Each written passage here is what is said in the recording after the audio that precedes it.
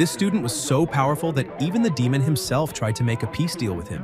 Before that, when the demon threatened to destroy Earth, the boy appeared riding a nuclear missile. After the explosion, he grabbed what was left of the demon's body, flew into the sky, and slammed him back into the ground. Even so, that was the most powerful demon, and he returned as if nothing had happened. The monster attacks from all directions, but the boy does not suffer even a scratch. He declares himself infinitely stronger, and at that moment, the demon proposes a deal. The young man ignores him, takes him to a place where no one can see, and declares his end. Desperate, the demon splits into 1,000 pieces to survive, but the boy transforms into a colossus, crushes everything into a small sphere, and swallows it, incinerating his own body with flames hotter than the sun. In doing so, he absorbs the demon's power and, upon returning to Earth, creates new armor with that power. Meanwhile, in another nation, scientists detect absurd radiation in the sky along with a life source inside it. They are shocked because not even the strongest being would survive a single second there. Anyway, let's get straight into it. In a classroom, a young man begins to panic, questioning whether he really went back to before the college entrance exams. He's in the Xia Kingdom, at Ancheng's #1 high school, class 7 of the 3rd year. Suddenly, he jumps to his feet shouting, drawing everyone's attention. Frantic, he wonders what kind of horror story he's living in. If he was going to reincarnate, it could have at least been after the exams. Since ancient times, humanity on the Blue Star has suffered from a catastrophe known as the Secret World Invasion. These secret realms are connected to other worlds and are filled with terrifying monsters that sometimes use portals to invade the human world. The most powerful creatures can destroy entire nations and threaten all of humanity. To fight them, humans developed a system of beast genes that allows users to awaken monster models and genetic talents. These warriors are the only ones capable of saving mankind. Over time, they became far more respected than ordinary people, and the entire Blue Star entered an era where martial strength means everything and everything else is considered inferior. Only martial cultivators can reach the top. Suddenly, systems begin to appear in the minds of several young people, echoing a message. World transfer complete. Host body, Yihi, implanting memories. The protagonist lowers his head, wondering if his new name really is Yihi, just a simple high school student. The classmates around him start mocking him, saying he must be having another nightmare or calling him a loser, asking if he really plans to take the college exams. A girl sneers, telling him to give up and go home since he's destined to be a street cleaner for the rest of his life. Yehe gets annoyed, thinking that every protagonist is ridiculed at the start of their story. He realizes that the body's original owner didn't have a good reputation, and from the memories he just received, he recalls that the former Yehe's parents had an accident during his 2nd year, which made him lose all focus on his studies. Even though he used to have good grades, he ended up completely unmotivated. The girl from before starts getting angry for being ignored and yells, asking what he's staring at, reminding him they're in a martial arts class, and asking if he wants to settle things with a fight. Hearing this, Yihe panics, trying to understand what she means since he was only thinking. Apparently, the previous owner of this body didn't study properly, and now he's the one who'll have to face the consequences. Frustrated, he thinks he's inherited a humiliating and miserable life. At that moment, the teacher walks to the center of the room and calls for silence, telling everyone to pay attention. He asks if they're ready since they're about to begin the injection of the genetic modification serum. He tells them to believe in themselves, reminding them that all 3 years of training and martial energy cultivation have led to this moment. Adjusting his glasses, he shoots a look directly at Yihe and comments that those who never took the lessons seriously. But Yihe tunes him out, thinking this is all some kind of joke. After all, he's not the one who messed up before. Still, he decides not to worry because now he's the one in control. He's inherited this body, and with a cold smile, he promises to do whatever it takes to turn the situation around. Everyone proceeds to the genetic injection conference, held in the special hall of Ancheng's #1 high school. The students are excited, chatting about what they might awaken, maybe a level 3 rock mountain, or a level 4 sea dragon. Another boy laughs and says that Yehe will probably just end up a weak level 1. The preparation machine starts making noises, releasing gas, and when it opens, it reveals several capsules containing genetic mutations. The teacher explains that this is the genetic awakening serum, containing primitive genes from all the magical beasts known to mankind. After injection, each person will absorb a random gene and awaken their abilities. He notes that normally the stronger one's body, the more powerful the gene obtained, and tells them to remain calm, just accept the energy flow when it starts. Then he calls them one by one, injecting the serum directly into their veins, granting each student the genes of these creatures. Immediately, a strange energy begins to radiate from their bodies, filling the hall with a powerful aura. Some start feeling sick, others faint, unable to withstand the pressure of the injection. Yeha watches in fear, thinking everyone's reacting strangely and that this won't be easy. Without hesitation, he injects the serum directly into the vein of his neck, saying that no matter what happens, he'll just get it over with. His eyes shine intensely, but nothing happens. The teacher approaches, remarking that apparently nothing much has changed. Yihi tries to play it off, saying maybe he got a faulty dose. The same girl mocks him again, laughing that he didn't awaken anything at all. She says a warrior without an awakening is like a bird without wings, doomed to crawl among the rest. She adds that it suits him perfectly and that now he can go sweep streets instead of trying to be a warrior. Yehe feels anger building up, remembering how she mocked him earlier in class. Suddenly, unbearable pain hits him, and he wonders what this feeling is. A system screen appears before his eyes with the message, "Infinite Monster Model Obtained. Host, Yehe. Martial Abilities.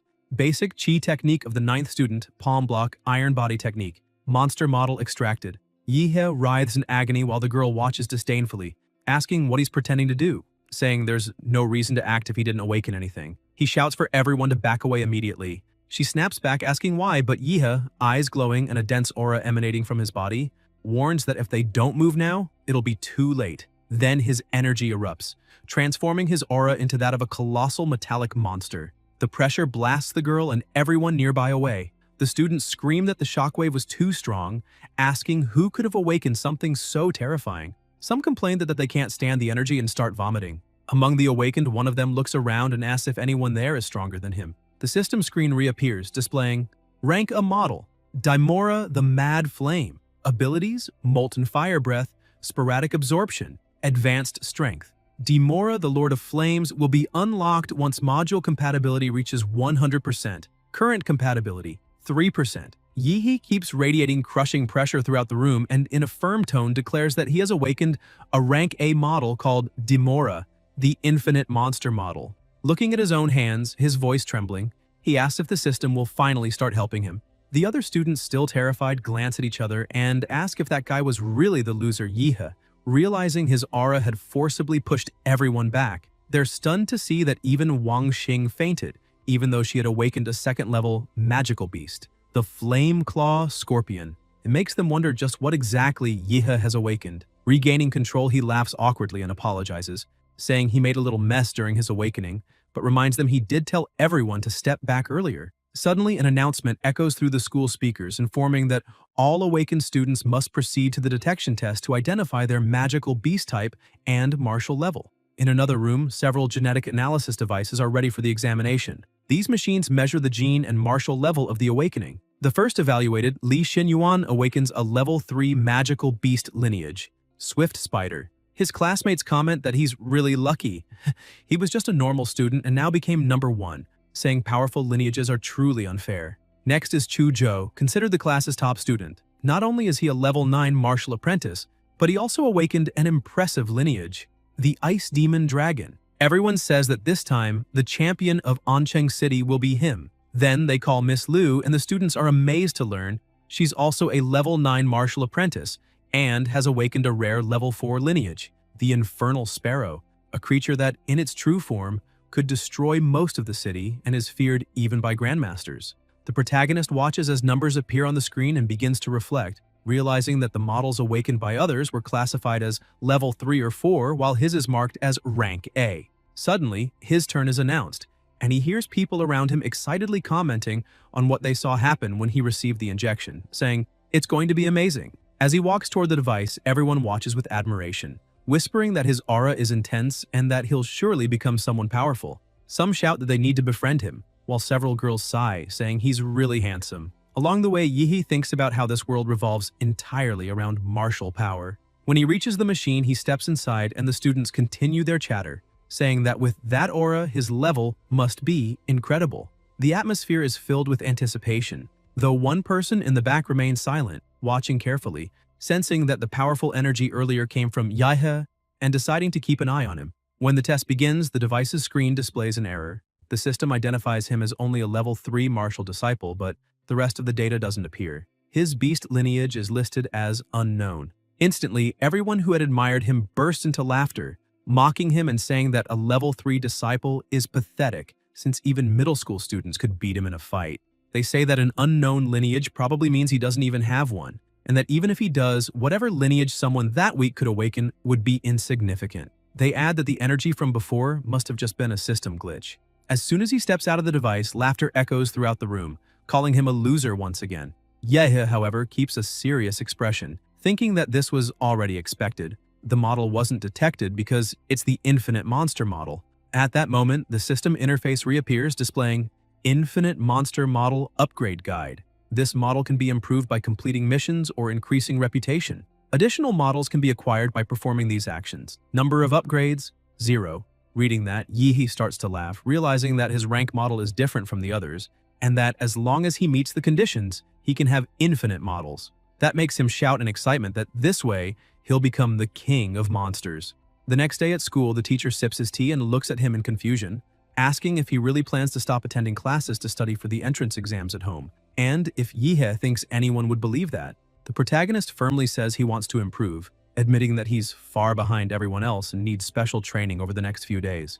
If he keeps the same pace as his classmates, he'll be doomed. The teacher replies that if he truly wants to become a warrior, he must enter college, but reminds him that even though he awakened a lineage, his foundation is weak. Therefore, he'll probably fail the entrance exams and should prepare to repeat the year. Yehe looks at him and shouts desperately that the teacher may not understand, but he awakened a powerful lineage and, with effort and intense training, he'll succeed. He begs the teacher to look into his eyes and see his sincerity, insisting he'd never lie about something like that. The teacher studies him for a few seconds, then admits that his eyes truly show determination. In the end, he allows Yehe to study at home, but confirms he'll still have to repeat the year. Outside, the protagonist walks along the sidewalk, recalling that his parents' house was sold for $600,000, and that with the accident compensation totaling more than $1 million, he has enough money to start his journey. He reflects that to increase his power, he has two options: level up as a warrior, or improve his compatibility with Demora.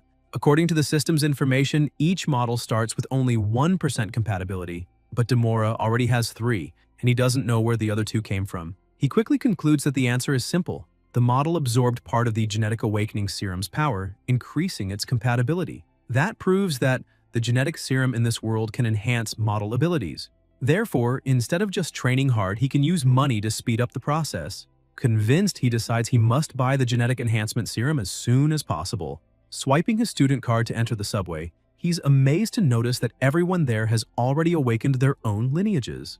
After awakening his model, Yehe gained a unique ability called Life Magnetic Field. Demora can detect the vital signs of creatures by releasing its magnetic life field, allowing the protagonist to sense warriors' chi burning like furnaces and perceive their beasts' presence. Excited, he starts to laugh, murmuring, "Warriors and monsters." And as he witnesses it all, he feels an uncontrollable desire to fight rising inside him. After all, Demora is the king of monsters in his world, a being destined to dominate all life. However, Yehe is still a beginner, unable to fully control Demora's power. When he grows stronger, he'll show the world who the true king of monsters is. Suddenly, someone taps his shoulder, startling him. A beautiful woman smiles and winks, telling him to stop staring at people. Embarrassed, Yehe apologizes, saying he didn't mean to. She laughs softly, saying it's fine and that he probably just awakened his beast gene and can't control the power yet. It's completely normal. Curious, she asks what he's doing there. He says he came to buy genetic medicine but doesn't know where to go since the place is so big and confusing, and asks if she could help him. The woman seems surprised, asking if he really intends to buy that kind of product and already start using it. Confused by her reaction, Yehe asks if there's something wrong with that. She says no, but explains that genetic medicines are extremely expensive and that frequent use can cause resistance, reducing their effects over time. She advises that to maximize results, it's better to wait until his lineage reaches its peak. Yehe asks how much a genetic dose costs, and she explains that, at his current level, he'll need a beginner's dose, priced at around $400,000. Hearing that, he feels discouraged, thinking it's too expensive. He couldn't even buy 5 doses with all the money he has. He asks if she knows anyone who could offer a discount. The woman hands him her business card, saying that, with a recommendation from a veteran warrior, he might get a better price. Taking the card, Yehe thanks her sincerely and she smiles, saying that someday they'll meet again. Determined, he looks at the card and says it's time. Checking his balance, he sets out to buy, determined to invest in his growth. Later, in his apartment, under the light of the ship reflected through the window, a dense energy bursts from his body. The system screen appears, showing that the beast model, Demora, the Mad Flame, has increased its compatibility from 3 to 4%, and then to 7%. Yehe's body radiates more and more power, and the system also shows his stats rising from 10 to 15, while his weapon level reaches 7. Exhausted and drenched in sweat, he bends over, smiling with satisfaction, saying that this is how you level up. However, he notices that with each genetic dose, the progress becomes smaller, since as his body improves, further gains are harder to achieve. Still, he's satisfied, saying it wasn't bad at all as he achieved in a few minutes what others would take 3 years of training to reach. Thinking about it, he believes that if he can activate Demora's lineage power, he'll become number 1 in the entrance exams. Looking at his hands and smiling, he reflects that if a loser can't surpass the ordinary, then he truly is worthless. With everything ready, he decides it's time to enter the secret realm. These portals are ranked from E to S, and the higher the rank, the stronger the beasts that dwell within. No human can defeat S-rank creatures. If they invaded the real world, they'd cause an apocalyptic disaster. After preparing, he heads to Oncheng's rank E Secret Realm number 3. Walking through the area, he notes there are fewer people than he expected, but realizes that's because the realm is old and most of its treasures have already been plundered, leaving only weak beasts, usually hunted by beginners. Approaching the receptionist, he informs her that he has a pass for Secret Realm number 3. She asks him to sign the contract in front of her before entering. After filling out the form, he walks toward the portal, feeling his excitement grow. Gazing at the portal's light, he says, this is only the beginning of his journey to becoming the king of monsters, and without hesitation, he leaps inside.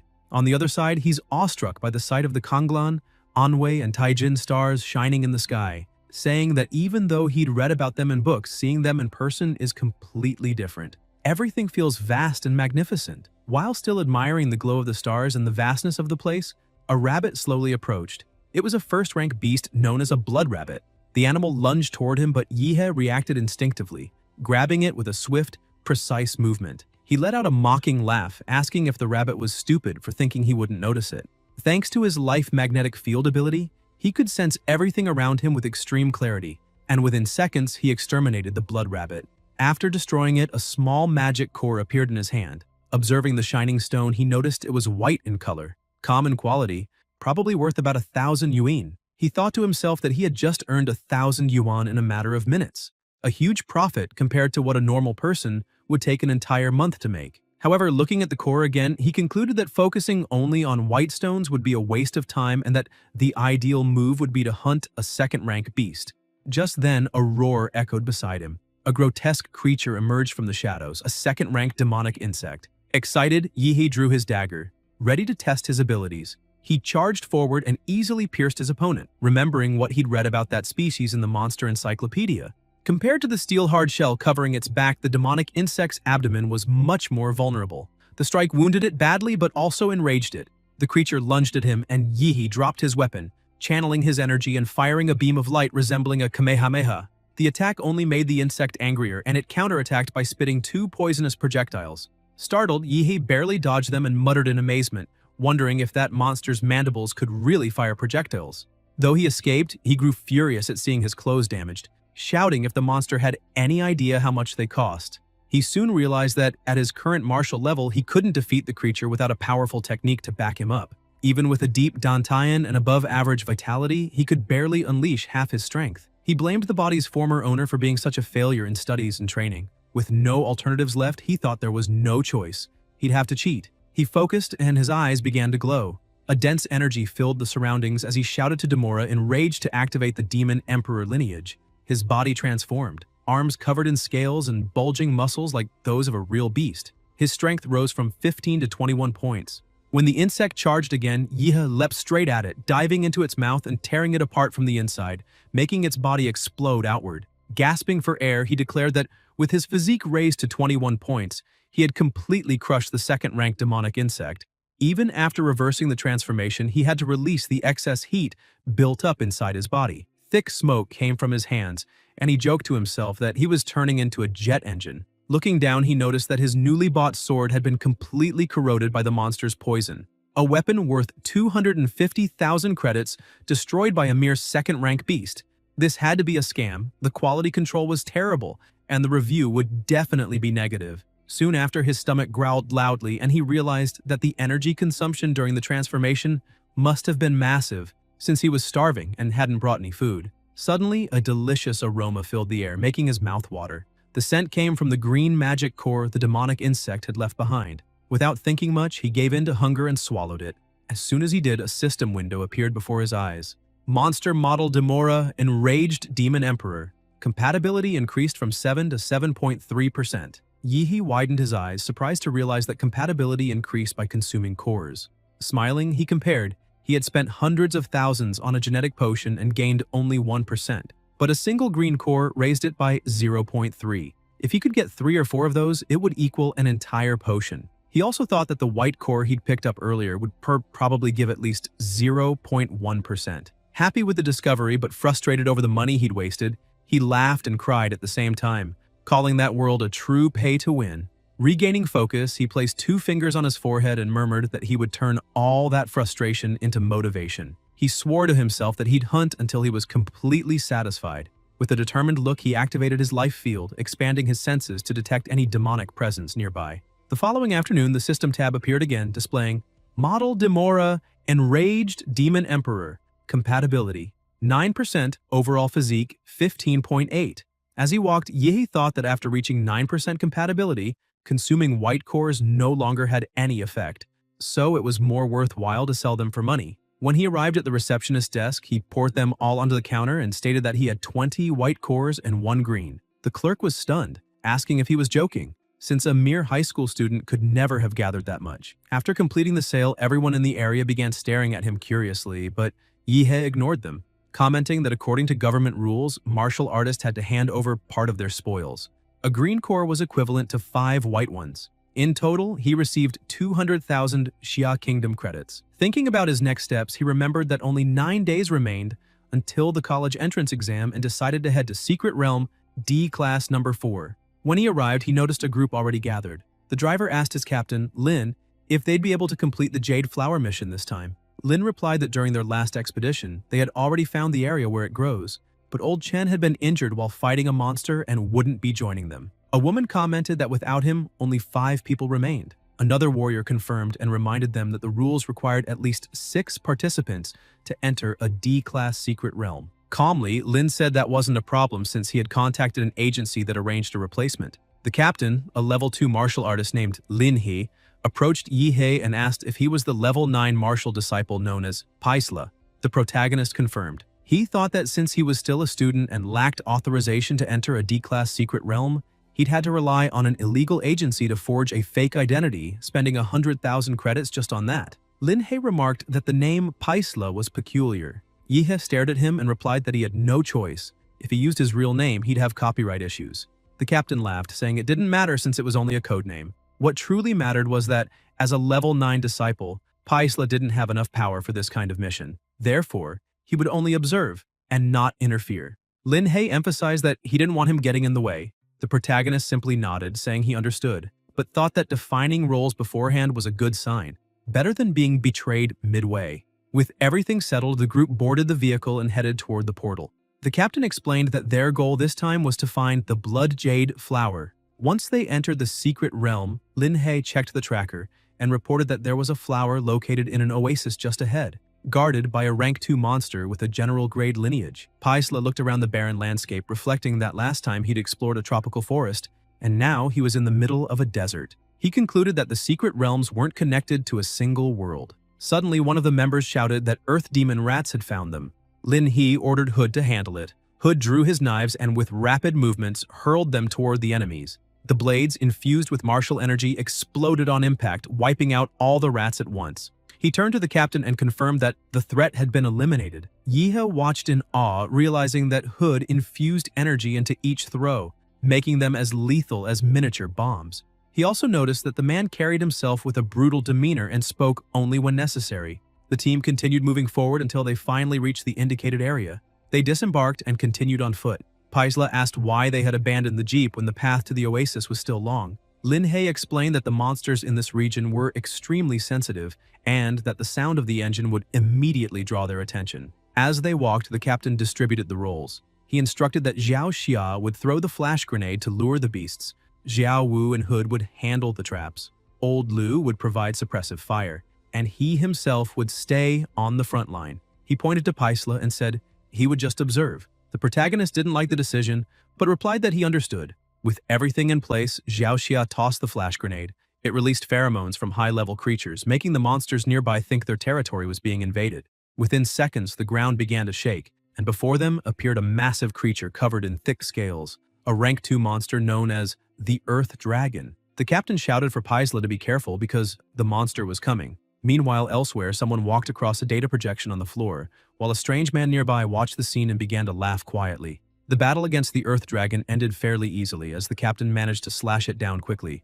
The others ran to him asking if he was alright, and pointing out that the Earth Dragon was dead. Lin He sheathed his sword and said they should keep moving forward. However, a shadow suddenly appeared behind him. The dragon struck again, catching the captain off guard. In an instant, the protagonist leapt forward and used his martial art to attack the beast, unleashing a massive shockwave that startled even the captain. Lin He watched in disbelief and said that Paisla was just a novice, yet he had managed to defeat a rank 2 beast. Xia was equally impressed, exclaiming that the punch was incredibly powerful. The entire group surrounded the protagonist, cheering and applauding. Xia said the heavy mountain-splitting fist had destroyed the creature, and Wu, excited, shouted and hugged him, saying the rookie had just slain a rank 2 beast. The captain clapped his hands and thanked him for saving his life, declaring that from now on, they were comrades. Paisla stayed calm and said it was nothing. Lin He held something in his hand, called the others over, and confirmed that the Earth Dragon was defeated. Wu pointed out that they had also collected the monster's soul essence,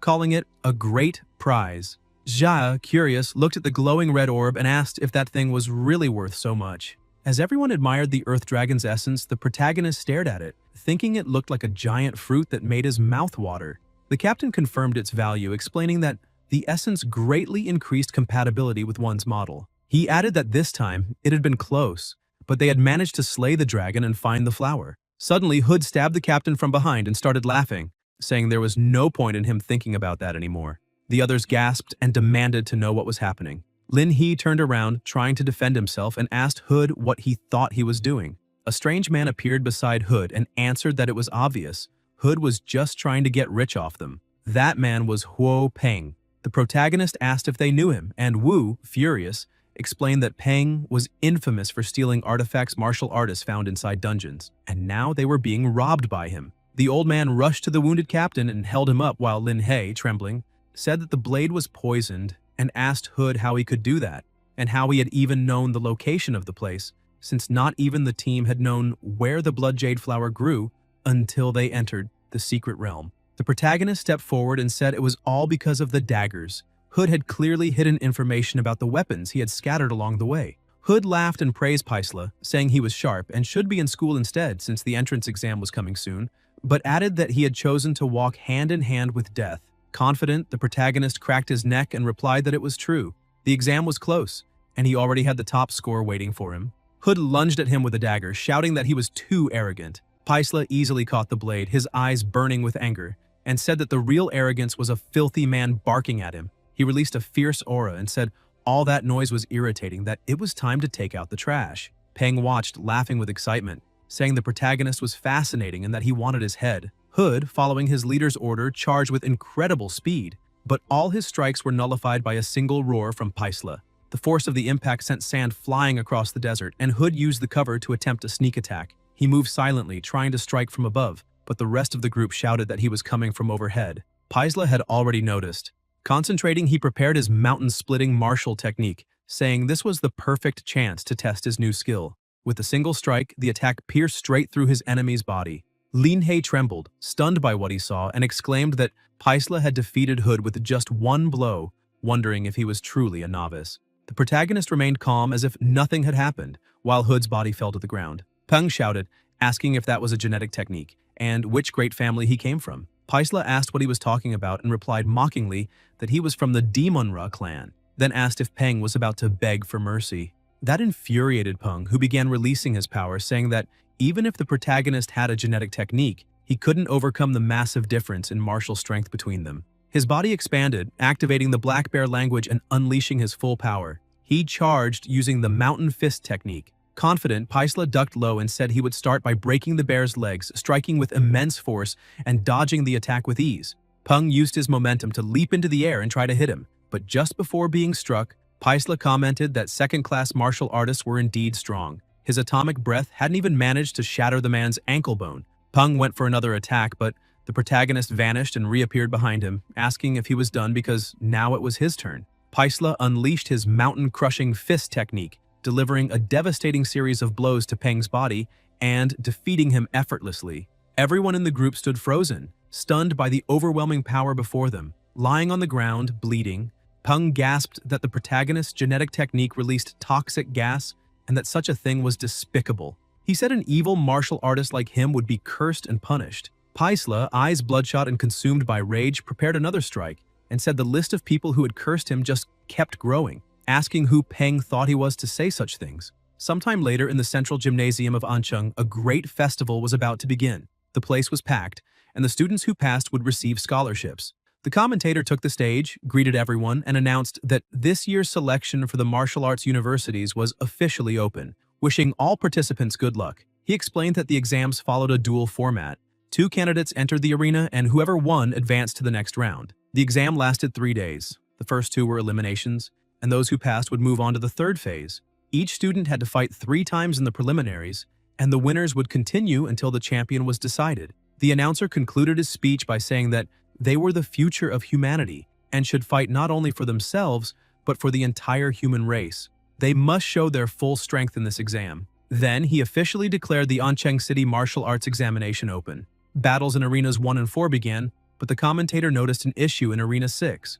One of the candidates hadn't shown up. He explained that the competitors for that arena were Xing and Yihe, both from Ancheng's first school. However, only Xing was present, and according to the rules, if the duel began and the other contestant didn't appear, they would be disqualified. Xing said that the humiliation at the genetic conference had been the worst moment of her life, and that she just wanted to use her fire scorpion to teach the protagonist a lesson. But it seemed that coward was too scared to show up. She called it a huge disappointment. The crowd began to murmur, saying it was pathetic, that he didn't even have the courage to appear for the exam. Someone added that he was probably hiding at home crying, and that people like him didn't deserve to be in high school. The referee blew the whistle, announcing that the time was up, and that Yihe of Ancheng's first school was therefore disqualified. Suddenly, a bright light burst across the sky, drawing everyone's attention. People wondered what it was, one remarking that the aura was unbelievably strong, questioning if it was even human, and what kind of power could let someone fly like that. The protagonist descended from the heavens like a meteor, crashing into the center of the arena and unleashing a crushing wave of pressure. Xing froze, confused, until she saw something appear before her. Yihe struck her directly in the face, sending her flying across the stage. He looked down at her and remarked that this time had been close. He almost would have had to wait for next year. Xing lay unconscious on the ground. The commentator announced that Yihe had won the first battle, emerging victorious. The crowd raised their hands, cheering wildly, shouting that he was unbelievably strong since he had defeated his opponent with a single blow and made a spectacular entrance. Excited voices in the stands said it must have been the legendary Heavenly Step technique. The system screen appeared, showing that the host's total attributes had reached 225, and that the monster model Demora, Enraged Demon Emperor, had achieved 20% compatibility. Yihe was thrilled with the result, remembering that Captain Lin He had given him the Blood Jade Flower as thanks for everything he'd done. The fruit had greatly enhanced his body, though it had taken some time to take effect. Now he was fully ready. It was time to sit back and let the show begin. The first matches ended and the second round began. The commentator announced the next duel, Long Tao from Ancheng's fourth school versus Yihe. The fight didn't even last a minute before the protagonist won again. The third school faced him next, but was defeated with a single blow, just like the others.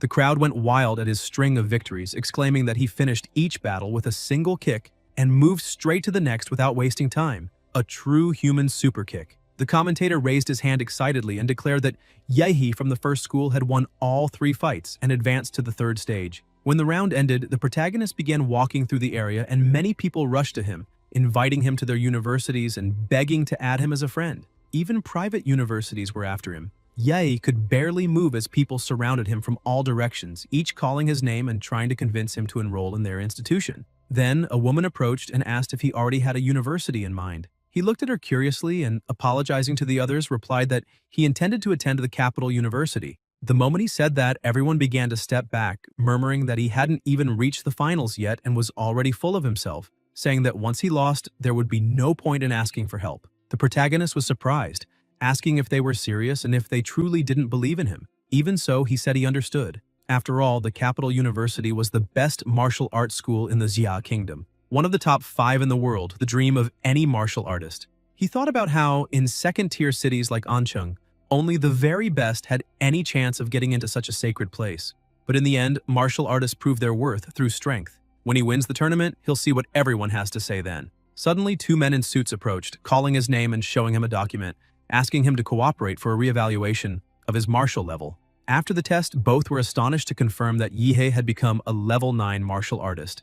They remarked that only 15 days earlier, he hadn't been above level 3. Yihei looked at them and asked if they were implying it was impossible to advance that much in such a short time, and if they thought he had cheated. One of the evaluators explained that they had investigated and found he'd been entering dangerous secret realms repeatedly, questioning why he'd done that before the exam. The protagonist acted and replied that he had done it all for training, saying that before his father died, he told him that if he wanted to surpass others, he needed to stop being just a student. So he kept fighting nonstop in secret realms, and during one of those battles, he managed to break through his genetic barrier. The two evaluators froze, sweating, and asked if he truly broke the genetic barrier. Then, they ran off, saying they needed to report it immediately. Yihei watched them go, confused, realizing he had now become a subject of special observation. Later in his room, he saw countless posts from parents, friends, and relatives wishing the candidates good luck, along with live interviews of families supporting their children. He looked up and muttered that apparently no one had come to support him, just an orphan no one cared about. But in truth, on the other side of the screen, his former teacher was watching and silently cheering, hoping he would fulfill everything he had promised. The next day, in the first round of the qualification stage, the protagonist from the first school was set to face Luo Zhuan from the third school. People whispered that they remembered that name. Zhuan had been number 1 in the third year, a level 8 martial artist who had awakened a rare magical beast lineage, and both his parents were martial artists too. They concluded that Yihei was doomed. The protagonist, however, ignored it all and simply asked if they could start already. That irritated Zhuan, who asked if Yihei really didn't know who he was. The protagonist replied that knowing or not didn't change the outcome of the fight. Zhuan laughed and released his power, saying it didn't matter. The result was already decided. He would be the winner. He activated the demonic Mark Awakening and, with his power amplified, charged forward, saying he hoped Yihei was lucky enough not to die on the spot. He then unleashed the Thunder Dance technique. Yihei calmly caught the attack with his bare hands, saying it wasn't bad, but still far weaker than that bald guy's strike. Zhuan screamed in pain as his hand burned and fell to his knees in despair. The protagonist raised his hand and struck, slamming him into the arena floor. Then he laughed, asking if there wasn't a single decent opponent in the entire tournament. The commentator announced that Yihei was once again the winner, pointing out that it was another clean hit and that he had just defeated one of the favorites. The crowd erupted, astonished at how easily he had won, commenting that Zhuan had looked so imposing and was suddenly sprawled on the ground. They remarked that Yihei's composure was that of a true master and that his level was far beyond the other competitors. A truly absurd gap. Women in the audience screamed excitedly, saying, "Now that's a real man," and that they wanted to have his children. Even though he had only used his hand this time, the audience joked that it still counted as a single strike. The crowd kept roaring, fascinated by the protagonist's overwhelming display. As Zhuan was carried off on a stretcher, Zhou approached Yihei and said that since he was the chosen one, he'd be the one to take him down in the finals.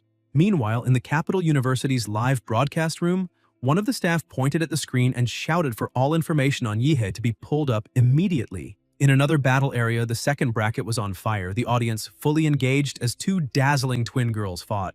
The match was between Kai Xiaoling, known as the queen of Ancheng's second school, and Liu Qingshu, the untouchable flower of the first school. Xiaoling taunted her, saying she couldn't stand her opponent's cold, emotionless face. Qingshu simply stared at her in silence. The referee gave the signal to start, and Xiaoling dashed forward, laughing, and saying she wanted to see if Qingshu would keep that arrogant look once she was lying on the ground. The girl from the first school activated her martial art, the Liu family's secret art, Beloved Sovereign. The two exchanged swift attacks, dodging and countering each other with precision. Xiaoling intensified her strikes, saying it was time to get serious, and activated her explosive fist technique. She found an opening and attacked without hesitation, but realized too late that she'd fallen into a trap. Her arm was caught by the airwaves Qingshu had created, preventing her retreat. Qingshu seized the moment and used the soul-reaping technique.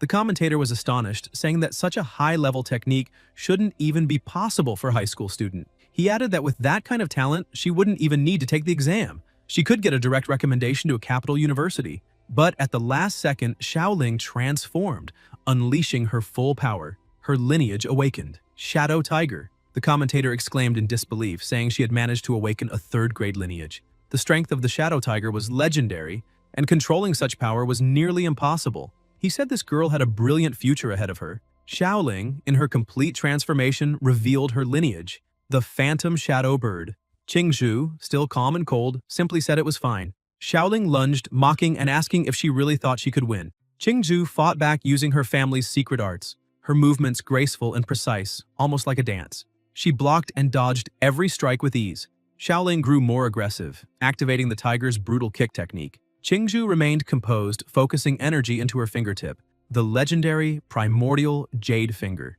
With a single touch, she halted the kick, triggering a massive burst of energy that engulfed the entire arena. The commentator exclaimed that the collision between their powers was absurd, filling the field with thick smoke, and wondered who would still be standing at the end. The audience held their breath, trying to see through the haze. Slowly, the smoke cleared, revealing Xiaoling still standing. The commentator noted that she remained on her feet, but moments later she collapsed unconscious.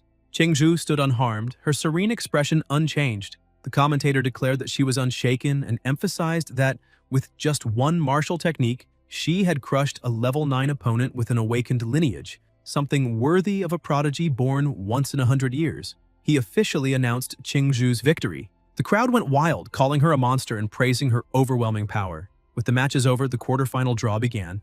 The commentator announced that the next to draw would be the protagonist. Yihei reached into the container and pulled out a ball marked with the letter A. A fighter beside him laughed good-naturedly and showed that he had also drawn A, meaning they would face each other. He introduced himself as Shen Jiaguan from Qingfeng Private Academy. Yihei replied, introducing himself as being from An Cheng's first school. Jiaguan pointed toward the arena and said their match would be the second one, so they should watch the first together. The commentator then announced that the first quarterfinal match, Luo Shi from Qingfeng Academy versus Chu Zhou, was about to begin. Jiaguan watched the broadcast closely and remarked that Luo Shi was indeed very strong. Jiaguan had repeated his final year just to try again for admission to Capital University and possessed exceptional control over his lineage. However, before Zhou, he didn't stand a chance. The protagonist asked who this Zhou was, and Jiaguan replied that he also studied at Yihei's school, surprised that he didn't know. While they spoke, the match ended and the commentator announced Zhou's victory. The Qingfeng Academy director watched furiously, unable to accept that his student had lost without even being able to react. Yihei took the opportunity to ask Jiaguan how Luo Shi compared to him. Jiaguan smiled kindly and explained that he was the president of the martial arts club in the third year, adding that even if Luo Shi joined forces with 2 other classmates, he still wouldn't be able to defeat him. Then his expression turned serious as he looked at Yihei and said that he believed the protagonist was his greatest rival in the tournament. He explained that since childhood, he'd had an unusually sharp sense of perception and could feel something powerful inside Yihei, a dormant volcano, a beast about to awaken. Then, smiling again, he said he hoped for a great match, because it was time for the two of them to face each other. They walked to the center of the arena, and the commentator announced the start of the second quarterfinal match. Shen Jiaguan from Qingfeng Academy versus Yihei from Ancheng First School. The moment the match began, both exchanged blows so powerful that part of the arena was destroyed. The commentator shouted in excitement, saying both fighters seemed evenly matched. The pressure of the fight was so intense it could be felt by the audience. Suddenly, Jiaguan noticed blood dripping from his nose and asked if that was one of Yihei's lineage abilities. He increased his power, saying that the ability to distort cells directly was truly mysterious. Yihei realized that Jiaguan had formed a martial energy barrier around his body to defend himself against nuclear radiation, which only made him more excited, admitting his opponent was an incredible martial artist, a real monster not to be underestimated. Jiaguan charged, declaring that if that was the case, he'd show him the martial arts passed down for generations through the Shen lineage. He activated his mind and form box technique, Deer Peak. His strikes were fast and precise, so powerful that Yihei couldn't dodge and took the impact head-on. The blow was devastating. The back of Yihei's shirt ripped open. The commentator exclaimed that it was a powerful hit and that Yihei, known as the super kick, had been struck for the first time. The impact made him spit blood, and the announcer emphasized how destructive Jiaguan's mind and form technique truly was. Even wounded, Yihei was merely pushed back, refusing to fall. Jiaguan followed up, saying there was no escape, and used the bear collision technique. This time, Yihei managed to defend with his arms, avoiding a direct blow. As he held the strike, he thought that Jiaguan's attacks weren't purely physical. He was infusing martial energy into his body, doubling the damage. He realized that his previous opponents had been mere amateurs with no experience against real fighters. Suddenly, Jiaguan's arm extended, wrapping around Yihe's torso and pulling him in. Jiaguan said Yihe was half right. He didn't just infuse energy into himself, he could also block his opponent's energy, preventing them from using martial techniques. He then hurled Yihe using monkey throw and followed up with tiger leap, jumping high and slamming him hard, making Yihe feel intense pain. Jiaguan gave him no respite, diving down like an eagle and shouting that Yihe would never win this fight. The blow landed with full force, both crashing into the arena floor in a massive explosion that engulfed everything in smoke. Jiaguan stood up laughing, satisfied, saying that attack had felt amazing. The commentator said the series of attacks had left Yihe no chance to counter, and that the medical team was already preparing to intervene. He explained that the combination of Jiaguan's mind and form techniques would have killed any normal martial artist, and the winner had already been decided. The winner from Qingfeng Academy was... But before he could finish, a deep sound echoed through the arena. Jiaguan turned, startled, as an overwhelming surge of energy spread through the air, making even his voice falter. The smoke slowly cleared, revealing Yihe stepping out of a crater, smiling as he said his opponent was indeed very strong. Then he activated Demora's wild trait, Lineage Awakening. Yihe's body was completely enveloped by his beast's form. Flames and dense energy surrounded him, shaping the figure of Demora, the enraged demon emperor. He looked at his opponent and with a calm and commanding tone, said that if it was any consolation, Jiaguan was the first person to witness that form up close. The commentator, speechless, shouted that it was unbelievable. If high school students could manifest a beast personification, they could be admitted to Capital University without even taking the exam. He excitedly confirmed that it was indeed a magical beast personification and said he'd never expected to see another martial genius in a small city like Ancheng, besides Qingzhou. Faced with that colossal creature, Jiaguan began to panic, barely able to speak. The protagonist walked slowly toward him, and Jiaguan, voice trembling, admitted he never imagined his opponent's awakening would involve such a high-level lineage. Meanwhile, one of the examiners monitoring the fight through his headset suddenly heard strange noises. They all use these devices to track battles precisely. He stood up, in shock, as an alert appeared on his interface. Nuclear radiation levels had reached 9,999,999. The examiner shouted, asking what was happening, stating that the radiation had surpassed all safe limits. The commentator, noticing the evaluator's reactions, announced that after witnessing Yihe's beast personification, they had detected something abnormal and were sealing off the arena with martial energy to contain a possible nuclear leak. The audience was stunned, and people began asking if anyone knew what kind of beast he had awakened. Another student replied that he'd heard Yihe had awakened an unknown beast, but no one believed something that powerful could come from an unregistered species. The protagonist thought that apparently there was no other creature like Demora on Blue Star. That's why no one recognized it. Jiaguan noticed his nose bleeding again and realized his martial shield could no longer block Yihe's overwhelming energy. He concluded he couldn't prolong the fight any longer, and decided to risk everything, activating the Golden Star Demon Monkey Lineage Awakening. The commentator nearly screamed, exclaiming that it was another third-order royal lineage, and that this year's entrance exam was full of monstrously strong candidates. Jiaguan used his mind and form box once again, Serpent Strike, moving with lethal precision and speed. The protagonist prepared himself too, focusing his energy and activating the Mountain Prison Fist technique. The impact shook the ground. The strike hit Jiaguan's arm directly and he screamed in pain, realizing the limb had been badly damaged. He admitted that if he hadn't released his power in time, his arm would have been completely shattered. Breathing heavily, he said that earlier he had talked too much, but now he was just getting beaten. Yihe approached him steadily, eyes firm, and said, Jiaguan was an incredible opponent, but the result wouldn't change. The commentator narrated with enthusiasm, explaining that in the second quarterfinal match for Capital University's entrance exam, two high-level lineages were clashing. On one side, a third-order royal lineage. On the other, an unknown magical beast lineage, something rarely seen. Jiaguan tried to analyze the situation but realized that since Yihe's awakening, his power had become immeasurable. He could no longer withstand the pressure and knew that if it continued, he would be crushed. He tried to retreat and counterattack, but Yihe gave him no time. "Don't get distracted," Yihe said, landing a flurry of fast blows. Jiaguan activated mind and form again, grabbed Yihe's arm, spun his body skillfully, and moved behind him, panting as he said the last hit barely scratched him. This was his real move. He jumped high and unleashed the giant elephant paw strike, shaking the entire arena with the impact, but when he stepped back, he froze in disbelief. Yehei stood completely unscathed, arms crossed, watching him calmly. "Are you done?" the protagonist asked, hovering slightly above the ground. "Now it's my turn." He charged forward like a king ready to crush everything before him. But before the blow could land, Jiaguan dropped to his knees, exhausted, shouting that he surrendered. The protagonist stopped, confused, not understanding what had happened, then exploded in frustration. He shouted angrily, saying he'd waited so long for his turn and now the moment was ruined. Taking a deep breath, he calmed down, lowered his hand, and said he'd let it go. He released the built-up energy, returning to his normal form, and remarked that, according to the rules, once an opponent surrenders, the other can't continue the attack. The commentator announced that the match was over, and once again, victory belonged to Yihei. The crowd went wild, shouting about how incredible the protagonist was.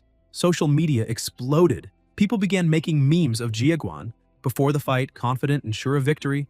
After the fight, crying and begging forgiveness for not letting Lord Yihei use his full power.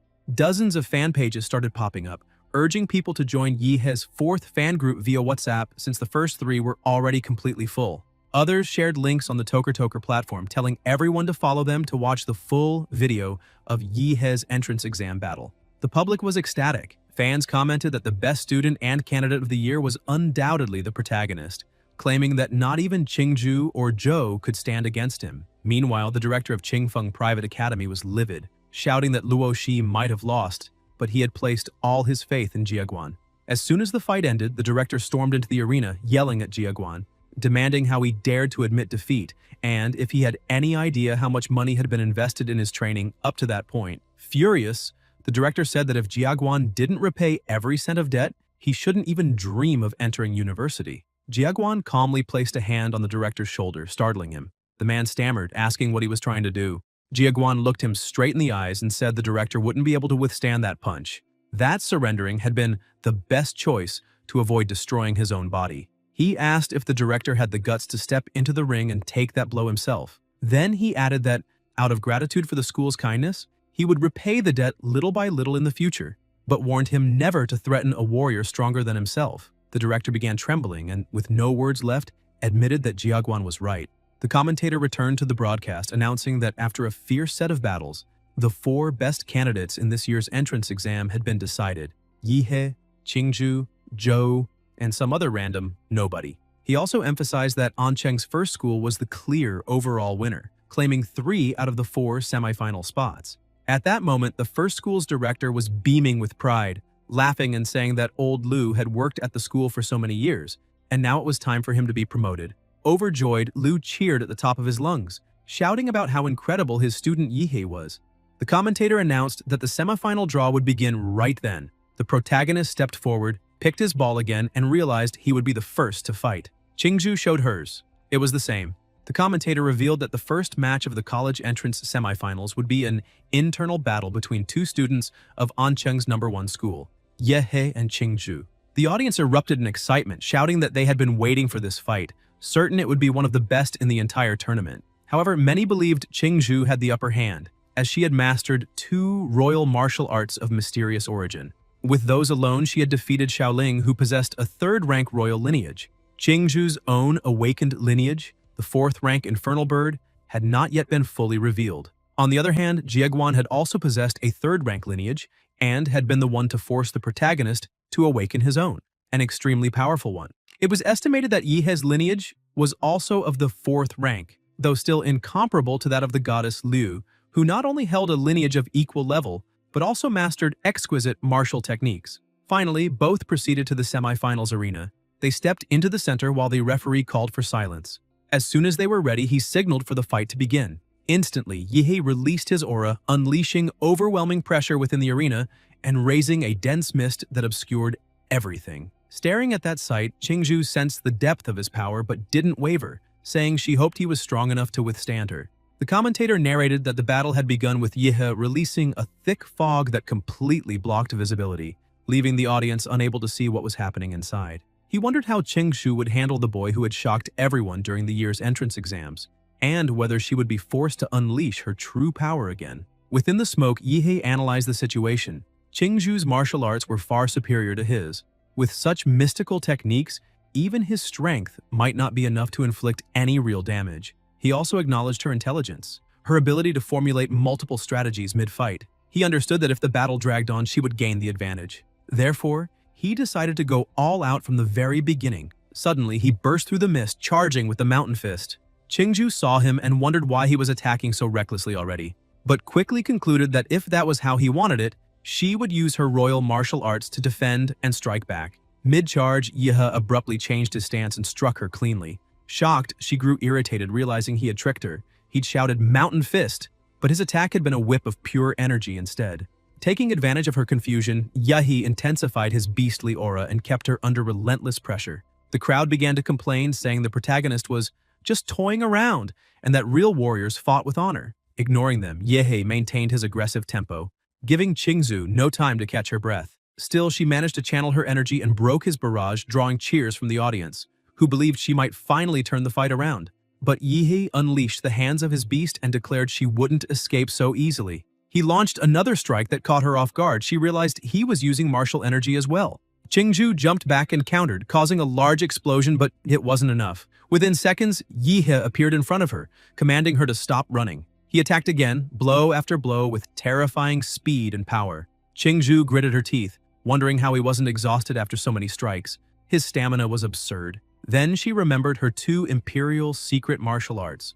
One defensive, the loyal family's secret art, Floating Shadow, and the other offensive, the Hunyuan Jade Finger. She believed that if she could use both, she might have a chance to break free. Yet his pressure was overwhelming. There was no opening at all. Knowing she couldn't hold back any longer, Qingju activated her trump card, the awakening of the Netherbird lineage. Her body transformed before everyone's eyes as great black wings unfolded from her back and she rose into the air. The commentator shouted with excitement that her lineage had finally awakened, the first manifestation of her magical beast, the Netherbird. With a serious expression, Qingju warned Yehe to be careful, saying she still couldn't control her strength in that form. But Yehe only laughed, thrilled, saying that was perfect. Until now, he'd been using only half his power, so there was no need to hold back anymore. Qingju darted around the arena at high speed, but Yehe sensed her reappearing behind him. Without hesitation, she unleashed the Imperial secret technique, Hunyuan Jade Finger. In the midst of the furious clash, Yehe grinned wildly and activated his atomic fist. The collision between their attacks generated a colossal surge of energy that filled the entire arena. The audience groaned, many feeling dizzy, complaining that the pressure was so immense it was hard to breathe or even keep their eyes open. Qingju was forced back several steps and, upon looking ahead, was stunned. Yehe's energy was overflowing, his body radiating the aura of a raging beast. The commentator reminded everyone that this was just the first semi-final match, yet the protagonist's unleashed power was already shaking the entire field, the roaring energy deafening. Qingju stared in disbelief, her voice trembling as she muttered that this level of energy couldn't be good. The commentator, equally shaken, tried to make sense of it, explaining that Yehe's beast form seemed to be absorbing energy instead of losing it.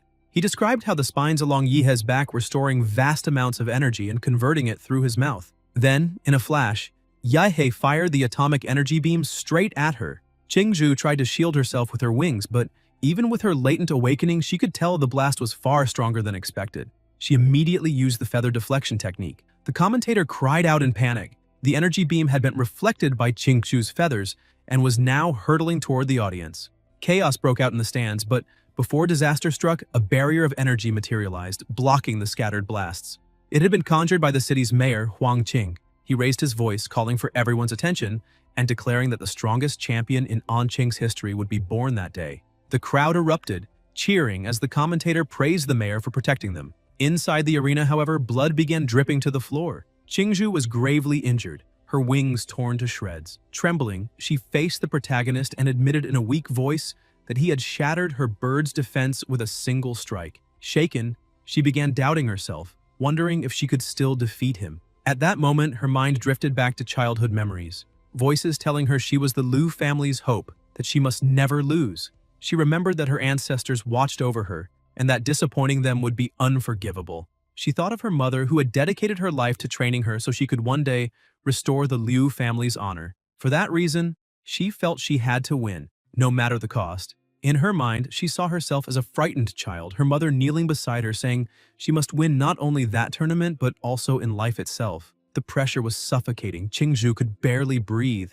Back in reality, she looked at Yehe, realizing how exhausted she was. She acknowledged his strength and, confused, smiled faintly, wondering if it was normal to feel okay with not being able to surpass someone so strong. Even so, she rushed forward again, asking him to look at the opening she was leaving and finish her off once and for all. But Yihei didn't move. He let her hit him directly as if it were nothing. Shocked, she asked why he hadn't dodged. With a cold, steady gaze, he asked if she had already lost her fighting spirit. Qingzhu froze at his words. Irritated, Yihei said she couldn't even meet his eyes, and, enraged, gathered a massive surge of energy, shouting that he would claim that damn title fair and square. Stunned, Qingzhu couldn't react as he struck again, slamming her to the ground. The protagonist stared down at her, demanding that she start taking it seriously. Then he charged forward at a high speed, asking if she still couldn't react and ordering her to move faster. Beaten down, Qingzhu screamed in indignation, yelling that he was too audacious to hit her like that. No one had ever dared do so to her since she was a child. Confused by everything that was happening, Qingzhu shouted that she wanted him to win too, and demanded to know why he insisted so much that she keep fighting. Suddenly, a colossal force surged through her body, and she roared that he had no right to hit a woman in the face like that. Yehe looked at her firmly and replied that this was exactly how he liked it. If she didn't want to be hit, then she should get up and fight. Qingzhu then activated the forbidden martial art blood combustion. New, immense wings unfolded behind her, shimmering with fiery brilliance, and her entire outfit transformed, reflecting the true form of her magical beast. Staring at the protagonist, she declared that she would now fight with all her strength and defeat him, just as he seemed to want. Yihei watched her transformation and burst into manic laughter, saying that she had finally revealed the true form of her beast. Now, things were finally getting interesting. He too transformed completely, declaring that if that was the case, he could no longer hold back. When his transformation was complete, his power flared violently as he activated the Qi Gong technique, a fusion of the Demora model with his internal energy flow, the nuclear combat body. The protagonist stepped forward and said he hoped they would have a good fight. Qingzhu glared back and unleashed her ability Razor Hurricane. Yet Yihei charged straight in without hesitation, plunging directly into the storm and activating Explosive Fist. At that same moment, Qingzhu gathered energy in her mouth and unleashed a devastating roar, the Atomic Breath. Their powers collided violently, sending shockwaves through the arena. This time, the protagonist was thrown back, though the blast wasn't strong enough to injure him. He smirked and asked if she thought she was the only one who could roar. He then focused energy into the spikes on his back. Qingzhu recognized the movement. It was the same attack as before, but she didn't intend to retreat this time. Closing her eyes briefly, she concentrated, opening small gaps in her defense to execute the Liu family's most powerful technique. Gathering every bit of energy she could, she shouted that now they would fight as equals. Yihei fired the atomic laser, while Qingzhu activated her lineage skill, the infernal blood spikes. The two attacks collided at the center of the arena. Seeing what was about to happen, the commentator warned that both attacks were extremely powerful and would create a catastrophic explosion. Neither of them would be able to control the outcome. Once again, the mayor intervened. Using his genetic technique, he conjured a massive wall called the Divine Energy Wall. The attack struck it, obliterating it instantly and sending a massive shockwave rippling through the entire arena. The crowd was in disbelief, wondering if that wall had truly been conjured by the mayor and if he had actually managed to contain the explosion. If he hadn't, everyone would have been doomed. Watching silently, the mayor thought to himself that the 3 divine walls he had erected were improvised and not as solid as they should have been. In the end, the two attacks had neutralized each other. He couldn't believe 2 candidates of such monstrous power existed in the same entrance exam. As the smoke slowly cleared, one of the figures appeared, her arm dripping with blood. Qingzhu was on her knees, her left arm badly injured. Struggling to breathe, she admitted that her true form's power had reached its limit, but she still insisted she could fight. From within the smoke, the protagonist emerged slowly, standing before her completely unharmed. Qingzhu looked at him in disbelief, unable to understand how her attacks had hit but done nothing. He told her that if she didn't purge the nuclear radiation within her body, she could suffer permanent damage and even lose the ability to fight in the future. Trembling, she began to cry, shouting that she wanted to fight him up to that point and asking why he had pushed her so hard to continue. Yihei crouched down in front of her, looked into her eyes, and asked whether she truly hadn't wanted to fight him, or if she was just being stubborn, refusing to admit her own competitive spirit. He told her that while she fought with everything she had, he could feel her desire to win, something he deeply admired in her. His words left her speechless. Qingzhu reflected and realized he was right. She truly had wanted to defeat him. That was why she had abandoned her defense and gone all out. The realization confused her. She had always hated fighting and just wanted to be done with it. Yet during this battle, she felt something different. The thrill of fighting not for others, but for herself. Yihei placed a hand on her shoulder, making her blush slightly. Then he began drawing out the radiation from her arm, healing her wounds instantly. He said she had been too distracted during the fight, and that was why she lost. Qingzhu looked at her arm, astonished. Both the radiation and her injuries were gone. The protagonist smiled, saying that despite everything, she was still the strongest opponent he had ever faced, and next time, he wanted a pure, unrestricted fight with her. Qingzhu looked at him with admiration, her eyes shining. For the first time, someone was seeing the person behind her power.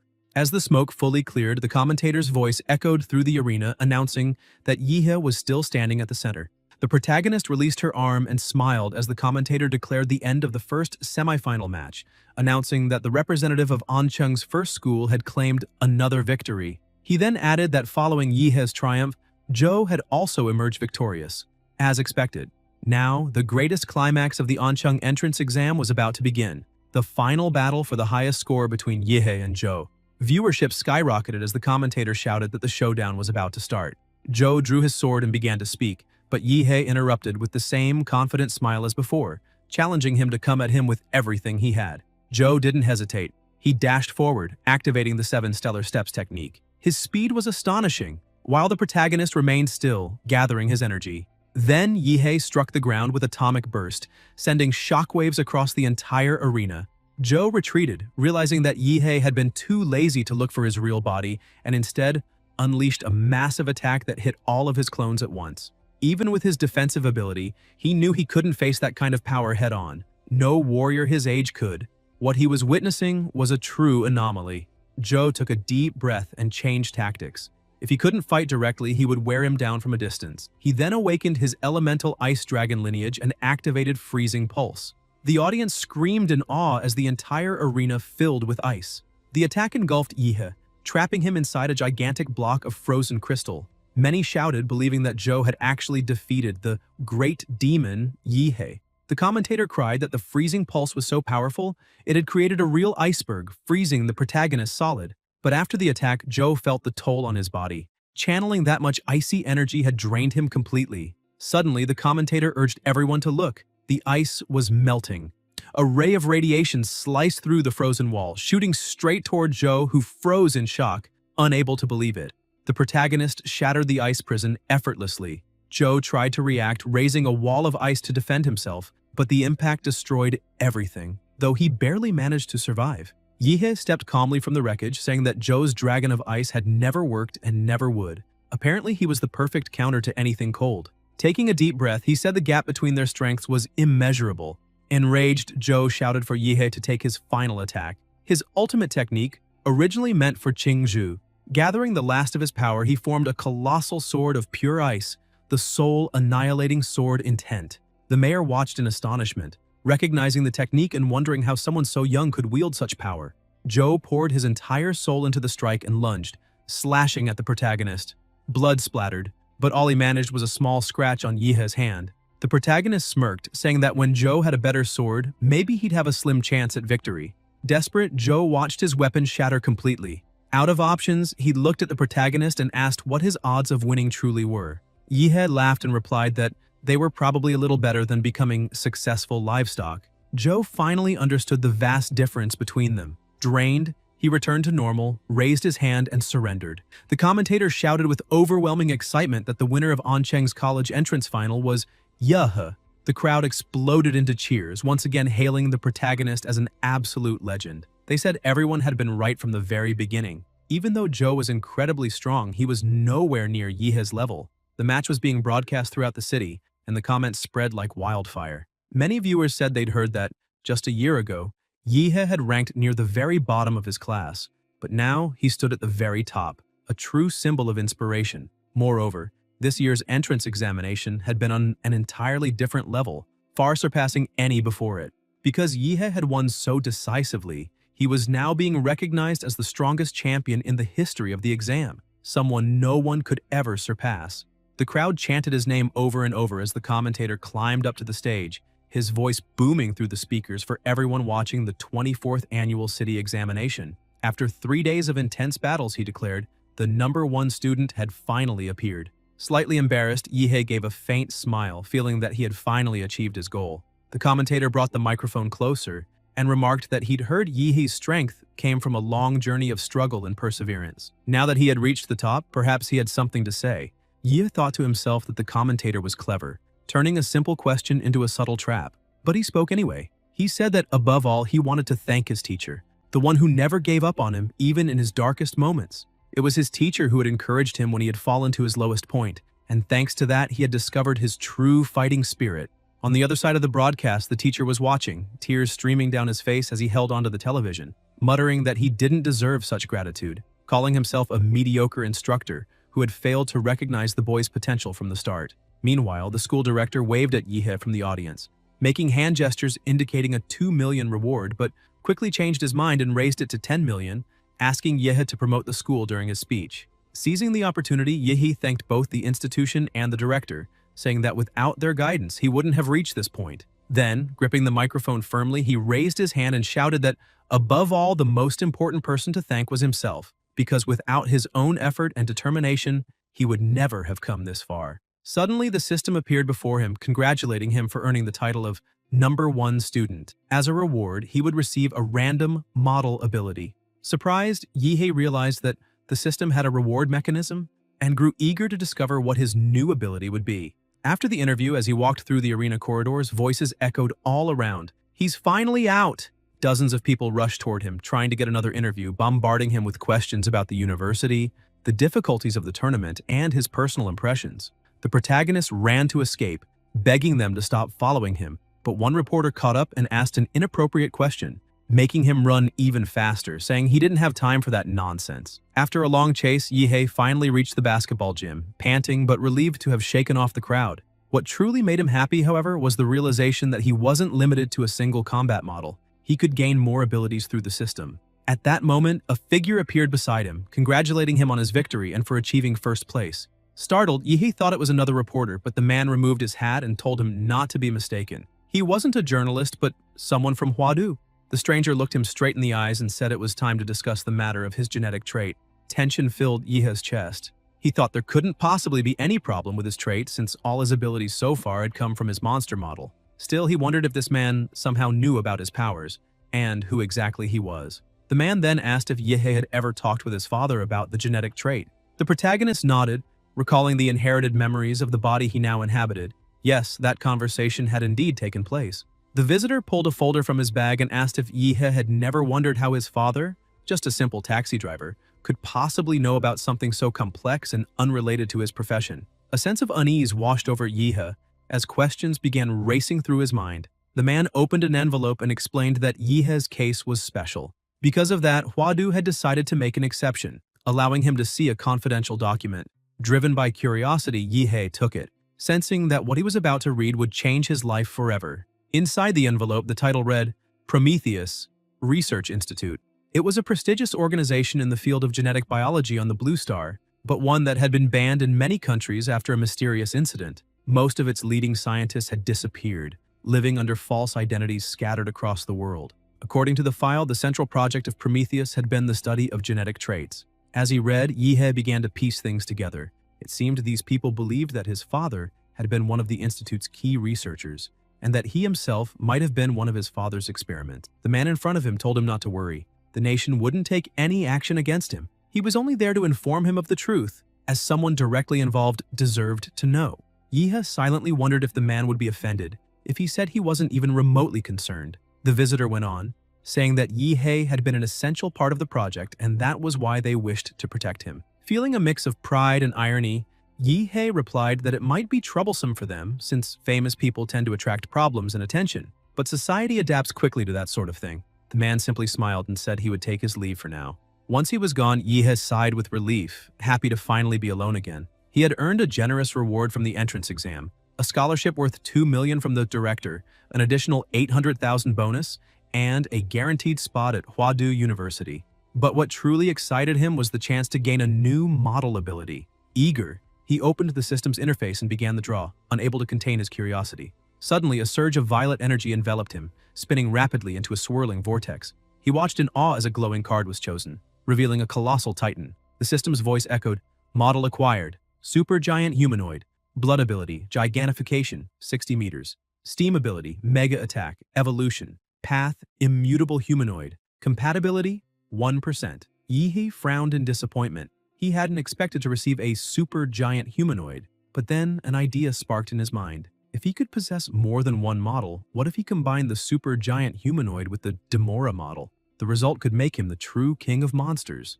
Meanwhile, elsewhere, a man answered a call. The person on the other end asked if he was turning down missions for personal reasons. The man confirmed, instructing them to cancel everything. As he hung up, the camera panned to a deep hole in the table, a mark he always left when he lost control. He thought about the report he'd just received regarding his younger brother. It stated that the body hadn't been found in the secret realm, only residual traces marking his last known location. Tests detected faint levels of nuclear radiation. He turned his gaze toward the television, where Yihe's battles were being broadcast. Closing his eyes, he muttered that he had warned his brother to stay out of society, but he hadn't listened. He remembered their mother's dying wish to take care of his little brother. As the news anchor announced that Yihe had won the city's final exam, the man stepped closer to the screen, trembling with laughter, saying that the boy must be a genius, that Hwadu University would surely try to recruit him. But then his tone shifted, turning cold. "What a pity," he said. "They would never allow that to happen."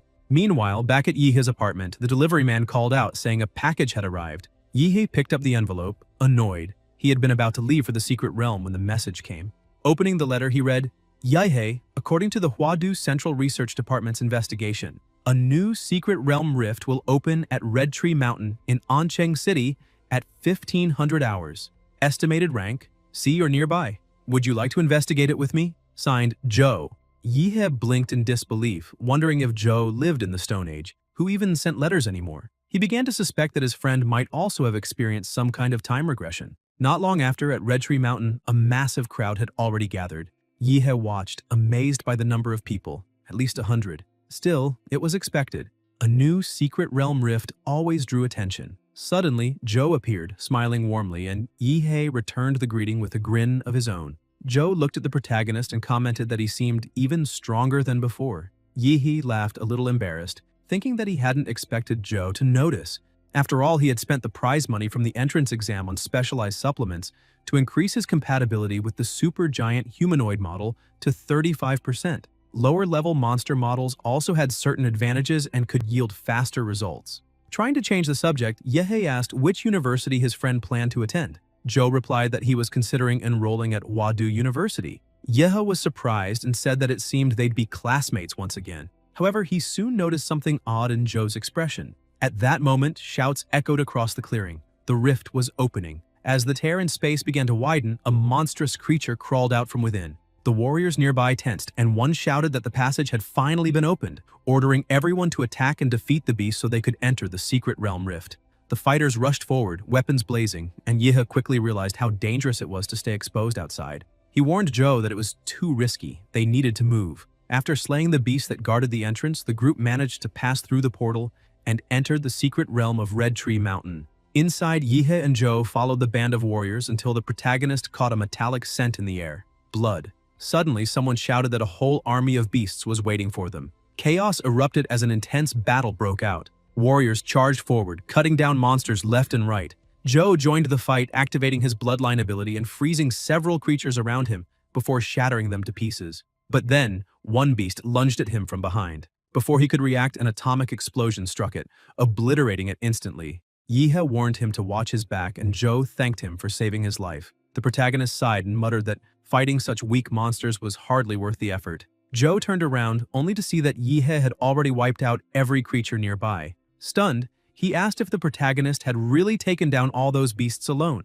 Looking around at the dissolving carcasses, Joe realized Yihe had unleashed a wide-range nuclear radiation attack, a devastating technique that destroyed internal cells from within. Yihe continued eradicating the monsters like they were mere insects. The other warriors stared in disbelief, wondering how the battle had ended so quickly, and asking if there was a high-ranking fighter among them. One of them said no, it wasn't that. It was that the top student of the city's entrance exam was there. Another, confused, said he thought the winner was a martial artist, not someone who could wipe out so many enemies at once. The first snapped irritably, asking if he hadn't seen the broadcast. The man admitted he hadn't. He didn't waste time watching students fight. The other exploded, shouting that the protagonist could probably take on 10 of him at once. Witnessing that power, the group quickly decided to cooperate. Several warriors surrounded Yihei, and the leader commanded everyone to lure monsters toward him. Not long after, shouts rose from the front lines, a signal flare marking that the beast leader had been defeated. The crowd erupted in celebration as the remaining creatures began to retreat. Joe, exhausted, sighed that at least they had survived the first wave. Even so, out of 1,000 initial fighters, only 800 remained, many injured. Then Yihei appeared, carrying an absurd pile of monster cores, asking Joe if there was any way to store them all. Joe, shocked, asked how he'd gathered so many so quickly, but gave up trying to understand. He showed a small ring, explaining that it could store items in a subspace. Yihei's eyes widened in admiration. It was a hyperspatial ring, worth a fortune. He never imagined Joe owned something so rare. At that moment, other warriors shouted excitedly that leader Wu Sen and his team had returned. The crowd cheered, relieved, as the reinforcements arrived. They were the ones assigned to handle higher-level monsters before the rest were overwhelmed. Wu Sen strode through the crowd straight toward Yihei. When he got close, he confirmed that this was indeed the city's top entrance exam student. Introducing himself, he said his name was Wu Sen, leader of Ancheng's Silver Wolf martial group. Extending his hand, he explained that he had heard of Yihei's extraordinary performance during the exams and wished to invite him to join the group. If Yihei accepted, he would gain educational privileges and major opportunities for advancement. Wu Sen was even willing to offer an S-rank contract. Gasps rippled through the surrounding warriors. Wu Sen rarely recruited anyone personally, and an S-rank contract was almost unheard of. They murmured among themselves that without a martial group's backing, advancing in the profession was nearly impossible, and the Silver Wolf group was the most prestigious in the entire Xia Kingdom. Even Huadu University students seldom received S-rank offers. Then, a woman arrived riding a massive tiger, her expression amused. She said now she understood why Wu Sen had rushed over. He was trying to grab the gold first. Looking directly at Yihei, she extended an invitation of her own, Mintitsus, to join the Chengda martial group. Though smaller than the Silver Wolves, she offered him 15% of the group's monthly resource share, an unheard-of amount. The crowd buzzed in shock. Never before had two group leaders offered such generous terms to a single student. Yihei thanked them politely but declined, saying he wasn't interested in joining any group for the moment. Wu Sen laughed and shook his hand, saying he had expected that answer. Recruiting the top exam student was never going to be easy. He added that it was fine. They could stay friends, and if Yihei ever changed his mind, he'd be welcome anytime. The woman agreed, saying the doors of Chengda would also remain open should he ever reconsider. Yihei replied that he wasn't thinking about it now, but that they could all remain on friendly terms. Joe, watching all this, whispered if the protagonist had just used the same hand he'd shaken theirs with to pick his ear. Yihei answered that no one needed to know. Joe sighed and quickly changed the topic, saying the first wave was over and they had held up well. He suggested that now they should start exploring. The forest was huge and it might be better to reach a higher point to assess the area and form a plan. They took flight, Joe astonished at Yihei's speed. When they reached the mountain peak, they surveyed the vast landscape below. Joe's eyes widened. "What are those?" he asked. Ahead, colossal beasts towered into the sky, each over 100 meters tall. He said he never imagined he'd see creatures that size so close. Yihei, as always, was thrilled, saying he had expected something like this. Though they were still newcomers, in a few years they would be able to face monsters of that scale and explore lands like this without worry. Joe shuddered at his words. Just imagining fighting something like that made his spine go cold. Yet Yihei's grin was wild, almost exhilarated by the danger. Still, that fearless confidence inspired him. The protagonist grew even more excited, shouting that soon he would claim every one of those monsters' cores for himself. Wanting to study the area more closely, Yihei activated his detection ability and noticed something strange. Through his magnetic field, he could sense life all around, except to the southeast, where there was a dead zone, completely devoid of life. That sparked his curiosity. After all, where there's silence, there's mystery. And the bigger the wave, the bigger the prey. Excited, he pointed forward, saying there was a lake in that direction and proposed they investigate. When they arrived, Yihei's eyes lit up even more. There stood Yuli, smiling and greeting him warmly, saying she was finally meeting the top student of the entrance exam and admitting she hadn't expected him to be so strong in person. Joe stared wide-eyed, astonished that Yuli personally knew the boy who had taken first place. Another woman, equally surprised, urged her to introduce him right away, gushing that his fight against the beasts earlier had been incredible. The protagonist stepped closer, asking how long they had been there.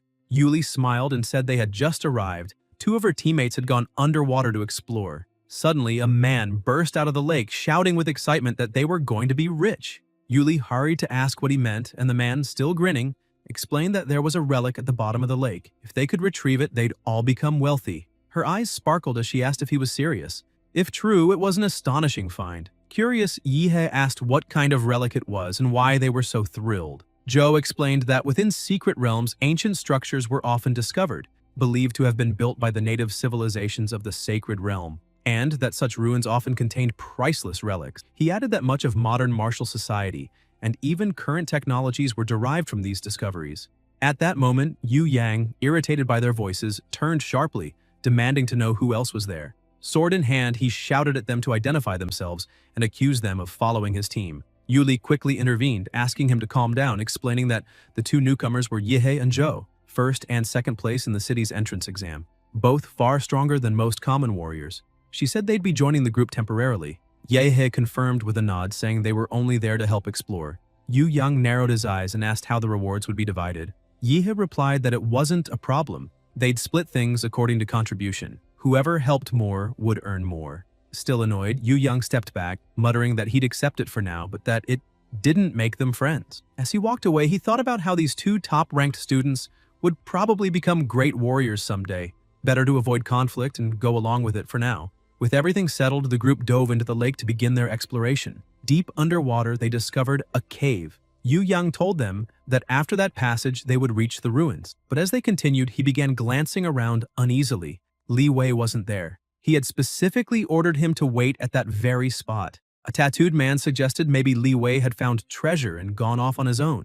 Yu Yang pulled out his communicator and tried calling, but there was no response. The group asked if they had seen any trace of monsters or danger earlier. He said no. They had seen nothing and even set traps all around the perimeter, yet none had been triggered.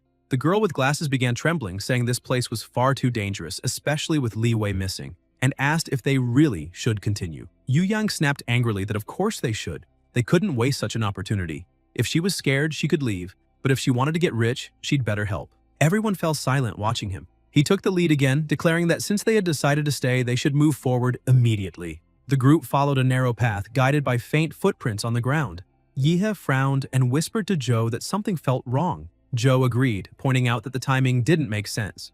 Yuli had said they'd arrived only 10 minutes earlier, yet Yu Yang and Li Wei had somehow found a cave, explored it completely, and located ruins. It sounded like someone cheating with a game map. Concerned, Zhou suggested they turn back, but it was already too late.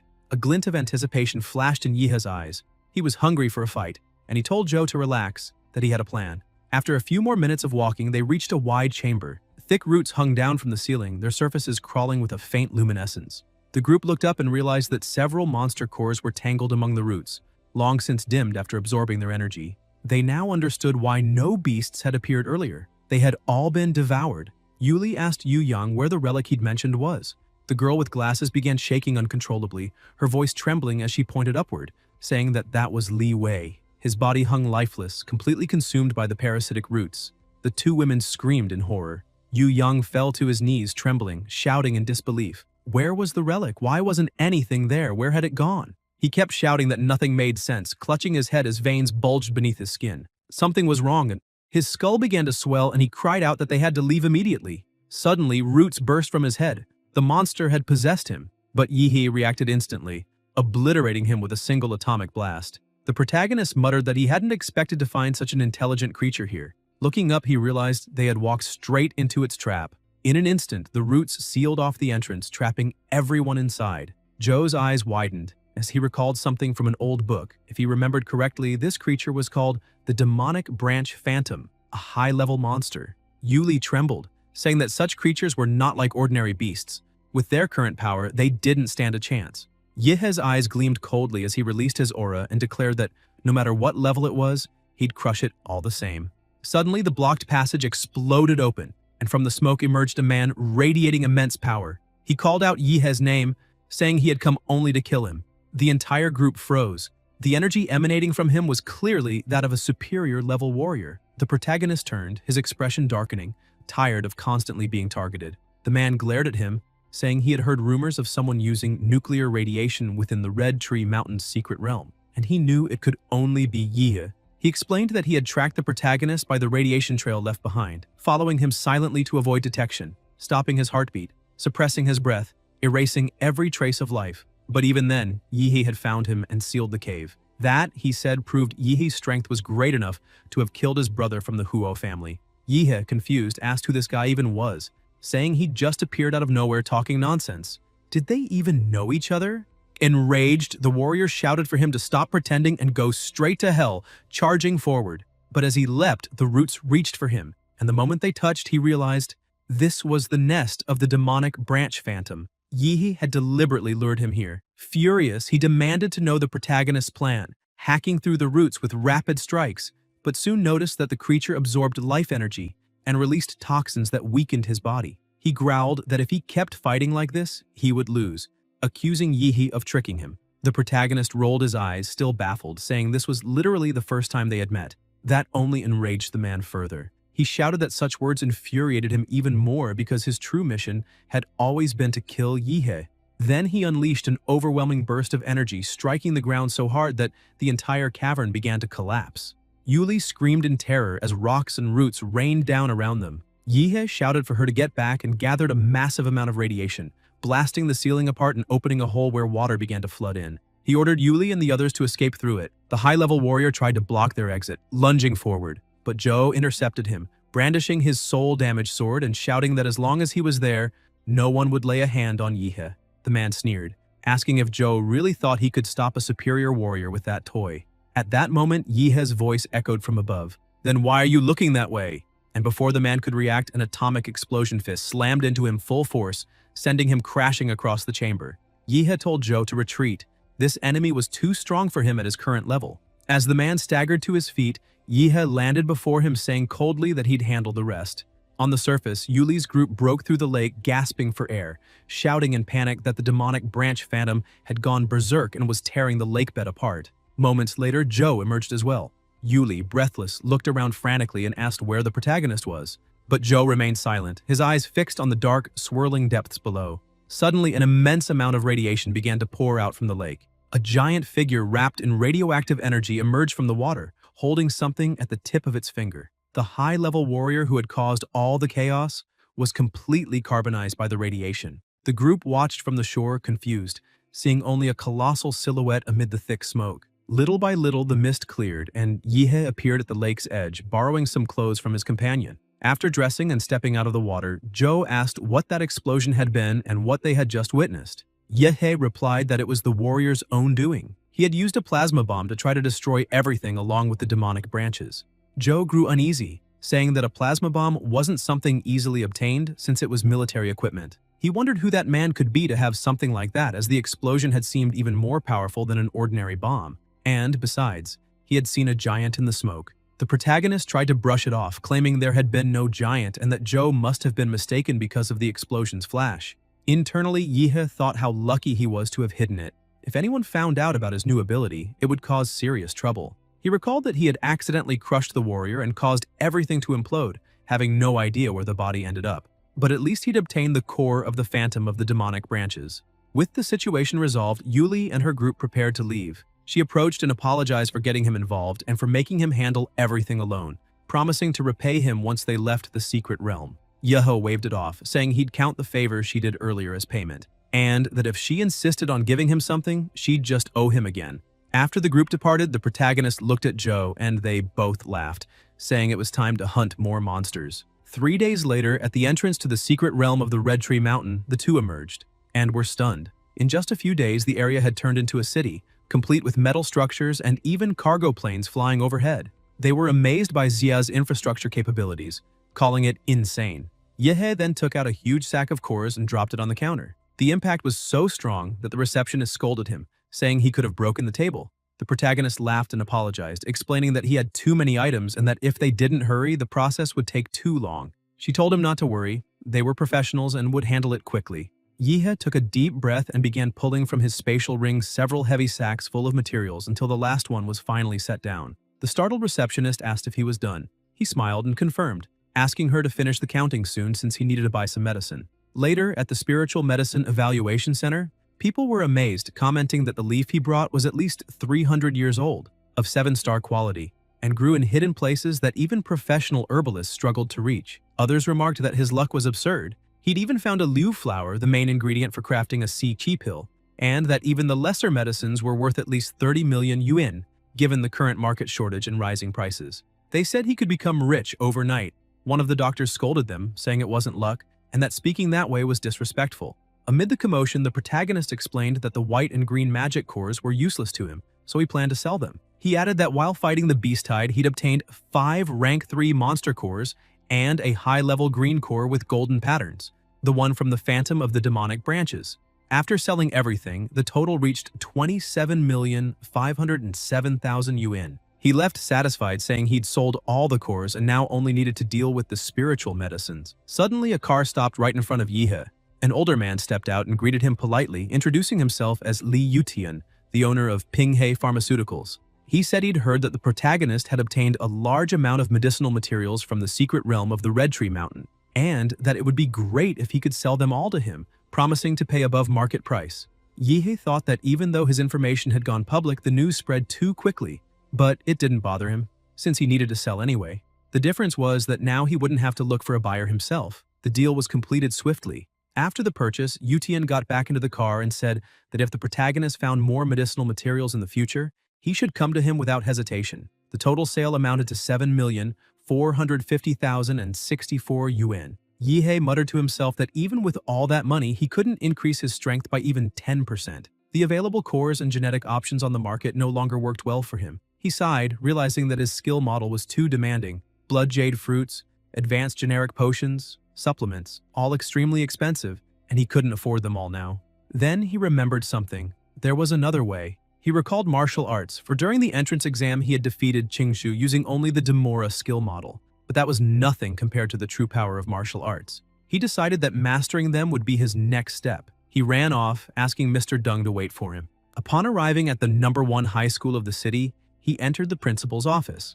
The principal greeted him enthusiastically, poured him tea, and even began massaging his shoulders, saying he hadn't expected to see him back so soon. The protagonist asked him not to be so formal, but Deng replied that he was doing so because Yihe was the top student in the entrance exam, a true role model for him, the teachers, and the entire city. Yihe took out a bottle and handed it to the principal, explaining that it was some medicinal wine he'd received from the Pinghe Hall. He stressed that it wasn't a gift, but rather a token of gratitude for the honor of Xia.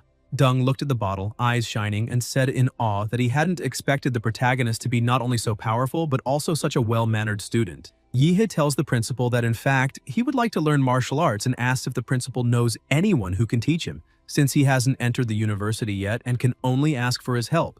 Deng replies that he's sure Yihe will be accepted into Huadu University and therefore can wait a little longer, as there's no need to rush. The protagonist insists, saying he needs to become stronger, and Deng finally gives in, saying he can introduce him to someone. After all, Yihe is one of the special students, and as both principal and teacher, it's his duty to help educate them.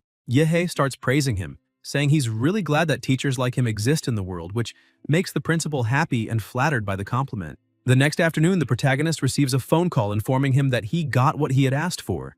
Yihe thanks him and asks the principal if he can tell him which martial arts family his instructor will come from. As soon as he hears the answer, his eyes widen in shock. The Liu family from An City really wants to teach him? Around An City, 2 people are riding a motorcycle. The woman comments that Ji drives very fast and that it's amazing. Jie smiles, saying that's nothing and he can show her something even more impressive. Suddenly, Yihe appears beside him, warning him not to get distracted while driving at such high speed, because if something happens, people will be sad. Ji panics and starts yelling, cursing the protagonist for scaring him nearly to death and asking how he dares to compete in speed while riding a bicycle. He accelerates the motorcycle even more, saying that no matter how strong Yihe is, he'll never beat him in speed. The woman gets even more excited, saying this is way cooler. Yihe watches, slightly annoyed, until they hear an explosion behind them. In the blink of an eye, the protagonist shoots past them like a missile, saying they'll meet again soon before vanishing from sight. Ji starts trembling, wondering since when a bicycle could reach that kind of speed, while the woman, equally amazed, says he was practically faster than a plane. A bit further ahead, Yihe has already arrived and is surprised by how wealthy the martial arts family is. Their mansion is stunning. He can also sense extremely powerful presences through his magnetic field. Qingshu slowly opens the gate, greets him, and invites him in. The protagonist approaches and asks if she's sad to see him again. She says no, and he changes the question, asking if that means she's happy. Qingshu looks a little embarrassed and says she only greeted him because her mother asked her to, then tells him to stop talking nonsense and come inside. They walk toward the house, and as soon as they reach the main hall, she shouts that the protagonist has arrived. A woman comes down the stairs to greet him warmly and welcome him. She is Qin Lan, the leader of the Liu family and Qingzhu's mother. The protagonist is stunned by her beauty. After the examinations at the Liu family's residence, Qingzhu goes to her mother to explain herself, but Qin Lan tells her not to be nervous, saying she's already watched the video of her fight with the protagonist and praises her performance. However, she points out that Yihe's strength is beyond comprehension, and even if it were the Huadu University entrance exam, he would still be the strongest, so she shouldn't feel guilty. Qingzhu remains silent, head lowered, while her mother continues, explaining that her younger brother's talent is limited, and he can't carry on the family's legacy. That's why the future of their generation lies in Qingzhu's hands. She's the only one capable of taking on that responsibility. Qinlan holds her daughter's face, telling her she's a beautiful girl. She then explains that, unfortunately, since Qingzhu's father died very early, their family currently has no martial master, which forced them to retreat to An City. She emphasizes that if a powerful family wants to marry Qingzhu, the girl will have no right to refuse, meaning it would also mark the end of the Liu family's independence, as they'd become supporters of a stronger clan. Qinlan makes it clear that because of this, she hopes her daughter will marry the protagonist. Qingzhu is shocked and embarrassed by her mother's words. Not knowing what to say, Qinlan continues saying that Yihe is a very good person, with exceptional talent and a clearly bright future, and as far as she can tell, someone very ambitious. Qingzhu tries to speak but is left speechless, and her mother reassures her that she doesn't have to answer now. For the moment, the only thing she needs to do is get along well with Yihe. Back in the present, the matriarch of the family welcomes the protagonist, who bows respectfully and presents her with a small gift. Qinlan gets straight to the point, saying she heard from the principal that he wants to learn martial arts. Yihe confirms, and she informs him that Qingzhu will be his guide for the time being. The protagonist looks surprised and suspicious, wondering why the matriarch agreed so easily. Qinlan takes the gift, walks past him, and explains that her daughter will take him to the martial arts pavilion. Since nothing can be taken out from there, he'll be able to stay inside all day. She emphasizes that there are 3 supreme martial arts techniques at the back of the pavilion, and whether he manages to learn them or not will depend entirely on him. Yihe shows respect and thanks the Liu family for everything they're offering. The matriarch is impressed, thinking he's expressing gratitude to the entire family rather than just to her personally. To her, that feels like a promise of commitment, which is a very good sign. Because of that, she hopes to see him again in the future. The atmosphere between the 3 turns a little awkward as Qinlan keeps observing the protagonist, finding him an intelligent young man.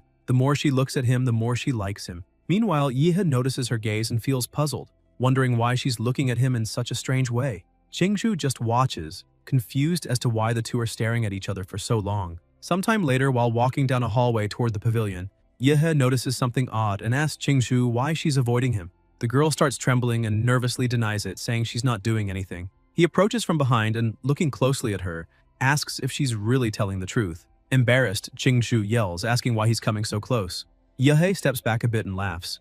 After a short walk, they reach the end of the corridor, where Qingzhu explains that the wall ahead is made of huali stone, a special material from the secret realm that can dissolve almost any attack without breaking. Yihe studies it for a moment and asks if he can punch the wall. Confused, Qingzhu tells him he can try, but quickly starts thinking his brain must work in a really strange way. Who in their right mind would punch a wall just to test it? He gathers energy in his hand, and when she realizes it, she turns her face away, saying he's using the same shining punch technique from last time, which brings back some unpleasant memories. Yihe then strikes the wall with full force, but nothing happens. He looks at his hand, confused, and says it felt very strange, as if he had punched into a sea of mud, while 90% of his strength was absorbed. Qingzhu starts laughing and tells him to stop fooling around, saying she wants to show him the martial arts already, thinking to herself that even the prodigy of the city loses sometimes. The two continue to the storage area and she opens the door, revealing everything inside. Qingzhu explains that all martial arts are divided into categories like body movements, defense, training, and sword techniques, among others, and that if he wants to learn any of them, he just needs to use his identification card. Yihe then asks about the supreme techniques, so she takes him to another door, explaining that those arts are kept in a smaller stone room that can only be accessed with the card. She warns him that he won't be able to comprehend them in just one day, maybe only a little, and admits she doesn't think her mother's permission is necessarily a good thing, since he won't be able to absorb everything right away. That's why it would be better to start with the basics and learn more suitable techniques first. Yihe steps closer again and smiles, asking if she's worried about him. Slightly annoyed, Qingzhu thinks she just wants him to shut up, and replies that there's no need to worry. She knows what she's talking about. The protagonist insists, saying that if he's going to learn something, he wants to start with the strongest one. And if he didn't have the courage to try, he would have stayed home. He points to the door and asks if it's also made of black power stone. Qingzhu starts typing the code, explaining that it's a secret chamber that protects the family's most valuable martial arts and that the black coloration shows the stone's extreme quality. As the door opens, she continues explaining that the Liu family has been collecting these high-level stones since her great-grandfather's time, specifically to build walls as secure as this one. Suddenly, the lights turn on, revealing several vaults. Qingzhu continues the tour, explaining that these aren't martial arts one can learn just by looking. They must be felt through the mark left by their creator. If he can't sense that mark, or if it conflicts with his own emotions, he won't be able to learn anything, because these techniques are alive. It's not the user who chooses them, but they who must choose the user. Yihe starts getting excited again and smiles, saying that this is perfect because there's a martial art called Bone-Cutting Evil Strike that he wants to learn. When he opens the vault, he freezes in surprise and with a trembling voice says that it's not a martial arts manual but a completely strange statue. Sitting in front of it, he stares intently and wonders if this is what it means to feel the mark, because if so, then he's already entered its world. He remembers the moment he opened the vault and saw the statue for the first time. Qingzhu explained that it wasn't just a statue, since paintings, weapons, or even simple tools could carry a martial mark. That's the true mystery of martial masters. Only they can imprint their art onto an object that lasts for generations. After finishing her explanation, she turns to leave, saying that from now on, he's on his own. Confused, Yihe asks why she's leaving and if she's not even going to explain how to learn martial arts from an object. She only replies that he must feel the mark, and if it's his destiny, he'll surely succeed. Not understanding anything, he lies down in front of the vault, wondering if everything really depends on fate. In the observation room, Qingzhu watches with irritation, muttering that she already knew he would do something exactly like that. The protagonist, meanwhile, reflects that this so-called martial mark must be some kind of spiritual world, but since he doesn't yet possess any martial chi, he has no idea how to activate it. At that moment, his nuclear reaction begins to manifest, meaning that at least a small trace of energy is present. The system appears, informing him that the user's consciousness has been detected and transported into a new space to prevent death, and that his spiritual body has been blessed. Yihe cheers, saying that at least the system works there too. Suddenly, a man appears behind him, laughing, and says that only a true man can learn his martial arts. Otherwise, he'd rather let everything rot into oblivion. With a threatening gaze, the man demands that Yihe prove he's a worthy man deserving of that power. Yihe is startled, realizing that the man looks exactly like the statue. The mysterious figure begins to speak of a storm that is approaching, and says that when it arrives, countless spirits will pay for the night, and it will be up to the protagonist to protect the temple. He emphasizes that Yihe must not allow the bodhisattva to be corrupted by evil spirits, and if he succeeds, he will receive the teaching of a powerful ability. But if he fails, he'll lose his sanity, be devoured by the spirits, and never again be able to learn any martial art. He warns that if Yihe feels afraid, there's still time to retreat. Yihe remains still, observing his surroundings until drops of water begin to fall on his face. He asks if it's raining, and at that instant he realizes the trial has already begun. Drawing his sword, countless evil spirits appear before him. With an empty, unwavering gaze, he faces them without hesitation, cutting them down one after another. He shouts that it was obvious this challenge wouldn't let him fight barehanded and insists there must be something deeper hidden in this place, something craving battle. Driven by adrenaline, he leaves the temple and charges into the sea of spirits, fighting like a true demon. The statue's guardian watches from his seat, saying that those spirits were summoned by his master and that by leaving the temple, the only protected place, the protagonist has essentially signed his own death warrant. He sighs, remarking that another fool has come for the challenge since, with each generation, people only seem to get worse, and every time he has to rise to collect their corpses. However, when one of the spirits tries to attack Yihe from behind, nothing happens. Shocked, the guardian stares closely, wondering in disbelief why the evil spirits can't even touch the young man. Yihe looks at his own hand and comments that since this is a spiritual world, perhaps the system can protect him from that type of attack as well. Overcome by an uncontrollable thirst for battle, he starts laughing loudly, shouting that it feels like he has an invincible body in there, and keeps advancing, annihilating everything in his path. The guardian remains stunned, unable to comprehend what's happening before his eyes, since the boy isn't being affected by the effects of the martial mark, something that should be impossible. Yihe hears him and replies that actually there's no special reason for it. He's just someone who works hard and studies a lot. As the spirits continue to approach, the statue's guardian admits it's a good excuse, but adds that since it's clear the protagonist can handle all those spirits with extreme ease, he'll keep his promise and grant him a skill. Though whether Yihe can accept it or not will depend entirely on him. Suddenly, a loud crash echoes.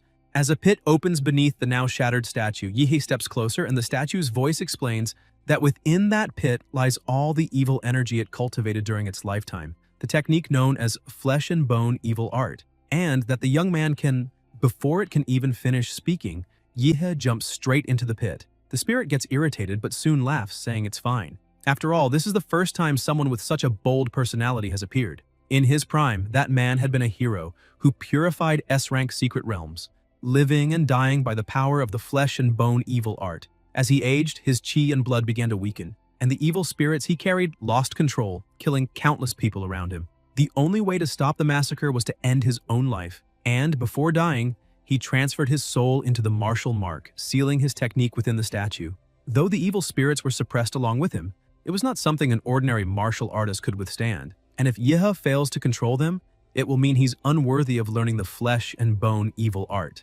Meanwhile, in the observation room, Qingzhu and her mother watch in horror as something begins to happen to the protagonist. Qingzhu yells in panic, asking what's going on. She suddenly stands up, staring at the screen, and comments that when Yihe first fell asleep, he seemed to be smiling as if having a pleasant dream, but now he's writhing in pain, even bleeding. Qinlan explains that Qingzhu's grandfather once obtained that martial art by chance, and in his final days tried to practice it, but was rejected by the statue and suffered severe internal injuries. Since then, no one in the Liu family has ever been able to master it. Because the power of that technique is immense, the pain in acquiring it must be as well. And since the protagonist chose the flesh and bone evil art, Suddenly she stops talking, eyes wide in disbelief. Yihe simply wakes up, as if nothing had happened. Qingzhu laughs and tells her mother that it seems his attempt to learn that martial art went a bit differently. The matriarch stays silent, frozen by the anomaly before her. Inside the spiritual world, Yihe bows respectfully to the statue in gratitude for the teaching, calmly absorbing the evil spirits around him. The statue remarks that the protagonist is the most talented person he has ever encountered in his entire life, and that perhaps Yihe will uncover the truth about the secret realms, a mission the Liu family has never been able to accomplish. Because of that, he decides to entrust everything to Yihe. The young man laughs, saying he's not that talented, since he basically cheated during the trial. Even so, all the power of the flesh and bone evil art now belongs to him, and though his system stats haven't increased, he has completely mastered the technique, doubling his combat power at the very least. Shortly after, Qingzhu and Qinlan rush into the room to check on him. The matriarch anxiously asks if he managed to learn it. Yihe smiles and replies that he learned everything there was to learn. Qinlan is shocked, shouting and asking how that's possible, since everyone in their family who ever tried to master that art remained unconscious for at least a week with their souls trapped inside the martial mark. Yet he was gone for only a few hours, or perhaps even less. She stares at him, unable to believe he truly mastered the flesh and bone evil art. Yihe acts naturally and Qingzhu looks at him, thinking that people often call her a genius, but she's nothing compared to that monster. The protagonist notices their doubt and says that apparently they don't believe him, so he'll give them a small demonstration. He releases all his power, looking like a true demon king as waves of energy and evil spirits surge around him. He explains that these are the spirits he gained within the martial marks realm, and if he had to compare it to something, he'd say it's like a game bonus, capable of amplifying his energy and strength even further. Qingzhu stands frozen, saying that his power is truly incredible, unlike anything she's ever seen. Qinlan, on the other hand, almost melts, gazing at him with admiration and saying in a soft, enchanted tone that he really is an extraordinary man. Yihe feels a bit awkward, thinking that the lady should probably be more discreet, especially with her daughter standing right there, and that he doesn't want to end up being compared to a prime minister. Excited by his progress, Qingzhu asks if he would like to learn other supreme martial arts since there's still plenty of time left. Qinlan brings a hand to her face, thinking her daughter must be pretending to be stupid. After all, not long ago she said she didn't want to marry the protagonist, and now she's practically offering him all of the family's greatest treasures for free. Although the matriarch is already betting everything on Yihe and even considering accepting him as a son-in-law, she knows they can't just hand everything over to him at once. The protagonist, however, politely declines, saying there's no need, as the flesh and bone evil art is more than enough for now. He adds that he needs to rest since he has things to take care of at home and is exhausted. Qinlan, still clearly interested in him, replies that it's fine and he can leave whenever he wants. but she recalls the maid mentioning that he arrived by bicycle and asks if he knows how to drive, offering one of the family's cars for him to use. Yihe thinks for a moment and says that a motorcycle like that idiot's seems way cooler, then asks if they have one to lend him. The matriarch laughs, confirming that they do, and asks if he really prefers a motorcycle, noting that his tastes are surprisingly similar to her younger son's, before offering him one from the boys' collection. Meanwhile, outside, Jie is walking across the property, commenting that he heard his mother brought in some incredibly strong guy to train there, and that he's eager to meet him personally. He says his sister is talented and beautiful, a rare twin born only once every few hundred years, and that she shouldn't get involved with just anyone. At the same time, he grows irritated remembering that strange guy on the bicycle who sped past him earlier, scared off the girl he was flirting with, and hopes he never runs into him again. But suddenly, the protagonist roars past him on one of the family's motorcycles. Ji turns around, nearly in tears, shouting in outrage, asking if that isn't the exact same guy from before, and why on earth he's riding one of his bikes. By nightfall inside his house, Yihe is preparing his meal and mutters that the monster core he ate last time didn't taste very pleasant. So this time he'll pour some sauce over it and start with the blue one. The system appears and reports, User Yihe, current physical percentage 23.8, model Demora Wild Trace, compatibility 21%, model Super Humanoid Giant, compatibility 85%, available points. Yihe looks satisfied, noting that he's managed to improve his stats and even gained some bonus points. He remembers that the last time he used the giant model in the secret realm, he reached nearly 50 meters in height, but compared to the monsters there, colossal as mountains, he was still small. Determined, he decides he must become even bigger and allocates all available points to the giant model. He then picks up the branch monster's core and declares that it's time to consume it. The moment he swallows it, an enormous surge of energy spreads throughout his body, radiating across the entire room. The system appears again, stating, Model, Dimora Wild Trace. After absorbing the genetic material of a plant-type life form, a special mutation has been created.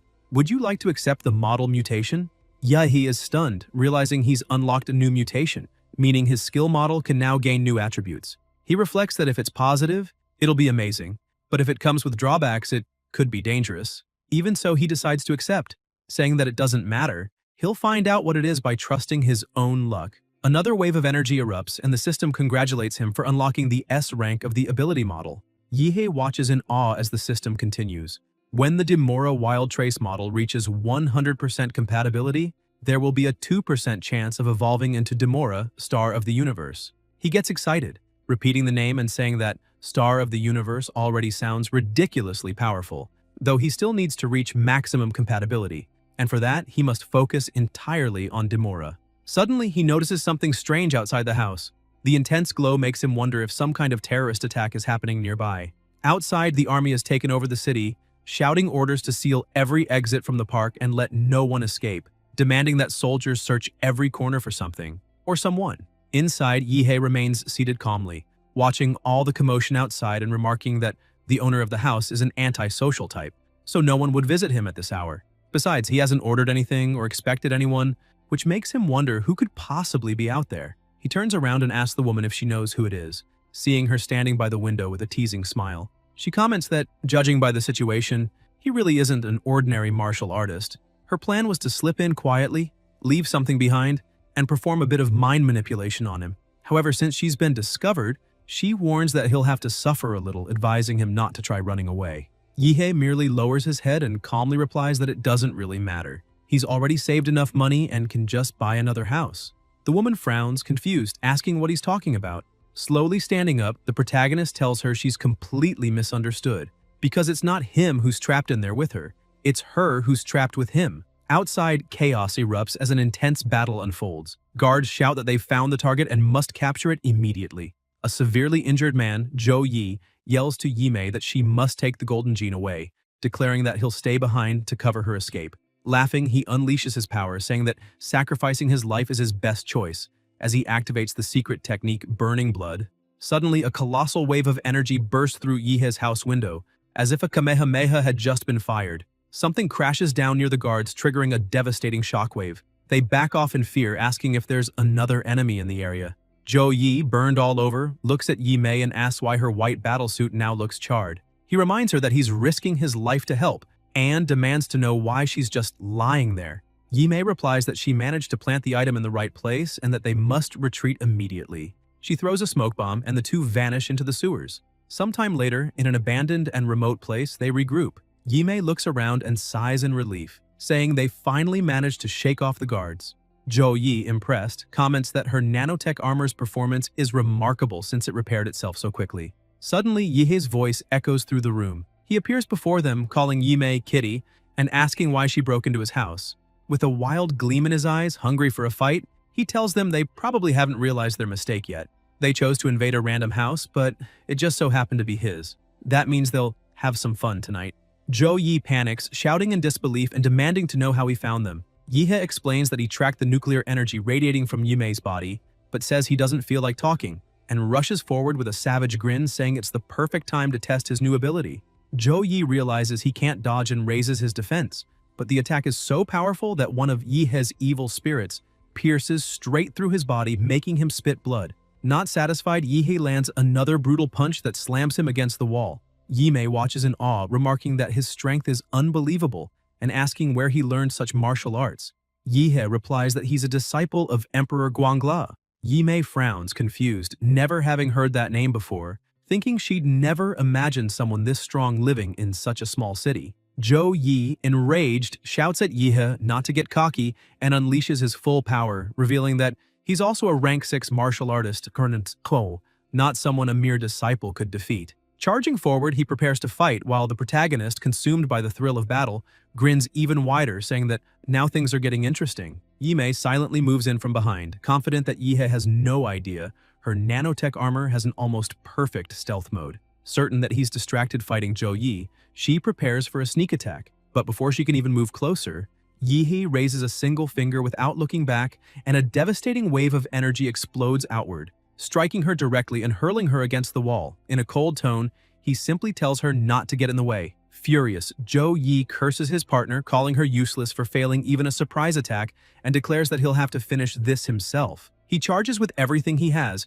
while Yihei keeps laughing, taunting him to try. When their attacks collide, a shockwave shakes the ground, but to Yihei's surprise, his opponent withstands the blow without backing off. He frowns and asks how Yi's defense suddenly became so high. Yi smirks arrogantly and reveals that his true form has extremely tough skin and a rhino horn, mocking Yihei and asking if he really thinks he can still win. He explains that not only has his defense skyrocketed, but his offensive power has also greatly increased. With a feral roar, he lunges forward, unleashing a devastating strike. But before the impact can land, a colossal explosion engulfs the entire field. Even surrounded by fire and destruction, Yi keeps charging ahead, screaming furiously for the protagonist to die. After the attack, silence takes over the place. Yi watches the cloud of dust ahead and says that no matter how confident the protagonist is, he still can't defeat him. However, when the dust begins to settle, Yi realizes that his opponent has vanished. He turns around startled and sees a humanoid giant standing beside him. Terror fills him as he wonders whether that thing is a demonic beast or if the protagonist has transformed. Before he can figure it out, Yihei launches his attack. Yi dodges the first blow, but the protagonist keeps advancing relentlessly.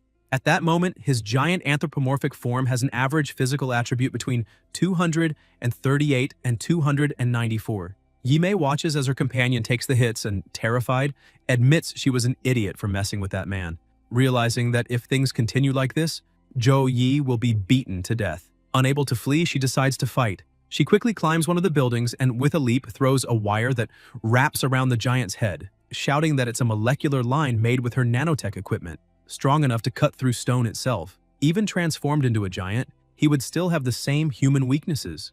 Using all her strength, Yimei pulls the wire and decapitates the giant. The head falls beside her and she sighs in relief, asking if it finally worked. Suddenly, Yihei starts gathering energy in his mouth, and Yimei trembles in fear, saying that Guy is a real monster. A devastating blast tears through everything ahead, crossing the sky, and the last thing Yimei sees is an endless blue light. Back in human form, the protagonist emerges from within the giant's head and walks toward Yi, who is wounded and leaning against the wall. Yihei says it's his turn now. Yi, powerless, calls him a monster, and Yihei replies that it's only natural for those who kill to be ready to die. The attacks continue until, before dying, Yi says that if he's going to die, he'll take the protagonist with him. He reveals that the woman Yihei just eliminated had hidden something in his house, the so-called golden gene. With his body torn apart, he laughs uncontrollably, shouting that it now belongs to the protagonist and that he will be hunted for eternity.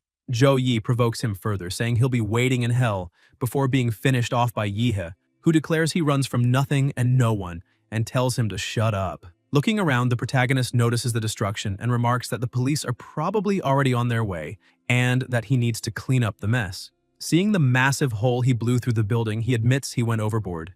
Later that night, back in his apartment, Yihe sends a message to Qinlan asking how things are with the police. She replies that for now, everything's fine, but the atmosphere is tense, and he should keep quiet until classes start at Huadu.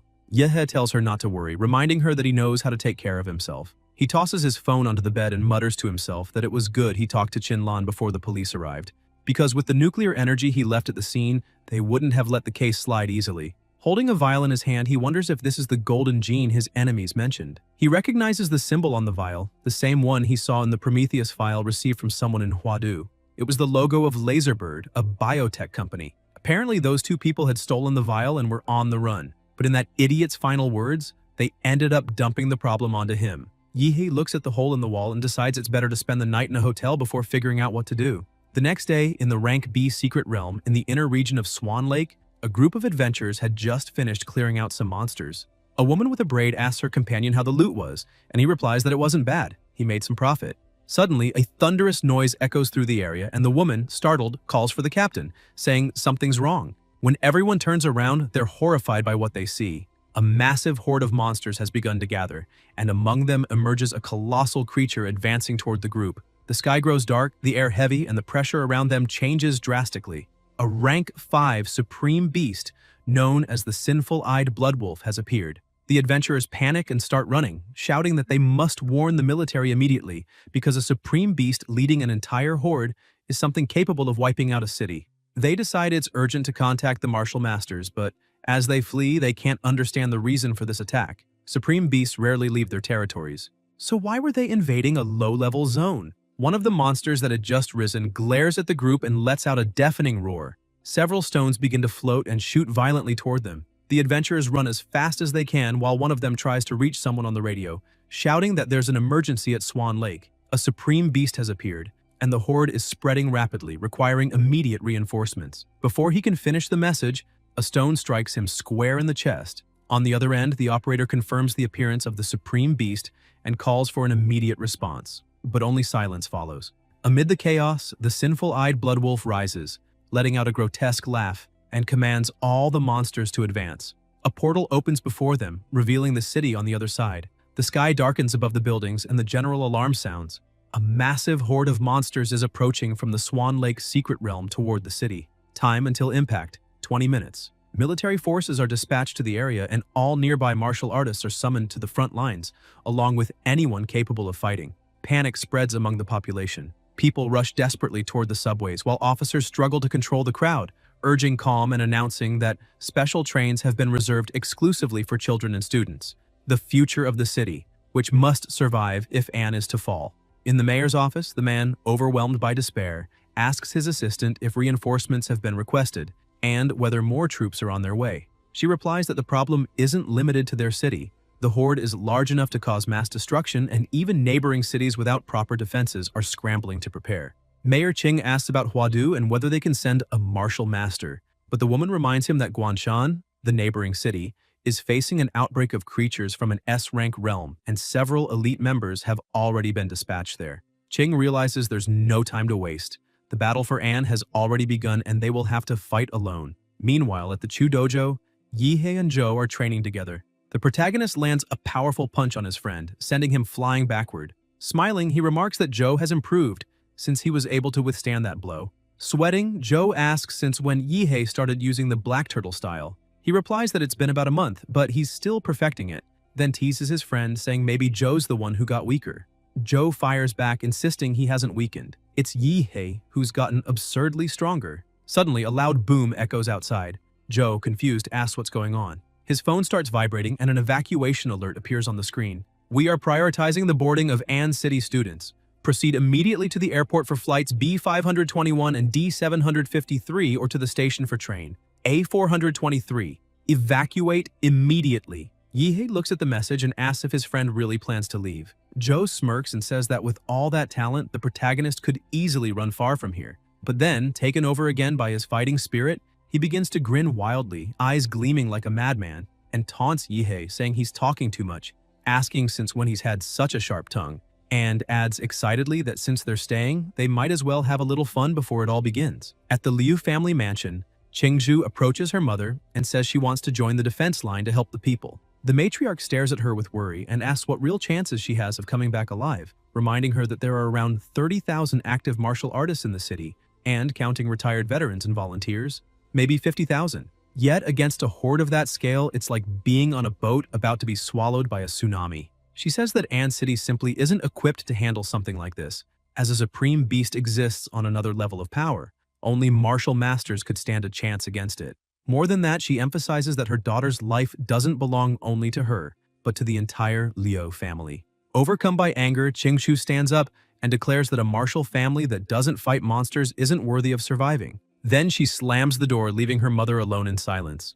With no alternative, the matriarch calls Aunt Hang and orders her to prepare everything for leaving the city. Hang asks what they should do about the boy named Yihei. After a brief silence, the matriarch replies simply to send him a message and let him decide for himself. Meanwhile, in the secret realm of Swan Lake, an entire army gathers, ready for battle. Among the warriors, a few veterans exchange heartfelt words. A gray-haired man mentions that he's already 60 and shouldn't even be there. But another laughs, saying that after 20 years, he finally gets to fight alongside his old comrade again. A frontline soldier approaches and jokes, reminding him it's been 20 years since his friend lost his leg in that battle. He asks old Zhang if when all this is over, he plans to live with his son and retire in a fancy neighborhood. But Zhang laughs and replies that he won't. He'll stay right there, sitting in the square and playing chess, because he was born in that city and that's where he'll die. The young generation and the old veterans march side by side, showing the strength and pride of An City. At the entrance to the secret realm, the army is already in position. The commander shouts that they are the city's last line of defense and cannot allow a single monster to pass through the portal. Mayor Qing, present at the site, announces that about 60% of the military forces and all available martial artists have already entered the secret realm. He explains that the Vanguard's mission is to gather information about the beasts,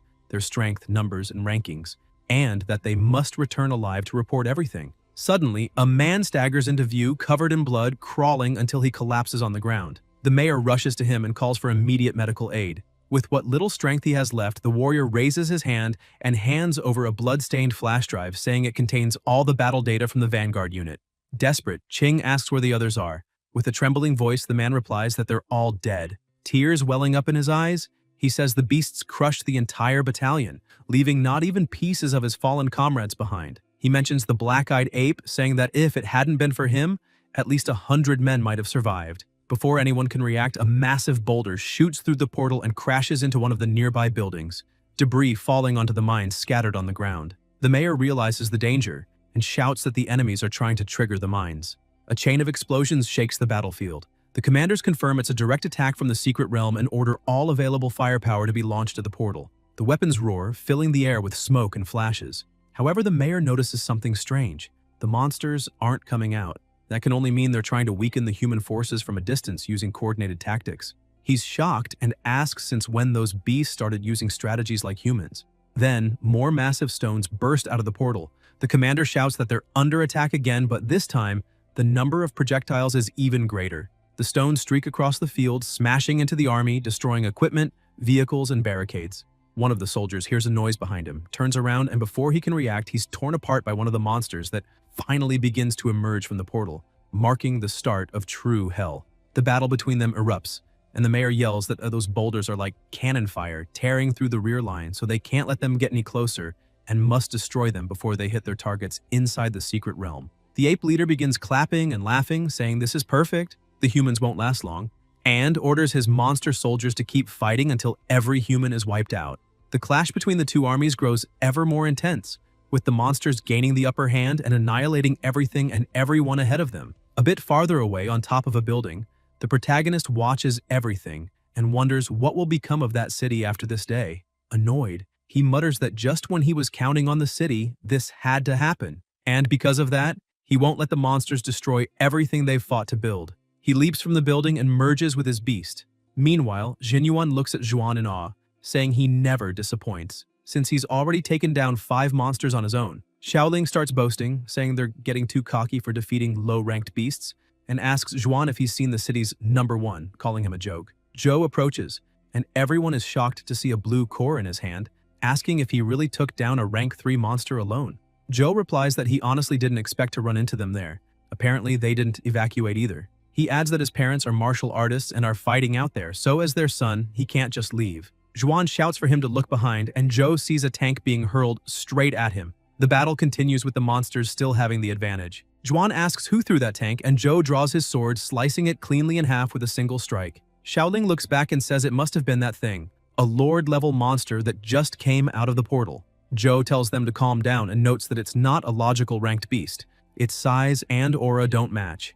The creature attacks and Zhou freezes, realizing it might be an elite ranked beast. However, a blue lightning bolt suddenly strikes the massive monster, knocking it to the ground. When the monster tries to strike back, the protagonist, standing atop its head, easily blocks the attack and, with a grin, remarks that the creature has terrible breath. The beast attempts to hit him again but fails. Yihi pries open the monster's mouth and asks how many people it has devoured, saying it's filthy and that he'll clean it up properly with his nuclear blast. He then obliterates the monster completely from the inside out.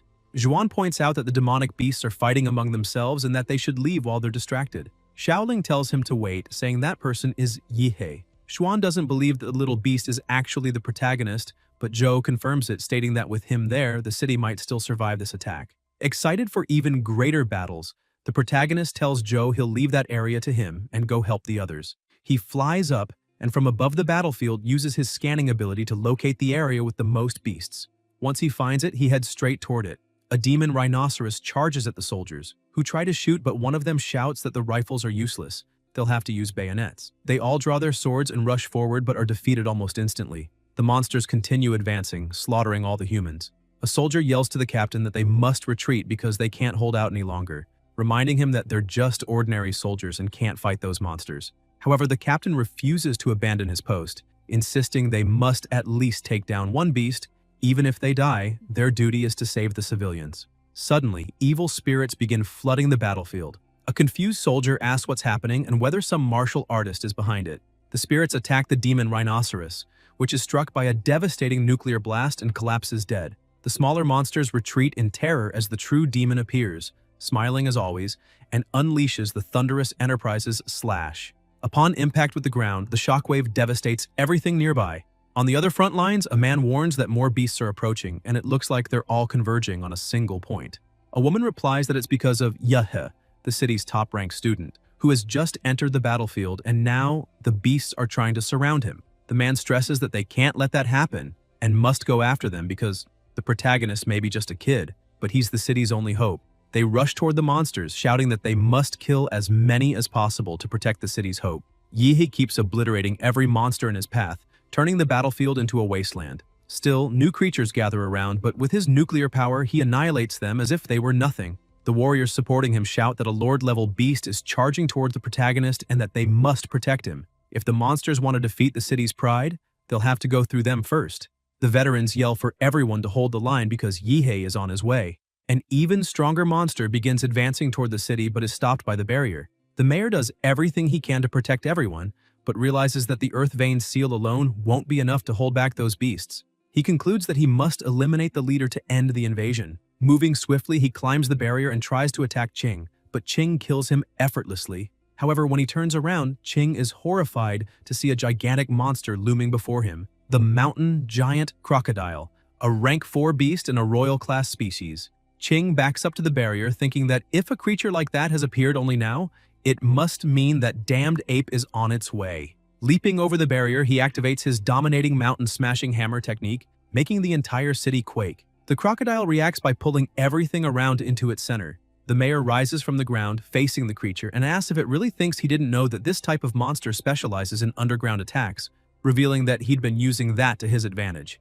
Qing unleashes his power, declaring that the crocodile walked right into his trap, and with a devastating strike, he uses the martial technique Serpent Wave Explosion, gravely injuring the creature. Even so, the monster's strength is overwhelming, and every movement it makes obliterates everything nearby, plunging the city into chaos. The mayor watches and thinks that it's a good thing he knew something about this kind of beast. Otherwise, the disaster would have been even worse. Ching keeps attacking and tells the crocodile that it would have been better if it had come all the way out of the portal because leaving only its head outside is just asking to die. He strikes the monster's head again with full force, unleashing all his martial power. The crocodile senses the danger and begins releasing spikes across its entire body. The mayor watches and remarks that this was expected from a royal species, capable of reshaping its own body to adapt. Suddenly, one of the spikes starts to open. Ching notices it and tries to move, but it's too late. The ape emerges, grabbing him by the head and, in a tone of disdain, calls him human, asking what he thinks he's doing to his pet.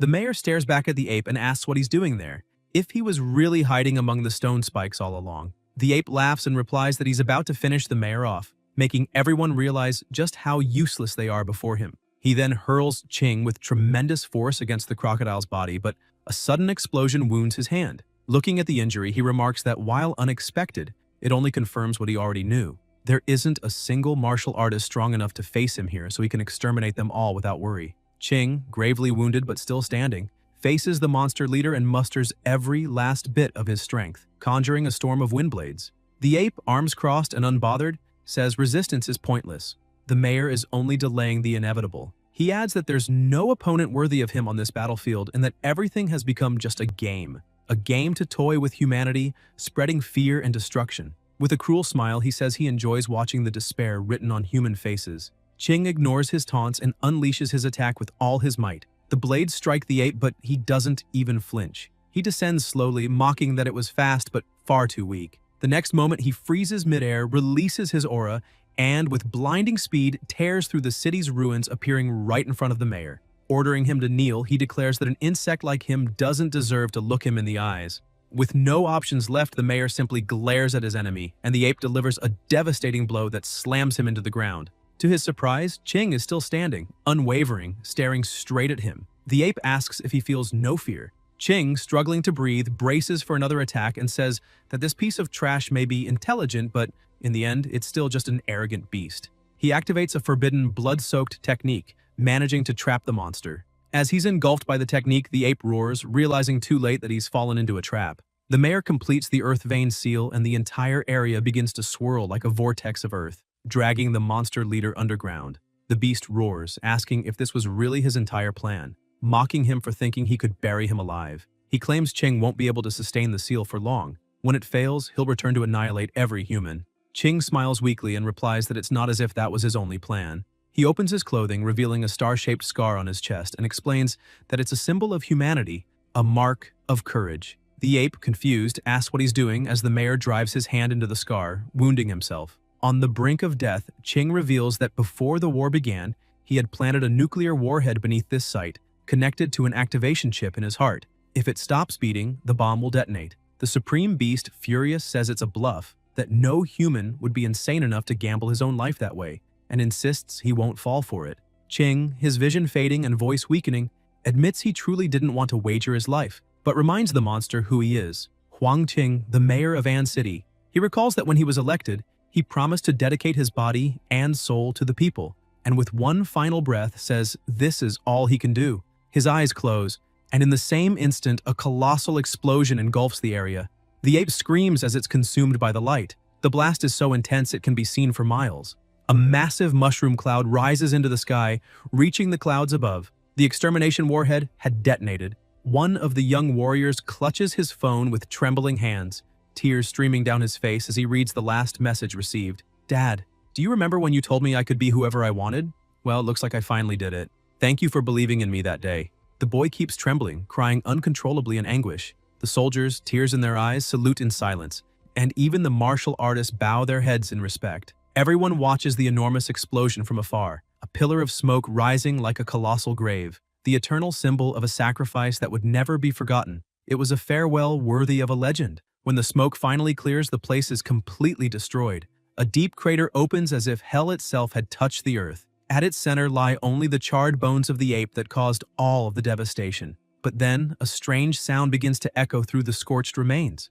A glowing core, pulsing with immense energy, rises from the bones and lifts them into the air. Slowly, the ape's body reconstructs itself and it returns to life, snarling in disbelief that it was nearly killed by a mere human. Consumed by rage, the monster roars that it will wipe out every surviving human, promising a massacre so brutal No one could imagine it. It declares that it must return to the domain of sin, the beast's homeland, but swears that once it recovers, it will come back and turn this place to ashes. As it limps away, a firm voice cuts through the air asking where it thinks it's going. The ape turns and freezes. Standing before it is the protagonist, Yih, alive and towering. Terror flashes in the beast's eyes as it recognizes the man as the true threat to innovation, a prodigy beyond compare. With a cold, hate-filled gaze, Yih says he's finally found it, even if it's too late, and charges forward, striking with an explosive punch of radiant energy. A small blast ripples through the air, but something feels off. The ape suddenly appears in front of him, mocking the human's foolishness for exposing himself so easily. It tries to counterattack, thinking it has the upper hand, but Yih simply smirks and says it talks too much for something that nearly died to a nuclear warhead, and that apparently it's begging for another. The ape barely has time to react before Yih begins transforming. His body expands into the colossal form of the armored titan, gathering nuclear energy so dense that the sky lights up. The explosion that follows is even more devastating than the last. The ground trembles. People far away stare in horror, wondering if another warhead had been detonated, if the mayor had planned this too. When the dust settles, the ape is still alive, but barely, trembling and calling Yih a monster. It can't believe what it's seeing, muttering that no true beast has an aura that terrifying. It says Yih must be the real king of monsters. The protagonist glares coldly and replies that he's not a monster like it, smashing the creature into the ground with a brutal blow that sends it flying. He warns that there's no point in trying to escape now, and gathers power for the devastating strike of the mountains. The ape, cornered and desperate, roars that it won't be underestimated again. Their attacks collide, and the explosion of energy is cataclysmic. Yih's arm is left mangled, but he recognizes his foe's strength, a lord-level beast, still formidable even when wounded and at half power. Yet, in his armored form, which boosts all attributes by 30 points, Yih endures.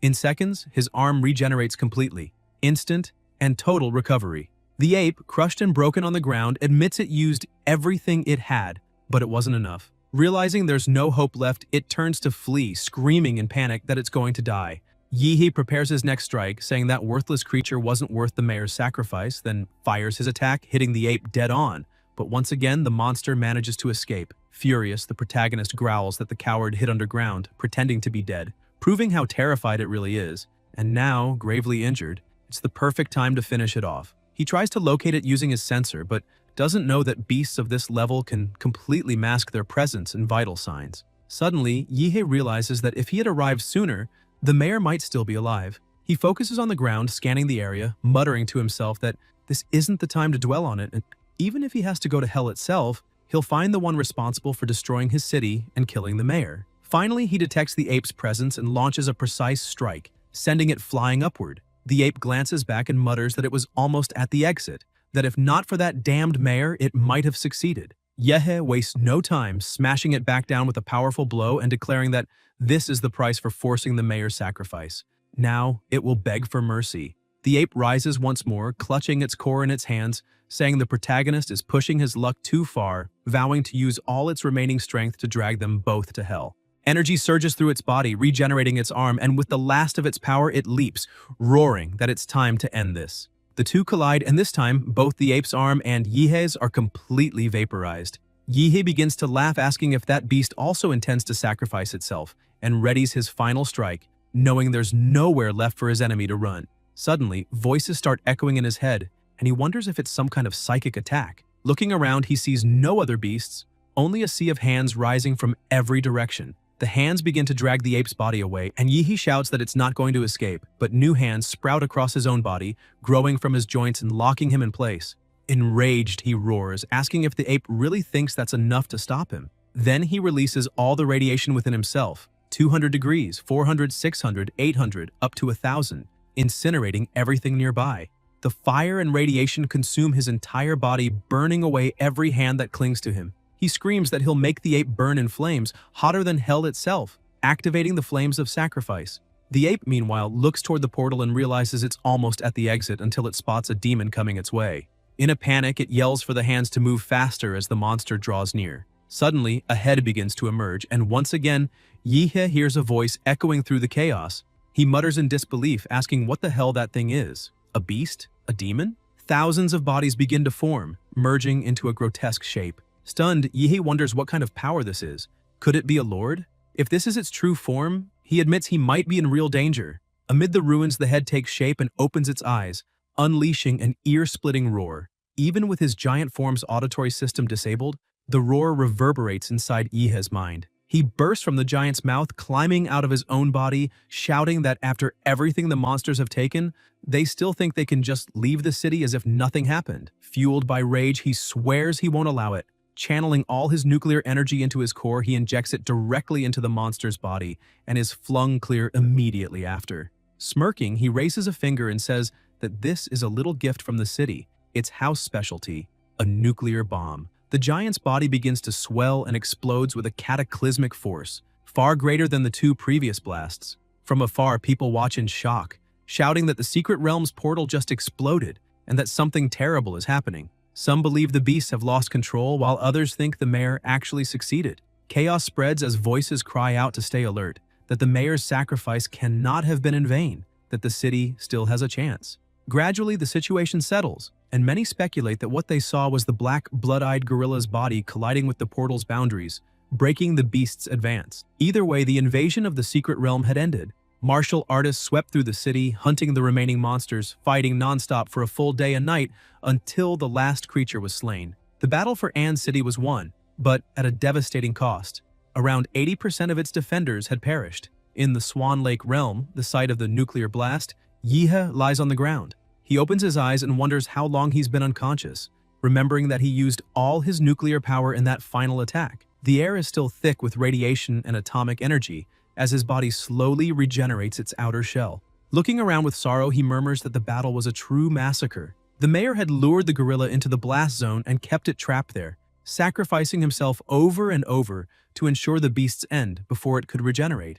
Because of that, Yihe realizes the infinite monster model is immensely powerful, but still no match for a sovereign-class beast. Struggling to his feet, he admits that this time victory came through terrain, timing, and luck. But next time, he might not have those on his side. He also doesn't know when he'll get his next model or whether it will even be gold tier. Fusing with the Thunderstar Titan model still seems like the fastest way to raise his combat power, but he'll need high-level plant-type monster cores compatible with fusion, especially blue, purple, or golden ones. Moreover, he must fully master the Zhuanhuang martial arts, because if his model can synchronize with martial rhythm, that will be the key. Watching the sunrise, Yihe reflects that Zhuanhuang techniques evolve slowly compared to his model's abilities, but their potential is far greater, and perhaps that's the very reason he was brought into this world. A month after the crisis, a statue of the mayor was erected in the city center as a symbol of his bravery, loyalty, and strength. Sitting on a bench in the square, Yihe watches the news reporting that waves of beasts have struck 18 cities across the Xia nation,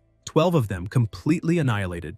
Among them is Guanshan, now linked to an S-class secret realm, shrouded in an undetectable gray mist. The Great Finch organization of Xia has dispatched 30 Zhuanyu-level martial artists and 5 grandmasters led by Du Jingming. It wasn't an ordinary invasion. Even S-class realms appeared. Xia's strongest martial artist, Fu Musheng, has been reported missing near the perimeter of the realm. He entered Guanshan and 48 hours later returned barely alive, accompanied by only 2 grandmasters. For now, Guanshan ranks 12th worldwide in casualties with over 1,800,000 dead. Shocked, Yihe mutters that not even Guardian-ranked martial artists are enough anymore. For the first time, he wonders if humanity on the Blue Star can truly survive, and the thought alone unsettles him. He immediately calls Qinlan, saying he needs her help. The matriarch, curious, asks if he's after the other 2 Xuanhuang manuals of the Liu family. Yihe laughs, asking if she really thinks that's all he wants, then clarifies that it's not just about the manuals. He also needs help collecting high-quality plant-type monster cores,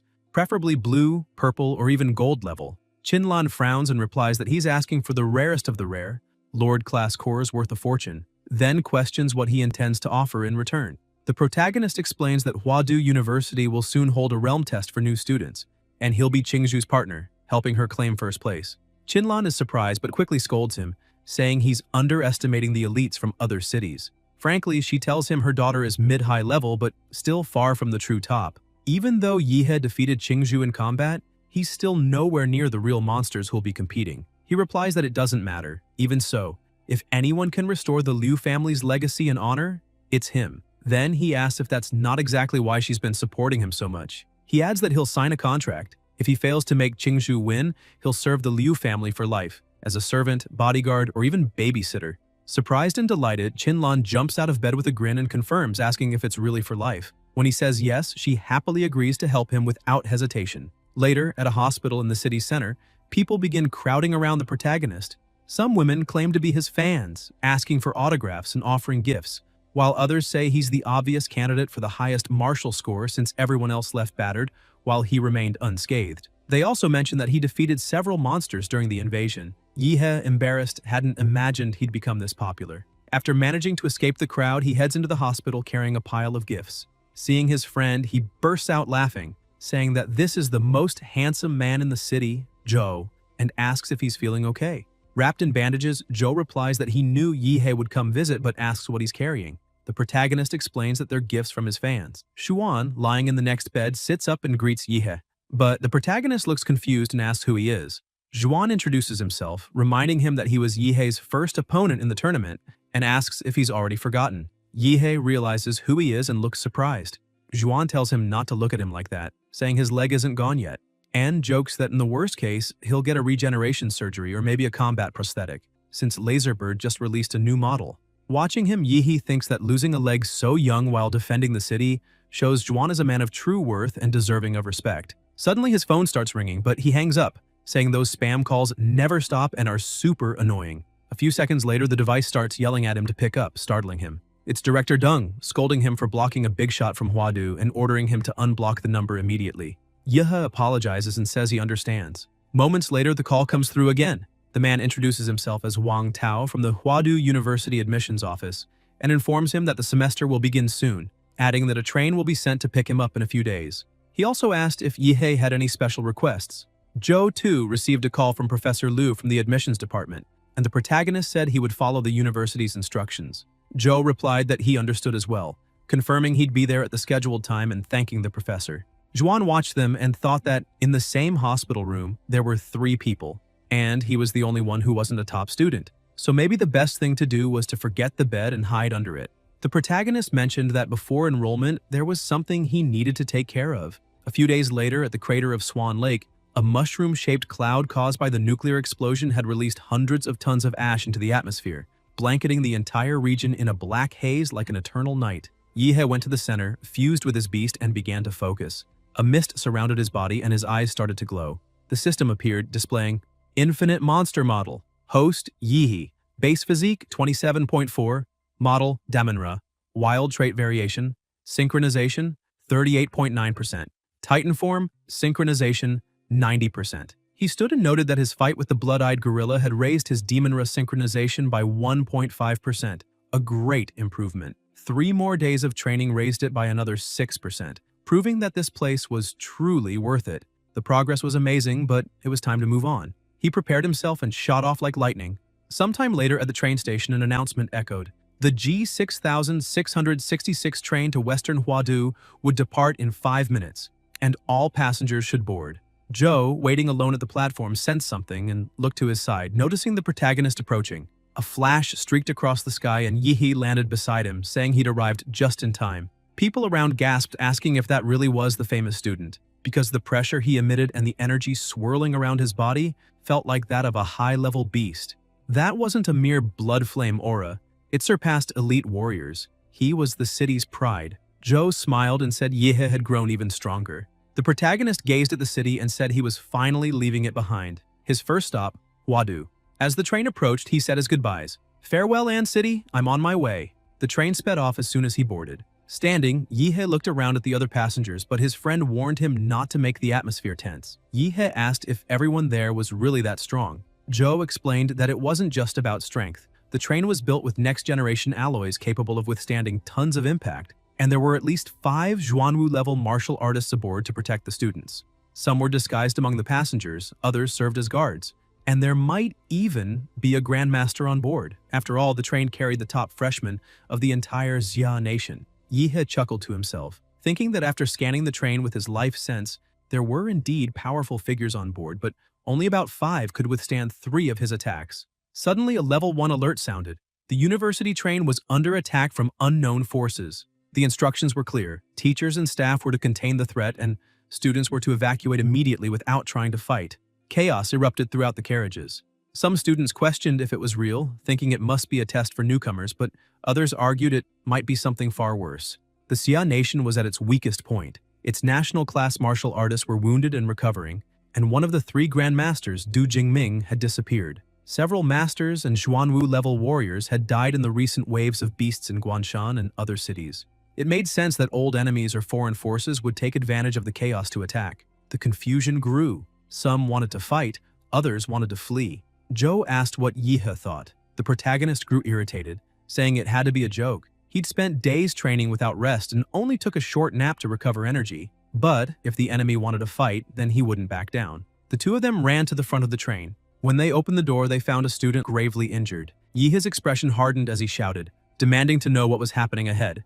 The freshman Zhou Jingxian, injured and gasping for breath, explains that the first three cars have already been evacuated. The enemy is using some kind of dimensional field, pulling people into isolated spaces where battles happen separately. Inside those domains, something terrifying is hunting everyone. The Xuanwu instructors who were guarding the train have been almost entirely wiped out. They risked everything just to get him out and warn them that this isn't a test. Silence fills the car until a voice speaks up, questioning if there's any proof of what was just said. The freshman Yan Zhengxiong crosses his arms and demands to know where Jingxian's instructor seal is, if there are any other survivors, and why he's the only one who made it back. He insists that he has a friend in the forward cars, someone strong enough to survive anything, and that it makes no sense to believe Jingxian lived while that friend didn't. Other freshmen murmur in agreement, saying it actually makes sense that the guy with the mane has a point. Yan then orders Jingxian to step aside, declaring that he'll go check things out himself. Jingxian desperately tries to stop them, saying he's telling the truth and that going forward is suicide, asking why no one believes him when they're all walking straight into a death trap. He glances sideways and recognizes the protagonist. "You're Yihe, aren't you?" he asks in a trembling voice. The protagonist feels something strange. His life sense detects a surge of emotional distortion coming from the boy and replies, "Yes," asking how he knew. Jingxian explains that a woman named Qingzhu showed him a photo of Yihe and told him to find him and warn him that no matter what happens, he must not go to the front cars. Yihe freezes for a moment and his voice unsteady asks if she really said that. Jingxian confirms, saying Qingzhu threw herself in front of a strike, taking a blade meant for him, and was gravely wounded. The boy starts crying, saying maybe everyone's already doomed, but he'll still fulfill her last wish, to keep Yihe alive. The protagonist lightly taps his head, annoyed, saying Qingzhu isn't dead and he should stop spouting nonsense. Zhou asks if he really plans to go to the front cars, and Yihe replies that he does. He promised something to her family and intends to keep it. Jingxian steps in front of them, declaring he won't let them pass. Yihe loses patience and asks how someone with such a loser's mindset even got into the best university in the country. He orders Zhou to act. Zhou charges forward and attacks, but Jingxian blocks firmly, saying he's trying to save their lives and asking why Yihe is so stubborn, always charging headfirst into every fight that appears. He remarks that Qingzhu is graceful and refined and says he can't understand how someone like her would ever care about someone like Yihe. Enraged, the protagonist snaps and knocks Jingxian out with a single punch, saying he's out of patience for talking. The freshman collapses, trembling, barely believing the power he just felt, strength far beyond his level. Yihe simply tells him to take a qi and blood pill because he'll need it after taking a hit like that. Without hesitation, he and Zhou head toward the front cars. Jingxian, still on the floor, pleads with them not to go, shouting that it isn't safe. Upon reaching the third car, they find a massive, pulsating portal. The protagonist studies it and comments that it must be the entrance to the dimensional space Jingxian mentioned. He grabs a suitcase and throws it into the portal, watching closely. No sound, no sign. Not even his life sense can detect what's inside. The first freshman who got there probably already entered. Interesting, he murmurs before stepping forward and diving in. As soon as he crosses the portal, a sharp pain throbs in his head. He realizes Zhou is gone and wonders who's manipulating this domain. Not understanding what's happening, he decides to follow a distant light. When he comes to his senses, he's standing in the middle of a completely destroyed city. His life sense doesn't respond, it's blocked. So he decides to do it the old-fashioned way. Gathering energy, he flies to the highest point. With his nuclear energy condensing, he shouts for the enemy to stop hiding and using cowardly tricks. Then he unleashes a devastating blast into the sky, commanding everything to explode. A colossal explosion tears through the sky, drawing the attention of all freshmen on the field. Even Qingzhu, injured atop a building, lifts her gaze and immediately recognizes who it is, murmuring that she had told him not to show up. On the ground, Yihe watches the flash and remarks that his arrival drew more than just the eyes of his peers.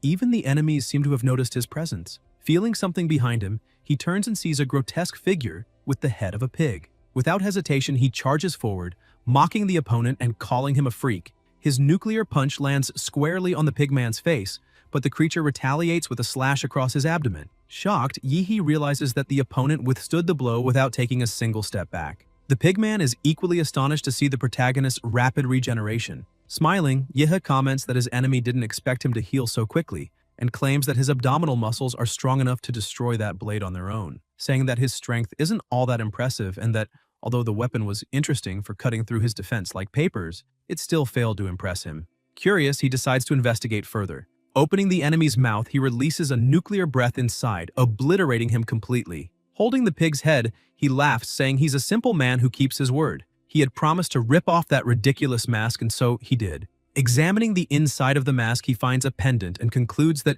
it might be part of a Hwadu test, a classic challenge where defeating monsters grants rewards. He also notes that the enemy's weapon was probably reinforced with the chi of a high-level martial artist, making it absurdly sharp. But once that energy faded, it turned back into junk. Looking at the pendant in his hand, he wonders what it could mean and decides he must hunt down more masked enemies to collect their amulets. Suddenly, an arrow wrapped in sinister energy flies toward him. He destroys it before it can get close. Another enemy appears and Yi-hee, both irritated and grinning, remarks that they're attacking him in a group. Suddenly, a spear bursts from the ground beneath his feet while the archer takes the chance to unleash another volley. Even when hit, he only laughs louder, thrilled, asking if they really thought they could defeat him so easily. Calling them naive, he activates his armored Zodiac unit and a massive beast manifests behind him. In a single strike, Yi-hee attacks the archer and the impact causes such a powerful explosion that the entire building collapses. The freshmen watching from afar are stunned to see the structure crumble from just one blow. Returning to normal, Yi-hee walks to the building's base, demanding to know who tried to ambush him. As he approaches, he spots another masked figure, this time with a rabbit face, and realizes he's truly facing the Zodiacs. The rabbit-headed foe bends his knees and leaps toward him. Yi-hee tries to land a kick, but the enemy dodges with astonishing agility. He's startled to see that the rabbit knows kung fu. The strike is about to hit when a wall of ice rises up, blocking the attack. The rabbit man becomes trapped in the ice, and Joe appears, saying that was close and asking Yi-hee to leave that one to him. Joe advances, but the rabbit is incredibly fast, dodging smoothly and counterattacking, though Joe blocks and freezes his spear before landing a direct hit that sends the opponent flying. Yi-hee's killing aura flares behind him. Transformed once more with the Zodiac unit, he grabs the rabbit tightly, saying he finally caught that cute little thing. And in the next instant, another explosion lights up the battlefield. A few minutes earlier, two people were talking atop a building. The woman, watching the chaos below, asks the man why he's so quiet and whether the guy who made that flashy entrance has already been eliminated. The man replies that probably yes. Even their best fighters couldn't scratch the masked ones, since the weapons they wield can cut through anything, making them impossible to face at that level. The woman laughs disdainfully, saying the fool who showed up firing beams of light everywhere must be some lucky bumpkin who got into Hwadu by miracle with no idea what he's doing. She adds that the gap between the talents of the big cities and the losers from the countryside is enormous. She's heard rumors that Yan and Ouyang Ze from Modu, Lan Yusi from Shendu, and Shin Chen from Luli Island have already started hunting masked enemies, though she still doesn't know how they managed it. The man comments that if those names are truly as strong as people say, the top freshman spot will definitely come from that group. The woman disagrees, declaring that the top always belongs to someone from Hwadu, because before the monsters from that city, no student from the rest of the Jia nation stands a chance. The martial resources that Hwadu's students grow up with are on another level. Suddenly, the sky is torn apart by a blue nuclear explosion, leaving the two completely stunned. The man's eyes widen as he says that beam of light is the same one they saw earlier, wondering if it could be an electromagnetic cannon. Trembling, the woman scolds him, calling him an idiot for thinking such a cannon could even exist there. Elsewhere, Yan and Ouyang also witness the colossal blast. Yan asks what his friend thinks about it, and Ouyang replies that the attack doesn't match the masked one's style, it's probably the work of a freshman.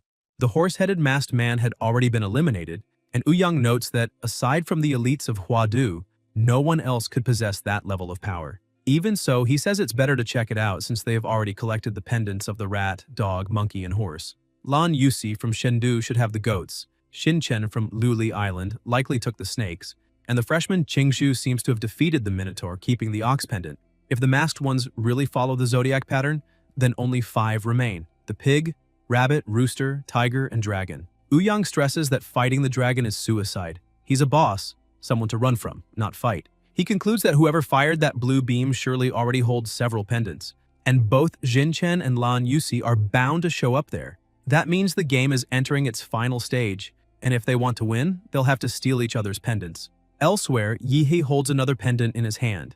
Zhou, puzzled, asks what it is, and Yihei explains that before his companion arrived, he had already defeated a pig-headed masked enemy and pulled the object from inside him. If he's right, this challenge revolves around gathering all the zodiac pendants hidden within the enemy's masks. Zhou asks if that means they'll start actively hunting the masked ones. Yihei confirms, saying that someone attacked him from behind on the rooftop, but he managed to escape during this confusion. However, the enemy's arrow grazed him, which now allows him to easily track the archer. Shortly after, they arrive at another area and notice the ground covered in battle marks. The burn marks are still warm, a sign that someone was there just minutes ago. Suddenly, Zhou freezes, sensing an extremely dangerous presence beside him. He tries to react, but a woman retreats, wounded and surprised, asking how her optical stealth mode was detected.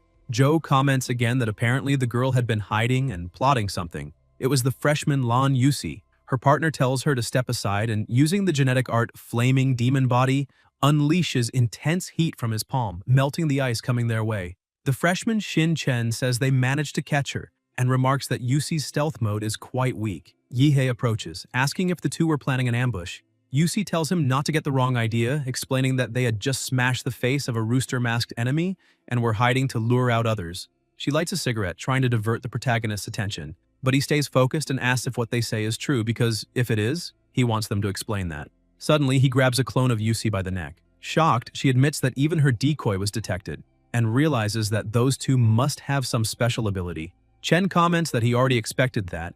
A sneak attack succeeding too easily would have been boring. He drops the cigarette on the ground and says he'll show them how it's done, inhaling deeply before exhaling a thick cloud of smoke. Yihei and Zhou back away, but Yusi laughs, saying they don't even need to bother running, using her wind ascension technique to propel the smoke rapidly toward them. Chen conjures a fireball in his hand and says he's not done yet. Now it's time to really heat things up. He launches the fire into the smoke, laughing and taunting the two, wanting to see if they'll still be smiling after this. However, Yihei simply claps his hands, dispersing the entire attack around him. Chen is terrified to see that the protagonist erased everything with a single motion and realizes that kind of power is abnormal, questioning what kind of insane physique he has. In an instant, Yihei strikes with the mountain-blocking fist, landing a direct hit to Chen's face and sending him flying several meters away. Yusi feels Yihei's murderous intent and crushing pressure, trembling in fear. She thinks that none of them have yet broken through the barrier to become true martial artists, that they are all still mere disciples with bodies limited by an invisible wall.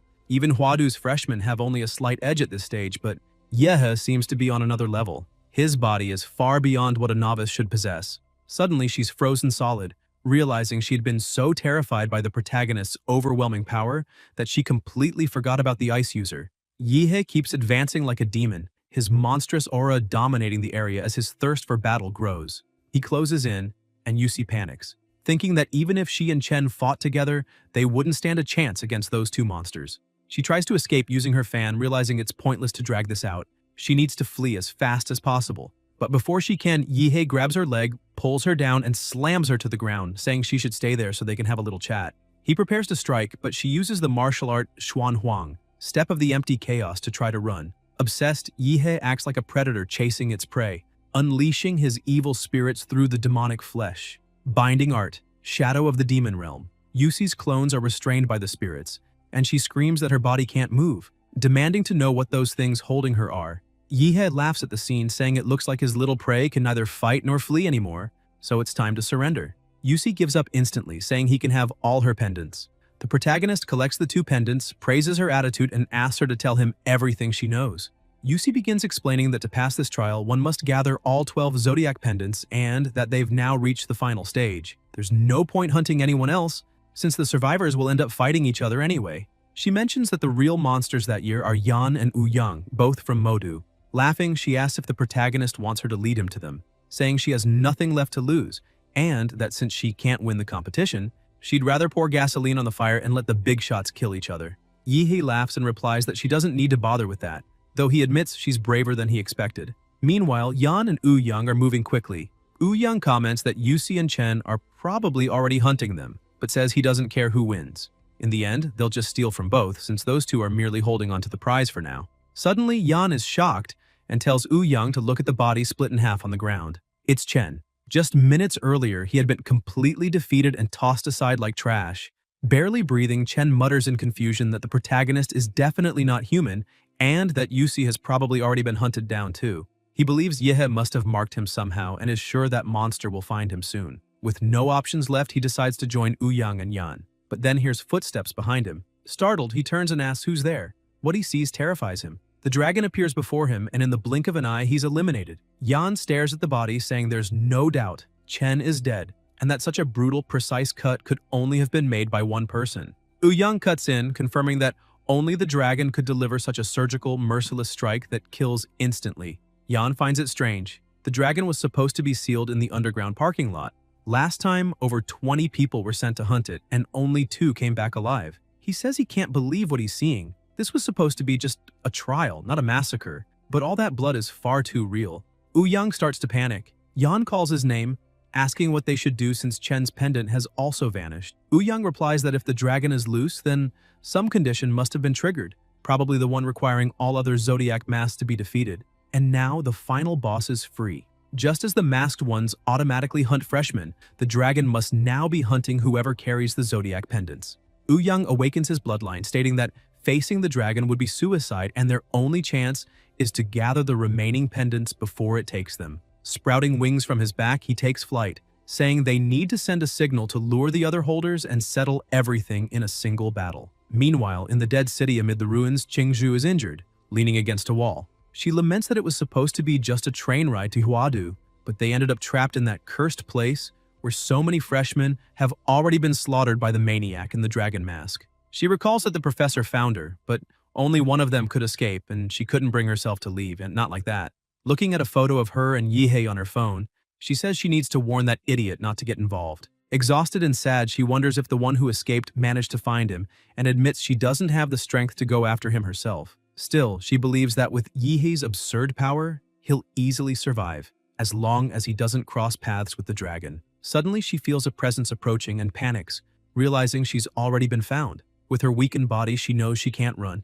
They must have tracked her energy, and now they're coming for her pendant. In truth, Qingzhu didn't care about the pendant itself, but something deep in her heart told her the protagonist would need them. She knew she stood no chance of facing them head-on, so there was only one option left: lead them straight to him. At that moment, Young finds her. He remarks that he noticed her during the entrance exam and remembers she awakened the phantom bird bloodline, a legendary and extremely rare creature, and that she carries the ox pendant. Something, he says, fits perfectly into his plans. Watching her, he realizes she's heading somewhere specific and deduces she's likely trying to lure him to the dragon's lair beneath the parking structure. Laughing, he calls it naive, knowing the dragon has already escaped and that place is now empty. Determined to act, Young rushes forward, telling Yan to wait for him. He's just going to pick up a little something and will be right back. He speeds down the building floors until reaching the lower level where he faces Qingzhu and declares that she won't get away. But before he can capture her, a voice echoes through the darkness. Young freezes. In front of him, a murderous aura flares so intense it steals the air from his lungs. Trembling, he asks if that could be the dragon, but quickly dismisses the idea, believing the dragon should be hunting other pendant holders. Then terror grips him. If the dragon's targets are precisely the ones holding zodiac pendants, he's in mortal danger. After all, he carries 4 pendants, making him the ultimate prize. He realizes too late that he was far too confident, and now his life hangs by a thread. The dragon locks eyes with him, and Young feels his entire body go rigid under that gaze. He tries to comprehend what's happening, realizing that the creature is using an absurd technique, one that drags its victim into a sealed space the moment eye contact is made. The only escape is to defeat the caster, and the dragon has clearly forced him inside. Within that domain, the dragon attacks, and Young throws everything he has into defense, but the power gap is overwhelming. Elsewhere, Yan begins to feel pressure as he faces Zhou and Yihe. The protagonist watches with boredom and asks what this is supposed to be, since Yan had opened the global chat earlier just to brag, yet now shows no strength at all.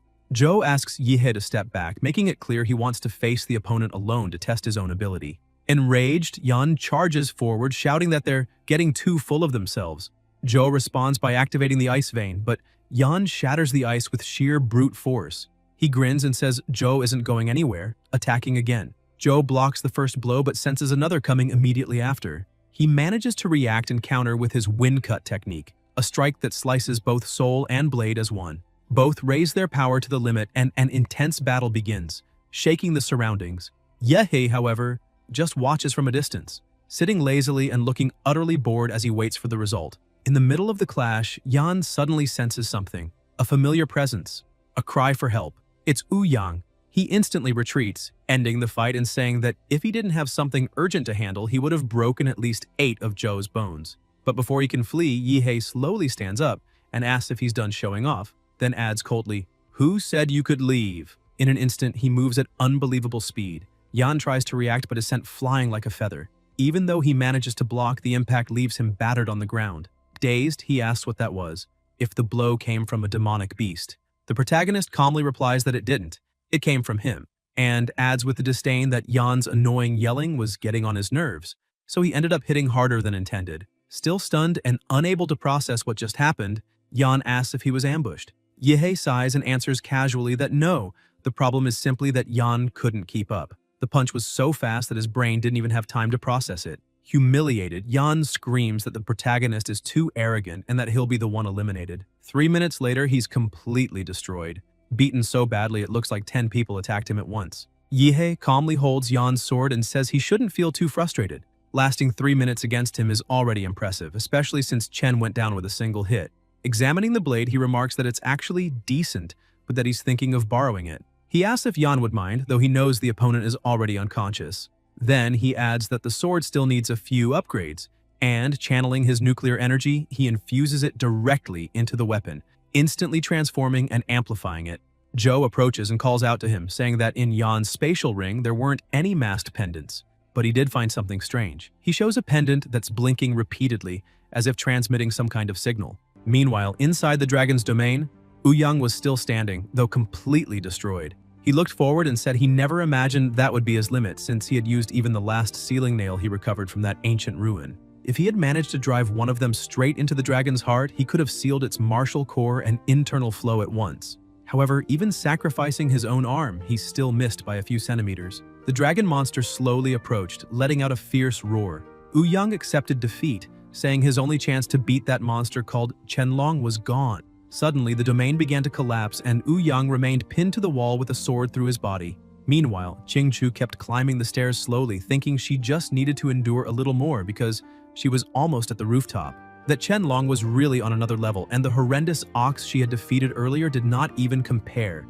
As soon as Ouyang fell, she would be next. She looked out the window and thought that if she truly wanted to get out alive, her only hope was for Yehei to appear and get her out of there. That was the tallest building in the area, and when the protagonist fired the flare, she got an idea. She would answer with her own.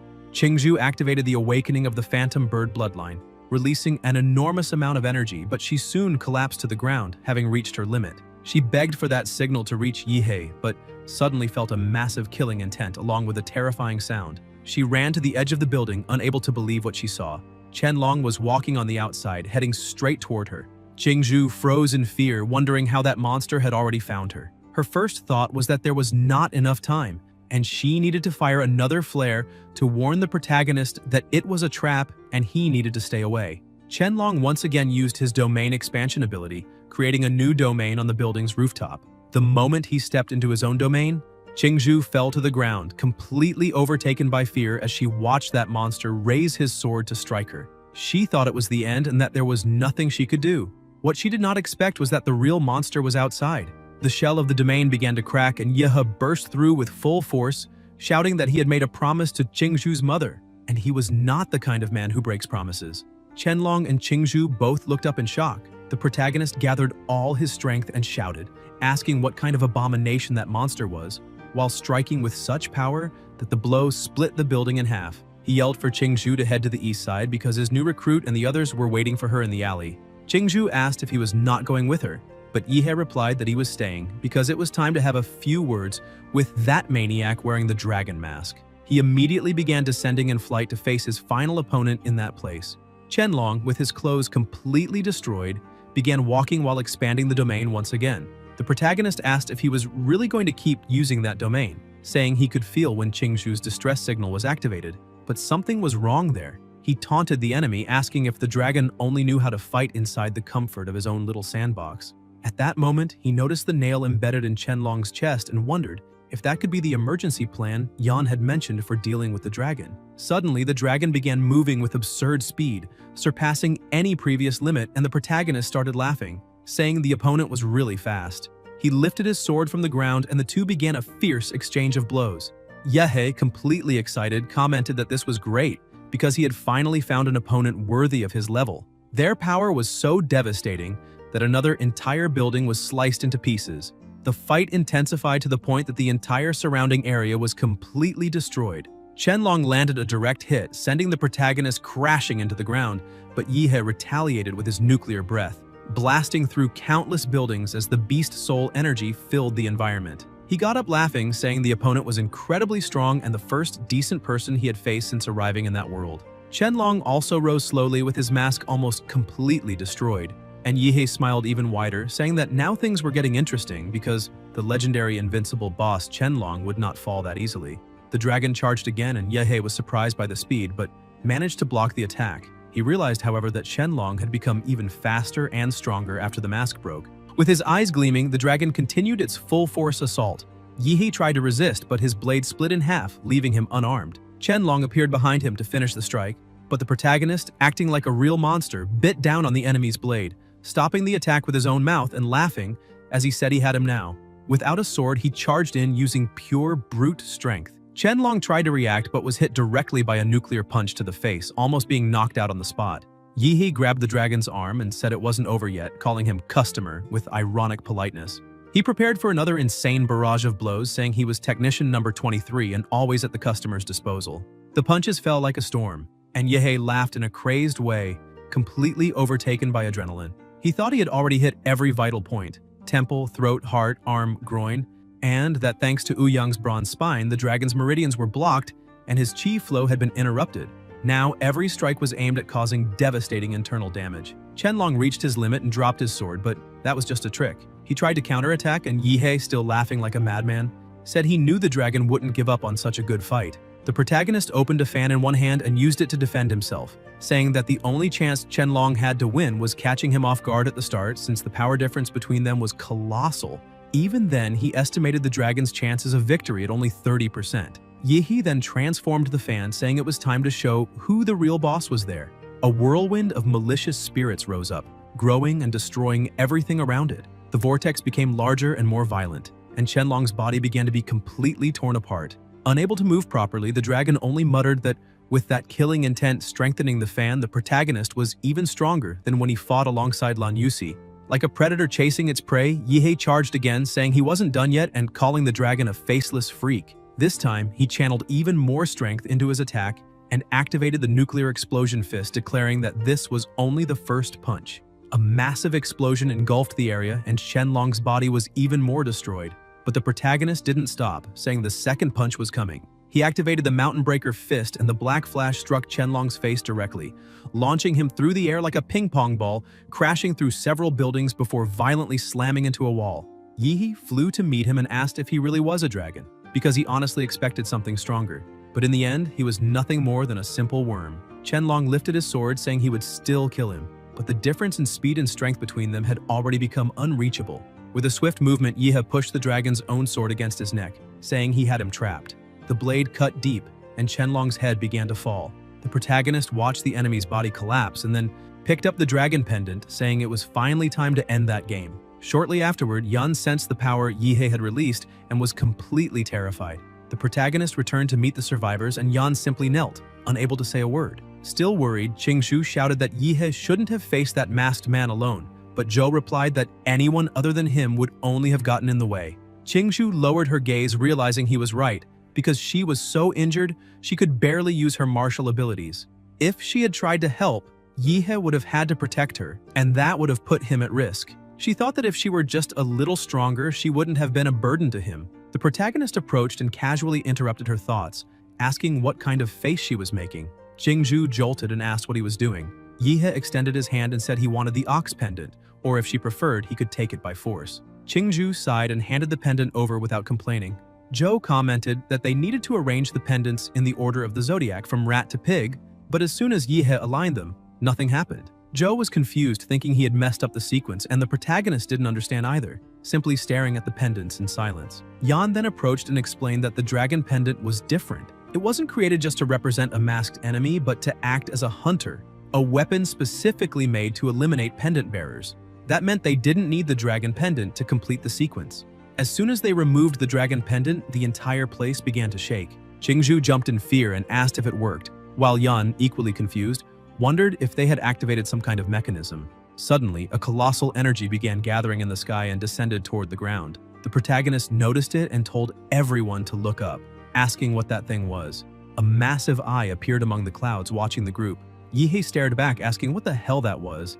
But before he could react, he started being pulled toward the eye. He was swallowed by the light, and when he woke up, realized he was inside the train car again. Everyone else had also returned, confused but unharmed. Soon after, a voice echoed through the car, asking all students to remain calm and informing them they had been temporarily transported into a magical illusion created by the eye artifact. That had been the imperial test for that year's freshmen, so there was no need to worry. The voice then gave a special announcement saying that first place in this year's test went to the team from An City, formed by Yihe, Zhou, and Qingzhu, who managed to gather all 12 zodiac pendants.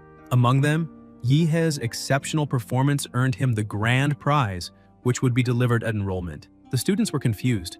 One of them asked who that guy in first place was, since he had been eliminated early on and didn't see what happened afterward, wondering if Ouyang hadn't been the winner. Other students who didn't even know An City were surprised that kids from an unknown place managed to surpass those from the capital, who had incredible support and structure.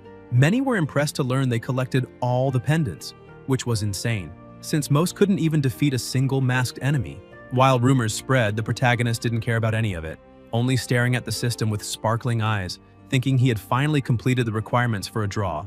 The system congratulated him, saying the host had surpassed all freshmen in the Imperial Eye Test and earned a model draw. Before starting, the protagonist asked Joe for a wet wipe, wanting to clean his hands thoroughly. He began spinning the cards and said there would be no manipulation this time. Suddenly, a terrifying monster appeared before him. The system announced, Level 13 model, Vampire Rankud, Bloodline traits, Corpse infection, Blood manipulation, and immortality. Synchronization rate, 1%, evolved form, Rakud the Zawarudo. As the train sped forward, Yihe trembled with excitement, thinking a vampire was incredibly rare. The bloodline itself wasn't grand, but the evolved form had the ability to stop time, which was simply absurd. Ouyang and Yan approached, and Ouyang asked if he was Yihe, wanting to know if he was the one who defeated the dragon. Yan tensed up, thinking his friend needed to calm down because if he caused trouble with that protagonist, no hospital could help him. Yihe looked at the two and said he wanted to clarify something. That hadn't just been a victory, he killed the dragon. Ouyang was astonished and shouted in front of everyone, telling the protagonist he was planning to create a new club at Huadu University, something different from the student council, Suptorn, and wanted him to join, offering him the position of president. The students were stunned, and Ouyang continued explaining that every year the best freshmen and the council president were always local Huadu students. Smiling, he extended his hand to Yihe and said the strength he displayed made him believe he could break that tradition, asking again for him to join the club. The students became even more excited, commenting that the arrogant Ouyang was personally inviting Yihe, and another pointed out he even offered the presidency. A girl shouted enthusiastically, saying this could be the start of a legendary organization in Huadu, and they were witnessing a historic moment. But the protagonist simply apologized, saying he wasn't interested in fighting the council or leading a club, because he preferred to work alone. The girl reacted in shock, saying he really refused and that it was a historic rejection. Others commented that even Ouyang had been turned down and that it was a waste. Ouyang only smiled and said it was fine, handing Yihe a card and saying he would still look forward to working together someday. A short time later, at the end of the day, Joe looked to the side and said they had arrived. When the protagonist looked as well, he was completely stunned by the buildings and lights of the city. That was Huadu, a colossal metropolis. The students began exiting the train, and an attendant pointed toward a passage, explaining that all new students of Huadu University should follow her until they reached the institution. As they walked through the corridor, everyone was surprised to see a gigantic ship waiting on the other side. An employee asked everyone to board in an orderly manner, checking their seat numbers with those from the Huadu Express. Yihe saw Qingzhu ahead and approached, calling her Little Juju as he lightly poked her back. Qingzhu jumped in surprise and immediately remembered her mother's warning that she should keep her distance, since even though she and the protagonist were technically engaged, they were not married yet. Therefore, he couldn't take advantage of her in public. Irritated, she turned around and yelled, asking what he thought he was doing, reminding him they were still outside. The protagonist, confused, asked why she was saying that, not understanding the drama since he only wanted to know why they needed to take a plane. Qingzhu let out a long sigh, muttering about how her mother had the nerve to promise her to a country bumpkin like him, and explained that they had to take the plane because the university was in the sky. Yihe lifted his head, seeing nothing, and asked if she was being serious. Qingzhu answered yes. The university was literally a floating city among the clouds, protected by a massive magical barrier. The plane began passing through that barrier, and Yihe, curious, wondered if that electromagnetic net was meant to keep demon beasts away, since even the range of life force detection seemed weakened inside. But coming from an institution like Huadu, that was expected. Upon reaching the landing platform, everyone disembarked, and a woman announced that the students must always keep their student ID cards with them. After everyone received their cards, the organizers instructed them to head toward the magnetic station and take the train that would lead them to the dorms. Amid so much technology, the protagonist pointed to the side and declared that they had arrived at the highest city in the world, leaving some classmates confused and thinking he had lost his mind. Inside the elevator, Yihe commented that his room was on the 42nd floor, Unit A3, and asked about Zhou's, who replied that his was in Unit B7 on the 45th floor. Yihe laughed and said it looked like his friend would be getting off after him. When he reached the dorm, the protagonist was impressed. A 100-square-meter private room with a flawless modern design. It showed how much Huadu valued its students. Exploring the place, he found a state-of-the-art computer fully equipped and a bathroom with a hot tub. Surprised, he said no one could resist that kind of comfort, and lying on the bed, he realized how soft it was, feeling like he was in a 5-star hotel. But instead of resting, he started laughing, saying he first needed to take care of what really mattered, performing the full upgrade of the Rakud vampire model. He grabbed his phone and commented that while he was on the train, he had figured out how the student card worked. He just needed to scan the QR code to access the university's exclusive app, the Huadu Pass. Inside it was the academic city's shop, where all purchases were made with study points, Huadu's digital currency. Yihe then converted all his more than 30 million Xia Empire coins into study points. Moments later, a notification appeared on the screen. Updated balance, 322.43 points. Seeing that, he was outraged, shouting that his over 30 million had turned into just 322 points. Even so, he kept exploring the app and realized that the academic city shop really sold real items, things that couldn't be found anywhere else, and that kind of access was one of the university's privileges. He said he needed to buy all the magic cores with the blood attribute, believing that would be enough to fully unlock the rocket model, since not even ultra-rare humanoid models required more than 10 million to surpass 90% compatibility. Shortly after, a drone appeared at the window with a delivery, thanking the protagonist for his purchase and wishing him success on his cultivation journey, also asking him to leave a 5-star review. Yihe was impressed by the delivery speed and the fact that it was done by drone. Without wasting time, he opened the package, saying it was time to put everything inside. However, after consuming it all, his body began reacting strangely, his muscles trembling, and he said he was not handling it well. The system appeared, stating, Vampire Model Rakud, compatibility 100%. Notification, Rakud Zawarudo unlocked. Unlimited demonic model, host Yihe. Overall physique, 29. The protagonist went to the mirror and observed the transformations. He said the effect was insane. Even his teeth had become sharper, and now there was literally a blood bar on his back. If he bit someone, drinking their blood would be as easy as drinking milk tea. Looking at his own hands, he saw his nails had become claws, and with a smile, he said he had just thought of a bold idea. Without hesitation, he attacked himself, causing massive bleeding. He began losing strength and balance, his throat and mouth filling with blood. But the liquid disappeared shortly after, and the wound closed completely. He thought his regeneration was much faster than before, proving that vampiric healing wasn't bad at all, though the physical changes weren't the most important part. The real highlight was his new power, Zawarudo. Going to a separate area of the room, he found that there was a private training chamber, and commented that this was expected from a world that worshipped strength, where even dorms came equipped for combat. He focused and released all his energy. When he opened his eyes, Rakud appeared before him. Yihe told him to attack with everything he had. The monster gathered energy and its body transformed, breaking its own shell before charging in a devastating strike. The protagonist tried to defend himself, but the impact was so powerful that his bones shattered, throwing him against the wall. Even with his body completely destroyed, he stood up smiling, saying that it had been incredible and wild. But now he wanted to test the time stop ability. Activating Zawarudo's instant pause, the world around him froze. He began counting, and at the 5th second, the barrier started to crack, but time stayed frozen until 5.5 when everything returned to normal. Trembling and covered in injuries, he said that this had been expected. The original host's limit was 5 seconds, but his definitely went beyond that. The next morning, Yihe and Joe walked through the city, and the protagonist commented that the sunlight was too aggressive. Joe found it strange, asking what he was talking about and if he was serious. Yihe confirmed, saying that ever since he fused with the vampire model, he had grown to hate sunlight. Not enough to burn, but enough to be irritating. Joe then asked if he had seen the university's academic reform plan, but Yihe said no, explaining that he had spent the whole night playing with Zawarudo and didn't pay attention to anything else. That year, Joe said there would be small group mentorships, where each student would follow a main mentor throughout the year and could have assistant mentors if they wanted. Yihe replied that in that case they could find a mentor, but his friend said no, because the only one who needed a mentor there was Joe. The protagonist, not understanding, asked why he didn't need a mentor. Joe grabbed his phone and told him to look at the freshman group chat and pay attention to the message the administration had sent the night before.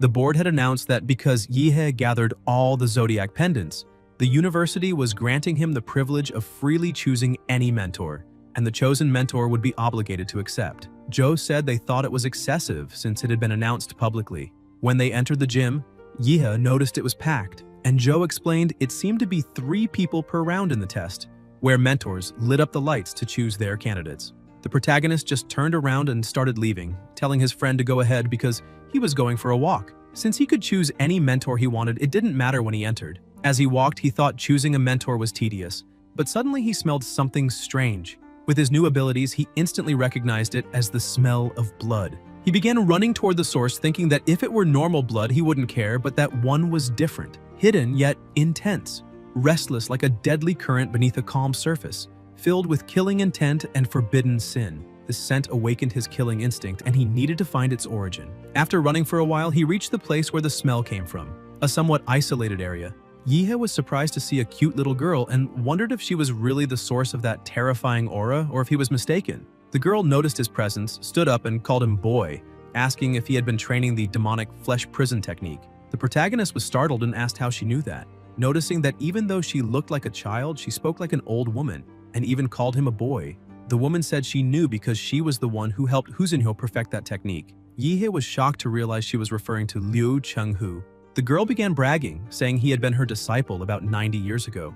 The protagonist asked if she was messing with him, because he knew martial artists lived longer than normal and that a master could stay young into their 80s or 90s, but he couldn't understand why she looked like a child. He thought that although some practitioners could compress their bodies until they seemed smaller, the purity in that girl's eyes and her innocence were impossible to fake. Not even an award-winning actress could imitate something like that. The girl stared at him and asked if he really didn't believe her. Yihe mocked her, saying he might believe her, but if she claimed to be Emperor Qin Shi Huang, then he would believe her 50%. Suddenly, he felt as if a guillotine had chopped off his head in the blink of an eye, but he immediately returned to reality, startled and confused, wondering if it had been just an illusion, because the bloodlust was so intense that it made him hallucinate being decapitated. Still shaken, Yihe began activating his power, but the girl simply put a lollipop into his mouth and told him to take a strawberry one, since it was her favorite flavor. With an innocent look, she apologized for calling him boy again, saying that maybe she went too far and asked if he wasn't going to accompany her to school, explaining that she only got 1 or 2 hours a week to go out and that her life was pretty sad. Yihe observed her suspiciously and asked who she really was.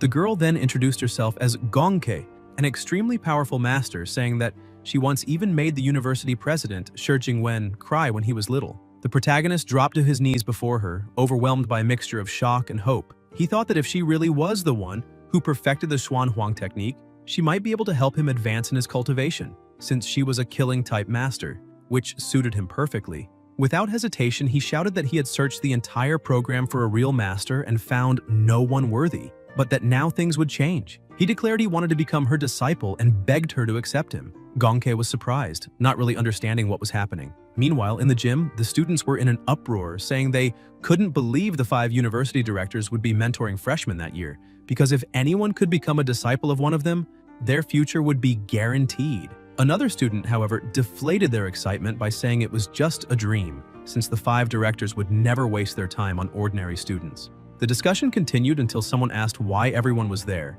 whether it was some kind of visit or sightseeing. and the first student answered that they were there because of the freshman Yihei, the boy who completed the Zodiac Challenge. The directors were present precisely because of him. What the freshman didn't know was that the Zodiac Challenge had been broadcast live and the viewers were none other than all the teachers of Huadu University. Since the transmission on the train at the start of the test, the evaluators had been observing how each student reacted to sudden crises, with an AI system analyzing micro-expressions and behavior patterns. Every action was scored. Those who ran into the Zodiac City unprepared received low grades, while inside the main criteria were combat intelligence, practical technique, and teamwork against the Zodiac masked ones. Even without killing anyone, good performance in any of these areas was enough for a high score. But the abnormal Yihei was the only one to achieve full marks in absolutely every category. Even so, what truly shocked the directors wasn't that. It was the fact that he defeated a boss he wasn't even supposed to face, the Dragon of Certain Death. One of the directors commented that Yihei himself might not even know who that dragon was, since it was a battle model created by the National Superintelligence Nuwa based on data left behind by Fu Hongsheng, a national-level martial artist who studied at the same university. Even though not all of Hongsheng's abilities, such as his god-tier divine eyes, could be fully replicated in the virtual world, he was still considered the strongest martial artist in the country's history, perhaps in the whole world. His university records had remained untouched for over 100 years. The fact that Yihei defeated a model based on him, even an imperfect version, was proof of the absurd talent that boy possessed. If everything continued on the right path, he was destined to become a grandmaster or even an archmaster. In the middle of the excitement, someone burst into the gym running and shouting that there was more news. The messenger entered the gym out of breath and announced that the protagonist had just asked to become the disciple of Gong Kei, the former Imperial University professor and current special agent. All 5 directors were stunned, unable to understand why he would do something like that. Outside, Yihei was still holding the little woman while she, confused, tried to pull away and asked if he really wanted her to be his master. He confirmed without hesitation, saying he had already made his decision. In his thoughts, he considered that technically that woman must have been over 100 years old and that if not for that, kneeling before a lowly in broad daylight would definitely get him thrown straight into jail. Gongkei said that in truth, she believed she had been expelled from the Imperial University, but Yihei, firm in his decision, replied that she had said she could only go out for 1 or 2 hours a week and promised that if she accepted him as her disciple, he would find a way to secure her freedom within 2 years. Gongkei's eyes sparkled instantly, and she accepted with a smile. Yihei celebrated, saying he finally did it. But before he could relax, an immense pressure of energy approached. The 5 directors arrived flying almost at the same time, shouting for him to stop. Gongkei huffed irritably, saying the meddlers had shown up. The stern-faced director glared at her and said they had agreed she couldn't have contact with the students while outside, especially in her current mental state, which was not suitable for guiding anyone. The mustached director agreed and ordered her to return home. Gongkei sighed and asked if she really had to go back, then turned to Yihei and asked his name. He bowed respectfully and answered, "My name is Yihei, master." She smiled and said all right, telling him to come with her. At the Huadu Research Institute, Gongkei walked excitedly beside her new disciple. They entered the elevator and Yihei asked if she really lived there. She confirmed, saying she had spent a few decades with certain issues and that sometimes she accidentally hurt others, so the people at Huadu installed her in the institute's underground. With a carefree tone, she said that luckily she had learned to control herself in recent years and now they let her go out occasionally to stretch her legs. Yihei then asked if that meant he was her first student after all that time. Gongkei was surprised and said he thought in a strange way because he should be afraid. He made a face and asked if he should be afraid of being bitten or cut into pieces. At that moment, the elevator stopped on floor -666 and the doors opened. The protagonist looked at the narrow hallway and asked why it was so cramped in such a large institution. His master explained that it had been built specifically for her. Yihei noticed a digital number blinking on the door and asked what that timer was for. But Gongkei suddenly panicked, started running, and shouted that there was no time to lose, that they needed to get inside immediately. Still confused, Yihei insisted on knowing what the counter meant, and she answered desperately that every time she went out, the clock started counting, and if she didn't return before it reached 0, the alarm would go off in the Huadu leader's office, causing the entire university to begin hunting her down. Yihei dove through the door seconds before it closed. As soon as they passed through, the door locked and a luminous barrier formed. Gongkei took a deep breath and said they made it in time. Yihei noticed some kind of magnetic field in the air since his martial energy wouldn't properly gather outside his body, which meant any technique used there would be drastically weakened. Gongkei explained that the place was her containment cell, built to prevent her escape. She said Shi Jingwen himself and his team designed that 3-story underground house, equipped with absolutely everything: training rooms, leisure areas, plenty of comfort, and several layers of magnetic suppression capable of distorting all martial energy. All of it was made to keep her from getting bored and trying to run away. Yehe looked around impressed, thinking that his master called it a cell, but it looked more like a luxury suite, spacious, well-lit, and full of resources, more like an altar prepared specifically for her. Meanwhile, in the main building of Huadu University, President Shi Jingwen was at his desk when the phone rang. On the other end, one of the directors warned in a desperate tone that Yehe had just become the disciple of Gongke. Jingwen only sighed and said they should let him do as he wished, because Huadu's goal wasn't to produce dozens of mediocre talents, but to prepare a single individual capable of carrying the future of Sha and perhaps humanity itself. When a true genius appears, he said, the university's duty is to give them full support and freedom to grow. Jingwen explained that they should allow Yehe to train with Gongke for now, since the special training camp for the local freshmen was almost ready, and Yehe would be the stone sharpening the new blades of that generation. The directors agreed but reported that Yehe had entered the containment zone with his new master, and, although everything seemed stable, predictive analyses showed a high risk. According to the reports, Gongke, as a special-level combatant, still had more than a 5% chance of losing control when spending too much time with another person. Jingwen looked at the data on his screen. Danger. Outbreak risk. 5% to 14% vertical bar coexistence survival rate. 95% vertical bar injury. Likelihood. 38% vertical bar. Rescue success rate. 10.3% vertical bar safe rescue window. 1 to 3 minutes. One of the directors added that Yehe had only a 10.3% chance of being rescued and nearly a 90% likelihood of dying before the rescue team even arrived. And even if he were rescued, there was still over a 95% chance he wouldn't survive. Ending the call, the president stared out the window and murmured that special class combatants were usually doomed people, either those who possessed overwhelming strength or martial artists with uncontrollable power. In times of peace, the state kept them contained, but when Xia faced real crises, they were deployed to the front lines as human weapons. To face someone like that, Yehe needed to be prepared to die. Without that resolve, he could never walk the path of slaughter. Jingwen concluded by saying that Xia was running out of time. The lunatics from the Northern Bitan Federation and the fanatics of the Divine Descent Nation were on the move with their secret realm technologies, and the new generation needed to mature quickly. In the underground B3 level of the containment zone, Gongke and Yuhei arrived at the training room. She commented that it had been decades since she taught anyone, so they would start with a simple test to see what he was capable of. Yehe asked if she would restrict her own power to the martial stage so they could fight evenly, but she laughed and said she had forgotten that part entirely. He said he was ready for combat while she stretched as if it were just a light workout. Yehe thought he didn't want to relive the guillotine sensation, but before he could react, Gongke advanced with overwhelming killing intent. He was shocked to realize she was aiming directly at his vital points and shouted, asking whether this wasn't supposed to be a friendly training session. Watching her movements, he calculated 5 possible evasion routes, but concluded none would work. She was reading every micro-movement of his like flipping through an open book. With no options left, he chose to face her head-on and activated his transformation, trying to counterattack. Gongke grew excited, saying he was trying to awaken his bloodline to balance offense and defense, but she stretched her body and wrapped around his arms with impossibly fast movements, murmuring that unfortunately she was still faster. In the blink of an eye, she threw him down and delivered a sharp strike that broke both of Yehe's arms. The brutal pain made him scream so loudly that the pressure in the entire room shifted. The air vibrated and the magnetic field trembled before the explosion of power beginning to awaken inside him. Yehe returns to his normal form while his master steps back, her arm badly injured and her face bruised. Even so, he keeps smiling and comments that she really went hard on him this time, since even his lineage awakening was forced to revert. Gongke laughs too and licks a bit of blood from her own face, saying it had been a long time since she last tasted blood.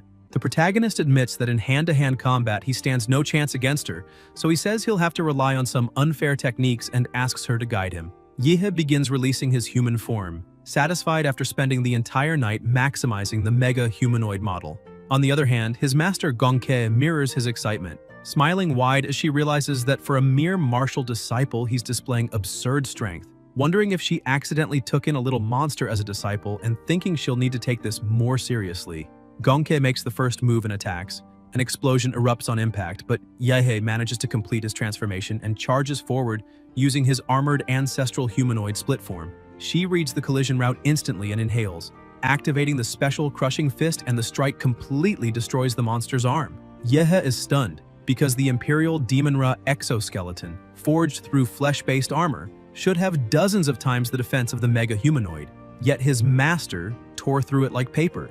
As he gets lost in thought, Gonkei darts in and startles him, appearing right in front of the monster's face and calling out to her disciple, asking if he's hiding inside that big guy's mouth. Yehe is even more shocked by her supernatural perception, since he had shut down all his vital signals and still got detected within seconds.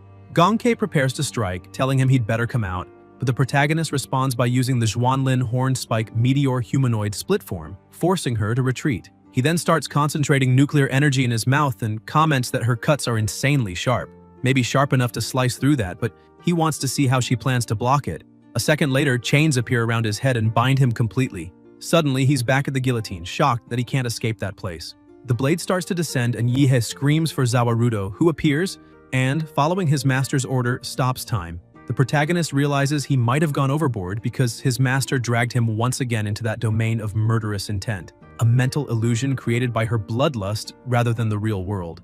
And now he has to fight back with pure willpower if he wants to break free. With time frozen, Zawarudo unleashes countless strikes until the blade cracks and shatters completely, freeing Yehe and pulling him back into reality. When he opens his eyes, Gonkei is standing in front of him sucking on a lollipop and asks if he's awake, commenting that his turtle shell was pretty tough. Yehe gets up thinking she must have forcibly ripped him out of his humanoid form and casually destroyed the hardened layer he had crystallized to protect his real body, something a mere martial disciple shouldn't be able to do. Yehe stares at her and asks if she cheated, but Gonkei, pretending innocence, asks what he's talking about and claims she won fair and square. Unfair, but still fair. The protagonist presses, asking if she's serious, and Gonkei finally admits she may have used a tiny bit more strength than she should have, explaining that she sometimes miscalculates the first hits. Yehe keeps staring, and when she notices he isn't pleased, she instantly changes her expression, bursts into tears, and begs him not to be mad or leave, saying it's been decades since she had anyone to play with. Yehe gets flustered and asks her to stop crying, but she keeps asking if he's going to leave. The protagonist smiles and asks if she really thinks he'd give up after everything he went through to become her disciple. Gonkei stands up, wiping her tears, and claims she wasn't crying. They head to the fridge, and she comments that now she understands his level, far below where she was at his age, but far above the other students, so they can start training. Gonkei asks what he wants to learn first, and Yehe says he wants to know how to advance to martial artist level and how she managed to cut lightning and slice through his transformed arm. She asks if he really wants to learn the cutting technique, warning him that it's hard to explain and that he'll only get the hang of it after cutting a lot of things. He asks what she means by "get the hang of it," and Gonkei explains that it's like a line. It doesn't matter if it's a human body, a demonic beast, or any other material, there is always an ideal point.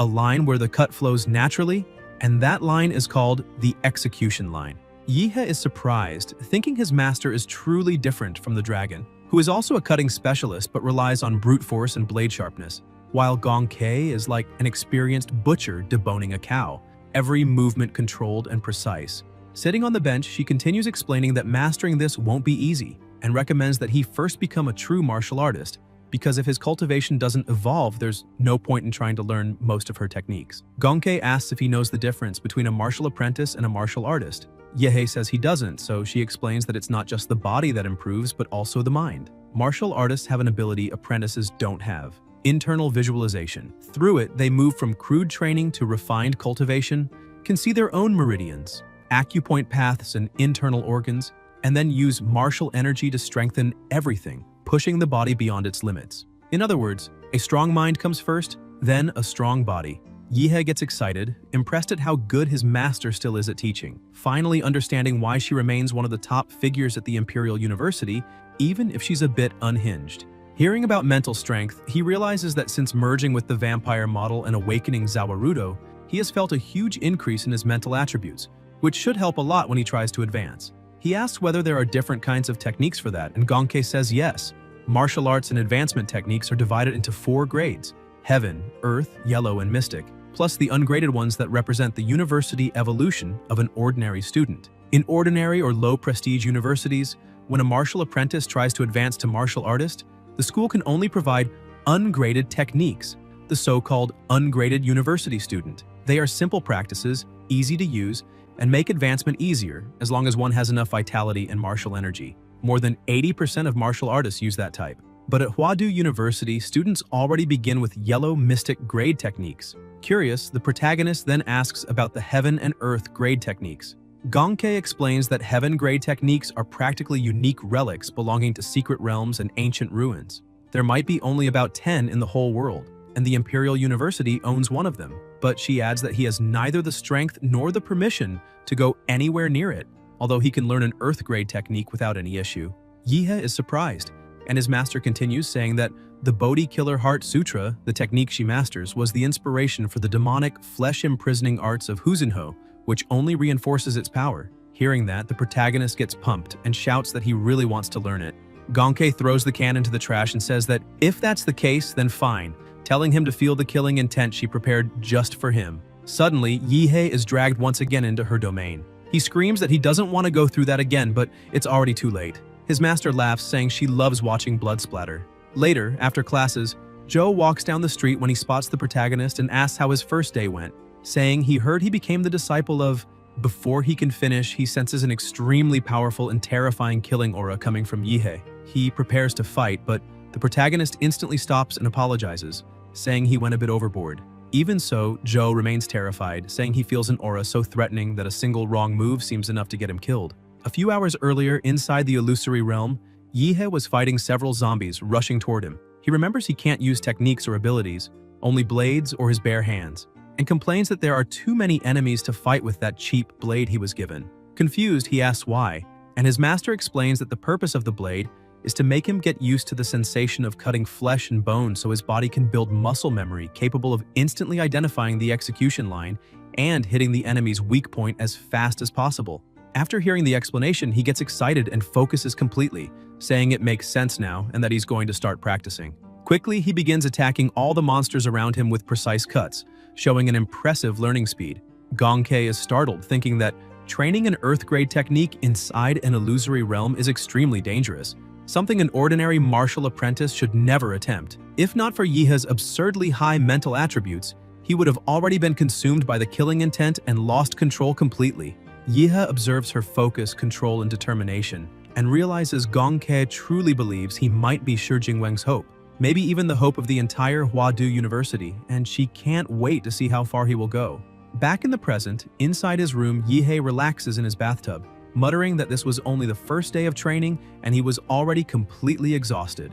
Now he understood perfectly why this was considered the best university in Xia. Suddenly his phone rang, Qingju calling to say that his mother had sent the things he asked for, and that everything was already in her room, and that his mother also asked her to thank him, because thanks to him, she got first place in the freshman evaluation group. Yihe was happy and said he would stop by her room later to pick everything up. But Qingju, embarrassed, said it wasn't necessary and that she would send it all by drone. He chuckled and asked how her day had been and whether she had already met her new mentor. Qingju replied excitedly that yes, her mentor was none other than Director Bai, who praised her talent and accepted her as a disciple. Yihe was happy for her and said, "That was great news." Then Qingju asked how his day had been and who his mentor was. The protagonist thought it would be better not to mention that he had rejected all 5 directors or many people would lose sleep that night. He started to say he had become the disciple of, but dunked his head underwater before finishing, making Qingju understand absolutely nothing. Sometime later, half the year had passed and the first academic term was coming to an end. For the university freshmen, that semester had been full of notable events. Early on, Ouyang gathered the best students from several provinces and formed the Dragon Blood Society, which gained a lot of influence among the newcomers. However, when the students returned from the special summer camp, clashes with Huadu's local students began. As attention grew, duels multiplied, and in the end, the Dragon Blood Society accumulated more losses than victories, causing its reputation to collapse.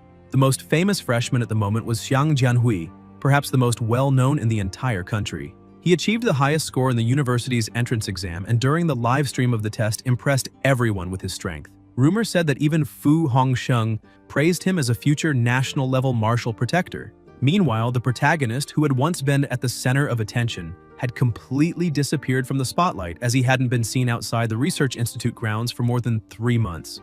Yihe was entirely focused on his training and cared about nothing else. Gongke, in turn, was literally stepping on his body, explaining that with each step she injected martial energy refined by her own hand energy infused with her understanding of the Bodhi Killer Heart Sutra. She said this would help him stabilize his new martial artist level and that, as a bonus, he got to feel her delicate feet, a privilege few would ever have according to her. But the protagonist was completely exhausted, trembling in pain and pushing himself to the limit. His shoulders, back, and fingers were red. He thought there was nothing lucky about any of this. His master had sealed all the martial energy in his body, and the push-ups felt like carrying a mountain. The energy she injected created an unbearable itch from the inside. Gonkei noticed him slowing down and with a teasing smile called him weak, asking if he was already tired, reminding him that he hadn't even reached 1,000 push-ups. Irritated, Yehe lifted his head and shot back, asking who she was calling weak and telling her that now she would see what real speed was. The two of them looked like battle-addicted lunatics who couldn't accept any kind of defeat. When she realized he was challenging her, Gonkei lunged forward with impressive speed, shouting that this was what she liked to see and demanding he be faster and stronger. Yehe, determined not to lose, unleashed all his power, and with the combined effort of both, a massive explosion erupted. As the smoke cleared, Yehe felt a strange sensation throughout his body, his worn-out muscles torn apart and replaced by new ones, filled with martial energy. Gonkei stared at him in awe and then, half teasing, commented that his clothes had disappeared and called him a pervert. Embarrassed, Yehe asked that if she was going to cover her eyes, then at least close her fingers so she couldn't peek. After the transformation, he said it was time to leave seclusion. His master asked if he was really going out, and he confirmed, reminding her that they had been locked in there for more than 3 months and that he needed to see the sun again. Gonkei's eyes filled with tears as she asked if he would come back. He smiled, said yes, and even joked that she was terrible at games so she could use the time to practice until he returned. She stuck out her tongue and grumbled that she didn't like playing with him anyway. Yehe looks up at the sky and comments that even though he was never a big fan of sunlight, he actually missed it after so long underground. As he walks, he says he spent so much time in seclusion that it feels like he lived another life. But he knows he didn't come out just to stroll around. He has a goal. At Huadu, a big part of a student's grade depends on extracurricular missions, which include hunting martial criminals, investigating secret realms, defending against beast waves, or facing illegal and foreign forces. His first step is going to the activity center to pick up a mission and meet his partner again. A little later, already at the student center, he runs into Joe. Yehe greets him, saying it's been a while, and Joe agrees, saying he finally came out of seclusion because he had been waiting for ages. Yehe asks how things are and what his current strength is. Joe explains that he advanced to martial artist 2 months ago, but then notices something strange. Although Yehe looks the same on the outside, the feeling he gives off is completely different, something terrifying. Joe starts wondering how far his strength has reached and whether he could even fight someone like him. 3 days earlier, he had watched a private match between Huadu freshman president Jian Hui and the vice president of the Dragon Blood Society, Wu Yang. As expected, Wu Yang lost in just 10 minutes, and the most impressive part was that Jian Hui still hadn't used all his strength. Joe wonders if Yehe could beat him, but after thinking for a bit concludes that maybe even Jian Hui wouldn't stand a chance against him. At that moment, Qingzhu arrives in a hurry, apologizing for the delay and saying she finally made it. The protagonist turns to her and simply says, "Hey." Confused, she suddenly remembers what her mother said, that now she and Yehe were a couple and should act like it on campus. Flustered, she starts mumbling and leans forward to kiss him. Yehe, surprised, asks what she's doing and complains that they hadn't seen each other for 3 months and she didn't even say hello. Qingzhu turns away annoyed and mutters that she hates him deeply.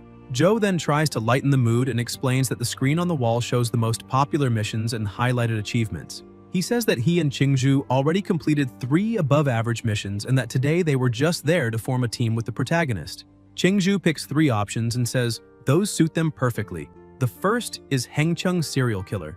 Location Hengcheng, where in May the first case of extreme torture occurred, a married woman was skinned flawlessly and turned into a human coat hanger. Since then, the deaths have passed 40, including a 7th-level martial artist. The goal is to capture or eliminate the illegal martial artist, difficulty level 2. The second is investigation of the anomaly in lineage beast waves. Location the abandoned city of Liancheng, where, for unknown reasons, beasts began returning en masse to the secret realm. The opposite of what happened 2 months earlier when they advanced outward. The goal is to investigate the cause with the Dragon Guard Special Unit, difficulty level 2. The third is anomaly in Lingshui County, location Lingshui, where 2 weeks ago a group of tourists reported that the locals were acting strangely, craving raw meat and sleepwalking in large groups. The government denied everything, but a day later the tourists were killed one by one. A team of first and second year students was sent to investigate, and now all of them are missing. The The goal is to discover the cause of the anomaly, difficulty level 3. Qingju explains that all three were originally level 2, but the Lingshui one had just been raised to level 3.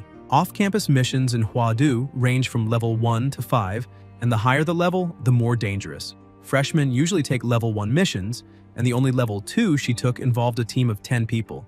A team of 3 freshmen would never be approved for something like that.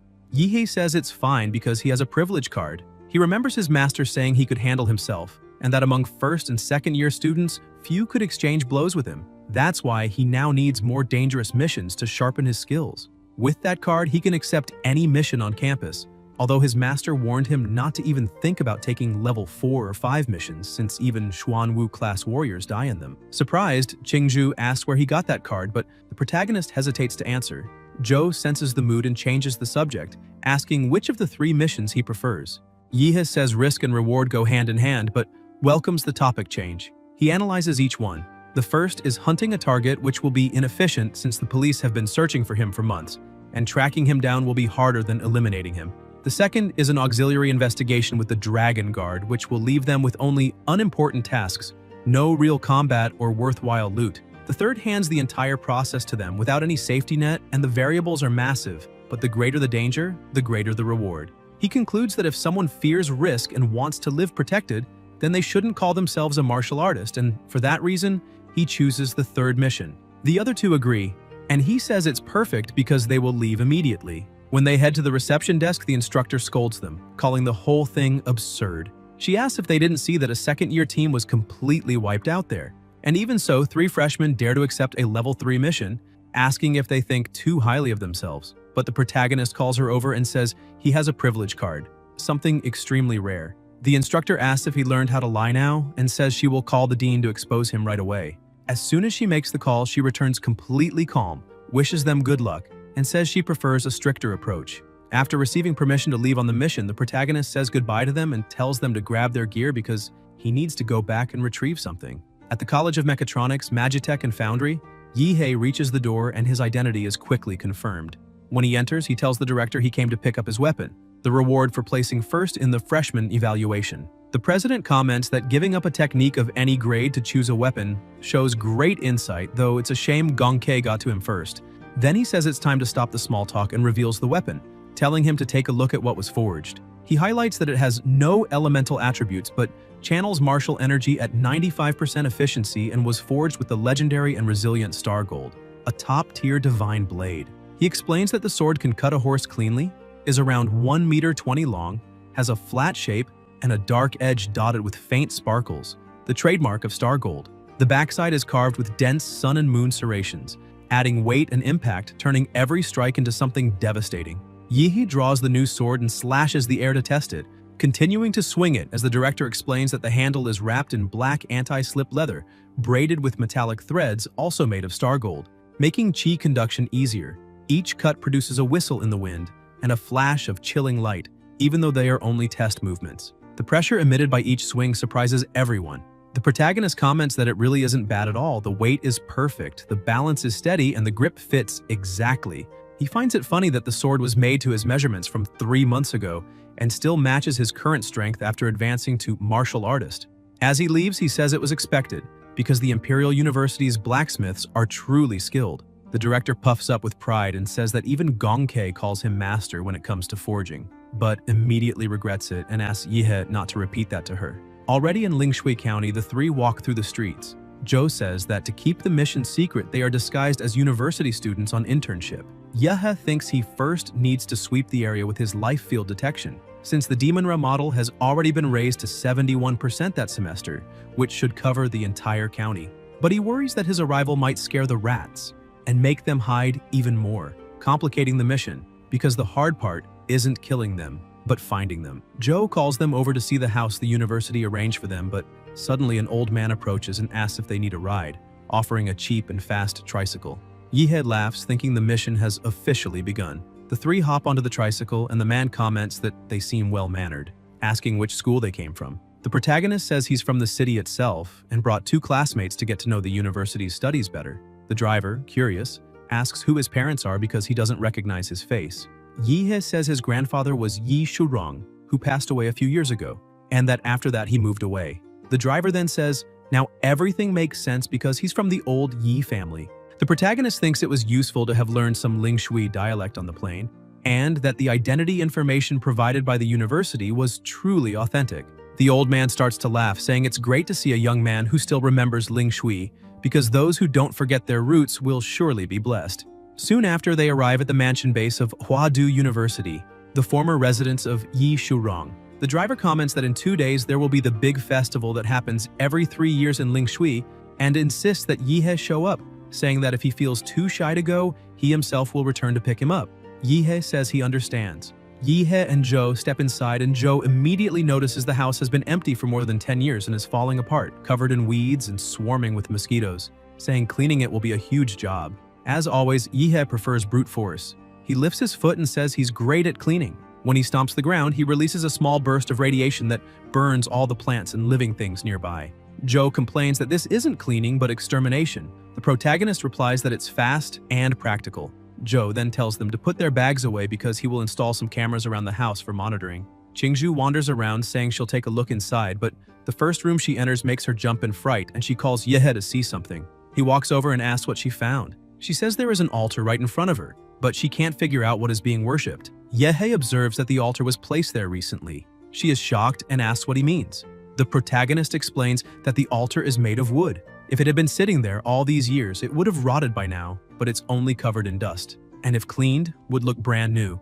Zhou raises his sword and asks if he is seriously saying someone put that there recently, because if that's true, he has a very bad feeling and thinks they should destroy the statue immediately. Qingzhu tries to calm him and says they should wait because it may be an important clue, and the best thing to do is examine it first. But when she looks to her side, she sees Yihe completely serious, nuclear energy gathering in his palm, saying he agrees. She screams, asking what exactly he agrees with, and tells him to stop acting like a lunatic. Taking a breath, she suggests that before breaking it, they should at least see what is under the statue's mask. As soon as Qingzhu removes part of it, the statue's eyes begin releasing a strange aura. Instantly, the protagonist senses something abnormal, grabs Qingzhu by the arm and warns that something demonic is there, exactly as he suspected from the beginning, ordering Zhou to destroy it. Without hesitation, Zhou swings his sword, but the moment they cut it, all three are shocked to see a black liquid oozing from the statue.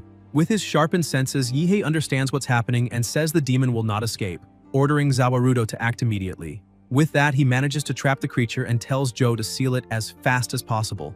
But due to Qingzhu touching the statue, her eyes begin changing color. Her voice trembles as fear takes over and she asks what is happening. Yihe places his hand on her shoulder and asks if she's alright, realizing she was affected by the entity's psychic energy and channeling a bit of pure martial qi into her to neutralize the effect. She quickly returns to normal and says she's fine, feeling that the terror inside her vanished suddenly, replaced by a warm and comforting sensation. With the demon sealed, Yihe goes back to acting like a maniac, saying that it looks like the anomaly in that place really was connected to the clay statue stuff, which means the investigation has progressed a lot. He tells the two of them to stay there, keep watch, and make sure nothing strange happens because he needs to take care of something else. As he walks away, he thinks about the radioactive tracker he placed on the old man with the tricycle and that, judging by the time, it should be time to spring the trap.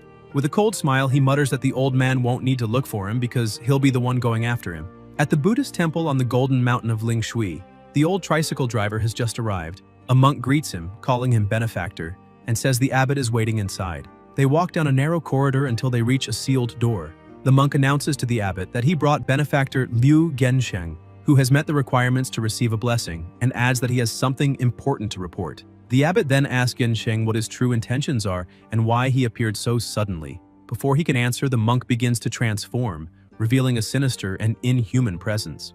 Gensheng falls to his knees, trembling in fear, shouting that a living immortal is among them. But within seconds, Yihe appears flying in and hits the creature with a kick that crushes its head. He uses Zawarudo to create a shield around himself and watches the scene with disgust, saying that fortunately the shield protected him, because it would be a real bother having to wash his clothes after so much filth. Gensheng is stunned to see Yihe there, but before he can react, the temple statues begin to move and attack from all sides. The protagonist mocks them, saying they move, but he doesn't even need to, because Zawarudo blocks all of the hits easily. Annoyed, the statues retreat and then charge all at once, completely surrounding him. Yihe spins his spatial ring and says he had been in stealth mode so he wouldn't be detected, but now there's no reason to hold back. He draws his star rain blade and charges forward, slicing through the air while wondering out loud what might be inside those bellies. Straw or something even stranger. The statues begin firing energy beams from their eyes, but with quick, precise movements, he decapitates them one after another. In the middle of the chaos, one of the lasers hits Gensheng and splits him in half. A few seconds later, everything is in ruins. Yihe sheathes his sword, looks over the debris, and says those statues were never living beings, since from the very beginning his life field detection had never sensed any aura in them. Even so, he's intrigued, wondering how a small and backward place like Lingshui County could possess such advanced technology. He stares at the sealed door ahead and thinks all of the answers must be inside. He mutters that, since he's still a university student, he should at least be polite enough to knock before entering, then orders Zawarudo to knock on the door. As the spirit starts pounding hard, Yihe shouts, asking if anyone is home. The punches grow faster and heavier until the door shatters completely. When he steps inside, he is stunned by what he sees, a colossal statue towering before him. He comments that this is truly another world entirely, never imagining a gigantic underground palace would exist here, much less a monumental Buddha. He shouts that the guest has arrived and asks the little rat if it will keep hiding. At that moment, another Buddha slowly begins to move and speaks in a deep voice, saying it bears no grudge against the protagonist, calling him benefactor and asking why he has invaded. The monk keeps talking, saying that yesterday there were no disagreements with the MC and questioning why he insists on causing trouble. But Yihe asks the monk if he's going to keep this little act and cuts him in half. Yet the monk appears behind him, saying that the blood sins he carries are deep, so the MC turns around, shouting for him to stop talking and start fighting. But when he steps a bit harder, he notices the ground cracking and suddenly begins to fall into a hole. When he stands up, he realizes the place looks just like a sewer and wonders if one of the 18 portals could be some kind of floodgate, but the monsters start to appear and he notices it's the same lizard monster as before. However, this time there are way more of them, and all of them carry the aura of first or second level martial artists. Besides that, their vital energy is almost identical, as if they had been mass-produced. He questions whether they might be some kind of artificially created robots, but if they think they can defeat him just with numbers, they're all wrong, because the people who tried are already 6 feet under. He prepares himself using the Xuan Huang blade technique, and a terrifying amount of energy begins to surround his sword. He uses the first form and cuts everything around him. More monsters start appearing, and the MC smiles, asking what kind of decent temple breeds this many freaks in its basement. They rush forward, but every one of them is completely wiped out. The MC stands over a pile of bodies, even including one of the monks from the surface, and the robot head he was holding keeps repeating that the blood sins he carries are deep. Yihe realizes it's just a dumb robot, since even with its head torn off, it keeps repeating recorded lines. He yells, asking the puppet master if he's really not going to show up. Suddenly, everything starts shaking and he hears a voice laughing, saying that it looks like they've poked a heavy enemy this time. But that's all it is. A giant statue begins to move and charge energy as it stands up, looking at the MC, saying that he has no salvation anymore. Yet Yihe keeps mocking it, asking what he stole from the council to even transform like that. The statue starts attacking, saying that it's time for him to return to the cycle of reincarnation. Using all of its strength, it slams the ground, trying to crush the MC beneath it. But Yihe starts releasing his radiation, telling the statue to come at him with everything and not get anxious. As it hits the ground, something strange begins to happen. The robot's defense system warns that there is an energy surge beyond parameters and that the right arm is overheating. Then several errors begin to appear, stating that the energy level keeps rising. The statue questions what that could be. The MC had fused and rises from the ground, landing a punch right in the robot's face, immediately grabbing its head, saying it's not over yet, and hits it with a knee strike. The robot's head is completely deformed, and another critical alert appears, saying that multiple damages were detected in the head. Trying to defend itself, the giant statue releases the rosary funnels, firing lasers at the MC, and then launches all its projectiles, causing another explosion. The statue becomes irritated, asking what kind of monster he is, since he's forcing it to use every type of weapon to try to contain him. Yihe walks out from the smoke, saying that, to be honest, those little toys are just thermal weapons, and against a martial artist they are useless. The robot realizes nothing worked, and tries to use its secret weapon, saying the MC is a stubborn insect, and that's why he'll go straight to hell. But before it can do anything, Yihe uses the embodiment of the meteor, creating multiple spikes from the ground that pierce the robot's body entirely. With an absurd amount of nuclear energy gathered in his mouth, he says it's time to disconnect that lying monk, and after destroying it completely, he apologizes for breaking the biggest puppet in that place. By destroying the floor, he ends up falling into another area, and when he looks around, he realizes that people have dug a huge cave inside that mountain. and that there might be even more lizard men or giant Buddhas in there, and that whoever is behind all this must be some kind of mad scientist obsessed with experiments. After walking a bit, he finds an opening just like he imagined, and now he can finally discover what is really hidden beneath that lotus pedestal. Half an hour earlier, some people were inside a control room watching everything that was happening. One of them tells the doctor that the man defeated the mechanical bodhisattva guarding the temple entrance. But they can relax because he will never get through the main gate they built using the most modern materials and design. However, the MC breaks the entrance with ease, and the doctor begins to feel afraid, saying everything is still under control because they still have a cyborg army of tens of thousands that can face even a grandmaster, and that they will wear that boy down until he drops dead, while also helping to clean out the stock. But the MC had already eliminated the entire army. The frightened man screams to the doctor that they still have the secret weapon and must trust the project. That Mecha Buddha was built precisely to face sovereign-level demonic beasts, and a martial artist should be no problem at all for it. But the MC completely annihilates the giant statue, leaving the two of them unable to believe what they're seeing. The man tries to say that everything is still fine, but the doctor yells at him to shut up. The doctor starts questioning if his partner is trying to jinx everything, because that boy has already reached the area where they are, and still he keeps saying everything is fine. He thinks the guards left upstairs should hold him for at least a few minutes, but then realizes there's no way they can win against the MC and says they need to leave immediately. And once they are safe, they must activate the base's self-destruction, because nothing from that place can leak. This man is Dr. Feng, former Level 3 researcher of the Prometheus Institute and later secretly recruited by Laserbird. 10 years ago, Laserbird turned its attention to an ordinary city called Linshui County, and after secretly replacing all monks of the Buddhist temple, the company used the population's faith in the temple to manipulate and control everyone. Under the pretext of blessings, they convinced people to submit to human modifications, turning them into free test subjects, which provided tons of data and materials for the company's experiments. But now it is time to abandon that base. Suddenly, an atomic beam breaks through the ceiling and the MC jumps in with his arms crossed, asking the abbot where he thinks he is going. The man grabs the doctor, telling the guards to protect him because they need to get him out of there, but with incredible speed, the MC passes through the guards, defeating them instantly. Feng asks him to wait because there is still time to talk and holds a device in his pocket, thinking that all he needs is to press the button on his watch and the self-destruct sequence will begin. Laserbird implanted microbombs in all important researchers and managers, and also keeps their families and friends under surveillance to make sure no one disobeys or leaks any secret from the base.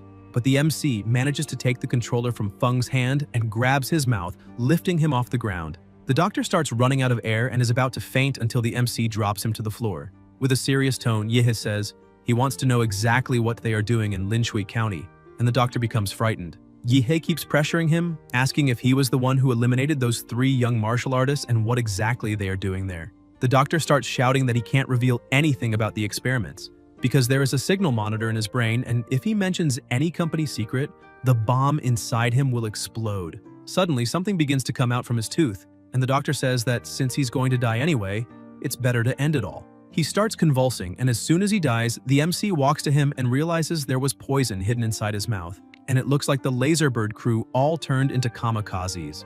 The lab alarms start blaring, and the MC thinks that the doctor's heart has stopped, and that triggered the self-destruction system. He fuses with the vampire, saying it's a pity for the doctor because as long as he's around, even dying won't be easy. He drives one of his claws into the doctor's throat and something begins to spread inside his body. Vampires can transform humans or corpses into ghouls, but most of the time those ghouls are nothing but zombies, with rare exceptions. They don't regenerate, lose intelligence, and the body decays. However, the MC carries the power of the progenitor's image, and together with vampire powers, something different happens. Suddenly, the bomb inside the doctor's head falls out through his mouth, and the man stands up as his body completely transforms. He kneels, calling the MC his lord. Thanks to this combination of powers, the MC can now create servants that fully retain their memories and talents from life. And on top of that, they don't fear the sun, have absurd regenerative abilities, and obey him in body and soul. The doctor, who was just a small, frail old man, now transforms into a fully healthy adult. Yihe says that now that the doctor cannot die, the self-destruction sequence must have stopped, and from that moment on, he will call him Mad Doctor because his past no longer matters, and all he will do now is serve him. The Mad Doctor replies that it will be a great honor to serve his master, and Yihe points out that now that the doctor has received the power of the progenitor, they share a mental link, and those monitoring devices no longer have any effect. He begins reading all the servants' memories to discover when the city started being infiltrated, and a man appears in the memories, the same man who was with Feng. He calls him Little Liu, saying it isn't even noon yet, and he's already running away to eat. And the doctor asks if he finished the data comparison he requested, but when Liu turns around, he is holding a human hand and his eyes are red, apologizing to the professor because he was very hungry and the dish of the day was raw meat again. The professor complains, saying that eating that with his teeth would be terrible. But Liu says the villagers sent it as an offering to Master Buddha because he heard that some outsiders appeared, 3 young ones, which is why the meat tastes great. The doctor thinks something is wrong, but the memories continue and Liu says they fell asleep again. And this time even fainted inside the main hall, some even slept on their knees. And he asks the doctor if that isn't great, because now they can take those hillbillies straight to the lab and store them, saving work. Feng replies that those people came there to pray and seek blessings, so why did they suddenly fall asleep like that? Liu questions what the problem is, and if sleeping isn't normal for them. Feng keeps thinking something is very wrong because in the realm of celestial descent he was praying but didn't know exactly what that was. When he looks at his arm, he sees a sequence of numbers and asks what that engraving is, because it looked like a numerical riddle, and the answer is that it is a file code in the company's internal format. By using the code on the computer, he realizes that something is indeed wrong with his memories and perception because they were altered. He starts screaming, asking who did that to him because they are using him as an experimental subject. Only when he sees the data on the computer does he realize that the numerical riddle was a clue he left for himself before being manipulated, as he trusted that even if his mind was altered, he would still have enough curiosity to solve the enigma on his own body and believe what he discovered. The goal was to tell himself that the cannibalism, the lethargy, and those weird clay statues had someone responsible behind everything, the realm of celestial descent. The MC says that raw meat was human flesh, and that this so-called realm of celestial descent sounds exactly like a cult. His servant continues, saying that the place was chosen by Laserbird as a secret experimental base but ended up being infiltrated and dominated by the cult. His mind was altered just like the minds of the residents, and he was completely at their mercy. The MC keeps getting irritated, saying that apparently those 3 martial artists from Huadu were devoured, and that both he and his 2 companions sent to investigate are also considered high-quality ingredients. It had been 8 years since the doctor took charge of Linshui County. The Buddhist temple base was completely finished, and the cyborg modification technology was already advanced and ready for mass production, marking the beginning of a new era where martial artists would be replaced by cyborgs and much more efficient and powerful combat machines, because Prometheus's path was the right one. After identifying the anomaly, he discovered that the outbreak in Linshui began in February of last year. The first sign appeared in March, and they organized a team to investigate, but day by day, his mind was being altered until it was fully assimilated. Amid all this, he tried using his researcher's logic to find flaws and regain consciousness a few times. But in the end, he couldn't escape his fate. The confidential information showed that the temple base was already so assimilated that it was nearly impossible to resist that will. The anomaly follows 4 stages: first cannibalism, then lethargy, then worship of the clay statues, and finally collective sleepwalking. Cannibalism is the physical corruption caused by mental influence. Lethargy represents the deep corruption of the mind. Worshipping the statues indicates that both body and mind are already severely corrupted, practically incurable. And collective sleepwalking shows that the person has already become food for that will. The doctor is surprised to hear about the realm of celestial descent because he thought illegal experiments with humans were depraved enough. But he never imagined a cult would go so far as to offer an entire city as food for that will. He discovered what they used to corrupt people and drain their vital energy, probably the demonic effect taken from the ruins of a secret realm. And by his calculations, the day this effect would fully mature would be... The MC finishes by saying it will be the night 2 days from now, remembering the man who gave him a ride, and mentioned that 2 days later, the city's biggest festival would take place, the one that happens only once every 3 years, and he smiles, because that old man gave him an essential clue. Still in the laboratory, the MC says he finished recovering all the important memory data and that this base was only one of Laserbird's cores, still remaining the realm of celestial descent, the demonic fetus, and the whereabouts of the 3 martial artists, and thanks to the servant, he discovered Laserbird's secrets, including absurd experiments. Even so, he has no patience to deal with that company now, so he will push that problem onto Huadu and let them handle it later. But he had a surprise since his servant participated in the Golden Hygiene Project when he was alive and knows well its uses and effects.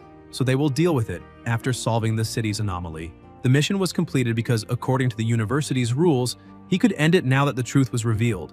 But what really interests him is not the reward, but rather stealing the victory from the realm of celestial descent. He tells the servant that he will have to hide within the county and says he will give him some of his blood, and that the servant needs to find a way to release it into the city's water supply system, because, in short, he will have to spread the contamination as much as possible. The mad scientist is impressed, saying that this is completely insane, but acknowledges that he understands because his lord wants to compete with the demonic fetus from the realm of celestial descent for followers.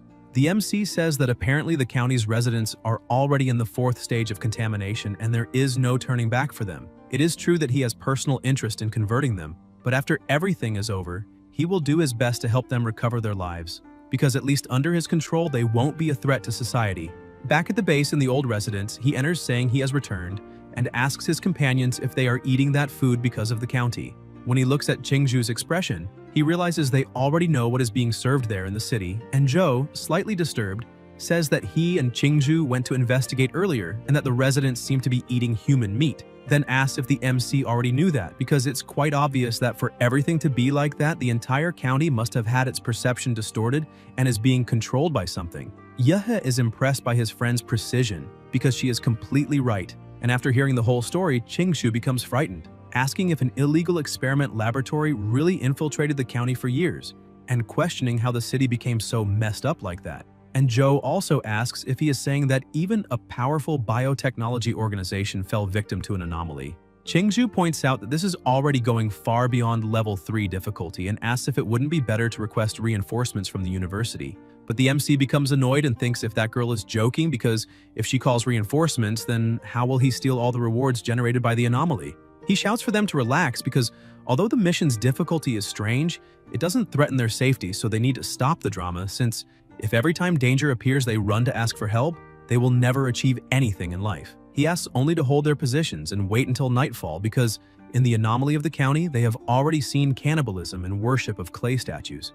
And now only one thing remains: collective sleepwalking, because perhaps that rotten city will reveal its true face during the night. In Z Capital, Laserbird's headquarters, during the council meeting, they point out that 30 minutes ago the headquarters system detected that the high destruction protocol of the Buddhist temple base at Golden Mountain was activated but stopped a few seconds later. So something is wrong because it can no longer contact the base, and the meeting was called to decide how to proceed. One of the members says that the choice is simple because it is better to eliminate innocents than let the guilty escape. So they need to activate the heart bombs of all researchers at the base to ensure no witnesses remain, and after that send a special team to investigate the county. In the county, at the central water station, an explosion occurs, and the mad scientist informs his lord through telepathy that Laserbird tried to detonate the bomb inside his body, but he managed to remove it in time and is recovering. And besides that, knowing them, a special team will arrive soon. The MC says that it doesn't matter, and that he needs to proceed with the plan,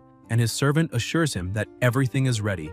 In the middle of the night, on platform 2, a man gets off the train, looks around, and says that the place is so isolated that he finally understands why the company chose it to build a secret base. And this man is known as Catfish. Another person gets off saying the company has already investigated Jia's Dragonbird and that they have no involvement with the temple base, and she wonders who it could be since the company has too many enemies, and this woman is known as Ares. Other people start getting off, a man called Golden Serpent and a woman known as Bluebird, and another man comes after them saying they need to take a look at the base first. This is Black Lion, and he emphasizes that the entire team needs to destroy all equipment and data they can find. Catfish asks the captain if they can eat something first because during the trip they only ate instant noodles, and Golden Serpent says they should find a place to feed the baby first, but Ares tells him to stop being such a pervert, and Catfish says it's dark so she can feed the baby right there because he won't look. And the leader says the two of them don't resemble professional assassins at all. Catfish asks if the great captain of Laserbird's 3rd unit, the feared King of Assassins, is also just a regular programmer. The captain says those guys in suits and dark glasses are pure theater because true professionalism lies in them, who can pass unnoticed, and says it's time to stop the idle talk because they need to split tasks, emphasizing that Golden Serpent and Bluebird must investigate the county's situation while Catfish, Ares, and he go straight to the temple. In the middle of the county, the two begin analyzing things and say that the city is way too strange because there are people eating people and nothing human remains. Bluebird says that this mission won't be simple at all. She keeps looking until she finds that clay statue and immediately starts acting strangely. Meanwhile, Golden Serpent receives a call saying that the cause of the incident at the Buddhist temple base has been detected. A powerful martial artist destroyed the facility alone because there are more than 10,000 dead cyborgs scattered around the base. Even a combat mecha was destroyed with brute force, and because of that, no employee survived. The base director and head researcher, Dr. Feng, is missing. His body wasn't found in the base or nearby. Distorted sounds begin echoing on the phone, and Golden Serpent asks if the signal is being blocked, and as soon as he looks through the window, he is completely shocked because the residents were acting like zombies. He realizes it is collective sleepwalking and that they seem to be surrounded. He says they have been discovered and calls Bluebird to get out quickly, but she simply attacks him, and while lying wounded on the ground, he looks up and notices her expression has completely changed and wonders if it's possible that she's being controlled by something. When looking into the room, he realizes that the statue might be the cause and questions whether it was brought from the ruins of a demonic secret realm of Barros Moon. Meanwhile, atop the central church, the MC was acting exactly like a vampire. He looks at the moon and notices it is enormous, and he points out that his field keeps being blocked by something. He takes his phone, saying he first needs to inform his companions about the location of the crowd. He warns that all the sleepwalkers are southwest, but what he really wants to know is, if collective sleepwalking is that so-called will feeding itself, then what is the process? And he will find out soon. Golden Serpent begins to wake up, asking what is happening to him, but when fully awake, he realizes he is tied to a stake in the middle of the city and asks what the hell is going on. He realizes those people are the county residents and are also being controlled. He starts shouting for Bird to wake up immediately, but she doesn't respond. He tries speaking to the people, asking if they are from the realm of celestial descent, because they can talk since the organization behind him is very powerful. But he also realizes it's useless because those people cannot speak and the only word is gone, as he suffered brainwashing from the realm of celestial descent, and now they can't even be called human beings? They are demonic beasts in human skin, maybe even more terrifying than demon beasts because at least beasts fear pain and death, but those fanatics fear nothing. Suddenly, a very loud noise echoes everywhere, and Golden Serpent asks if that is a bell, and when he looks up, he notices the moon is bigger than ever. All the people begin smiling and climbing on top of each other, trying to reach the moon, forming a mountain of people, and the stakes that were stuck in the ground are removed and carried to the top of that mountain of bodies. Meanwhile, inside the facility, the captain says he isn't able to contact Golden Serpent or Bluebird, so they are probably in trouble, and it's very likely that whoever destroyed the temple base did something to them. He says that either way, something big is happening in the city, and they need to act first, so they must return. But when they go outside, they are impressed by the size of the moon. Ares points and shouts for everyone to look, asking if that really is a beam of light because that beam of light is descending at some point inside the city. Black Lion is surprised, saying that apparently the destruction of the Buddhist base is far more complicated than their bosses imagined. They begin running, saying they need to check where the moonlight is landing because that might be why they are losing contact with Golden Serpent and Bluebird. As they run through the city, the captain notices someone nearby and attacks, but the attack is easily blocked. He realizes that Umbrella is a magical item, and that the person approaching them is not an ordinary one. Qingju asks who they are and why they are attacking. The captain starts laughing, saying that judging by their clothes, it's obvious she isn't from there, and asks if they are the worms who destroyed the Buddhist temple base. The battle begins, and the captain tells his two companions that he needs only 3 seconds to finish off those 2 insects. The other 2 begin to advance, saying they will hold them, and Catfish says it's a waste to eliminate such a beautiful woman, although he doesn't mind playing with the corpse. Qingju defends herself but is impressed by the man's absurd strength. Zhou uses his ice to push them away, but the captain easily destroys the ice, startling Zhou. He says those 3 are at least high-level martial masters, so it's better not to confront them directly and they need to retreat. She agrees, but before they can move away, the captain appears with a blade at both their necks, saying there was just a 1-second difference. He notices there is another person and narrowly dodges a sword, saying that it was close. The captain asks who he is and whether he is with the other 2. The MC says he is the one who will eliminate him. Black Lion starts laughing, saying he has found another person who talks too much and begins using the assassination arts. 12 phantom forms and countless clones rush toward the MC, saying it's time to die. But Yihi uses Zawarudo, identifying exactly where each clone is. He says that a warrior at the martial grandmaster level, protected by martial chi, wouldn't even be scratched by a cannon shot, but could still die. He starts hitting all the clones quickly, saying that the phantom clones of the assassination technique are truly incredible since it's impossible to tell which one is the real body. He begins channeling energy into his hand, saying he doesn't even need to find out which is real. And while looking at one of the clones, he says that this is Black Lion, true name unknown or discreet, the king of assassins. The MC attacks him, landing a direct blow to his forehead. He falls to the ground and Yihei says he is already dead. He picks up the body from the ground, saying it's better to take it while it's still warm because that opponent's blood will help him advance to the next level. He quickly begins to drain all the vital energy still in the body, and as he turns the man into a pool of blood, he says it's not bad at all because he just reached the 8th level of a martial artist. Catfish is terrified, asking what that was because the captain was eliminated by that boy in the blink of an eye, and says that besides that, the boy drained the captain's blood, so he must be a monster. Yaha tells the two that it's not over yet because now he will show something even more interesting. He uses the demonic art of imprisoned flesh, blood demon puppet, and a hand begins to emerge from the pool of blood. They are completely terrified, asking what that thing is. The body begins to reconstruct itself, taking the captain's shape. Filled with fear, Catfish asks what kind of abomination that is because each one of them is more terrifying than the last, and she questions whether they are really martial artists.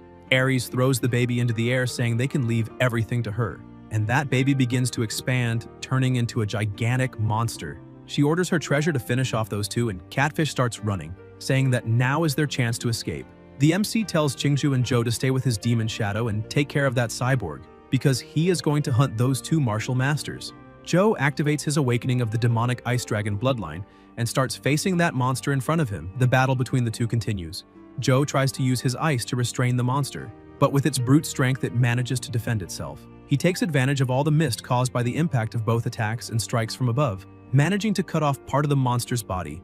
Zhou is impressed that the monster managed to dodge the vital point and thinks that for something so big, it has very fast reflexes. But when he looks back, he realizes that wound actually showed the monster is a cyborg. The monster keeps attacking him and he is forced to retreat because of its incredible speed. But the MC's shadow uses its clone attack, cutting the cyborg in countless places. Qingju takes advantage of the opening and uses her energy charged with the bloodline technique, attacking with the purple flames of the underworld. Zhou pins the monster to the ground with his ice so it cannot escape that attack, and the blow hits, causing a devastating explosion. Meanwhile, in the sewers, Catfish is complaining because the last time he ran that much was on the battlefield of warlords and drug lords in the Triangle. He senses an attack coming his way and manages to dodge, and the MC remarks that rats really do like to run into the sewers. Ares, who is a bit away from that place, sees nuclear energy shining in front of her and realizes that this is the creation Catfish was frightened of. She says Golden Serpent and Bluebird have lost contact, the captain was killed, and now even Catfish has been taken out. She wonders if she really is the only one left and who the hell those 3 kids are. Terrified, she starts feeling sick, saying she cannot die and needs to survive, but now she has no idea where she should go. Then she gets an idea when she looks at the beam of light, thinking that humanoid from the lunar landing must be the realm of celestial descent's masterpiece. And determined to survive, she declares she will do anything, even sell her soul to the devil. As she runs toward the light beam, she is shocked to see that the humanoid she saw was actually just a pile of human bodies stacked together, and the whole thing is extremely grotesque. With his sword drenched in blood, a red aura, and the head of his last opponent, the MC approaches, asking if she is really going to climb up there. She starts to panic and thinks this is no time to hesitate and begins climbing that pillar. When she reaches the top, she sees that it is a door. She tries to open it and a purple light begins to shine on her face.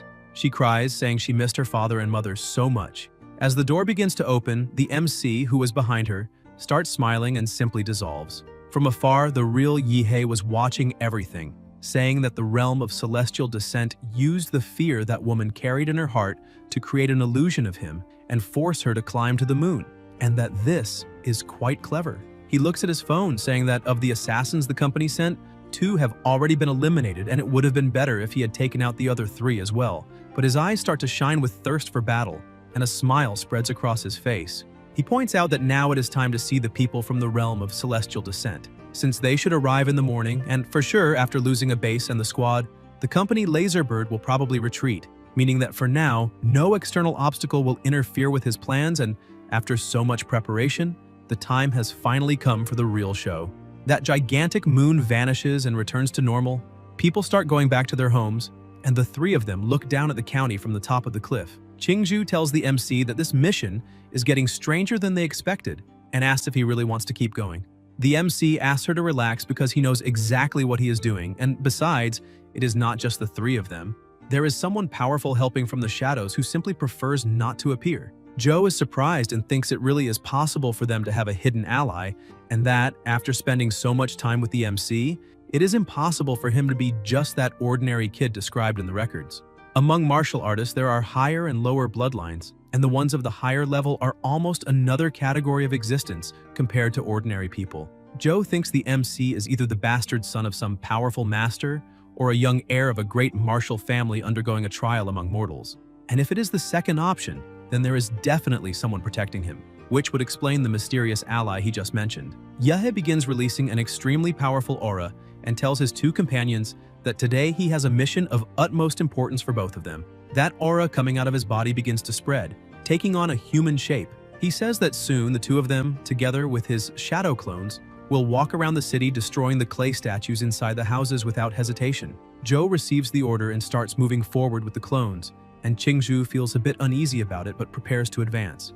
The MC calls her, asking her to trust him. She lowers her gaze a little, but with a warm smile she says it is fine because she trusts him completely. However, she would like him to also trust his companions a little more because he doesn't have to do everything alone. Sometime later inside a temple, Yehe meets his servant and says they need to get straight to the point because they don't have much time and must prepare for battle. The mad scientist says that all the cyborgs the MC had eliminated are piled up there. Yehe says that is great because the quantity is more than enough. He starts using the power of anthropomorphization and begins creating a giant, a knight with a heart, and the giant opens its chest wider, pouring blood directly onto the cyborgs.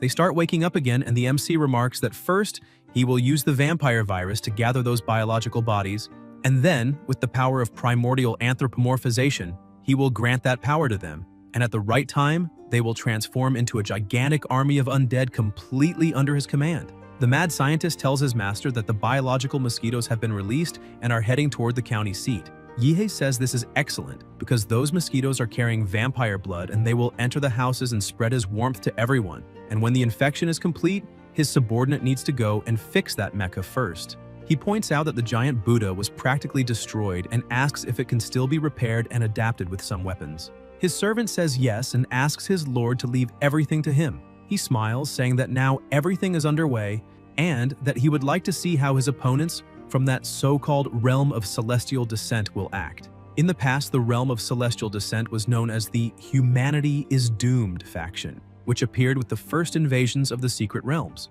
With a mysterious religious leader wielding terrifying power taken from the ruins of one of the secret realms, this group grew at an absurd speed, and their doctrine was to create a demonic fetus from a secret realm and feed it with human bodies and souls, thus creating a temporary vessel for a god to descend to Earth. The idea was to guide that doomed civilization as if it were a true celestial kingdom, and the leader said that territory had been the hardest to conquer so far but was about to become part of the realm because the divine fetus was about to be born. Still on the bus, the people tell the bishop that the county is just ahead and that it was there that the archbishop planted the divine fetus 4 years ago. And one of them says it is a tragedy because the archbishop did so much for the sect and ended up being ambushed and eliminated by those fools from Dragonbird.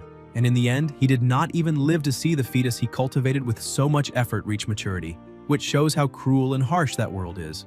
Another says the archbishop was a merciful, generous, and upright man. So how could he be eliminated like that when not even his body was left for them to bury? And the man among them replies that this is exactly why they cannot let his sacrifice be in vain, because they cannot just sit and watch that world sink even deeper because of a bunch of reckless people. And if nothing is done, it will become another domain of sin. Everyone on the bus begins praising, saying they must welcome the coming of God, the child, that this is their salvation and the salvation of humanity, asking for God to descend to the world and for paradise to form on earth, while a leader shouts for them to fight for God, marking the arrival of the night of the second day. When they arrive, one of the members says, "This moment is thrilling, because in the entire history of the sect, only 2 divine fetuses have truly been born, and now their names will enter the sect's sacred records. The first one born in the realm of celestial descent caused climate changes, tsunamis, volcanic eruptions, and other disasters, and hundreds of millions died, were injured, or were forced to flee, and all of that happened in just 1 minute of God's activity. The second appeared on the continent and soon formed a dense, recurrent, and dark fog over the surrounding sea, completely isolating the region, and after that, all contact with the continent was lost. To this day, that place is a black hole on satellite maps, and the united forces of several nations have suffered massive losses since then, making the Black Forest Sea classified as an S-level forbidden zone where no one is allowed to enter. The man cut his wrist, letting a drop of blood drip onto the ground, and it began creating something strange as all the other members did the same, and their blood started gathering, giving even more strength to that strange thing. And they said that now it was time to welcome the third god. Chanting a strange incantation as the bishop climbed the mountain of bodies to reach the gate, he also began offering his own blood to the god of the heights, asking him to accept it, and the door opened, calling him forward. Upon entering, he saw the divine platinum coffin and the divine fetus he had cultivated, fed by the energy of the entire population of the county over 4 years, and the fetus was about to mature. The members continued the ritual, and now it was time to begin the reception of their god.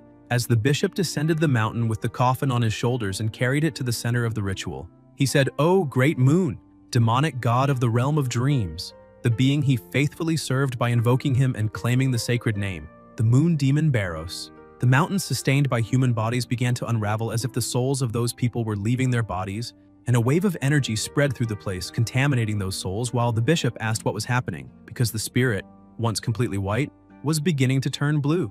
He says it might be because of that roar that happened a while ago, and wonders if that could have contaminated the spirit, but soon thinks it makes no sense because how could the spirit of the divine fetus have been corrupted by an unknown roar, and who could be behind it?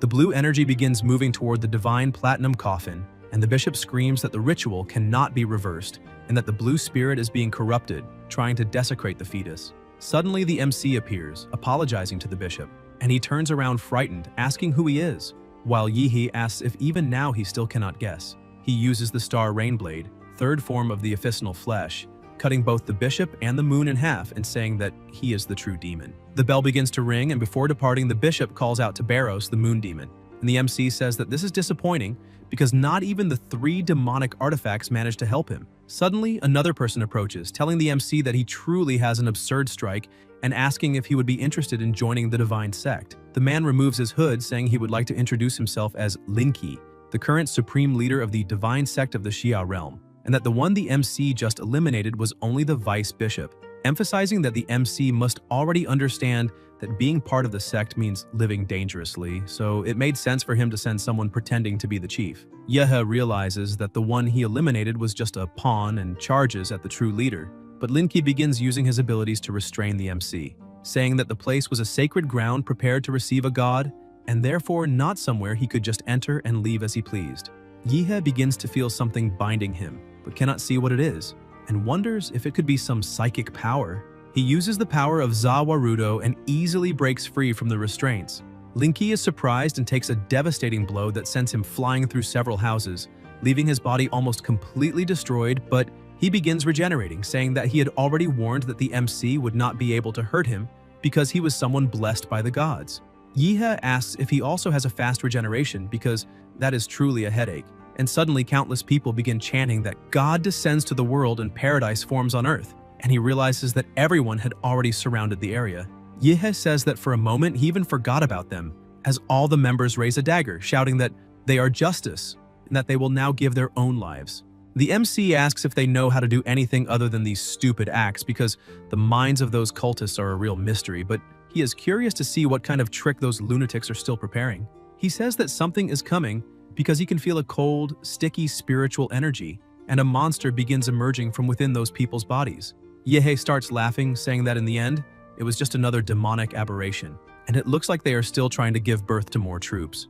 An overwhelming force begins to rise, and the MC says it is a pity, but now he can also summon his own troops as giants start appearing in the area, and Yehe points out that he did not bring the lizard men back for nothing, because they would serve as vessels for those humanoids. The demonic beasts begin attacking, but they are completely torn apart by the attack of the humanoids, crushing them as if they were mere ants. Another member of the sect begins to panic, saying that the bishop was wiped out of nowhere and now a bunch of giants has appeared. He begins questioning who the hell these people are and where that young man leading this attack was, and that he needs to use his spiritual vision to find him as fast as possible. When he manages to locate him, he realizes that the MC is beside the coffin, because his true target was the divine fetus. But before he could do anything, Qingzhu and Zhou arrive, saying that his opponents have just arrived. The man is completely terrified, thinking that these people clearly came prepared and asking if they are some kind of dragon bird agents who already knew about the divine sex plans, because from the initial attack to the demons being blocked by the giant and now not even fleeing is possible, and it seems that the divine sex mission will fail. Meanwhile, beside the coffin, the MC says that just by coming close, he already feels a cold that seems like it will freeze his soul, and that the thing inside the coffin is full of hostility toward him. But that was to be expected because it was him who put an end to that god. The system appears saying that the host received 5 points of divine spatial energy, and that during the final stage of the ritual of the realm of celestial descent, half of the faith power that the realm had gathered over 4 years to form a body was corrupted by the host, and that corrupted faith power was still used by the demonic fetus to create a body allowing the moon demon to act in the mortal world,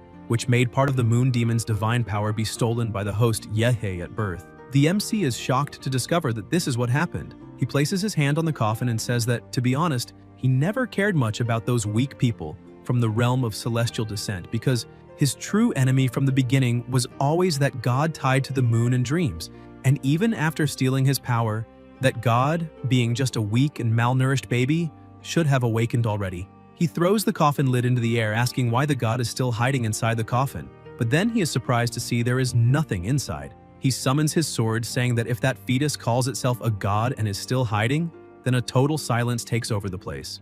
The MC realizes that the roars and the fight between the giants and the demons vanished out of nowhere. Moreover, the battle between Qingzhu, Zhou, and the vice bishop also disappeared, and it seems that only he remained in the entire world. Suddenly, someone calls his name, and the MC turns around startled, asking if someone is there.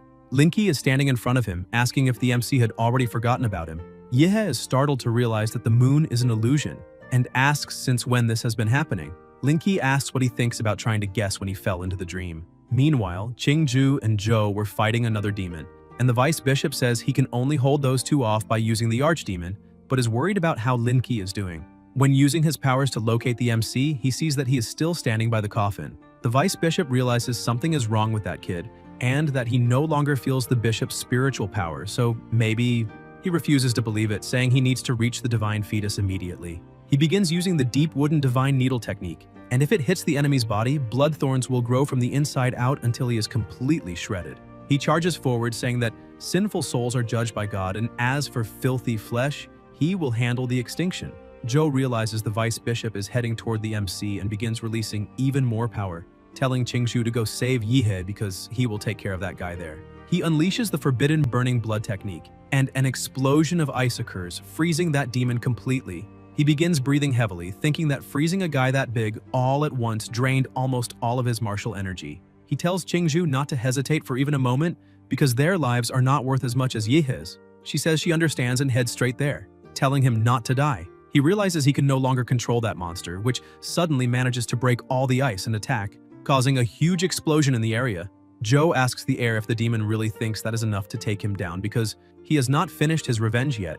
Ice fragments fly toward the archdemon, piercing it in various points, and Zhou declares that the blood of a powerful Huadu clan runs through his veins. Zhou begins transforming again, saying he has no choice but to use the secret art of burning blood together with his bloodline awakening, and the speed at which his life force burns will double. He raises his hands, saying that even so, it is worth it to send a demon like that back to hell.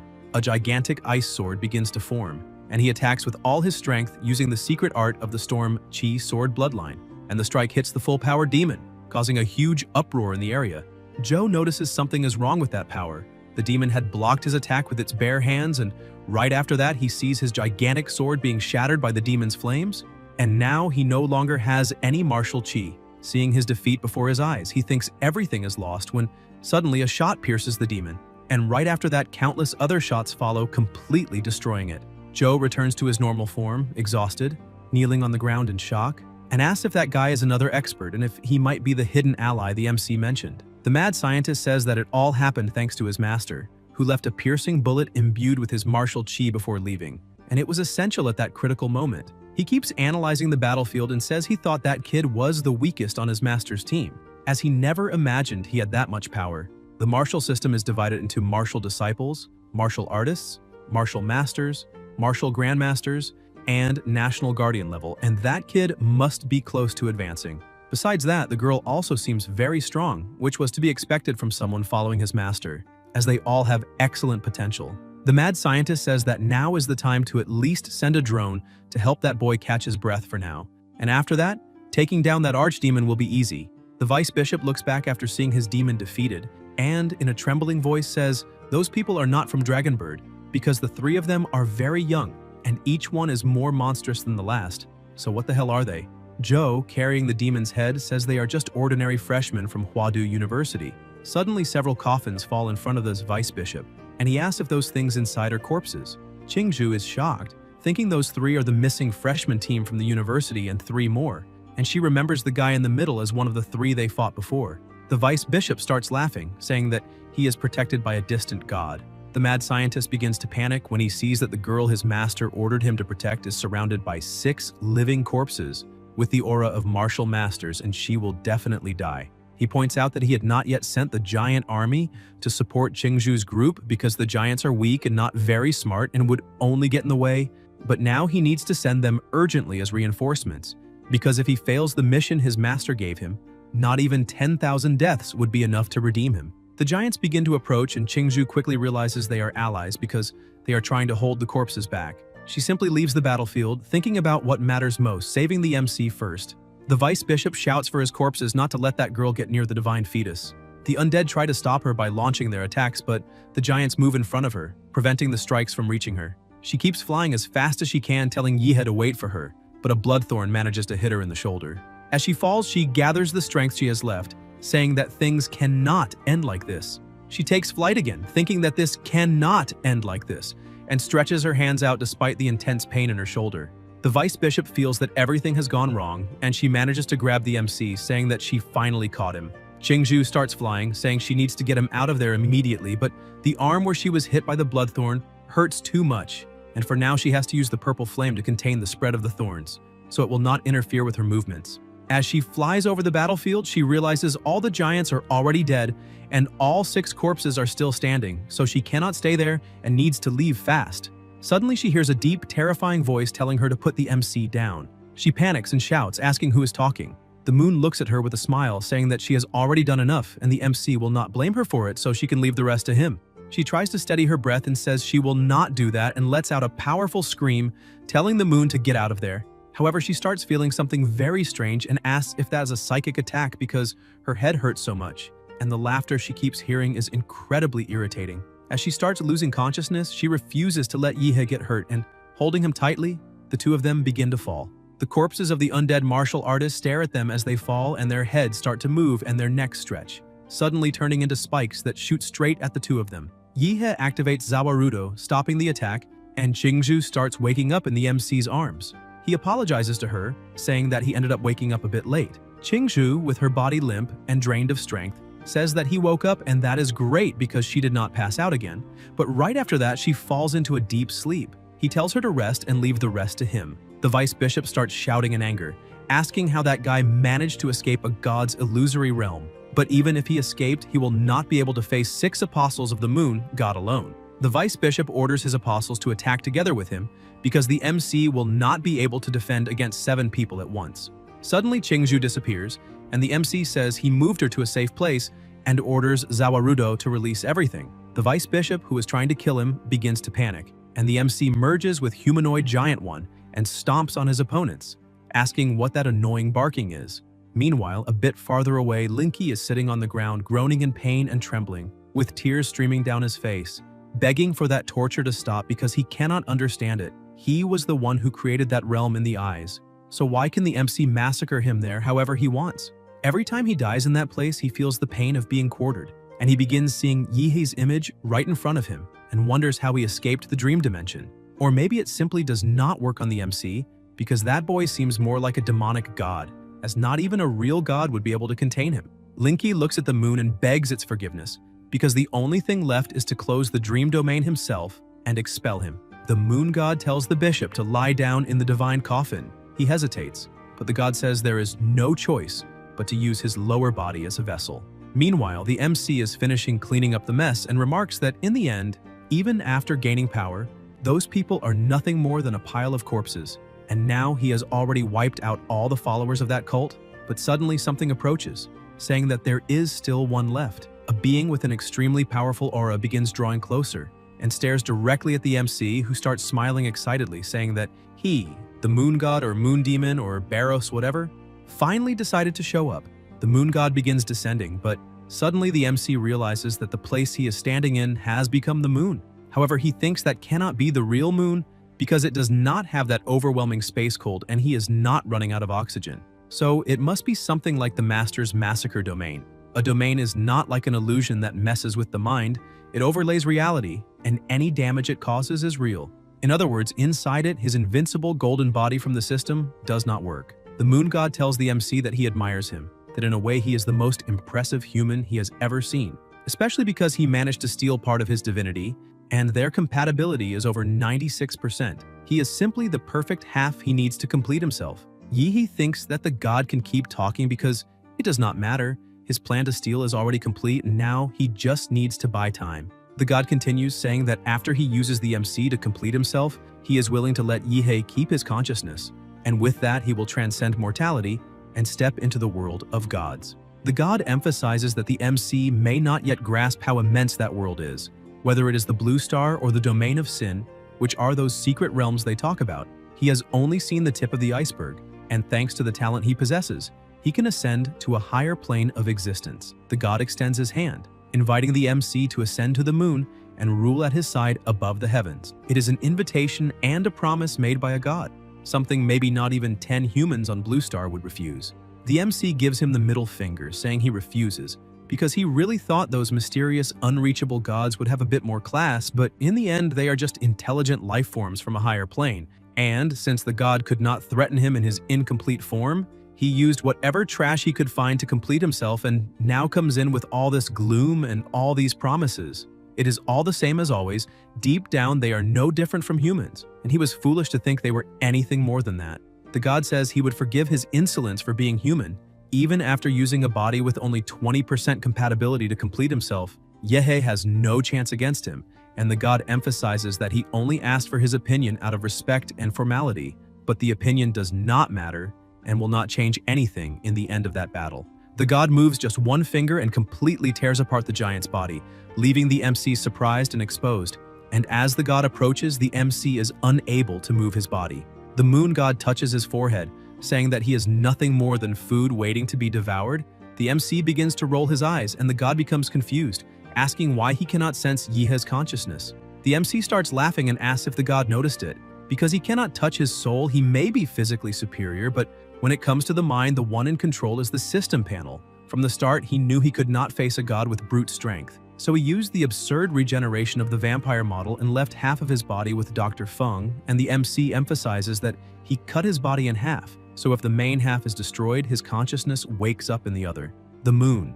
God cannot believe what he just heard, and suddenly something begins to cut through space-time. An immense sword splits that place in half, and a man enters saying that he is the chief of the 1st Division of Dragonbird. The National Guardian, Qinglong, has just arrived to teach a lesson. The MC starts smiling, thinking that they finally arrived because he reported that infernal place to Dragonbird, as he already assumed he would not be able to defeat that moon demon Baros, and he only wanted to steal the divine energy it used to descend into the human body. The god stares at the chief of the 1st Division, impressed with his body, and asks if he is really human, because maybe they need to review the potential rating of the human species. The 1st Division chief asks the demon if he is truly a demon, because the purity of his physical body is very low and anything but pure, and he emphasizes that when the first demon in human history descended, he was there as a grandmaster, and that was true incarnated chaos. Compared to that, even with this demonic aura, the moon god is light years behind him. The moon god begins to get irritated, thinking it is all because of that filthy body he had to possess,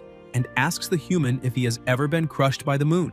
He pulls the MC, saying that now that body belongs to him, and he will not let it be damaged by that fight, then throws him far away. The 1st Division chief begins asking why that demon is trying so hard to protect that boy's body and valuing it so much, but decides to ignore it for now, because first, he needs to seal that demon, and after that he will go after the MC to better understand the situation. Since before leaving, Shi Jingwen had told him the boy's name is Yihe. The two begin their battle, and the demon asks the 1st Division chief to show what he is capable of. In a forest a bit distant from that place, the MC was protected by an energy sphere, and upon landing, the sphere dissolves, and he says he is a little nauseous and begins wondering where he was teleported to, because his vital field detection system is unable to locate the county, and apparently he was thrown far away. And this only confirms that the moon demon calculated that his fight against Qinglong would devastate the entire county and its surroundings.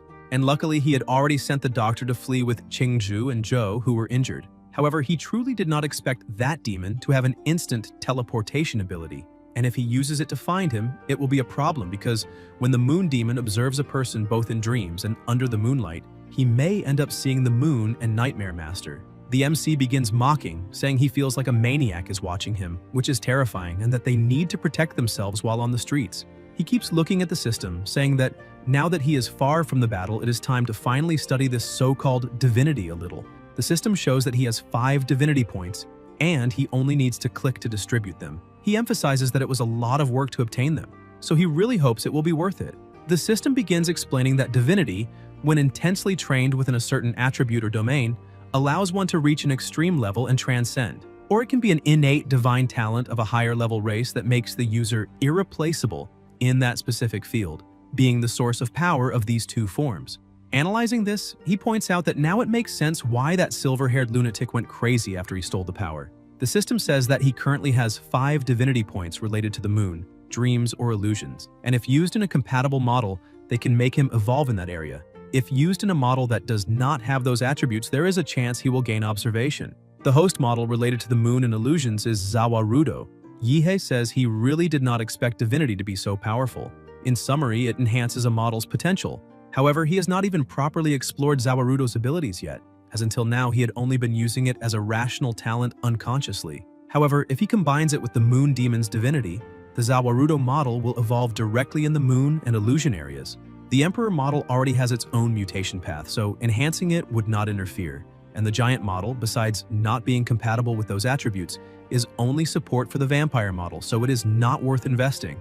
On the other hand, Zawarudo, with this power over time, has infinite potential and is his main ability aside from combat model. He decides to add all 5 divine points at once, saying he will evolve the vampire. An explosion of energy starts happening and the system announces B+ ranking model Rakudo Zawarudo evolved in the domains of the moon. At each stage, the vampiric bloodline is transformed into the moon demon's bloodline. A ranking model, domain of the moon, Rakudo Zawarudo. The host's powers over the moonlight are enhanced. Moon demon party bloodline. At night, the host receives 40% more martial control and such. Under a full moon, the bonus goes to 450% as the moon grows. Special state activated, the host can release the domain Black Moon World Number 1, Awakened Blood's bloodline, an existence capable of redefining the boundary between humans and demons in each era. Blood completely altered, organs contracted, vitality and muscular coordination ability increased, senses expanded, and if the host uses moonlight, the blood control can last longer. Eyes can see in the dark under moonlight, and that is reinforced. Number 2. Blood control, which speeds up blood flow to temporarily feed physical strength or mold it into high-precision blood arrows, capable of lowering blood temperature to dozens of negative degrees to freeze whatever it touches. Number 3. Zawarudo. The host's normal strength and speed are tripled under moonlight, multiplied under a full moon, and the boost goes up to 8 times. Special abilities, time stop. Under moonlight, the cooldown time is reduced, and under a full moon, the duration of time stop can double. The MC is impressed to see how powerful it became, and even though the main abilities depend on conditions like night and moonlight, the bonuses they provide are absurd. And with all these effects combined, his battle power will grow exponentially, being a top-level support and functional model.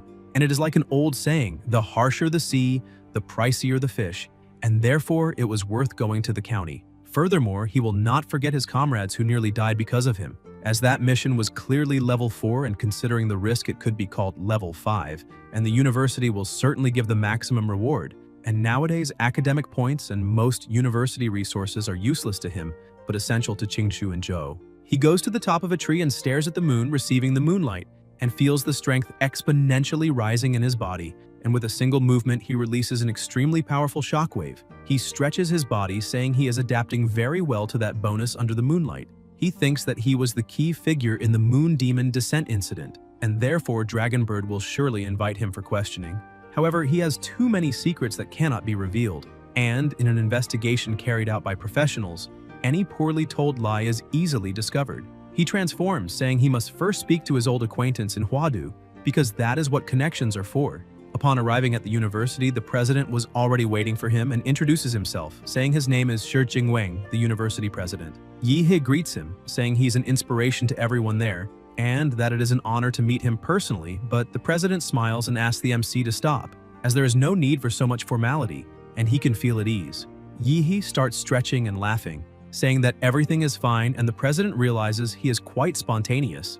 The MC asks if he is there because of the incident that happened in the county, and Jingwang says no, because he is actually there to tell him that the MC's team completed the anomaly mission in the county with excellence, and he can leave the rest to him. Yi wonders how a case involving a cult, sacrifice, and even a moon god ends so easily like that, and asks the president if there will be no investigation. Jingwang asks him to stay calm, saying he can trust the university because they will handle the consequences of that incident, and he already knows what the MC is worried about, so he can relax. And he respects the twins' privacy, and when the mission is published at the university, it will be listed as anonymous, and it will state that his team completed a level 4 mission because they cannot classify it as level 5 since it usually requires a leading professor, and saying that freshmen completed a mission like that would be too shocking for people. However, in terms of rewards, they will receive them as level 5. Yehe is shocked, thinking that this treatment is too good to be true, and maybe that clever old man is not suspecting that he is using shortcuts. The next day in the president's reception room, the MC was sitting and looking at the things that were published because now the doctor had finally sent the battle footage to him. And he really wants to know who is stronger, Qinglong or the Moon Demon. When looking at the images, he is surprised because that place used to be in a mountainous region but turned into a crater. And he remembers that the demon had asked if he had ever been crushed by the moon. So maybe he really did that. Yi begins trembling, saying that the martial fantasy world is truly too dangerous.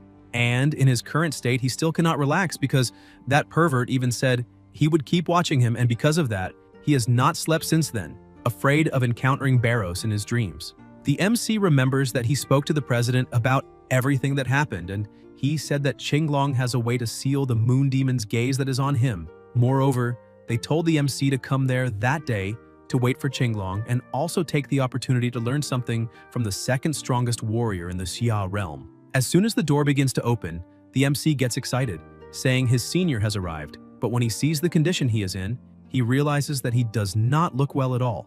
Qinglong tells the MC that he does not need to worry, because it is true that he was hit by a bit of cold chi from that otherworldly demon, Barros. However, he won that fight, emphasizing that the demon only managed to exchange a few hundred blows with him before its body began to fall apart. And if it were not for the several delaying techniques the demon used, he would have finished it a long time ago, and the MC would not even be there waiting for his help to seal that mark in his gaze.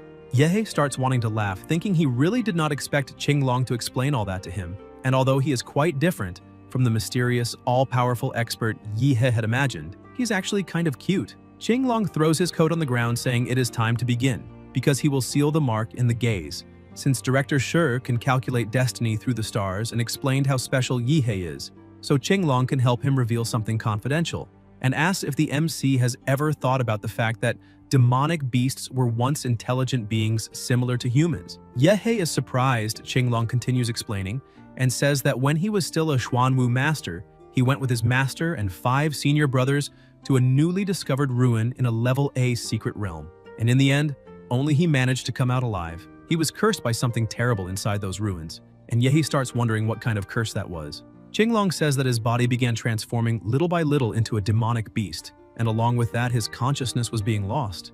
Even with the best doctors in the world trying to help him, no one could stop the transformation. So he decided to exile himself from everything and everyone, because he did not want to become a mindless demonic beast in his own country, risking harming innocents or even being killed by them. So he went alone to an S-level secret realm in the Great Eastern Ocean, determined to die there, but he ended up being taken by a storm to an island where no human had ever stepped. He stresses that the rest of the story is another confidential matter involving strategic plans that could affect the future of the Xia Kingdom. The MC feels a bit disappointed. Thinking this was a cold shower, Qinglong keeps talking while removing the bandages from his body, saying that there was someone on that island who helped him escape the fate of turning into a demonic beast, and his body was completely marked with symbols. When the MC sees those symbols, he starts screaming, and his eyes begin bleeding. Looking down and trembling in pain, he thinks that even with the recovery power of the Rakudo model, which healed his eyes instantly, just that single glance almost dragged his entire soul inside. Qinglong keeps staring at the MC while thinking that an ordinary martial master would faint just from looking at those symbols on his body. And for lower-level cultivators, the risk is even higher. They could suffer brain death and end up in a vegetative state. But on the other hand, Yihe only had slight bleeding after looking, and that shows how different he is from the others.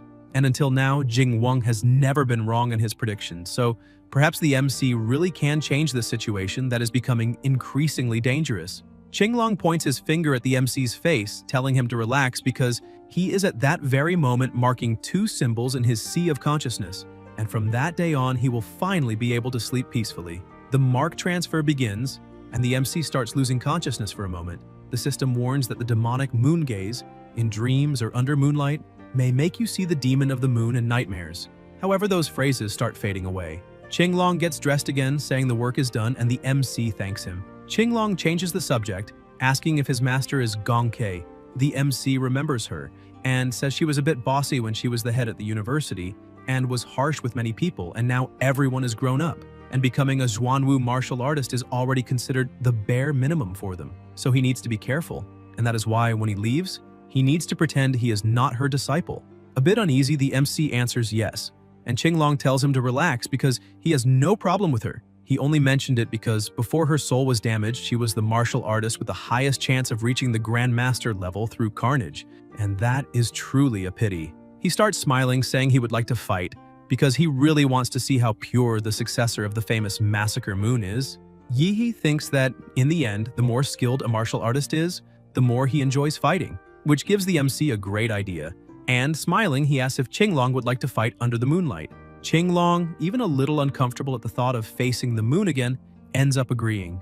The two head to the 4th panoramic arena of the university, which sits on top of a building outdoors. Qinglong says he will not attack, so the MC can show everything he knows, and he will defend himself only with the physical strength of one hand. If the MC can make him move even half a step, then he wins. And if he wins, he may ask for anything he wants and will also enter directly into the 1st division of Dragonbird, with all privileges and benefits. Yihe becomes excited and says it is a deal, asking the senior to show what he can do. The moon appears bright and strong in the sky. The MC begins drawing its energy, and Qinglong is surprised, seeing that this aura resembles that of the moon demon, beginning to wonder if it is possible that Yihe is. But after analyzing a bit more, he realizes it is not the same thing, but rather something similar, a force that shares the same origin as the moon. Looking like a demon, the MC believes he will land the first strike using the killing intent Moon of Massacre, and Qinglong notices that the killing intent is extremely powerful. Meanwhile, Gong Kei was calmly lying on her couch, but suddenly feels something strange and becomes startled, asking if that killing intent is coming from her disciple. However, she has no idea how he could have accumulated such terrifying energy in only 3 days. And worried, she wonders if something went wrong in his cultivation and he ended up massacring an entire city. At the university hotel, a girl was in bed with Jian Zhuang and asks if something is happening, and if it is more important than their fun. A bit uneasy, he says it is nothing serious. He just sensed an absurd killing intent. He points out that he really did not expect that person to reach such a distance, because he bets more than half the campus felt it, and it is quite a flashy way to show off. Back at the arena, Qinglong was still using only one hand to defend himself, the ground around him completely destroyed, and the MC thinks that compared to his style, Qinglong's punch is direct and without exaggeration. No wonder he is one of the strongest in the country. Unlike Master Gong Kei, he was not looking for openings to take him down instantly. He came straight from the front, a pure confrontation, a raw and direct charge. And it is that kind of overwhelming presence that carves a path through brute force, where strength surpasses technique. While the MC was thinking, Qinglong was preparing to attack and unleashes the military fist. Yihe watches and thinks here comes another attack. The blow is so strong it hits the MC directly, throwing him backward. Qinglong realizes the MC used a forbidden technique with a very high price just to try to win. And seeing that he was falling off the arena, he yells that it would be a great loss if someone like him, with so much potential, ended up harming his own martial foundation. He runs over and saves him. Yihe starts laughing, pretending to be emotional, saying that now that Qinglong moved more than half a step, the victory is his. The MC thinks it worked. The hallucinogenic effect of the blood demon art was activated when Qinglong inhaled the blood mist, scrambling his senses, and the moon demon's curse drained his energy. Qinglong accepts defeat, saying that the boy, besides being talented in martial arts, is also very clever, and praises him, saying he did very well. He points out that the MC really won and asks what wish he wants to make. Yihe says he would like to save that favor for another time, and Qinglong says that is a wise decision and that he was not bad at all. He continues praising him, telling Yihe that the mastery of killing aura and techniques is great, and apparently his master trained him very well. However, one thing is still missing. He says that killing intent alone is not enough. Without a body strong enough to sustain all of that, it ends up being only for show. Yihe asks if he means that he needs to train his physical body. However, he starts thinking that he has not even used the Demon Emperor model yet. And Qinglong says yes, but the most important thing is who he will train with. He needs to build a solid physical foundation without shortcuts, and having a master with a powerful physique to guide him is essential. Yihe becomes excited, saying he understands everything, and emphasizes that tomorrow morning he will look for the director of the Body Cultivation Academy to guide this special training. Qinglong feels disappointed because he wanted the MC to accept him as his master, since he had made that so obvious. However, it seemed that the MC, who was usually so clever, had suddenly become very slow. He closes his eyes trying to remember when exactly he, the great Qinglong, ever offered to accept a disciple, but Yihe truly has extraordinary potential. He takes an item and tells the MC that the medallion contains a top-tier physical cultivation technique, and he obtained it years ago after defeating a Western expert. They say it is considered a national treasure in that expert's homeland, and today he is giving that technique to Yihe. He emphasizes that he truly hopes the MC will study and train with dedication until he fully masters it. Yihe becomes very excited and thanks his senior. Qinglong starts smiling, thinking that technique is actually extremely difficult to practice, because that martial rhythm space coming from the West does not accept Easterners, which is why he had to wait until reaching the Grandmaster realm to forcibly seize that martial rhythm space and take its inheritance. And now that he has passed that technique to the MC, he knows Yihe will have a very hard time learning it, and when that happens, Yihe will end up coming to him for help, and then it will be done. He will naturally become the MC's master without forcing anything, and afterwards he only needs to formalize the master-disciple bond and everything will be settled. Later, inside his room, he looks at something in his hand and says that in these past 6 months at the Imperial University, he spent more time locked underground with his master than inside his own room. He starts wondering whether he should try using the sleep cultivation method to train the technique he received from his senior. Suddenly, someone rings the bell. He opens the door asking who it is at that hour, and Ouyang asks if he can come in. Yihe is surprised to see Ouyang, says he can enter, and as they walk in, the MC wonders what he is doing there, and whether he is going to try recruiting him again. As soon as they close the door, Ouyang prepares himself and drops to his knees begging, saying that outside there were many people, but inside they are alone. And that is why he is kneeling and begging him to become the president of the Dragon Blood Association. He starts pulling at the towel the MC was using to cover himself, and Yihe says it has been a while, but apparently Ouyang has changed a lot and asks where that spirit went, that strategist full of ambition who wanted to split the world with the local Huadu students, and how he ended up becoming such a failure. He also asks how Ouyang even knew the MC had returned to the dormitory. Ouyang says one of the society members saw him arriving. Yihe becomes irritated, asking if that is true, or if he saw it through the hidden cameras they installed. He starts dragging Ouyang into the training room, saying they will train together. Ouyang starts swearing that they did not put cameras in the MC's room, only in the corridor, because it was the only solution they found. After a light training session, the MC asks why he came all the way there to ask him to take the presidency and if the organization is facing problems. Ouyang, lying on the ground with his face a bit bruised, tries to speak but can barely manage. Yihe tells him to stop for a moment and hands him a recovery pill, saying he went too hard on him, and explains that this is a blood transformation pill with which he will be able to recover and speak properly. After taking the pill and returning to normal, he explains that the organization can no longer function, and that is why they are begging for his help. At the university, students can freely create clubs, but the school only gives funding if the group provides some special contribution. When the Dragon Blood Society was created, the freshman students were still in their summer training phase in the capital. The group caught attention for a while and received sponsorship from several martial organizations. With him in leadership, they managed to close partnerships with various businesses that offered discounts to members, which attracted even more students. The increase in members made the group go viral even more, attracting more resources, sponsorships, and even more people wanting to join. The idea was for everything to function like a healthy, self-sustaining cycle. But as the society grew, it began being sabotaged by the student council, dominated by local Huadu students. The result? Under Jiang Jianzhuang's leadership, the society was defeated several times, and with that, the market value kept dropping, investors pulled out, and deals with businesses were canceled. When members saw the society sinking, they started leaving as well, and no one wanted to join a declining group. In the end, the Dragon Blood Society ended up in an unsustainable situation. Yehe says he understands, and apparently, in the end, Ouyang lost to Jianzuang. Ouyang says that to put an end to Jianzuang, he could ask a senior student for help. But there is an unwritten rule among students. Fights between freshmen must be resolved between freshmen, and if he asks a strong senior for help, tomorrow Jianzuang might just call even stronger seniors and destroy the Dragon Blood Society. He bows even more, shouting that there is only one person who fits perfectly, the MC, and that is why he is begging Yehe to save the Dragon Blood Society. The MC agrees, and Ouyang grabs his hand asking if he is serious, because on behalf of everyone in the society he is grateful. But the MC interrupts saying he is not done yet, because this is not inviting him to be president. This is basically hiring a bodyguard to protect the society, so they will cut the nonsense and go straight to the point. Yehe asks what exactly Ouyang wants him to do, and Ouyang says that the reconquest plan of the Xia Kingdom, something a professor explained, is not really a secret so he can speak. The MC tells him to stop stalling and get to the point. Ouyang explains that this plan is a national mobilization to reclaim the 12 cities and surrounding areas that were completely taken by demonic beasts.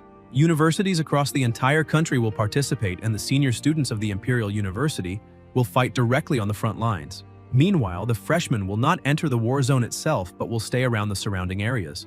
The final exam and the selection of the best student of the year will take place during this mission. So, during this mission, the Dragon Blood Society will be in Yehe's hands, and he needs to achieve the highest score of all. The MC says that can be handled, but before that, there is something else Ouyang must do. He becomes a little frightened and asks what it is, and Yehe tells him to get rid of those cameras immediately.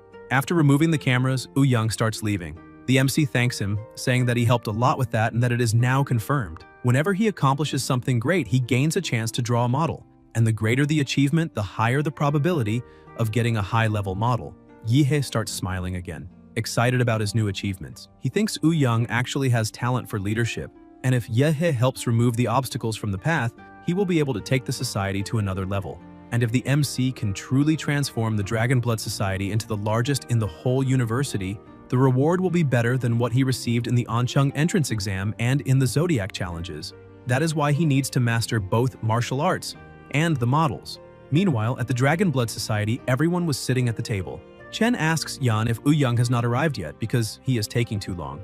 Yan becomes irritated, thinking that when the society was at its peak, Chen used to call Ouyang president and treated him with respect. Now he calls him by his full name and walks in acting all arrogant. It is obvious he did not come with good intentions. Yan says that the vice president went to fetch the true president of the Dragon Blood Society and that he should arrive soon.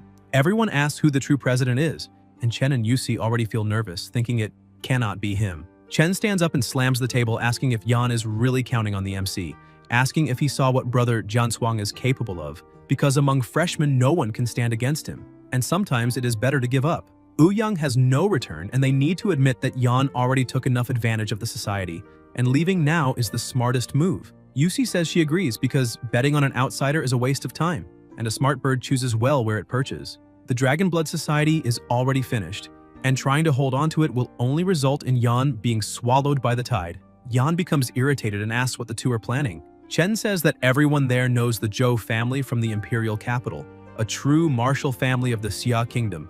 Young Master Zhou Kai of the main lineage has already promised to arrange a good position for them. Following the young master is much better than staying on a sinking ship waiting to be crushed by Jianzuang. Everyone in the society eventually stands up and agrees, asking if they are really going to trust the MC because the guy disappeared for more than 6 months and did not show up when the people from the capital came to provoke them. The Dragon Blood Society is lost. It is not as if they never helped before. But now, with everything sinking, no one owes anything to anyone, and leaving to look for something better is not wrong. Chen starts smiling, thinking it was very good to have prepared some actors because those big shots have already been in his pocket for a long time. Yan begins to speak, but is interrupted by someone kicking the door open. It is Zhou Kai. He tells Chen that they were taking too long and that he was almost losing his patience downstairs. Chen greets him, saying everything is already settled and they were just about to leave. Yan starts losing control and shouts that this is the Dragon Blood Society Hall, so how did he get in? Kai starts mocking him, saying he fought his way in and tells him to relax, because after he pays for the damage and gives them some cultivation resources as compensation, those guards at the door will receive more than they earned in years. They should actually be grateful. Yan charges forward, but a woman steps in front and blocks him with just one hand. He is surprised to see she is not weak. Kai begins shouting, calling them useless, saying they could not even take down that brute. Chen, Yusi, and everyone wanting to go with him must beat that brute until he ends up in the hospital. And if they manage that, their oath of loyalty will be sealed. Everyone stands still, not knowing what to do, and Kai starts yelling, asking why no one is going, because if no one does it, they will not walk out through that door. He questions whether they truly think Zhou Kai's territory is some kind of shelter for stray dogs, because what good is a dog that does not bite when he orders it? Suddenly, they feel a crushing presence and an overwhelming killing intent. Yihe appears holding Kai by the hair and asks Ouyang if he left that trash for him to deal with, because he heard the commotion from the second floor. Ouyang apologizes, saying it must have been embarrassing to witness that, but the Dragon Blood Society truly needs a good cleaning. Kai starts screaming for the MC to let go of him, demanding to know how he dares pull his hair and whether he knows who he is dealing with. But the MC throws both him and the woman out the window as if they were nothing, and says that with silence, everything becomes much more peaceful. He looks at the people around and asks what they are still doing there. One of them apologizes to the true president, saying he had a moment of weakness and ended up listening to that villain Chen's nonsense. And he even considered leaving the Dragon Blood Society. He thinks that since he already offended Kai, there is no way he can enter Huadu's circle, and he cannot be abandoned by the society. Ouyang says that this time he will not expel anyone from the Dragon Blood Society, but the officer positions will be under evaluation. If they are not up to standard, they will lose everything. Besides that, they are forbidden from participating in any society activity during that week, and he asks if they accept the punishment. People hesitate to answer, and the MC looks at them, saying Ouyang asked a question whether they accept or not. Everyone panics in fear and shouts that they accept. The MC says they may go. After returning to the table, Yehe says that now he understands the Dragon Blood Society's situation a bit better. In the end, the real problem is the lack of money and investment. Ouyang says that is exactly it, and that is why the Kingdom Xia Reconquest plan next month is the best chance for them to shine. However, 1 month is too long, and he has a faster and more direct way. The MC starts laughing, saying that ever since he returned to the Imperial University, he has not stopped hearing Jian Zhuang's name. So, if he challenges the root of the problem and defeats him, this ends for good.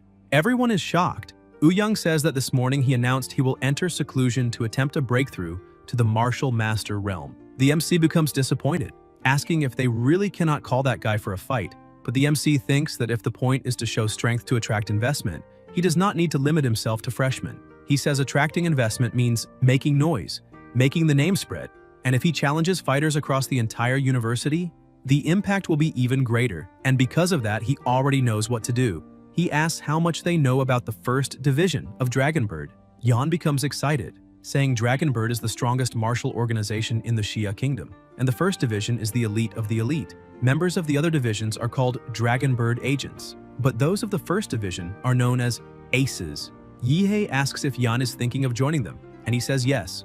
Because the first division is the club of the powerful, its chief is the second strongest man in the entire country, Qinglong, and every year only a few graduates of the Imperial University can be recruited. It is the dream of any martial artist in Huadu. Yehe starts smiling, thinking he now understands what needs to be done.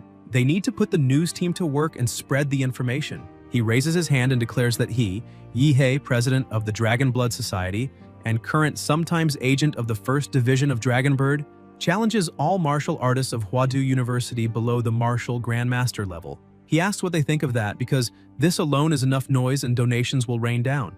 Yan is shocked and asks if the MC is really an ace of the first division of Dragonbird because that is impossible, not to mention the strength.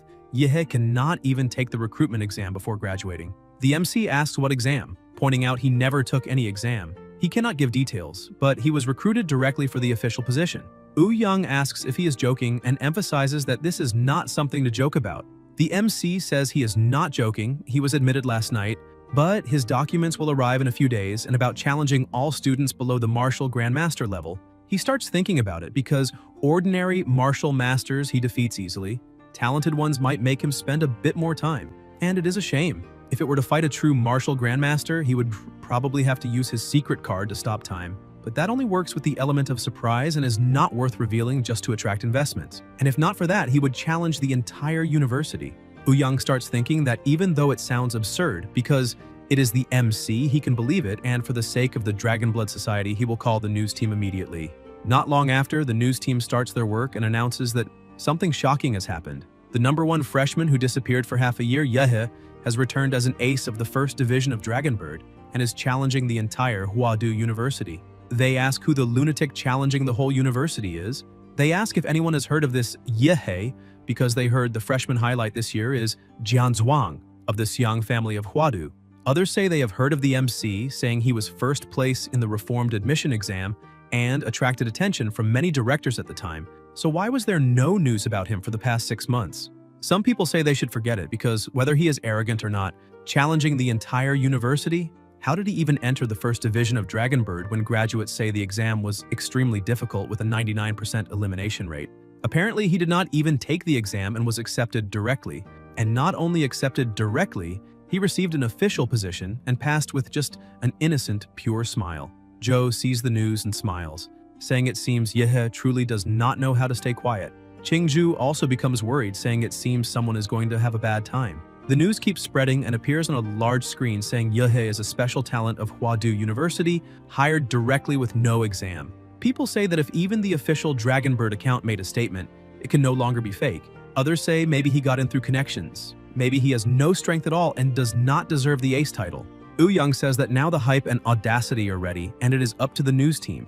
They must make the noise grow even more. They start saying that if everyone wants to know whether Yehe is really all that, they just need to watch the Imperial University tournament live stream, because they bet he is all talk and must have struck some backroom deal to enter the first division, and they want to see how long he can maintain the farce. Instead of arguing about his strength, they should just watch the stream. The truth will appear instantly, and they truly believe in the MC. If he had the courage to challenge everyone and even stream it live, the reason must be real. Young starts getting excited, saying the fake accounts were created with different profiles, some supporting Yehe, others insulting him and wanting to see him humiliated, and others pretending to be neutral.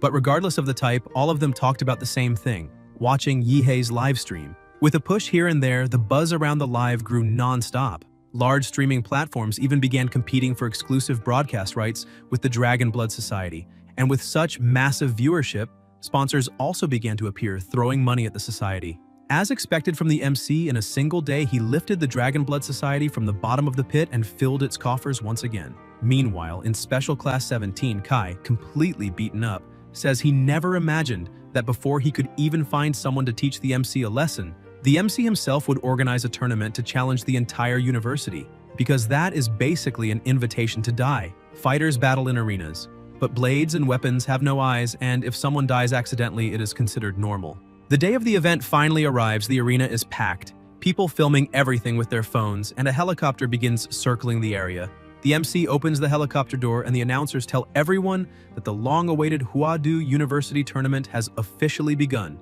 and now they will welcome the star of the night, Yehe. He jumps from the aircraft like a bolt of lightning using nuclear energy, and upon landing in the arena, he creates a massive explosion. People say it was incredible, the most epic entrance of the year, and it seems that tonight, no one will sleep. And even if they do not know whether the MC is strong or not, what is certain is that he knows how to make an entrance. This is what a true master of the arena looks like, descending from the sky wrapped in a moonlit glow so imposing that whoever comes after him will already start at a disadvantage just because of that entrance. Furthermore, Yehe is showing what it means to be a true arena master. Even though he says he is challenging the whole university, in practice, it is the challengers who are being challenged by him. While the MC is welcomed by thousands of cheers, someone is still in the locker room saying that the freshman really knows how to make a scene. His friend asks if he is really going to enter the arena. Long Tao says that with that many people watching the live stream, he must show up. He's basically an online celebrity and is not going to miss the chance to appear. Whoever challenges the MC first cannot lose. If he wins, he rides the hype and becomes famous. And if he loses, when someone else beats Yehe later, he can step up and say he was the one who tired Yehe out, which is why someone else managed to win. Either way, he gets a piece of the hype. He charges onto the stage, introducing himself and saying he is a partial second-level master and is there to challenge him. Yehe introduces himself as a Dragon Blood Society member, an 8th-level martial artist, and the crowd goes wild. The judge announces the start of the fight, but 1 second later, the MC knocks his opponent out with a single blow and asks for the next one. A woman appears attacking him from behind. She is Yao Ling from the 2nd year, although just a 5th-level martial master. She holds the record of defeating 3 7th-level martial master students by herself. She's one of the strongest of the 2nd year, so why is she there? The real question is whether she can face the MC. At the very least, she should be stronger than the internet celebrity Long Tao. Yihe looks at her and says the purity of her blade is still too low. He can break it with a single movement. He apologizes, but says he is in a hurry and tells everyone to come at once. All challengers rush onto the stage, but they are defeated one by one as if they were absolutely nothing. Kai, who is watching, cannot believe how the MC can be so strong. And with strength like that, how will he ever find someone to avenge what happened to him? Because anyone he sends will go straight to the hospital the moment they step into the arena. He thinks carefully and says perhaps only one person is capable. His older brother, Zhou Yanting, the eldest son of the Zhou family of that generation. However, his brother is stubborn and strict about principles. He is not the type who protects his little brother, so he would never help him take revenge. But then Kai starts laughing, thinking that maybe there is a possibility after all. Meanwhile, in the arena, the MC has already eliminated every fighter and asks if anyone else is coming. The challengers lying on the ground ask if that guy really cannot stop once he gains momentum, because he should at least leave an honorable retreat for both sides. Another one says the current freshmen and seniors of the Imperial University have been humiliated, and in the future they will become an example in the school's hall of shame. Whenever Yihe is mentioned, people will remember that they served as stepping stones for him. Suddenly, another person enters the arena. It is the older brother, Zhou Yanting. Victory is certain. Finally, a 9th-level martial master who has been in seclusion has come to fight the MC. Yanting is not an ordinary 9th-level martial master. Having reactivated to perfect his martial realm, he can fight above his level and defeat an ordinary martial grandmaster. He inherited the Zhou family's bloodline power, the Blazing Sun bloodline, and the purity of that power is considered the peak among all Zhou generations. Furthermore, he himself has trouble controlling the immense energy of his lineage. Since childhood, he frequently lost control and spontaneously combusted, so the family had a custom nano combat suit crafted to regulate and suppress his body temperature and made him learn the 4 scholarly arts and a heart sutra to calm his mind. Thanks to this, he can live normally, and now the MC will pay the price of his arrogance. Before the fight even begins, Yanting bows and says his younger brother, Zhou Kai, went to the esteemed society of the MC and caused trouble, so they will compensate double for any losses caused to the society. The MC asks if he is really the brother of that guy with the afro. Yanting says yes. Yehe says Yanting does not seem like someone who enjoys fighting, since he did not come to avenge that piece of trash Kai, so why did he decide to challenge?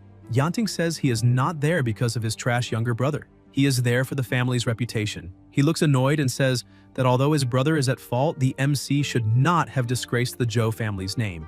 Yehe asks how he disgraced the Zhou family and starts laughing, saying that family drama is always the same. Petty people embellishing stories and making false accusations. But he says to forget it because it does not matter. The two start walking across the arena. Yanting says he will make the MC kneel and apologize to the Zhou family in front of all teachers and students. Yehe says that if Yanting truly wants him to apologize, then he must have the ability to force him. They face each other and exchange the first punch, and with that, the pressure between them starts rising and both unleash blows nonstop, but every strike collides. The pressure and temperature start increasing in the area. The MC notices that the nano combat suit is releasing its limiters and Yanting's temperature shot up suddenly. The commentator says Yanting's arm is starting to look strange. That is the Blazing Sun blood, and now the MC is in danger. The crowd is stunned by how strong the two are. The battle begins to emit a frightening amount of energy. The commentator says it is no wonder Yanting is a martial arts master. His strength is extraordinary, and nowadays anyone who can take more than a few hits from the MC is definitely not ordinary, because Yihe has already become the great demon king of the university. Yanting notices the MC is merging, and asks if that is Yihe's monster form because he looks more like a demonic beast. Yihe tells young Master Zhou not to get distracted and punches him in the face, saying, hesitation is the same as losing a fight. A child holding a doll tells her brother who spits fire to go all out and defeat the great demon king Yihe. Yanting wipes his face, which had just taken a blow, and asks how the ghost bird fell in love with someone like the MC, since his fighting style is completely wild. He begins observing the MC and asks why he has the feeling that the boy is getting bigger. Or maybe it is just his imagination. Yehe tells Senior Zhou to have a little more confidence, because he really is getting bigger. Instead of releasing all his strength at once and creating an external body, he is using a vampire's superior bodily control to increase his power little by little from the inside out. That way, besides gaining almost instantaneous agility and reflexes, he increases his physical strength multiple times per second. And now, winning that fight is the same as an adult fighting a child. He attacks once again. Yanting tries to defend, the ground around him begins melting, and he thinks now he understands why that monster had the courage to challenge the entire school. The question now is whether a human is even capable of such strength. Even though he thought his bloodline was absurd compared to Yihei, it is nothing. Yahe is more like a high-level humanoid demonic beast. His bones can no longer withstand it. His body, refined through martial arts that took so long to strengthen, is on the verge of collapse. And it seems he will have to rebuild everything from zero, but before that, he must deal with the monster standing in front of him. He manages to dodge the attack, saying that if he cannot win with strength, then he will try to win with speed. Yihei begins accumulating nuclear energy in his mouth and says that it seems his opponent did not even bother studying his previous fights, and still came to face him unprepared. So the arrogant one is not him, but Yanting. He begins firing his attacks and Yanting tries to dodge. He starts gathering energy, saying that after the strike the MC might end up dying, so he cannot say he was not warned. He gathers all the strength he has, igniting his own body.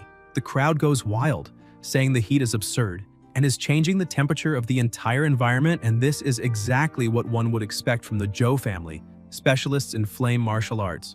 A massive fireball forms above Yanting, and he shouts that it is the infernal, martial art burning sun demon hand. He throws the sphere at the MC, who becomes excited, saying he will finally be hit by a decent attack. However, he asks whether Yanting thinks he was the only one capable of firing energy blasts, because this is great. Now he will test a new technique he developed himself. His arm begins transforming into a dragon's head, and he becomes excited to see the damage it can cause. He shouts that this is the heaven-rending dragon cannon.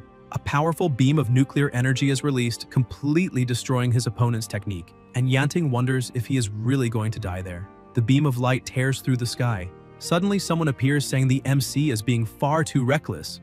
Yihei returns to his normal form and begins laughing, saying he fought this way because he noticed the director arriving and figured it was a good time to let loose and have some fun. Jingguang says he only came to watch the famous tournament the MC organized, but did not expect to be dragged onto the stage like that, and asks if Yihei did it on purpose.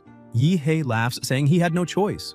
Without the director's presence, the tournament loses all prestige, and asks him to help a student just this once. The director says Master Gongkei is always calling him slow and clumsy, but apparently the MC has been deceiving her. He says it is fine and he will help with the tournament, but only this time. The director uses his abilities and asks if anyone else wants to challenge Yihei, because if no one does, he will officially declare that Yihei faced all challengers from the Imperial University and kept his champion title. Some remaining fighters start asking each other why they do not go challenge him, but the display of strength was so overwhelming that everyone is traumatized and does not want to be sliced in half. The director realizes no one else will step into the arena and announces that in that case, Yihei is the winner.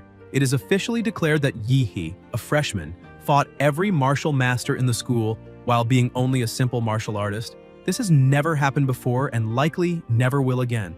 Yihei's name will be remembered forever at Wadu University, a true legend. In the MC's hometown, everyone is watching the trending topics, and all of them are related to him. They celebrate, saying the martial saint guardian of the nation is injured and resting, the fate of Grandmaster Du Jingming is uncertain, and 12 cities have already fallen. In times like this, Yihei's emergence is truly a heavenly blessing for the nation. At Anqing's first school, they are celebrating the event, the teacher saying, "That is right." Yihei honored the school's name and everyone knew he would stand out, and he tells everyone to study properly and fight their hardest to become the next Yihei. Online, comments keep appearing, people asking why the Imperial University director personally announced the MC's victory, why the rector of a university would get involved in a private event, and what exactly the relationship between the two is. Or rather, the question they should be asking is who is behind Yihei. Because of the director's attitude, the MC's name is now in the crosshairs of various organizations and powers. Perhaps this student is not as simple as he seems, for his file states he is an orphan with deceased parents. The official Dragonbird account posts that Yihei's identity involves a top-level Dragonbird secret, and all parties must cease public speculation immediately, or Dragonbird will take drastic measures. Meanwhile, inside the society, everyone is celebrating, saying Chen and the others must regret everything down to their last strand of hair because the Dragonblood Society will rise. While they celebrate, Young asks where the great hero, President Yihei, went. Yan says he mentioned having something urgent to take care of and ran out. Meanwhile, in the MC's dorm, he is sitting on his couch when his subordinate reports that he managed to retrieve the golden gene hidden in Ancheng. The MC asks the mad scientist if he can open it. His subordinate says yes, because when he was alive, he was one of the chief engineers of Project Golden Genesis, but emphasizes that the container has an embedded electronic transmitter, and as soon as it is opened, Yihei will be marked with a traceable signal, and Laserbird headquarters will hunt him using it. The MC asks if the signal can be blocked. His subordinate says yes, and that he has already begun gathering materials to build a room with electromagnetic shielding. Yihe asks how long it will take to finish.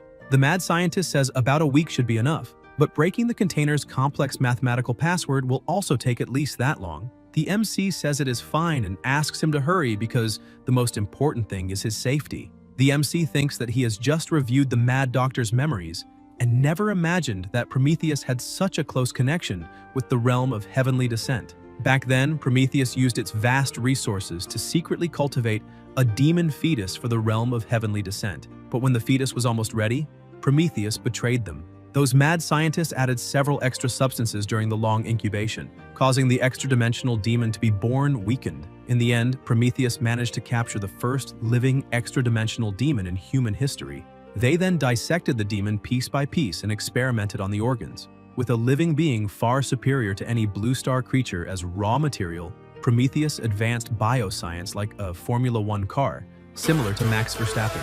Several breakthroughs came from the demon's body, such as the shocking Eden Project. In that project, Prometheus's mad scientists wanted to create a god on Earth with their own hands. This artificially created god would not only protect Blue Star from invasions and descents of demonic deities, but also eliminate the existing political and ethnic system, unifying all humanity under a single command. It would be the brain of a god, above any organization, managing all the planet's resources. The goal was to create a form of absolute justice and transform Blue Star into the legendary Garden of Eden. There was also Project Spark, which aimed to modify the genes of all humanity and raise the species' overall living standard. In other words, the direct predecessor of Laserbird's Golden Genesis project. Prometheus is a bottomless abyss. Merely mentioning the term genetic darkness already associates someone with them. And now he feels that sooner or later he will be dragged into the storm called Prometheus.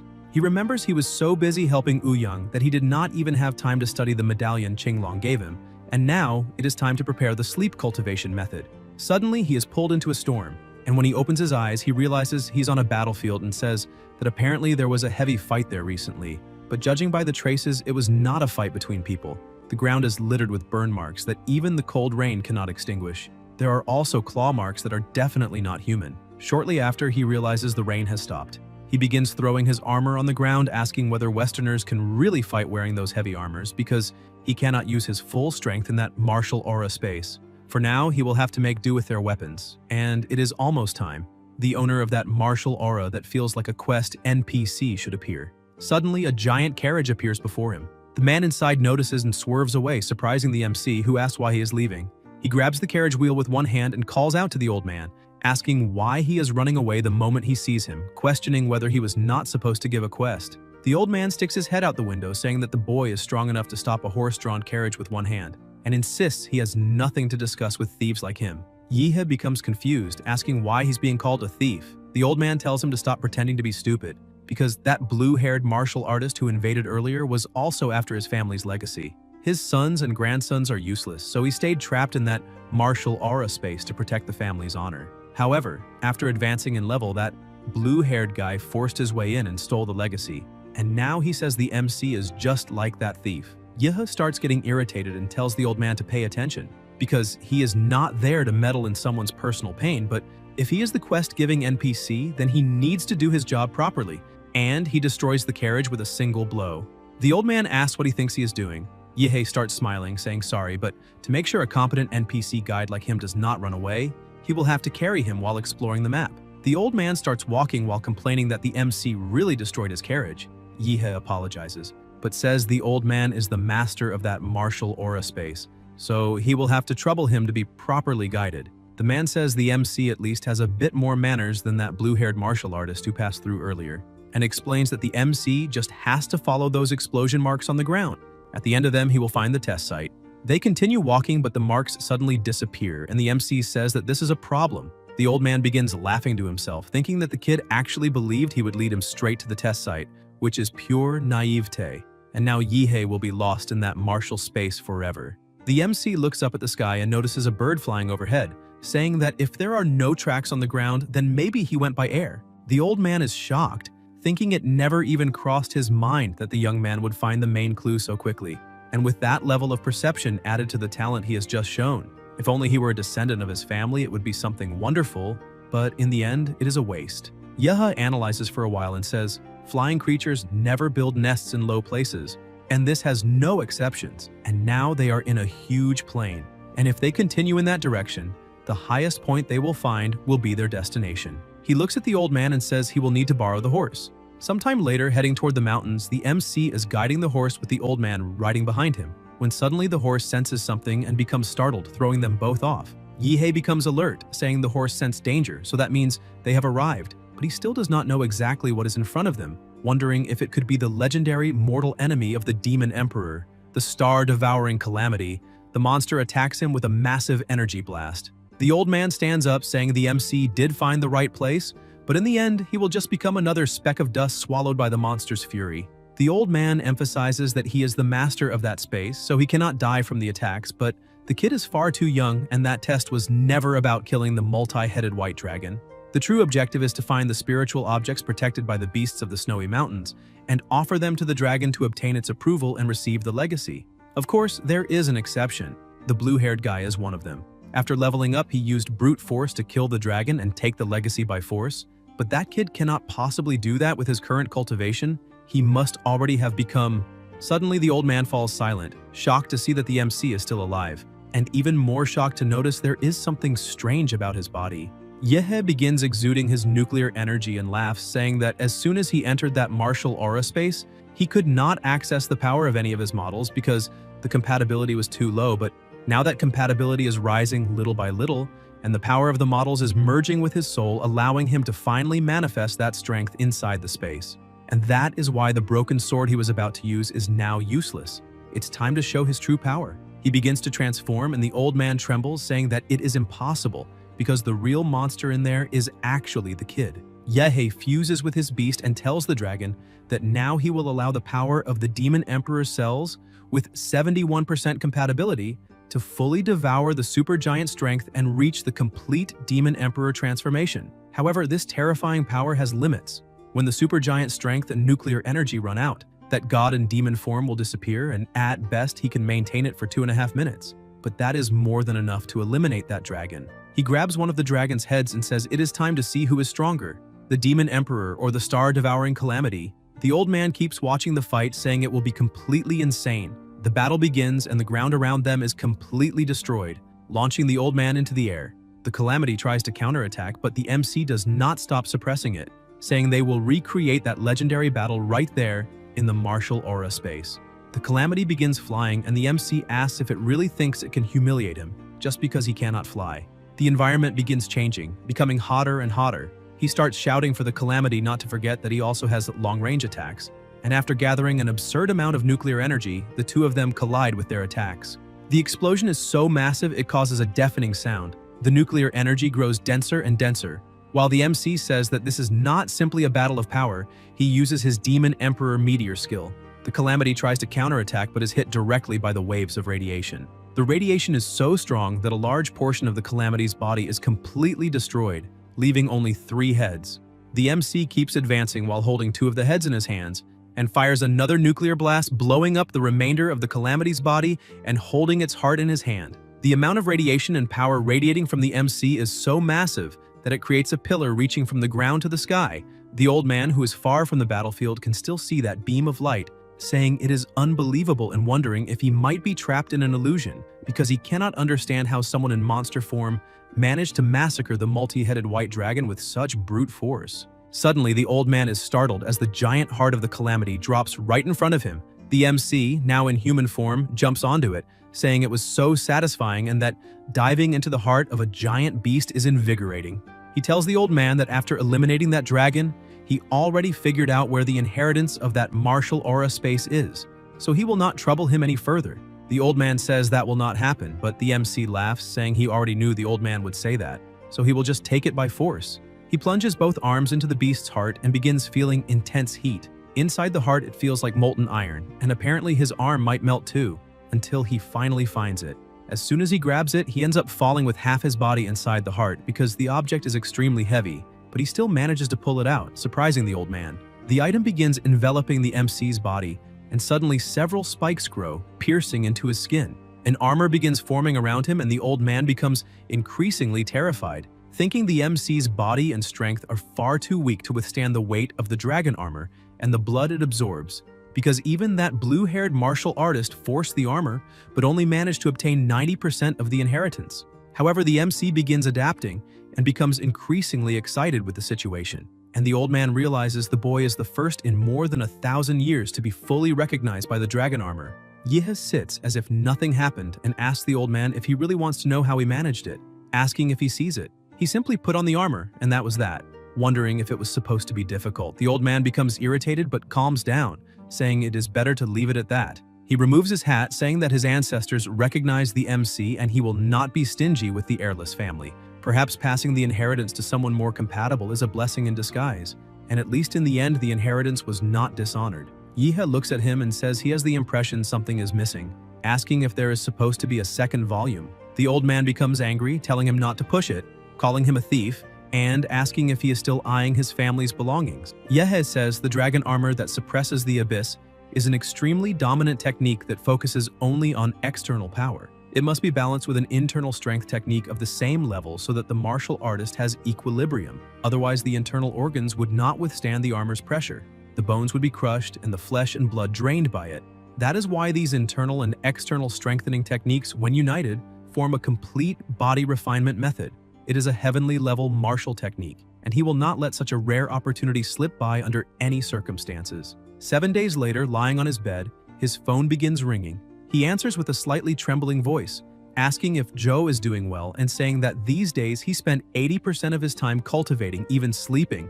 The dragon armor contains a lot of information that must be absorbed slowly inside the martial aura space. Joe says that after he and Qingju were discharged, they were told to go to the University Activities Center to claim the mission rewards, and that the director in charge of student missions asked Joe to tell the MC that he must go directly to the director's office to receive his reward because it will be delivered personally. Yihei asks if he really needs to go to the director's office, wondering if the director wants another private conversation with him. In the center of the floating metropolis of Huadu University, inside the Crimson Celestial Tower, a woman welcomes the MC saying she had been waiting for him. She introduces herself as Nuwa and says the president is waiting upstairs, then asks him to follow her. Yihe says that's fine, but becomes a bit suspicious, thinking that although he cannot sense any martial aura from this woman, she certainly does not seem like an ordinary human and wonders whether she is even human at all. As the two go up in the elevator, he keeps observing her. Nuwa notices and asks if he is very curious about her body. The MC becomes surprised and a bit embarrassed, saying she misunderstood, that he is only interested in advanced technology. She begins unbuttoning her shirt, saying the two of them are different. Yehi becomes even more flustered, asking what she is talking about and telling her to wait because she misunderstood. And that is not what he meant. But when she opens her blouse, she reveals that she is a robot, saying that that mass-produced service model body has a very different structure from a human woman, though the head was made realistic to appear a bit more friendly. Yihei relaxes and says now he understands what she meant by different, and that she gave him quite a scare, but the university's technology really is impressive. After they reach the 667th floor, Nuwa says the president is waiting in his office.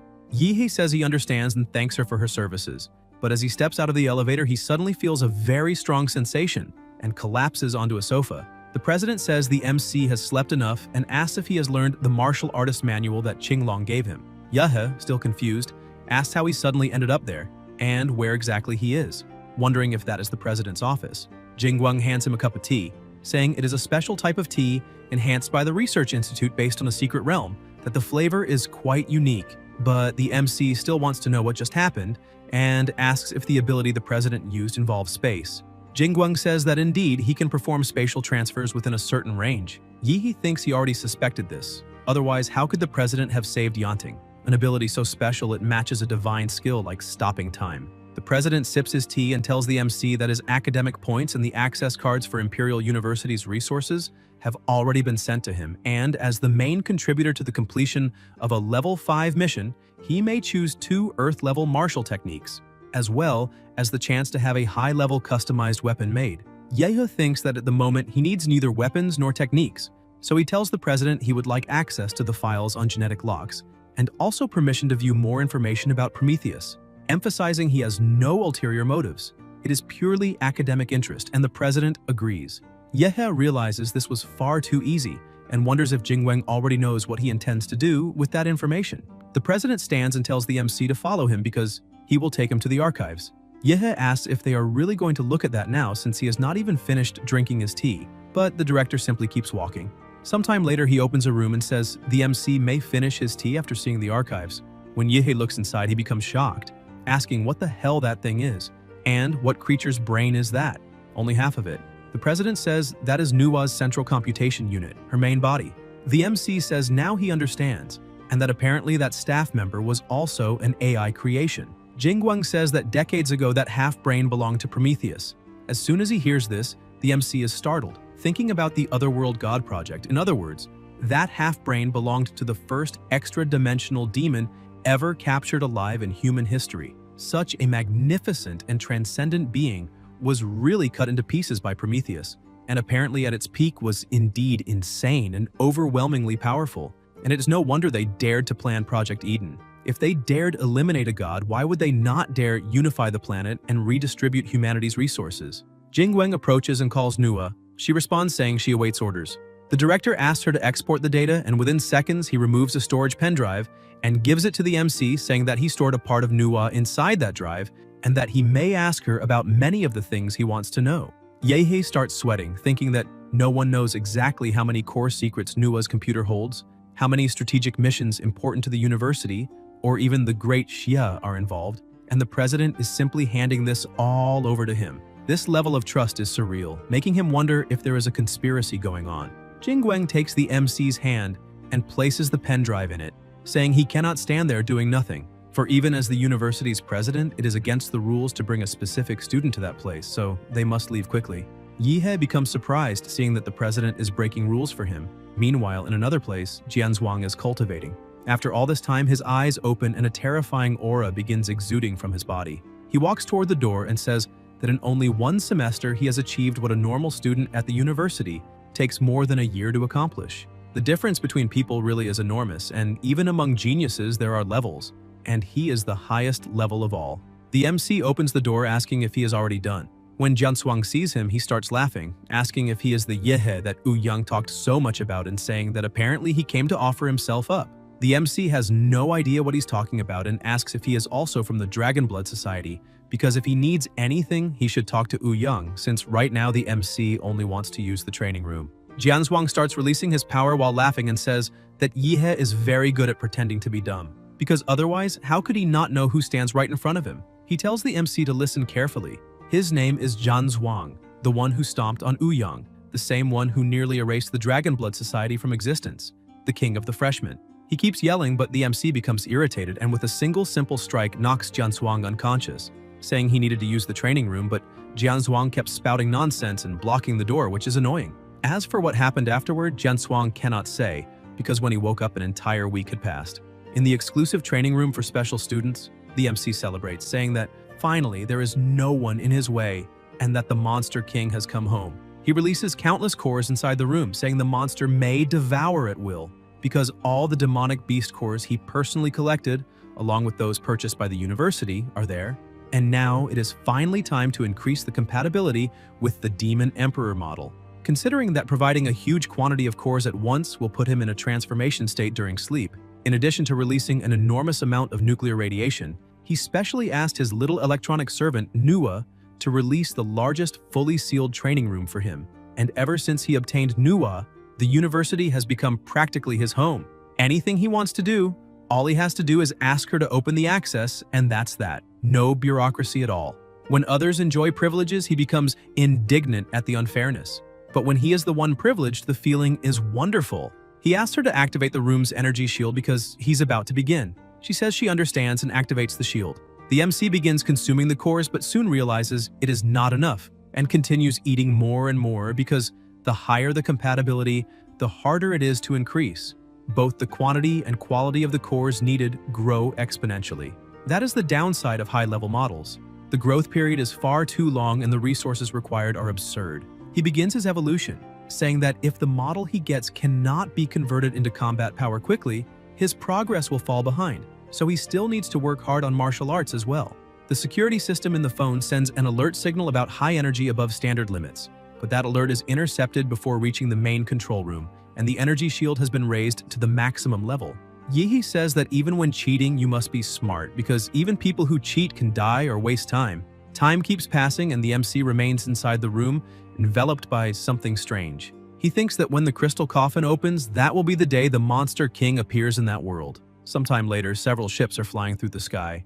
The president says that that day marks the beginning of the Great Xia Reconquest Plan, that 70% of the country's martial artists are heading to war, that Great Xia's martial artists will take back the 12 lost cities. He looks at the army and shouts that all students of Huadu University must ignite the flames of their qi and blood. The students shout excitedly, and a great energy begins emanating from all of them. The flames of qi and blood rise toward the sky, intertwining in a clash between martial aura and vital essence. The column of energy becomes stronger and stronger because that is their fighting will, the determination to recover the lost lands and restore the nation's glory. Even if it costs their lives, they are ready. The president continues leading, saying everyone already knows the missions and plans well, and he knows many have prepared for sacrifice, but they all must return alive, for there is only hope as long as they live. Huadu University will always be their home, and it will always be there awaiting their return.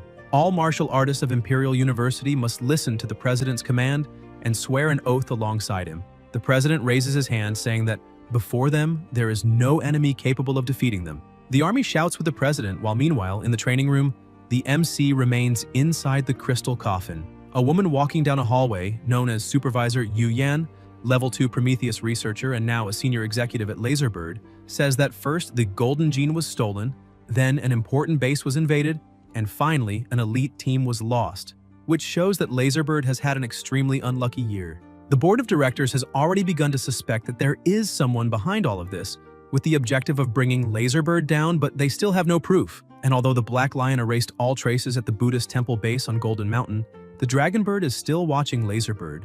And if the Dragonbird of Great Xia were not so busy reclaiming the fallen cities, Laserbird would already be in huge trouble, but it is precisely because the attention of all martial artists in the country is focused on the fallen cities that Laserbird can finally breathe and at the same time release that monster. She explains that that creature is a failed product of the first-generation Golden Gene experiments, a Pandora's box that, if mishandled, can drag humanity into an abyss of eternal ruin. Because with the Golden Gene flowing through its veins, even though it is considered a failure, it can still sense the location of other Golden Genes.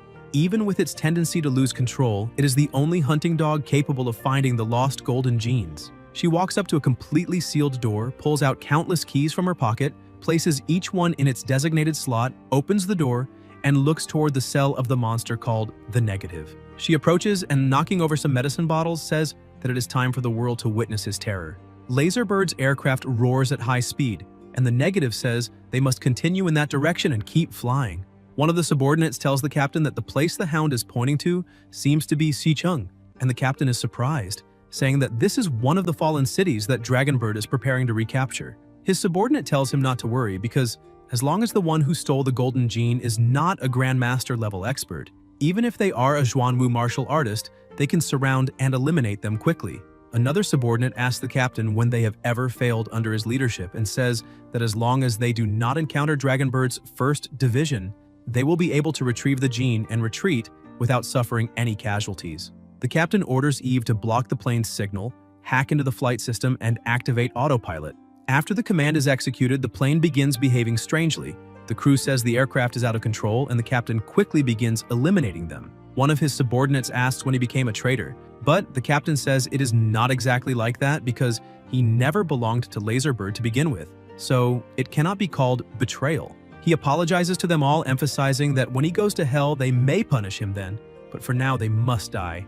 After eliminating everyone, he goes to the Negative, who begins laughing, saying that they are all dead. The creature opens its mouth and asks its brother to give him some blood because he is very thirsty. The captain holds pieces of the crew in his hands, saying that those team members, who were all martial artists at the Grandmaster level, are now his, and the Negative may savor all their hearts. He pushes one of the hearts into the Negative's mouth, saying that the Hound is now free. The Negative says it is still not enough and asks the captain to give him all the hearts. The captain takes a deep breath, saying that he is an agent of Bebeidun, and here he is feeding a dog. After feeding the Negative, the monster asks the captain what he wants him to do. The captain says he does not need him to do anything specific. He only needs him to unleash his rage however he wishes across the lands of the Xia nation. Because Great Xia has begun reclaiming its lost cities, and that resurgence is something they, of Baidan, do not want to see. After opening the aircraft door, the captain says he had better leave. Otherwise, when the hunting hound is released, it will likely tear him apart as well. He emphasizes that he will leave the bodies of those grandmaster martial artists as the first full meal since the creature was freed.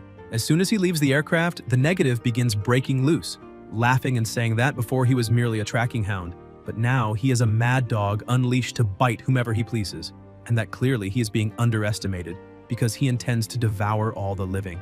The bolts begin snapping apart and suddenly everything that was restraining the hunting hound is destroyed. He breaks free and says that the first thing he must do is complete his golden gene and achieve a true transformation, and then become a god, because once that happens, he wants to see who will dare treat him like a dog. Meanwhile, in the city, chaos spread as officials ordered the immediate evacuation of that barrier zone, since the ship was about to begin a mass bombardment, a measure designed to lure the entire tide of beasts out of the city. With the surrounding forces weakened, the plan called for sending an assault team led by Grand Martial Masters, whose objective was to strike at the enemy's heart and decapitate the dominant beast.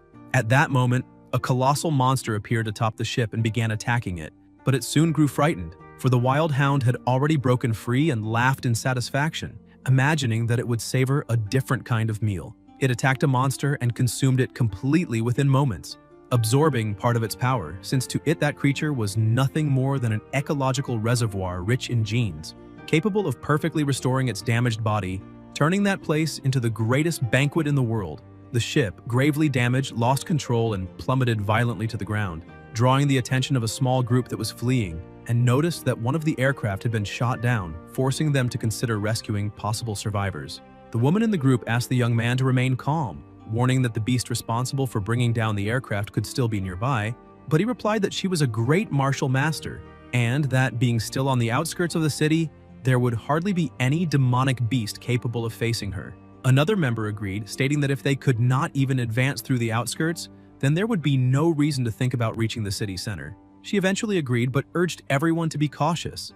As they approached, they noticed something devouring the monsters drawn by the impact, and the boy, terrified, asked whether all the demonic beasts had been defeated by that thing. The girl began to suspect it might be some mentally unstable martial artist lost in the chaos, but the monster then turned its gaze toward them, laughing as if prey had fallen into its trap and launched an attack. One of the members tried to counterattack with his martial technique, but when he severed one of the tentacles, it felt as though he were striking mud, and a mouth emerged from the appendage, swallowing the man within seconds. The others were left in shock, asking whether he had truly been devoured, and the woman, seized by fury at seeing a companion eliminated, charged with all her might against the monster, which responded by using exactly the same martial technique as the man who had just died. She recoiled upon recognizing the strike, unable to understand how that was possible, while screams from behind caught her attention, and when she looked, she realized that not only her allies but many other people were being slowly devoured, crying out for help. The shock paralyzed her movements, and the monster approached from behind, consuming her as well. Minutes later, the creature had already assumed the woman's form, remarking that even though she was older, her flesh was still tender, while sensing the presence of a golden gene elsewhere in the city.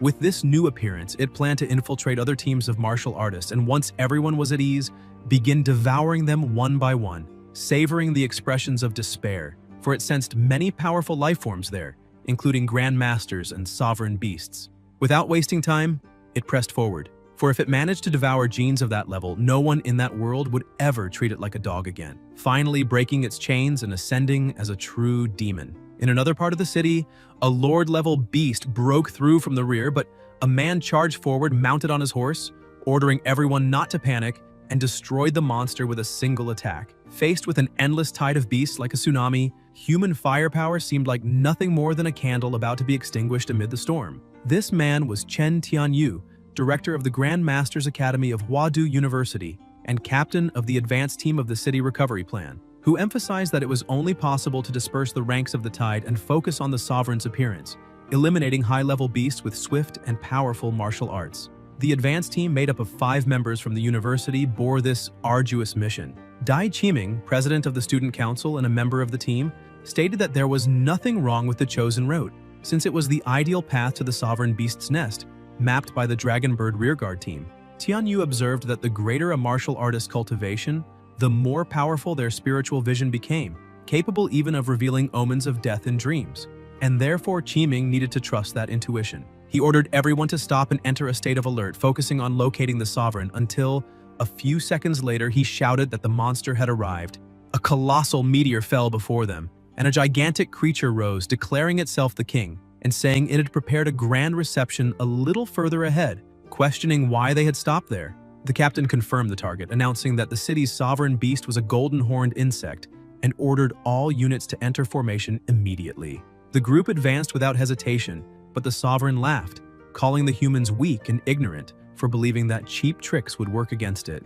As it released its oppressive force, it was surprised to realize that one of the members had transformed their body into energy like a ghost, using the secret art water drop to pierce its defense and climb its arm, while Tianyu seized the opening to wound it, triggering the king's furious reaction. The domain expansion was activated, and the monster asked whether that really was a domain. It sensed a presence rushing toward it, and the captain unleashed a powerful attack in an attempt to end the fight. The king admitted that the human's cultivation system had its merits, but he was far from surrendering and, without a second thought, counterattacked, colliding the two blows and causing a massive explosion that destroyed everything around them. The advanced team wondered whether they had managed to take down the sovereign, but the elder pointed out that it would not be that easy, and that if they had managed to severely injure the beast, that alone would be enough to achieve their objective. The monster was still standing, but half of its body had been completely destroyed, and a voice began to echo from within, saying that humans were actually quite capable, and that an ordinary sovereign might not have withstood that spear strike. A hand began to emerge from inside the carcass, explaining that it was a pity, because among sovereigns there were levels, and that king stood above them all. The advanced group could not believe that the monster still possessed a rare transformation form, and the king emerged from the carcass in an extremely smaller and more compact form, yet with a terrifying presence. The king shouted that perhaps the emperor had been right and that they needed to learn something from humans. The monster's speed was infinitely greater, and in the blink of an eye it closed in on the squad, saying it would first eliminate that meddlesome old man, and with a single finger released a violent blast of power, though it only managed to lightly injure a few members.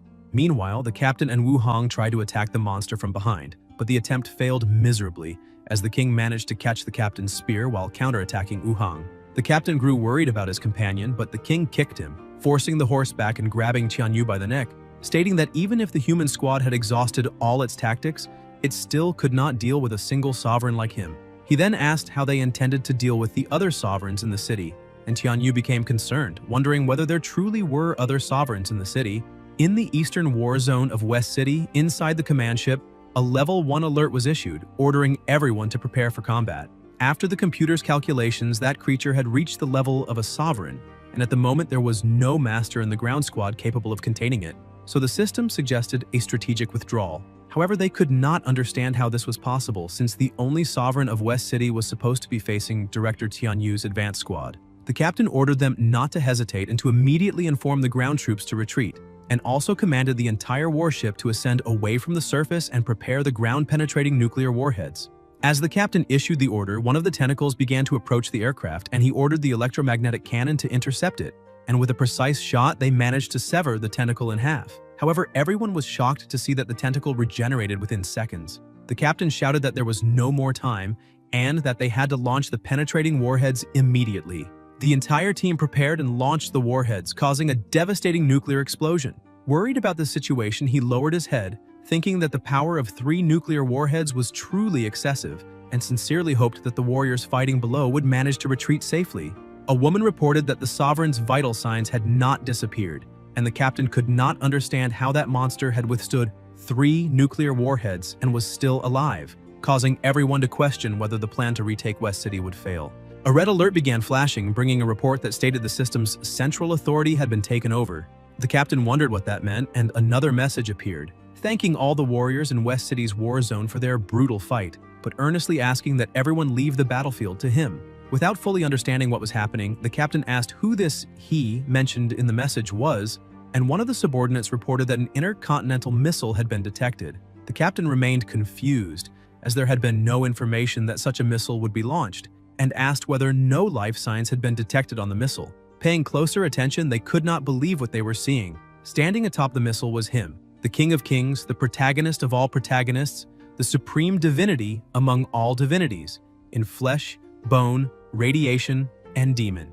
Yehe was approaching the battlefield to do the dirty work that no one else could do.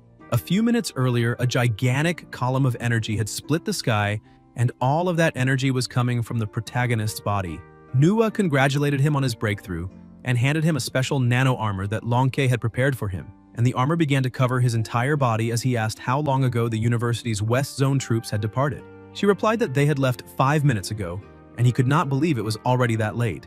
Desperate to try to save everyone, he asked them to prepare a supersonic fighter, but changed his mind upon realizing that even a fighter would be too slow to arrive in time. Therefore, he ordered the preparation of an intercontinental missile so that he could reach the destination within minutes. And this time, upon arriving in West City, he would have 2 objectives. The first was to find the Mad Doctor and recover the Golden Gene, and the second was to eliminate the Sovereign, obtain the Sovereign-level demonic core, and take the final step to complete the mutation. The compatibility of the Imperial model had already surpassed 90%, and aside from Lord-level demonic cores, all others were no longer of any use.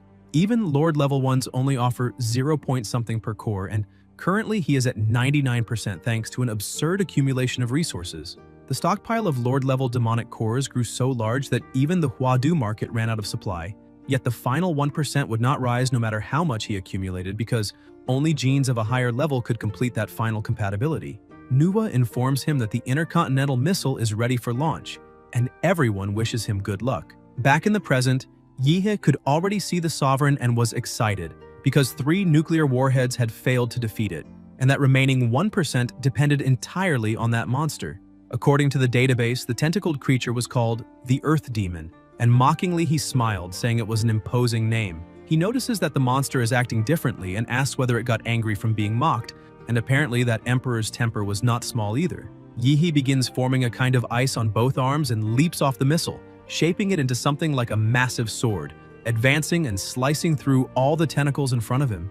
The team inside the command ship can only watch and celebrate, because the university had sent a Grand Master, and at last, West City could be saved since there was now a real chance of victory. The protagonist keeps advancing until he finds the monster's core and, as always dominated by the will to fight, attacks with everything he has to end the battle in a single move, using the Demon Emperor's secret art, the Celestial Nuclear Kick. The amount of energy released is so immense that the radiation manages to escape the planet, and people scattered throughout the city, still fighting, are stunned, asking what that blinding light was, since the intelligence reports had only mentioned that a sovereign monster had appeared in the middle of West City. Meanwhile, the advanced group is being completely obliterated, and even Wu Hong, the most resilient among them, cannot withstand a single blow. The Sovereign steps on the shield hero, saying that he is not a true specialist since he was cut down like a piece of paper, though he admits that Tianyu is powerful for having forced him to assume his 3rd form. The captain refuses to give up and thinks that the blood-burning secret art will not last much longer, and that even if he were to win that battle, the worst had already happened. Even so, that did not matter because, as a Grand Master of Daxia, he needed to eliminate that demonic creature right there and then. The Sovereign perceives the stiff, martial rhythm and the forced attacks, recognizing that human warriors possess interesting techniques, but one's insufficient to compensate for the absolute gap in power. Tianyu places all his hope in his final attack and charges forward with everything, but the Sovereign manages to defend, because the Emperor had recently refined the old transformation experiment. Acknowledging Tianyu's bravery, he decides that when that human dies, his body will be taken to be reborn in an even stronger form. The captain continues releasing all his remaining strength while shouting that he is not afraid of death and that he will keep attacking and injuring the monster to prevent any interference in the recovery of West City. Even so, it is useless, and the Sovereign defends without suffering any damage at all. He complains that humans are foolish to use techniques that burn their own lives, since it is clear he could eliminate them instantly, yet they insist on forcing their bodies beyond the limit. Still, he does not mind doing extra work, and simply does not use his full power so as not to damage the body of that powerful human, while the others will not have that privilege and will simply be crushed to death. Suddenly, Wu Hong stands up with his body completely restored, asking whether the situation was lively, since even on the outskirts of the city, he could still feel the commotion of the fight. An elder is shocked and asks whether the shield hero was not dead, and Wu Hong replies that he was, walking in a strange manner toward the horse lying on the ground. As he looks at the elder and asks whether he died, his face and eyes become completely strange, and his body opens like a mouth, terrifying everyone. Wu Hong swallows the horse whole and absorbs it, while his face begins to multiply, saying that the taste is very good and that it is no wonder it was the mount of a Grand Master, but that it would be even better to devour the Grand Master himself. He adds that everyone there looks delicious, and asks whether he can have a taste. The sovereign attacks that nonsense-speaking creature, asking what disgusting thing that was, since it carried a demonic aura similar to that of the Dark Stellar Demon. He asked the humans whether that was some insane creation, as he had not imagined they would associate with that group of demons, and suggests that perhaps it would be better to let them themselves rule the planet. Tentacles begin to emerge from Wu Heng's body and form a new head, which laughs and greets the sovereign, saying that its name is Negative and that it is there to eat him. The king replies that the creature is far too arrogant and begins attacking, declaring that such trash would not withstand even a single punch. Part of the new monster's body falls onto the sovereign, who immediately senses the danger, as that flesh begins to corrode his body, forcing him to retreat. The monster then asks how far he thinks he can run, since that was only a small part of its true body. A gigantic mouth emerges from the ground and swallows the sovereign, dragging him toward the main body and fusing with the head, causing the creature's body to swell, something expected of a sovereign-level being, which nevertheless resists and prevents immediate absorption. The elder realizes this is the group's chance to escape and tells Qiming to take the captain and leave, but Qiming asks what he intends to do. The monster looks at them and says it has not forgotten dessert after the main course, while noticing something extremely powerful approaching. A beam of energy flies toward the area and the elder grows concerned, thinking that such a level of power could be another sovereign. The energy strikes the monster with a colossal impact, and Tianyu realizes it is not another sovereign, because the attack is clearly aimed at a different creature. In the midst of the explosion, the protagonist releases even more energy, as he had believed for a moment that the monster had devoured the sovereign and was an ally. But now that it intends to devour Director Chen and the others, it cannot be allowed to escape alive. That black and red substance is repulsive, the radiation so high that it is destroying everything around it.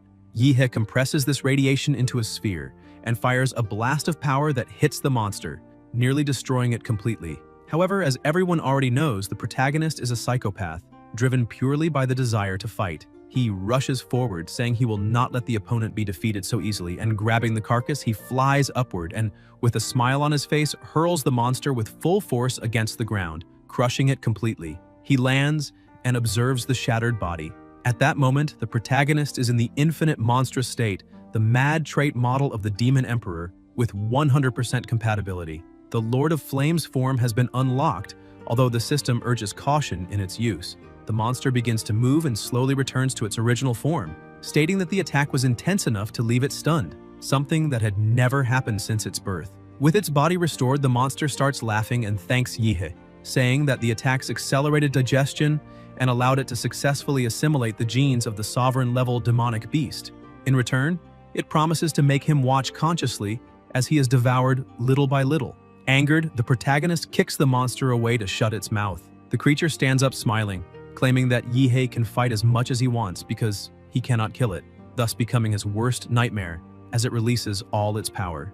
Yihe laughs as well, since it is the first time he has seen someone even more arrogant than himself, but considers that thought idiotic because the bigger the target, the easier it is to eliminate. He attacks again using the Imperial faction's secret art, Godzilla Qigong Wave, releasing such an absurd amount of power that it terrifies the advance group.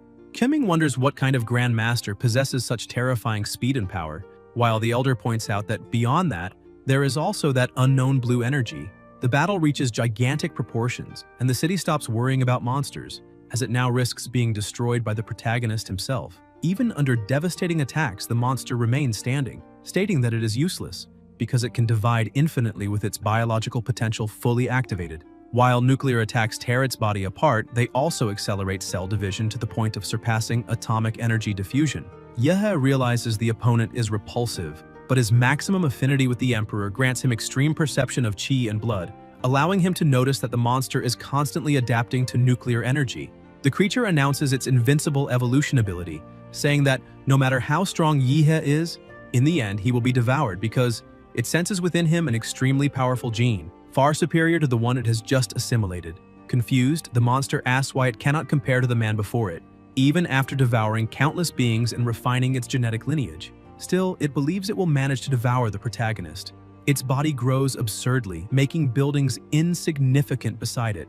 The advance group watches, realizing that not only the man is terrifying, but so is the opponent, and they are no longer so certain that this mysterious specialist can handle it alone. Yahe remains calm, considering the monster nothing more than a glutton. He activates the Abyss Dragon armor and requests the release of the single arm, delivering a punch capable of splitting the sea and completely destroying the enemy, opening a trail of annihilation. Unable to regenerate, the monster asks how Yihe's strength continues to increase, and the protagonist simply states that his power will always be greater. He activates the area explosion and everything begins to detonate, while Yihe emerges unscathed, brushing himself off and asking why the monster thought that level of strength was his limit. Indignant, the monster attacks with the Elbow of Death Acid, the Magmatic Iron Mountain, and the 5-discharge Lightning Whip. But Yihe remains motionless, arms crossed, as if none of it had any effect at all. The gap in power makes the monster question what kind of beings Yihe must have devoured in the past, refusing to believe that someone could be more invincible than himself. Not even the ultrasonic roar has any effect. Yahe remains unscathed and asks whether that chaotic sequence of attacks is some kind of joke, throwing the monster's own words back at him and stating that the creature will never be able to eliminate him. After elevating his physical strength to another dimension, Zawarudo, the fusion between spirit and body, is also raised far beyond its original state, making all his attributes many times greater than normal. Thus, if the opponent's attacks can barely break Yihe's skin when he is in his normal state, imagining what happens after he amplifies his own attributes several times by entering Zawarudo mode becomes almost absurd. Mocking the situation, the protagonist says that, to be clear, even if he stood still and allowed the monster to attack him for an entire day, it would not be able to cause even a scratch to his defense.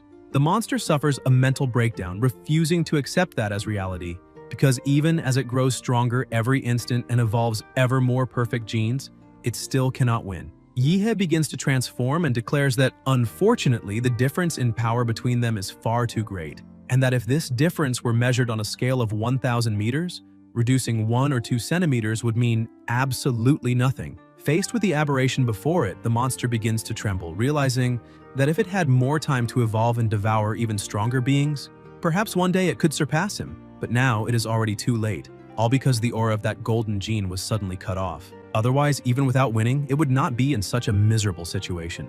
With no alternatives left, the monster admits that it cannot win and acknowledges that the protagonist is not inferior, since up to that point, it has found no way to kill him. On the other hand, it claims that Yihe also cannot kill it and proposes a deal. It suggests that both the city and the country become the protagonist's exclusive domain, guaranteeing that it will not invade even a single centimeter and will go elsewhere, such as the Northern Federation of Belton. In this way, the strategy would also align with human policies of balance of power between nations. In the end, the two could divide the Blue Star, with the monster ruling the northern continent of Brighton while Yihe would keep the eastern and west continents.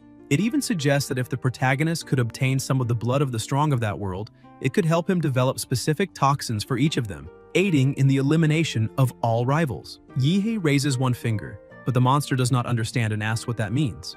The protagonist replies that it represents 10 minutes, and that if the monster is still alive after that time, he will change his own name. The monster says that in that case, all he needs to do is clench his fist, because Yihe believes that any extra space is still extra space. Convinced of his immortality, it asks whether this is a joke, since even if it wanted to, it could not die, because every cell in its body is roaring to evolve. Yihe hugs it and says they will only know by trying, squeezing it even harder, and then flies upward while grinding the monster's body against the buildings. The monster laughs, stating that the protagonist cannot kill it, and that the attack is practically painless, until it realizes that Yihe keeps ascending, passing through the atmosphere and leaving the planet. Confused, the monster asks what he intends to do, and whether he will throw it away from the planet, saying that this would also be useless, since neither cosmic rays nor the absolute zero environment of space could kill it. It says it can continuously absorb radiation and evolve infinitely, promising that one day it will return to eliminate all inhabitants of the Blue Star. Yihe stops at an ideal distance, where no one can observe what is about to happen, and where there will be no destructive damage to the city. Moreover, that distance has already caused the monster to lose contact with its derivatives. Frightened, the monster asks how he knew that, and Yihe explains that the true body of Zero Negative is not as invincible as it boasts, because if it were, it would never have been captured and imprisoned by the laser bird in the past. He explains that although it is extremely difficult to kill, each regeneration consumes vital energy, and that after the recent battle, the monster has lost about 30% of that energy. Considering only the stored energy, it could rival that of 3 ordinary sovereigns. But the biggest problem is not the resurrections, but the derivatives that have detached from the main body. From the very beginning, parts of its body were crushed or shattered, and these parts do not lose vitality, only entering dormancy until the inverse body completely exhausts its vital energy, activating copies of consciousness stored within them, allowing an alternative resurrection. However, this ability is still imperfect and has a distance limit, something Yihei realized by sensing the connections through the vital magnetic field, deducing their frequency and range. In short, at that moment, the monster had only one life remaining. Zero Negative panics when he realizes he has been completely seen through and understands that he cannot die there, because if that happens, he will never see the light of day again.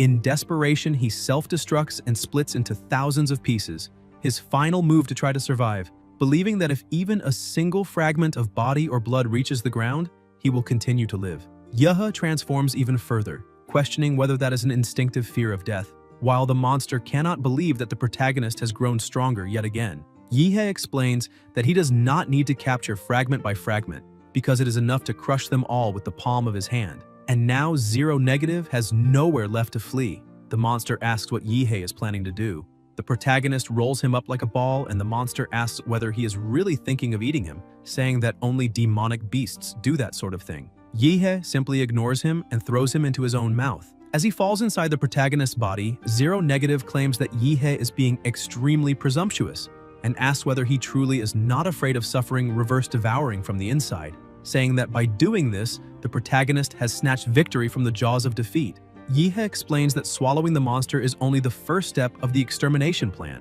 and that the next step is to release the Lord of Flames. The protagonist's body ignites, releasing flames capable of burning anything they come into contact with. Zero Negative begins to be incinerated and screams, questioning how a creature capable of releasing stellar-level temperatures can exist, since within his entire genetic database, there are no extraordinary genes capable of adapting to a forbidden zone like the sun. He begs Yihei to stop, saying that otherwise he will be turned into a pill, repeating that he refuses to accept such a fate because he is a perfect creature, and if he had only a little more time, none of this would have happened. His words cease when he is completely disintegrated and a massive explosion occurs, releasing a wave of energy that covers a vast area of the planet Earth. 10 minutes earlier, Qiming was communicating with the War Zone headquarters, identifying himself as a member of the advance squad and reporting that he had successfully received the command message.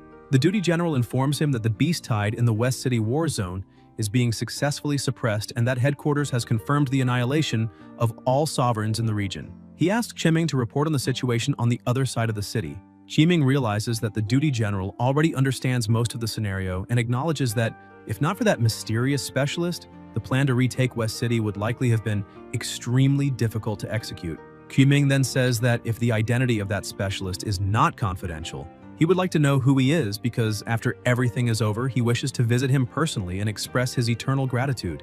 The duty general replies that the protagonist is actually at the same university as him. Qiming is surprised and asks whether he is talking about Huadu University and whether that specialist is the principal or some specially appointed professor, since as student council president, he knows all the faculty and has never heard of anyone with such an intense and destructive blue radiance in battle.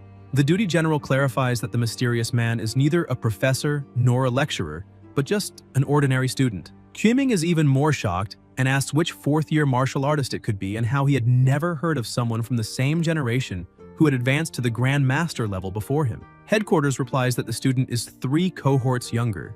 The explosion that occurred in space brightens the sky like a second sun. Back in the present, the protagonist passes through the planet's atmosphere, and since he is in his normal form, the nano armor cannot withstand the high temperatures of re-entry and disintegrates.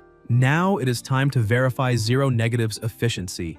Using the abilities inherited from the opponent, Yihei envelops his entire body, combining the advanced vampiric lineage with the evolutionary ability of the Supreme God template, successfully absorbing and fully refining Zero Negative's genetic abilities. He realizes that he has inherited that black and red biomass which, beyond functioning as an investment, was able to completely repair the damage previously suffered in the Lord of Flames form. However, Yihei notices that the effect goes far beyond simple regeneration.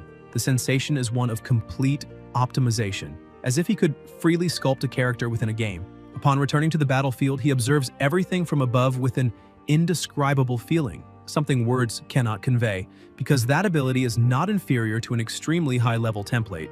In the Northern Federation of Baden, inside the Federal Military Command Base, Commander Duller cannot believe what the security systems are detecting. The federal supercomputer Eve reports that above West City of the Jia Nation, at the boundary between the atmosphere and the thermosphere, a violent high-energy reaction occurred with an estimated range of 600 kilometers, equivalent to a nuclear explosion of tens of millions of tons of TNT.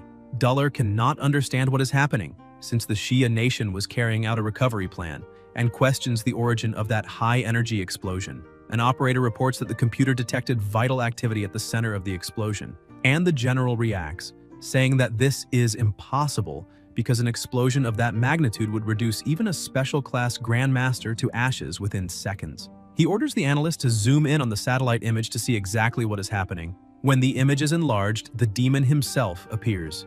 Duller is stunned and questions whether that being is really so young. The protagonist looks in the direction of the satellite, staring straight at the supercomputer, as if offering it a gift. The general wonders how this is possible since the satellites are in outer orbit, and orders the immediate identification of the face. Suspecting that this might be the fourth Grand Master of the Xia Nation, Yihe releases his power, throwing the entire command base into alert as they question what he intends to do. An operator warns that an enormous concentration of energy is forming. In a matter of seconds, crossing half the planet, the protagonist destroys the satellite. Yihe was irritated by that northern Baydun trash and decides to eliminate the satellites to prevent them from continuing to spy on his nation. With the supreme template at maximum, the range of the vital magnetic field expands to a colossal level, enough to cover the entire planet. Now, in addition to sensing the aura of carbon-based organisms, he also perceives signals emitted by machines in various special frequencies. With the primary mission of retaking West City completed, Yihe has a new idea. There are 11 S-level forbidden life zones, and perhaps with his current level of power, he can step into those places. But this can only be confirmed by testing. Expanding the vital magnetic field even further, his perception rapidly advances, sweeping across the entire planet. The black and red biomass of zero-negative, combined with the vital magnetic field, constructs a complete regional distribution map. The layout of the nation's cities can be reconstructed clearly and precisely.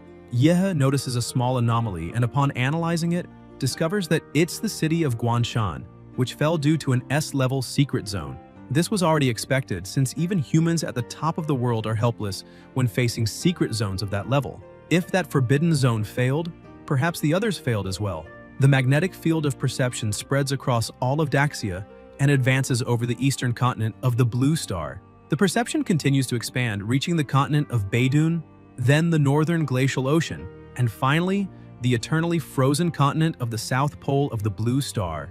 Now he can explore everything at once. On Chaodong Island inside the Solar Crystal Imperial Palace, a sick monster coughs.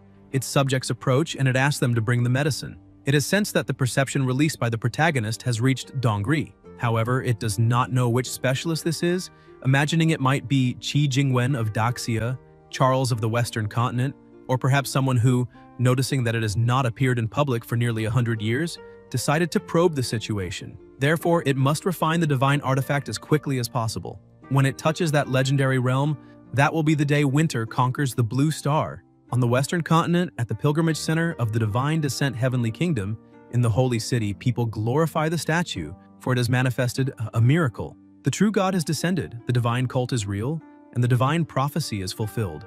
A man approaches the statue, whose eyes are open, and asks whether it was that arrogant gaze that awakened it. That arrogant gaze was the magnetic field released by the protagonist. The man places something into the statue's eye, asks forgiveness for his failure as a servant, and begs it to continue resting. On the high seas of the continent, a captain wonders whether the gaze just now was Yihe's, because he did not imagine that in such a short time the protagonist would grow to this extent, something far too excessive. To him, this is the fault of that blue-haired man with the abnormal body. If he had not damaged his own vessel in the human world, his recovery would not have been delayed so much. Even so, once he manages to leave that place, he intends to seek out Yihe. Meanwhile, the protagonist realizes that the vital magnetic field has already constructed the complete image of the entire Blue Star. Even so, there are still at least 12 places similar to Guanshan that swallowed the perception like black holes. In addition, some presences, upon noticing the perception network, tried to trace its location in reverse. The waters of the Blue Star are deep. Suddenly, Yihe hears a voice in his mind and realizes it is Rector Qi Jingwen. The voice asks him to be careful of Fu Hongcheng of Daxia. By tracing the origin of the signal, Yihe perceives that it comes from Kunlun Peak of Daxia, He begins to reflect on the warning, remembering that Fu Hongcheng is the nation's guardian warrior. However, this man should be in seclusion due to severe injuries. So what is really happening at Kunlun Peak? Yihei asks Nuwa whether she can detect Rector Qi Jingwen's location signal. Nuwa searches for a moment but finds nothing. Then he asks her to try to locate Long Qinglong. She cannot find him either, but accesses Director Qinglong's last recorded movement. The record shows that Qinglong went to the Valley of Death at Kunlun Peak, but the specific reason was not disclosed. The protagonist begins to wonder whether those two were indeed together, and whether this happened precisely at the critical moment when Daxia's recovery plan was initiated. A dangerous possibility emerges in his mind. Perhaps Fu Hongcheng has betrayed them, and that if Hongsheng is truly an enemy, it means Daxia's top combat force is finished. Moreover, they are carrying out a large-scale recovery plan. Reclaiming the fallen cities also means enormous damage to their vitality. If this colossal giant called Daxia falls, countless previously suppressed countries will rise, and all the wolves and tigers that devour the giant's flesh and blood will grow stronger. The absence of top-tier strength means Daxia has entered its most dangerous period. One small mistake and it will be attacked from all sides. The Valley of Death at Kunlun Peak is a place capable of suppressing warriors and even demonic beasts. And with the emergence of secret realms, there is no trace of battle there. Clashes between grandmasters usually split mountains and tear seas apart. If the Dean had joined forces with Qinglong to face Hongsheng, all of Kunlun Peak would have already turned into a Kunlun Basin. That leaves only one path: go after Hongsheng. However, if he is truly an enemy, going to him means exposing themselves. The protagonist starts to grow irritated since unraveling mysteries like this is not something he enjoys. His only pleasure is fighting strong enemies. So the best option he has right now is to become even stronger. Now his 3 templates are already at their maximum, and the effect of being first in the series and reclaiming West City is enough for him to obtain 2 more templates.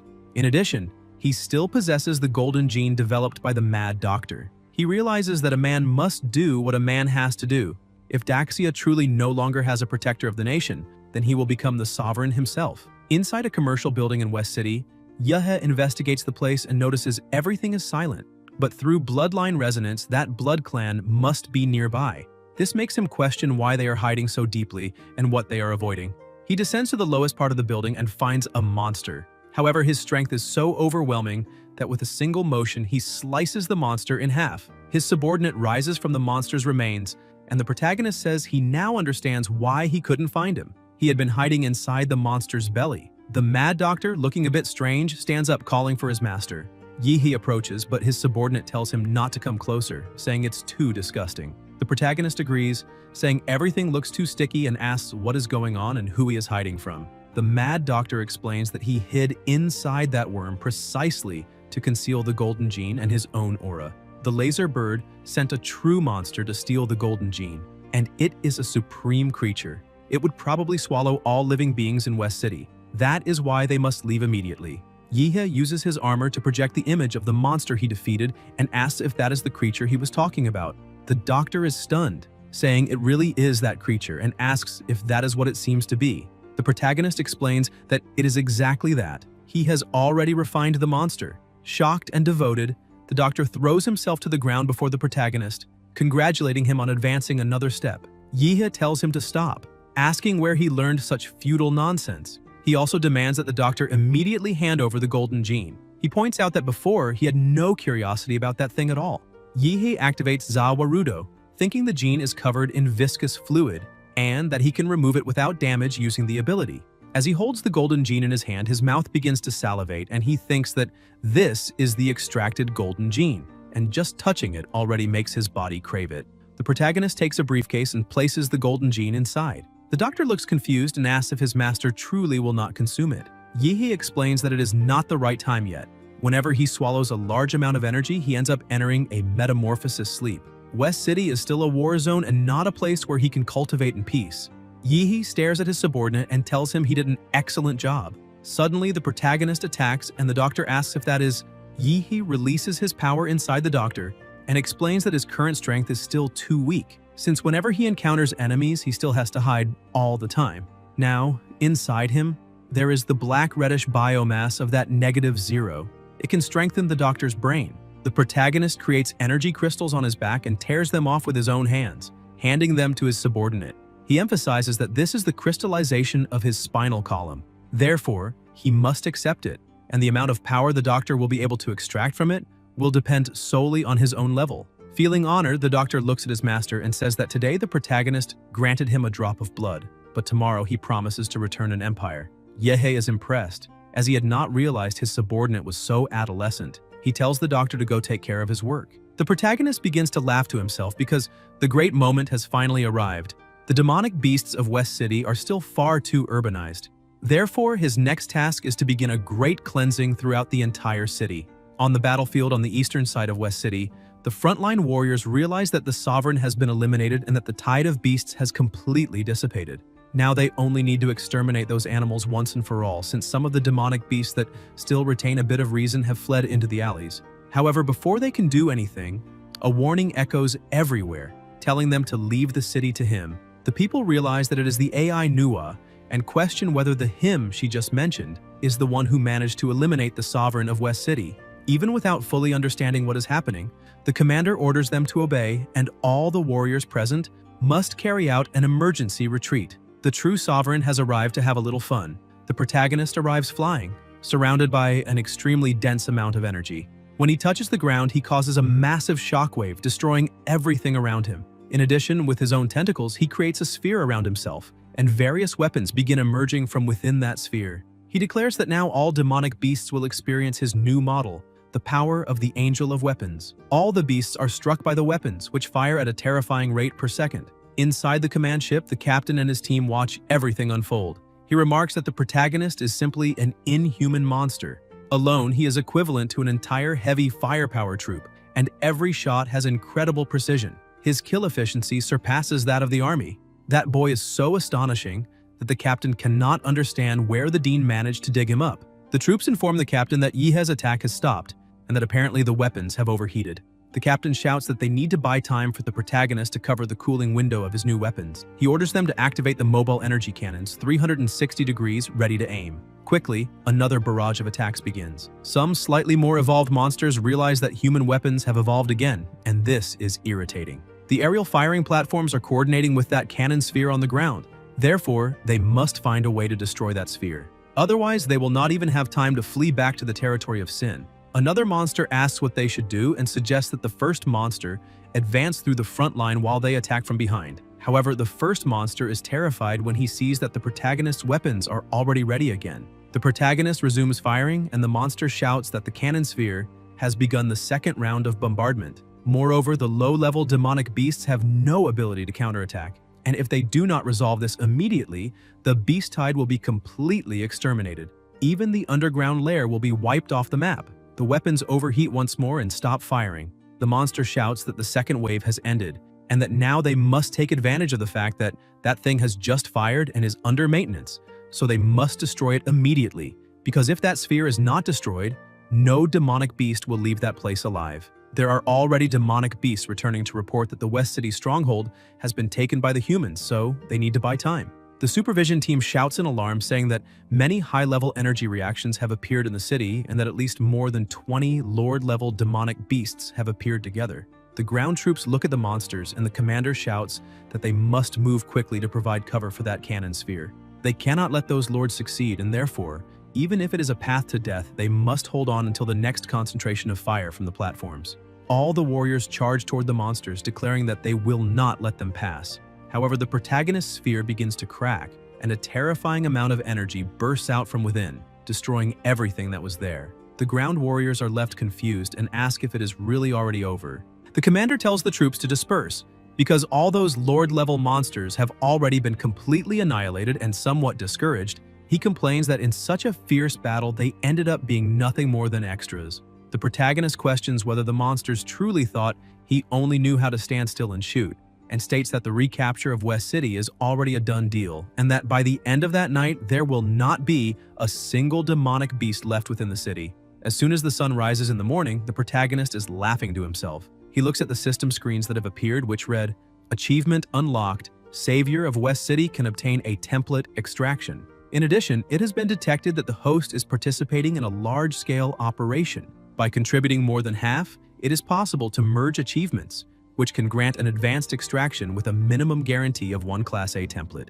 He thinks that he recognizes this system, wondering if it is not the same gacha system from a certain national game from his past life, but when applying template extraction, it is delicious. Monster templates below Class B no longer have value to him. The ideal approach is to complete all recapture achievements and combine everything for one large extraction. At the very least, a Class A monster template at the same level as the Emperor should appear, and that is his expectation. Meanwhile, in the center of the great city, it is announced on all the giant screens around the buildings that the first battle of Daxia's recapture campaign has been a success. In just one day, 3 cities have been recovered. The first was Liancheng, recaptured under the leadership of the 1st Department of Longke. The second was Lancheng, recaptured under the leadership of the warriors of the Sinister City. And the third was West City, recaptured by the team led by Dean Chen Tianyu of Huadu University. The warriors of Daxia will continue to reclaim the cities occupied by demonic beasts. Qingzhu, who was following the news on her phone, questions whether that announcement was some kind of joke, since it claimed that West City was recaptured by Dean Chen, but that blue light could not have belonged to anyone else. At the headquarters of the Supreme Command of Daxia's recapture campaign, the minister orders everyone to classify the protagonist's identity as top secret, since a person with such strength is too shocking to others and would attract attention from many parts of the world. Suddenly, Yihe appears in the room, calling the minister chief and saying he has a favor to ask. Just the protagonist's presence makes the minister tremble completely. He bows and says that Yihe does not need to call him chief, since the true chief there is the protagonist himself. Yahei says that in that case, he will get straight to the point, asking when Huadu University will grant him the official certification as the chief student of his year. The minister is somewhat confused, saying that the protagonist is already stronger than the dean. So why does he still care about such a title, so inferior to his true greatness? And that his classmates would probably feel embarrassed. But Yihei simply stares at him without saying a single word. Sensing the killing intent, the minister trembles again and says that the certification of Chief Student of the Year requires confirmation from the Huadu Student Council and normally takes a month of procedures. However, the protagonist's situation is special, so he believes that none of the first-year students would have objections to his title. In addition, the president of the Huadu Student Council is present and can certify him on the spot. The protagonist is surprised to learn that the president of the Student Council is there and asks where he is. Suddenly, Kuming appears, and the protagonist asks if he is the president of the Student Council. Qiming runs to Yihe and stares at him for a few seconds. Soon after, he begins shouting, calling the protagonist senior, and thanking him for saving everyone on the battlefield, saying that on behalf of his teacher, he would like to express his gratitude. The protagonist explains that he only did what he was supposed to do, and moreover, Yaming seems to be a few years older, so there is no need to call him senior. But Qiming disagrees, saying that on the path of martial arts, the strongest come first. Therefore, the protagonist is the senior. Even a little embarrassed, Yihe ends up agreeing with that. Sometime later, the system congratulates the host for obtaining the achievement of Chief Student of the Year at Huadu University. With that, he gains another template extraction reward. He becomes excited, because the moment to witness a miracle has finally arrived. He confirms the initialization of the extraction. Something begins to appear before him, and he thinks that it has finally arrived. The system notifies that it is a B+ level Hellstar template. The monster slowly opens its eyes and looks at the protagonist. The system displays the bloodline abilities. Mad Star that covers the sun, capable of perceiving cosmic radiation and luminous energy, altering particle density. Trace of luminous energy, which controls the flow of energy, changing its trajectory and efficiency. Great Dark Sky, which devours everything. The current compatibility is 1%. The protagonist feels relieved to see that it is a skill-type template and not one of those D or C class ones that only increase size and are useless. Moreover, he does not know exactly whether the Hellstar's light and energy control abilities can overlap with the Emperor's nuclear energy. If it is possible to form a perfect contract, the room for development will be enormous. So he can hardly wait to push that template to the maximum and develop it thoroughly. Meanwhile, in the occupied city of Qincheng, Wu Sen, along with his group, is complaining because an entire day has already passed and they have only managed, with great effort, to retake 2 cities around Qincheng. His companions say that there are many presidents of martial guilds forming the Sovereign Decapitation Team, and they have not even managed to determine the Sovereign's location. They question whether this may be due to certain factors, since the beast tide of Qincheng is mainly composed of rodent-type demonic beasts. Although there are almost no large beasts on the battlefield, they are extremely difficult to deal with. They have built a complex underground tunnel network beneath the occupied city to wage subterranean warfare against the coalition of warriors. Originally, they adopted the same plan as the West City Coalition: bombard the outskirts to lure the beast tide and then send the Blade Squad for decapitation. But these rats have a high degree of organization, and almost no beasts were attracted by the human bombardment. The entire city maintained a deadly silence, with no defenses on the access streets, as if inviting the coalition of warriors to enter immediately. This forced them to fight in precisely the type of combat in which they are worst: urban warfare. It is no wonder that they have only retaken 2 cities and still suffered enormous losses. The girl looks at the news reporting that Liancheng, Lancheng, and West City have been retaken. Wu Sen punches the wall in anger, saying that the sovereign has not even appeared, and that this trash is certainly hiding deep underground in Xinjiang. This means that to find the sovereign, they will have to pass through narrow and complex tunnels, going through hundreds of millions of rats, which makes it simply impossible. To have strength but lack decisiveness in this world, there is nothing more frustrating than that. Yehe arrives in the city of Xinjiang wearing Toby's mask. He is there to recover that city, however, no one can know about it.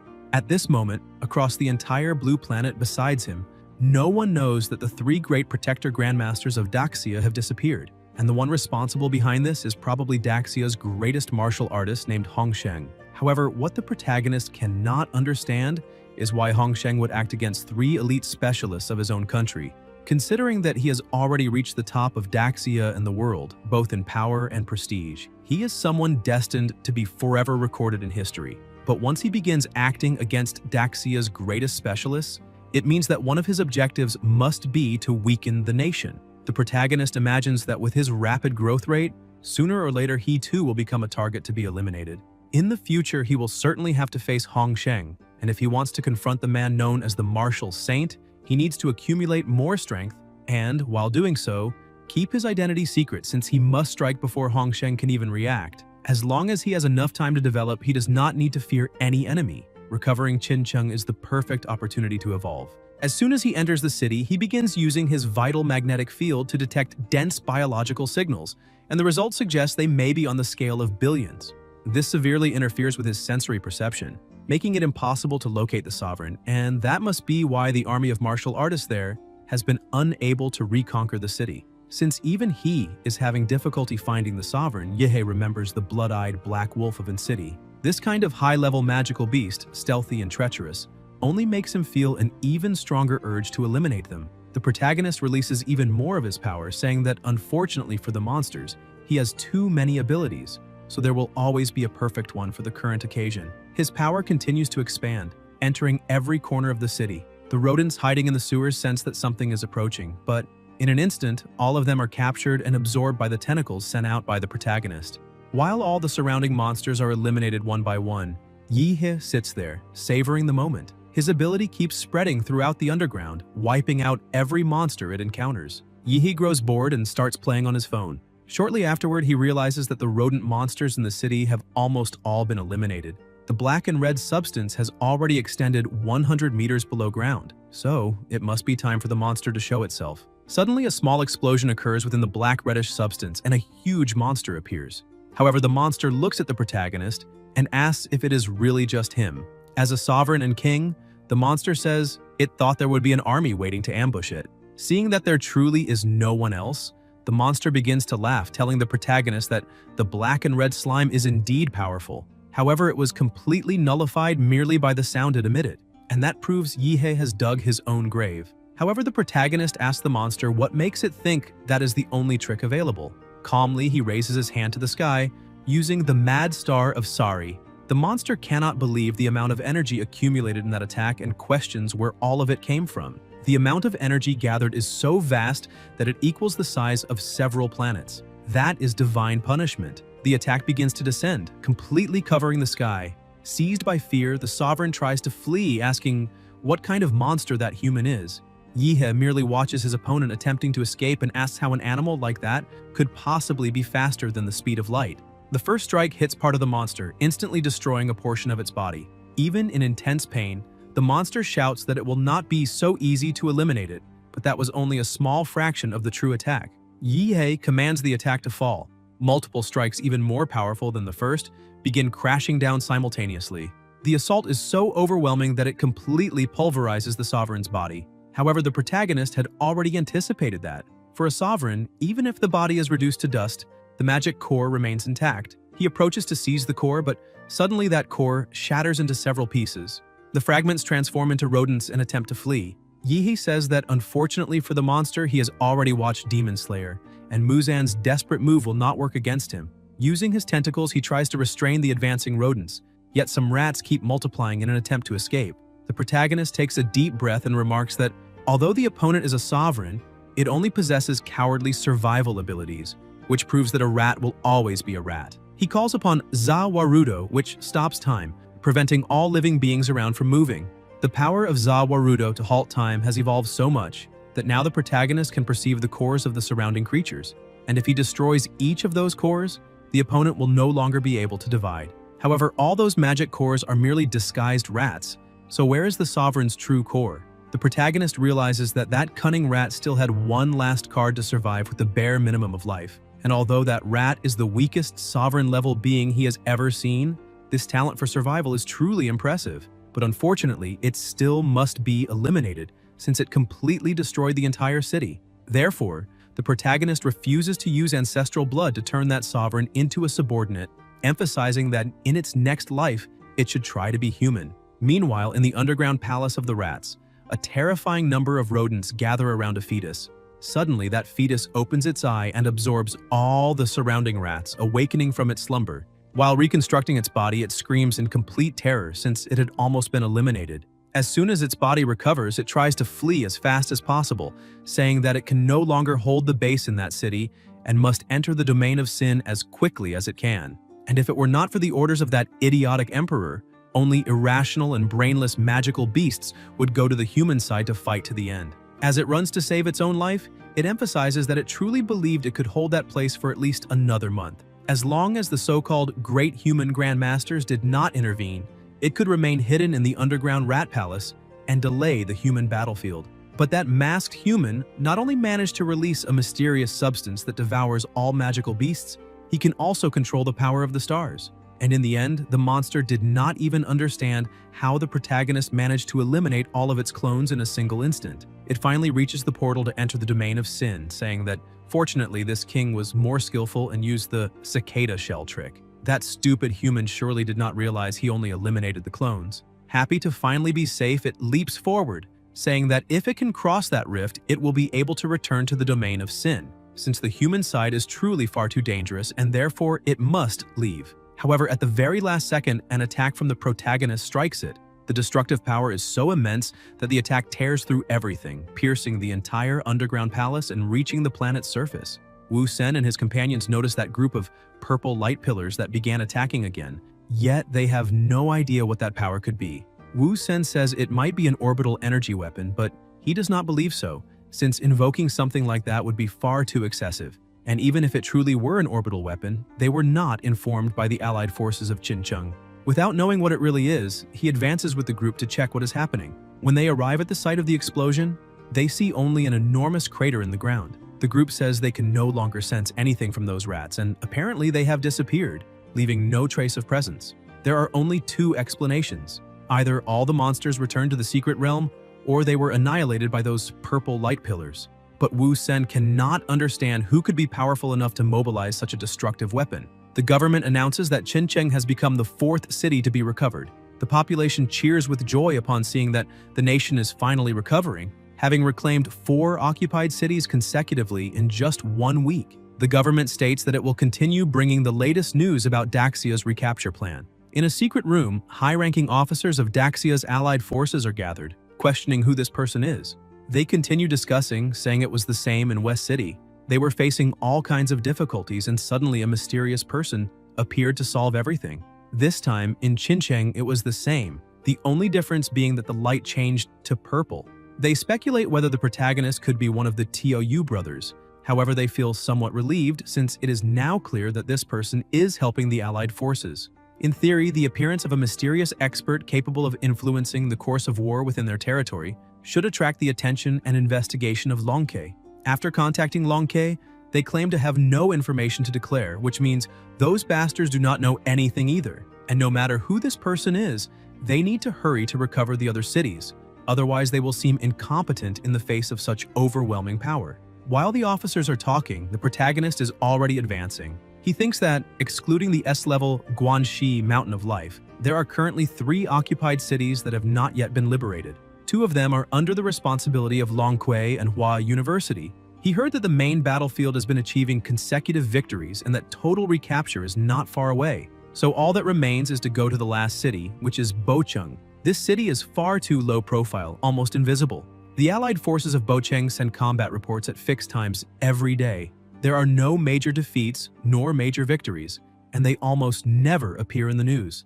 Until now, he has mainly used abilities based on the Hellstar template, but that standard purple beam of light is far too eye-catching, so he needs to change his identity. Using the blackish-red substance, he creates a new disguise for himself as if he were a true demon. It has also been quite some time since he used the decapitating sword, so he needs to disguise it as well. By activating his ability, he transforms the sword into a scythe. Now he looks like death itself. For this identity, he will mainly focus on martial arts tied to killing intent. Only Professor Gongke and veteran Qing Long know that he has mastered killing intent, so this new identity should be very safe. As he moves forward, he asks Nua to play a song called I Will Still Think of You. Sometime later in the middle of Bocheng City, a group of warriors were preparing to return to the battlefield. Old Lu asks them to wait a little since he is finishing his meal. However, he is not pleased at all because the taste of military rations is extremely bad and cannot compare to his wife's cooking. His companions tell him not to state the obvious and question what place on the battlefield could possibly be as comfortable as home. They also urge him to hurry up, since the president ordered them to assemble. But old Lu says he needs to go to the bathroom. A companion asks if he's really that afraid of returning to the battlefield, since every time they have to leave, he comes up with some excuse. While they are talking, the protagonist slowly approaches from behind. One of the soldiers complains that this time, he does not know if he will be able to return alive, and that his son was just born. And even though he is a martial artist, he is still acting like a coward. Yihe realizes that this is a performance without an audience, and from the moment he arrived in that city, he had already noticed that something was wrong. It seems the sovereign truly accomplished great things without making much noise. He wonders if it is possible that all the residents of that city have fallen into an illusion, but after analyzing more deeply, he realizes that is not the case, because the feeling is far more terrifying than that. He slices the back of the neck of a girl who is walking nearby and realizes that all the humans are already rotting. Apparently, all the allied forces that were in that city were completely annihilated God knows how long ago, and are most likely all dead. But the most terrifying thing is that they do not know they have died. The flesh inside their bodies has rotted, yet on the outside they maintain the appearance they had while alive in their daily lives. It is very likely that they are repeating the last day before they were eliminated. The allied forces deceived themselves and deceived the entire nation of Daxia, and this kind of cruel mockery of life must be punished with death. He uses one of his tentacles, striking the woman's mouth with blood magic and psychological hypnosis. The girl falls to her knees, her body trembling. The protagonist explains that she is already dead. In a short period of time, the girl regains awareness, asking if she is truly already dead, and suddenly remembers that it is true since she died on the battlefield. Overcome with despair, she screams that the sovereign of that city is far too terrifying, eliminated everyone present and turned them into the undead, and that only a Grand Master can face that monster. Suddenly, the woman's body begins to dry up. Her eyes stop moving and she collapses lifeless onto the ground. Yihe realizes that when a person acknowledges the truth of their own death, the force sustaining the corpse disappears. He closes the girl's eyes, telling her to rest in peace and promising that he will avenge her death. With such cruelty before him, Yihe rises, declaring that it is time to begin the complete extermination. Yihe uses his vital magnetic field and manages to cover the entire city. However, he cannot sense any life signal as powerful as that of a sovereign. Instead, the intensity of each magical beast's life signal fluctuates almost the same way, just like the allied forces in that place.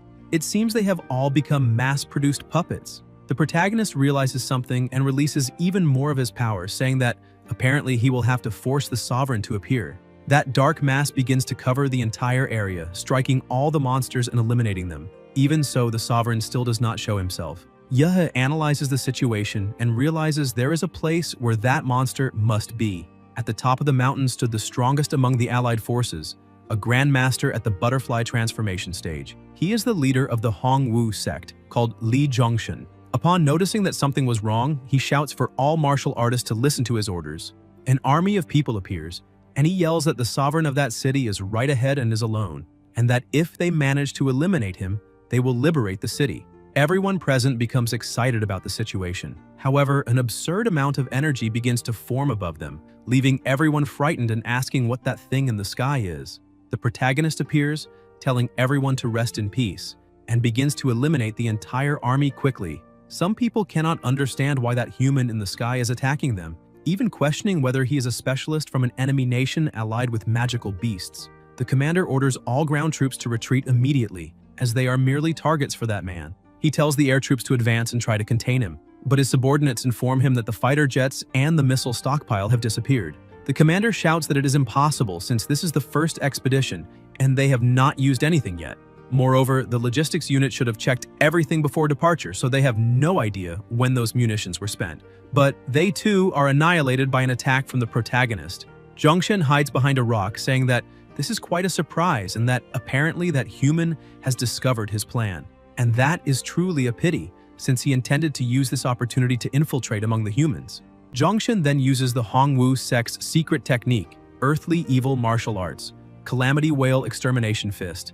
The two attacks collide and he manages to neutralize the strike, but the protagonist appears right in front of him. The Sovereign begins to laugh, saying that the body of a human specialist is truly excellent, because those transcendent techniques called martial arts are also extremely profound. However, the protagonist continues attacking, yet the Sovereign emerges from within the barrage, saying that those blows cannot cause even the slightest scratch on that powerful body. Gathering all his strength, the Sovereign charges at the protagonist, asking whether he can withstand that punch. Yihe is surprised by the opponent's strength, who manages to land a direct hit on his face. Zhongshan praises the protagonist, saying that since he was able to see through his plan, he must certainly be a standout among humans.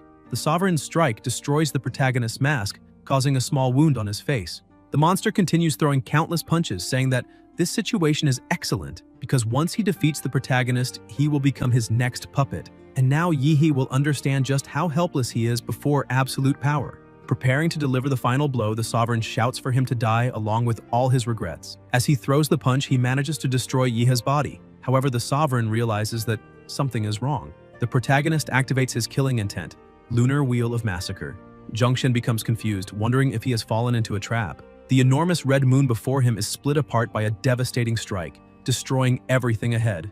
Yihe emphasizes that a farce is merely a farce and cannot compare to the sharp perception of a true martial artist, since the Sovereign could not even distinguish the optical body he had created. However, that blow was not enough to eliminate the Sovereign. He begins to realize that the protagonist not only managed to uncover his disguise, but also annihilated the puppet army he was creating. Furthermore, the protagonist's attack managed to leave a scar on the body of that human king, which is stronger than the Sovereign's puppet body. And that proves that Yihe also possesses a high-level body, which is perfect, because now he will belong to the king. The Sovereign gathers all his remaining power and charges forward, but the protagonist prepares for combat, saying that a Sovereign occupying a human body is truly rare. Once again, the two clash their attacks, but the Sovereign begins to laugh, saying that the protagonist will not be able to break his golden rings and therefore should just hand over his body. Yihe laughs as well, saying that giving the body of a true elite martial artist to a monster would be a waste. He emphasizes that the Sovereign needs to understand the true difference in power between them. He unleashes countless blows, telling the Sovereign that his right side is weak and his left is inaccurate, not to mention that his reflexes are slows and none of his movements are worthwhile, asking whether the monster still wants to face him using martial techniques, because that is nothing but a ridiculous dream. And now he will understand how weak and incompetent he truly is. The Sovereign begins to struggle against those attacks, thinking that the protagonist's strikes have become even more precise and that even with the strength and reflexes of a Grandmaster, at the butterfly transformation stage, he cannot fully predict the attacks. However, he realizes his judgment was wrong and that he has apparently been completely read by the protagonist. Yihe thinks that the Sovereign may even change the position of his vital magnetic field to try to camouflage himself, but he cannot hide his essence, and that is why he was found. At that point in the fight, the Sovereign is completely defenseless, and he realizes it, asking how it is possible, because even possessing the powerful body of a Grandmaster, he cannot fight against something so strong. He decides to retreat and try to find an even more powerful puppet to confront absolute power. But when he tries to move, he cannot and asks what is happening, since his body does not respond, as if it were bound by some kind of force. Yihe attacks, showing the true difference between a divinity and a mere insignificant ant. The Sovereign screams, trying to beg for his life, but it is useless. A few seconds later, the system congratulates the host for completing the achievement of contributing to more than half of the territory's reclamation. Now he can perform a model draw with a guaranteed A rank. He confirms for the system to begin the draw. The models start shuffling, and a surprising glow astonishes the protagonist. He obtained an S rank model, the 10-headed Hydra S rank model. He possesses the bloodline ability to gather the planet's natural energy and create 7 types of elemental energy. He also possesses the Sacred Tree bloodline, which can obtain Sacred Tree cells and control the essence of the Divine Tree, and the Eye of Causality bloodline, which awakens the ability called Eye of Causality. Currently, it has no evolved forms and synchronization is at 1%. Even the system is impressed, saying that he obtained a legendary model. Yihe shouts in happiness and excitement upon seeing that he obtained a model with infinite potential. Now he has the 10-headed Hydra, an S-rank model. Reaching an S-rank model means possessing a complete transcendental system. If he can bring this model to 100%, although in destructive power, it may not surpass the stellar Cosmo Demora. In terms of variety of abilities, it may even be superior. Just like the vampire model, that is a high-level ability model. While thinking about this, the system notifies that it has detected the host possesses a model of the same origin, so fusion is possible. The 10-headed Hydra model can be added to the plant attribute evolution path of the Swift Demora Emperor model, the stellar Cosmo Demora. The system asks whether he wishes to confirm the integration, but first delivers a note of caution. Since the 10-headed Hydra belongs to a high-level panel, integration may cause unpredictable changes in the final mutation of the Swift Demora Emperor model, the stellar Cosmo Demora. The protagonist is surprised, asking whether this is happening because the two models share plant attributes. Now he understands that models can complement and merge according to their characteristics. It is like card fusion in games. However, reality is far more complex than a game. Fusing two models with infinite potential with an unknown result is not something simple. Moreover, success means that the two models will become one. This will not only drastically reduce the burden of resources required to evolve, but will also grant him an even more powerful supermodel. However, in case of failure, he does not believe both would be discarded, since the foundation of the two is excellent and their starting point is high. Even if they were to decline, they would not be that weak, at the very least reaching the level of a D-class giant humanoid model. Moreover, even the resulting fused model could suffer a sharp drop in growth potential and rank evaluation. Another system message appears saying that the host possesses the high-level fusion material called Golden Gene. The Golden Gene has the ability to optimize bloodline genes, significantly increasing the probability that the genes will develop positively during fusion. Yihe finds it too coincidental, as if the moment the Golden Gene accidentally fell into his hands had been preparation exactly for that day and time. The protagonist suspects that perhaps in some invisible space-time, there is a guy called the Author guiding him, as if he were inside a comic story, like a manhwa. If that is the case, he has no right to refuse. And even if he did, he would not refuse. Because if he must fight Hongsheng in the future, he needs to be 10 or even 100 times stronger than he is now. So without hesitation, he decides to carry out the fusion. The system begins the process, however it warns that the stellar Cosmo Demora cannot completely devour the genes of the 10-headed Hydra. Therefore, it is initializing metamorphosis and injecting the Golden Gene. Optimization and fusion are in progress. Zhongshen, who was completely defeated on the ground, opens his eyes and asks the protagonist if he was the one who managed to defeat him. Yihe says yes. The Grandmaster asks about the other martial artists of the Allied forces. The protagonist replies that soon all of them will be annihilated. Zhongshen feels relieved, saying that is good. At least their corpses will not be desecrated. But Yihe shows a small monster, saying that this type of magical beast should not have been enough to defeat them in a direct confrontation, and asks who eliminated the Allied forces of that city. Zhongshen warns the protagonist that he must be very careful because that sovereign-level beast called itself one of the 4 envoys of the Emperor. Its strength surpassed even that of a Grandmaster at the butterfly transformation stage. However, most importantly, it can skillfully use human martial arts and even comprehended a Grandmaster's domain. Zhongshen emphasizes that before being completely defeated, that sovereign had said it would head to Huadu. The protagonist is surprised, since Daxia has a total of 36 Grandmasters, and normally at least 20 remain on standby in Huadu. Currently, due to Daxia's reclamation plan, almost all those with high combat power have gone out to lead battlefronts and recover lost territories. Longke is in the same situation, because due to the reclamation plan, it sent a large number of specialists to guard the borders and prevent enemy powers from taking the opportunity to invade, which means the nation's guardian grandmasters are all absent, so Huadu is empty. Meanwhile, in Huadu City, at the military base within the secret realm of the Nine Dragons River, That place has a rift to a secret realm located at the bottom of a body of water. Lanka established an underwater base there. But strangely, over the next 5 years, the magical beasts in the secret realm became extremely scarce and of very low level.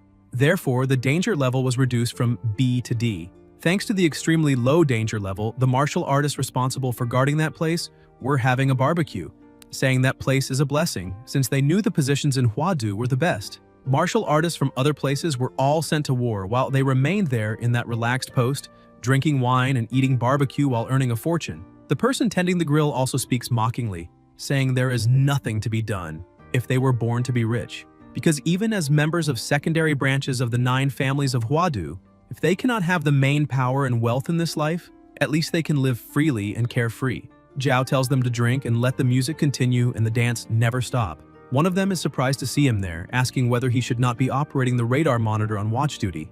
Zhao disagrees, asking why he should stand watch while they drink and eat. His companions eventually agree, saying there is nothing to watch in that secret realm, so they should drink and eat to their heart's content. However, something terrifying was approaching. A 3-headed monster was approaching. One of the heads begins to laugh, telling its brother that the humans up ahead were throwing a party and had no idea they were about to be completely wiped out. The brother says they should eliminate them all so they can feel the vigor of the true emperor. But the middle head simply tells the other 2 to be quiet.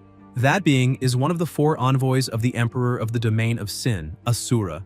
The main head warns the other 2 that the emperor sent them there to eliminate the strong, to annihilate as much as possible the vital forces of human specialists, and that thanks to the strongest human called Hong Sheng, they have a list containing the locations of the human experts. Since their mission is to eliminate as many powerful humans as possible, they must focus on efficiency and not waste time on those mediocre humans ahead. The other 2 heads agree, and with that they begin to release their power, saying that now it is time to set out and make that planet bow before the emperor's hand. The group of people ahead, drinking and eating, is completely annihilated. The monster laughs, saying that even without fighting or intending to kill those humans, they could not withstand even the noise of the wind generated by its passing. It tries to cross the rift, but is repelled. However, that was already expected since powerful individuals suffer enormous rejection from spatial rifts.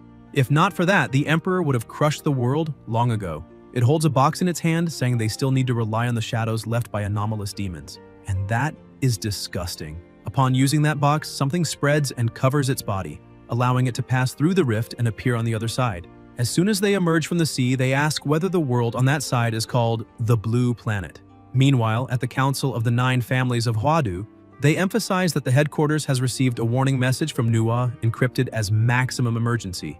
Therefore, they are demanding that Grandmaster level specialists return to Huadu immediately, because if the situation were not urgent, they would not have gathered. One of the council members tells them to stop the idle talk and asks whether Hong Sheng has still not come out of seclusion, since the imperial capital is facing a crisis, and there is no room for him to remain in isolation. Not to mention, they have also been unable to contact Jingguang or Qinglong. Another member says the two are missing for unknown reasons, and regarding Hong Sheng, they have already sent people to look for him, but received no response at all. The members conclude that in this case, either Hong Sheng is at a crucial moment in his cultivation and cannot be disturbed, or he is doing this on purpose.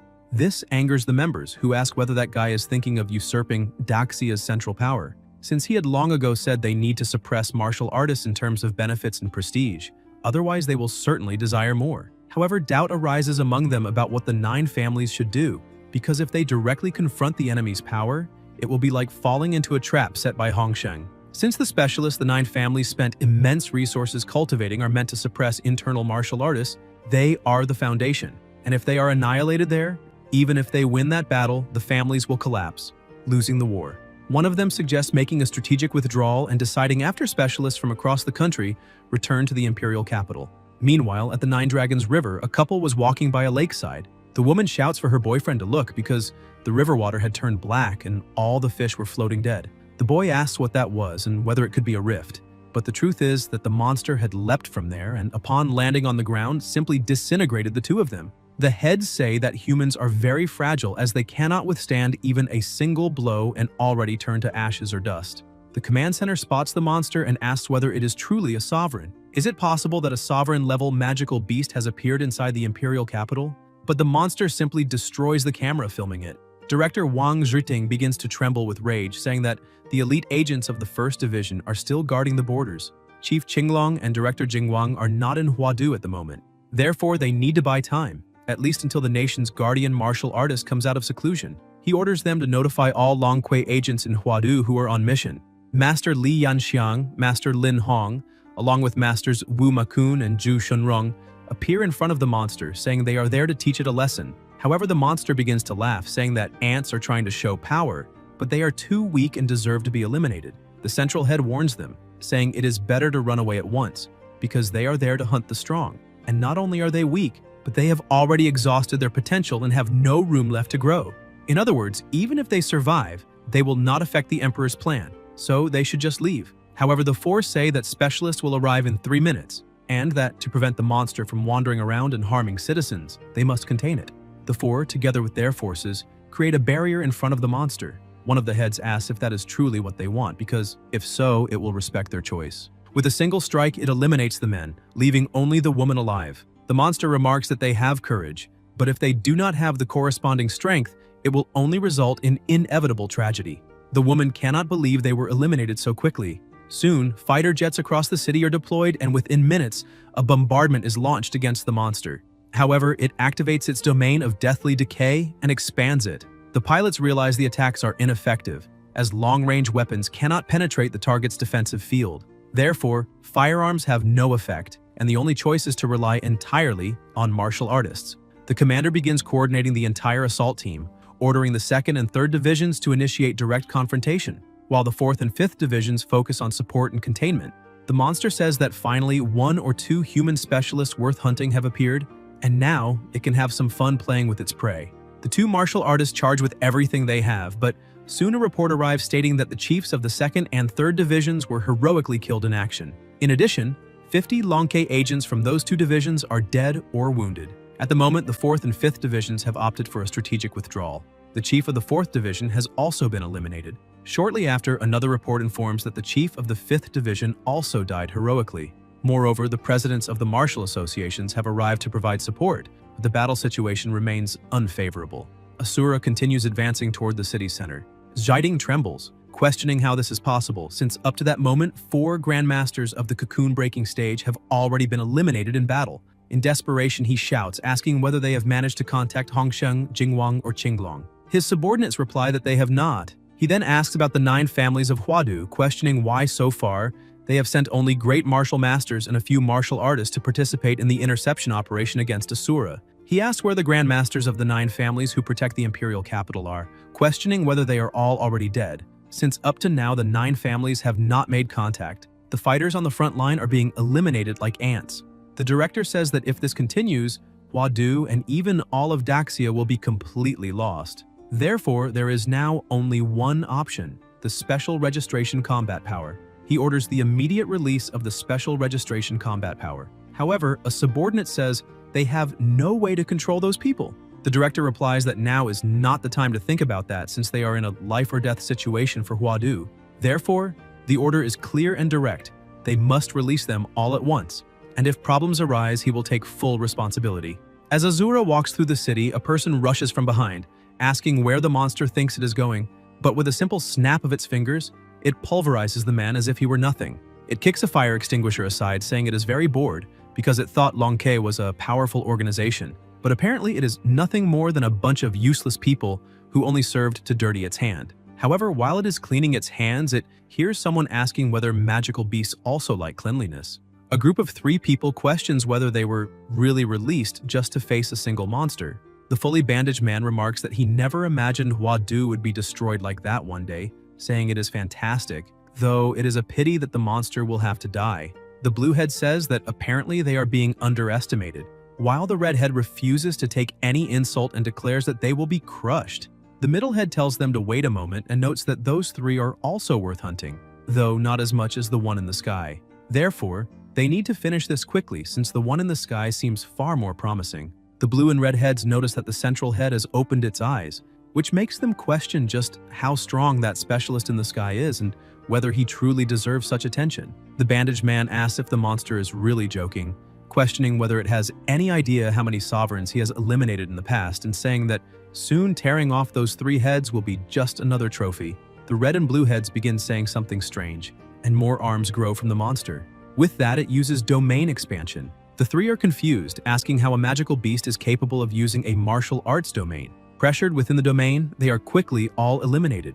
Asura questions whether this so-called special registration combat power is really that pathetic. The Bluehead remarks that everyone in the way has been eliminated and that humans are truly fragile. Therefore, it hopes that the specialist in the sky, whom their brother values so highly, will provide some stimulation. The central head is so focused on the power of the specialist in the sky that it can no longer restrain itself and quickly leaps toward that presence. The entire faculty announces that they have detected a high-energy reaction rapidly approaching, so they are activating the magnetic field protective shields at maximum output. However, the monster says it is useless and passes through the protection with ease. The second line of defense is activated and missiles are launched, but they are also useless.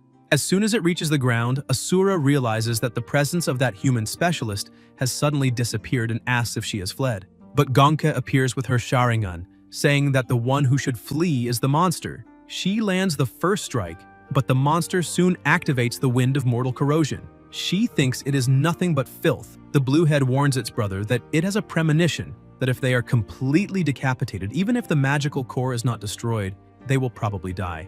At last, a decent opponent has appeared who brings excitement. The Redhead is also thrilled since that woman managed to injure them. The central head notes that she delivered a cut of such purity and in a completely silent manner.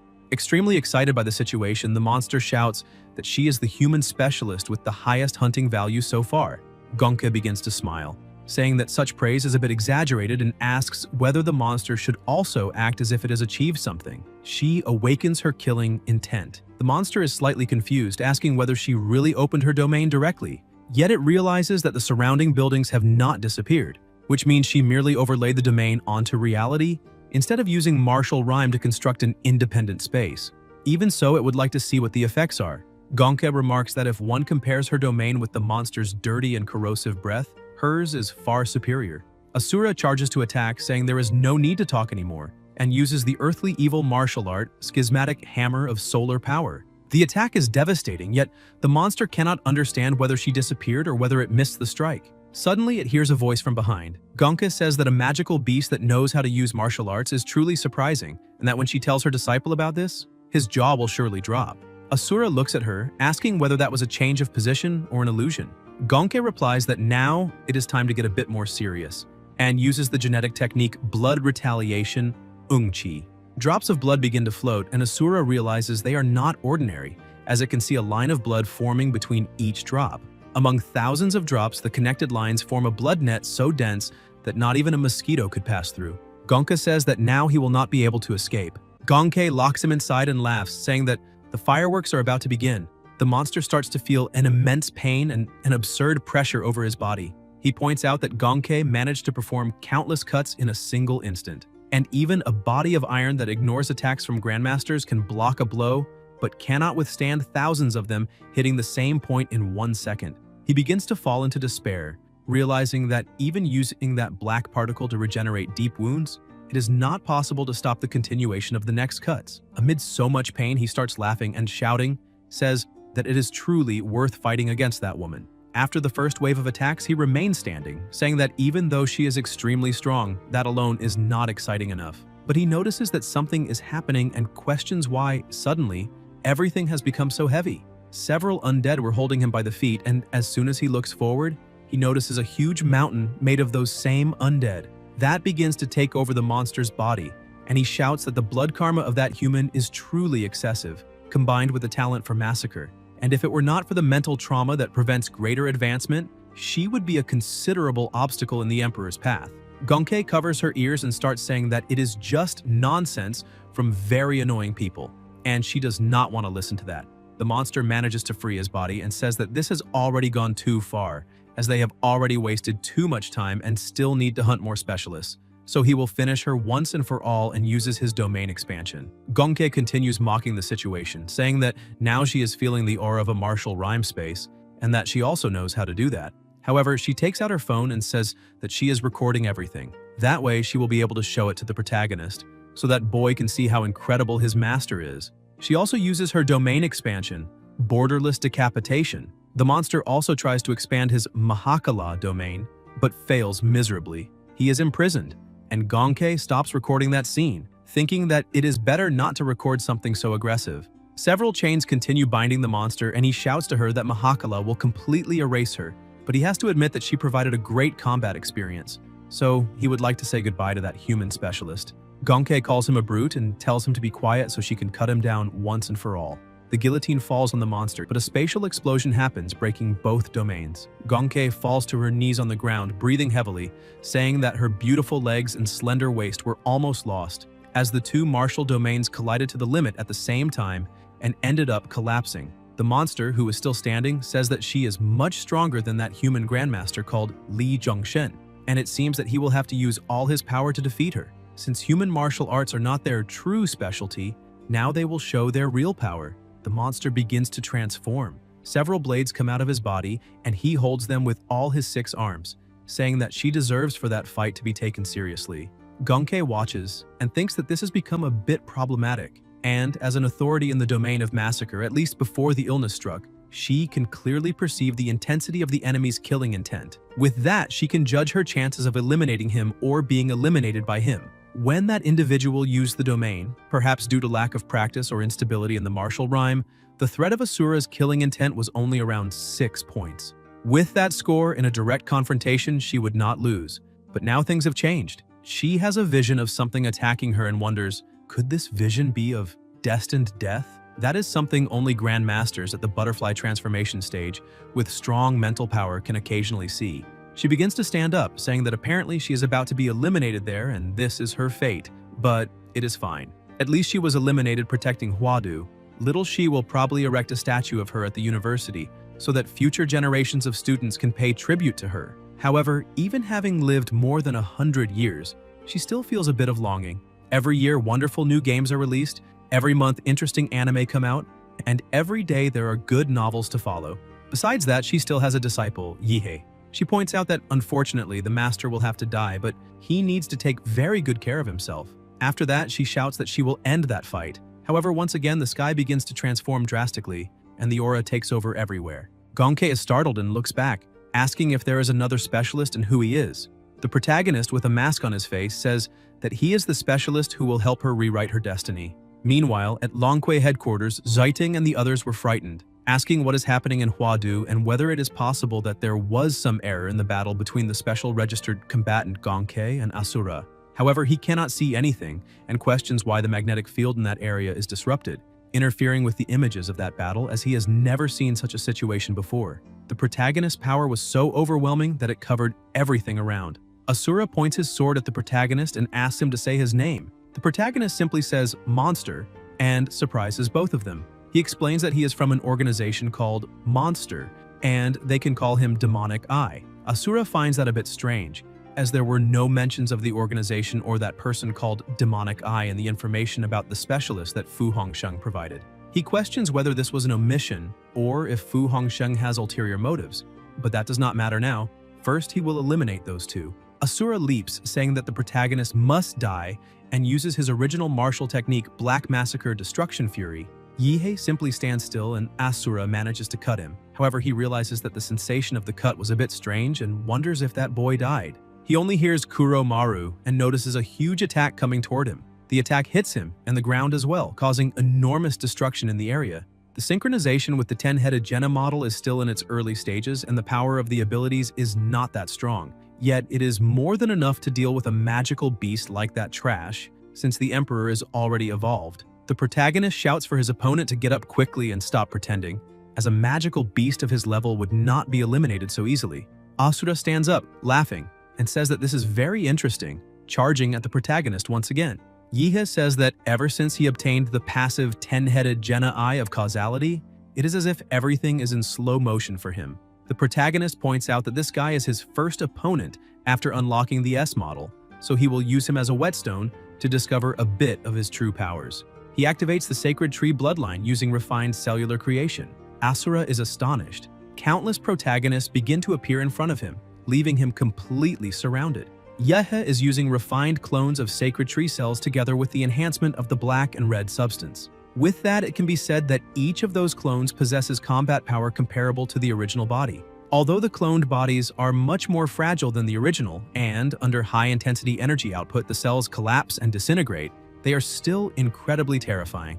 And finally, by overlaying the light energy traction ability of the Inferno Star, he can further strengthen the nuclear energy, multiplying its power. Asura realizes that this is not good at all and that he needs to avoid that direct attack. Otherwise, he will have no chance to defend himself. Yehe uses Zawarudo to stop his enemy. Asura becomes confused and questions why he cannot move, asking what ability this is. The energy among all the clones was already at a very high level and Asura begins to tremble in fear. The protagonist says that this was prepared especially for him and attacks his opponent with all his clones at the same time. That is the attack called Great Nuclear Formation of Immortal Execution. At headquarters, a woman warns that this is not good at all and asks the director to look at the sky in Huadu.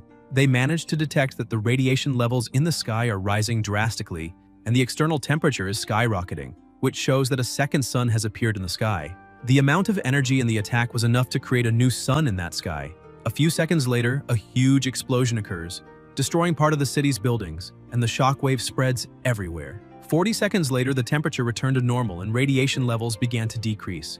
Ziding still does not understand what is happening there, thinking that Gongke was the one responsible for all of this and ended up going insane. Yehe looks ahead and says that his opponent lives up to the title of one of the elite specialists of the secret realms. The value of one of the so-called 4 envoys of the Emperor is truly not low.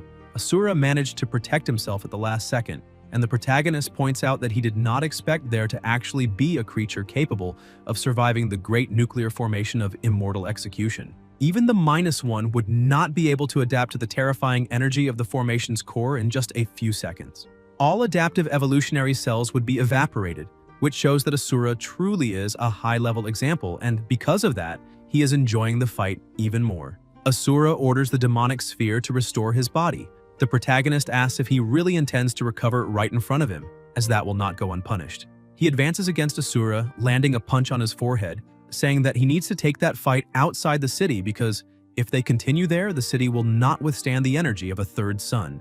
While being carried away, Asura tells the protagonist that, since his birth, this is the first time he has been seriously injured. Although he is still far from being eliminated, the protagonist should be proud of that. He remarks that he feels a hint of admiration for the talent demonstrated by the human specialist, but fortunately the Emperor has already fully perfected the conversion ritual of the ancient civilization. Asura asks Yehe if he is willing to stop being human to join their superior race, because with that talent, in a few decades, he could become the 5th envoy of the Emperor. The protagonist looks at him and says that after all that talk, he would still be number 5 and would still have to wait for decades, questioning if that is really how they test new recruits, because that is a shame. He releases Asura, saying that unfortunately he stopped being human a long time ago, and kicks him toward a mountain, striking him with a nuclear blast. Asura manages to withstand the attacks once again and says that apparently the protagonist has already made his decision and they will respect his choice,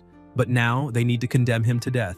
Yehe laughs, saying that now he can let his thirst for battle appear since they are no longer in Huadu. He can show his true power. Yehe transforms using the secret technique of Demora super nuclear light combat body. Asura is shocked to see that that human had not revealed all his power while they were fighting over the imperial capital. He grabs his blades again, questioning what kind of entity this organization called Monster is, asking if each of its members possesses such terrifying power, because if that is the case, the Emperor's grand plans may be affected. He charges with everything he has, saying that he needs to eradicate this organization called Monster. Yehe also grabs his sword, saying that he will have to eliminate him in the name of the Monster organization. The two clash their attacks, cutting mountains in half as if it were absolutely nothing. Both shout together that that fight is not just to decide who is the best, but to decide who will live and who will die. The protagonist continues advancing, telling his opponent to give it his all because he wants to see the true level of elite combat power of the secret realm forces. Asura tells the human not to be so arrogant. The two continue fighting as if it were a battle between gods, causing enormous destruction. Asura points out that although he lost his physical body and his strength and speed have decreased a bit, it is still something that a mere human, like the protagonist, cannot face. He attacks again and begins to gain a slight advantage in the fight, saying that the Monster organization will certainly be the greatest threat to the Emperor, so they will eliminate all its members that day. Yehe laughs since Asura manages to be even more arrogant than him. The protagonist pushes his opponent back, making him step on something. That black slime quickly begins to grow, Yehe explains that those spores are the product of the union between the cosmos cells of Demora stellar cosmo and the cells of the 10-headed Jenna. Their name is YH cells, and the effect is very simple. Asura asks what the protagonist did and why he cannot move. The substance continues to take over his entire body, and Azura shouts that his body is no longer responding to his will, and they still have not completed the Emperor's mission. Yehe explains that the Demora stellar cosmo can infect the entire biosphere of the planet through cosmos cells, the atmosphere, the land, the oceans, and the underground. Every part of the planet's biosphere will be contaminated by them. All living beings in the biosphere will be gradually assimilated, becoming part of him in a certain way. And since Asura was infected by the higher-level YH cells, what will happen now is that Asura will become the external incarnation of the protagonist. The transformation is completed and Asura looks at Yehe, calling him master. The protagonist says that this is very good and orders him to crouch and then jump, and his servant obeys. He picks up a stone and treats his new servant as if he were just a dog, throwing the stone for him to fetch. Asura flies after the stone, and Yehe says that this is very good and that he is obedient. He had the inspiration for the YH cells from the parasite sovereign of Bocheng, and apparently the result was very good.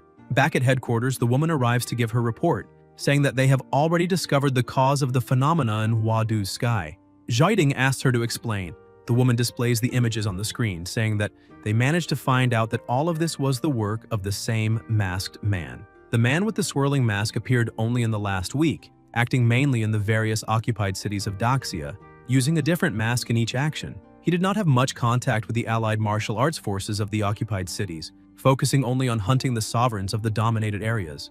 In addition, he would always annihilate the magical beasts throughout the city. Whenever he appears, the clouds turn purple. Satellites capture that this purple glow comes from cosmic rays in the atmosphere. It seems that he possesses the ability to control the light of the universe. Zhaiding says that the masked man looks a lot like a villain from an anime he once watched, and that this light of the universe is something very frightening. He asks if he is planning to help Daxia recover the occupied cities. The woman tells the director that it is not quite like that because, according to the psychological profile drawn by Nuwa, the masked man's objective is not to recover the cities. He is simply hunting the sovereigns of each occupied area. Zhaiding cannot believe that such a being could exist, questioning how someone can hunt only the sovereigns. Suddenly, they receive a call. They inform the director that the former professor of Huadu and current special registered combatant Gong Kei is requesting communication. The director asks them to connect, and as soon as they open the communication, Gong Kei was hiding under some rocks, saying that that masked man comes from an organization. The director asks what she is talking about. Gong Kei shouts that that man claims to be from an organization called Monster, with the codename Demonic Eye.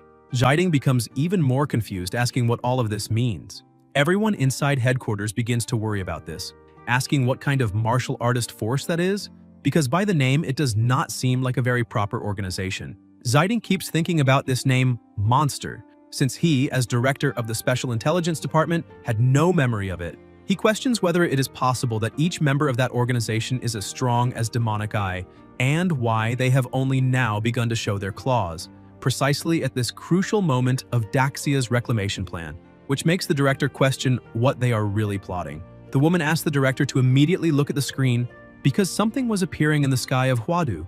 Everyone becomes worried, asking if it is Asura, since the appearance is a bit different from before, but the size and aura match exactly as they were. They ask if it is possible that he has evolved, but the director says that this is not the case, because there is someone on that monster's shoulder, and that person is Demonic Eye. The director panics, asking how he can be together with Asura since he was someone specialized in hunting sovereigns. The protagonist simply laughs and the monitoring signal is cut off. The specialists say that it seems to be some special blocking method, but the vital detection system still works. They explain that Demonic Eye has already taken Asura away from the city, and apparently they are leaving. The director was completely furious, saying that Daxia was once the most powerful country on the blue planet, and now has fallen into the lamentable situation of having no one capable of stopping an enemy invasion. And now they are forced to place all their hope in a member of a mysterious organization to stop Asura. In a single day, 4 division chiefs were eliminated in battle, and most of the elite were killed or injured. He, as director, has failed the people of Daxia. The 9 families of Huadu corrupt, who chose to protect themselves and flee in times of war. This cannot end like this.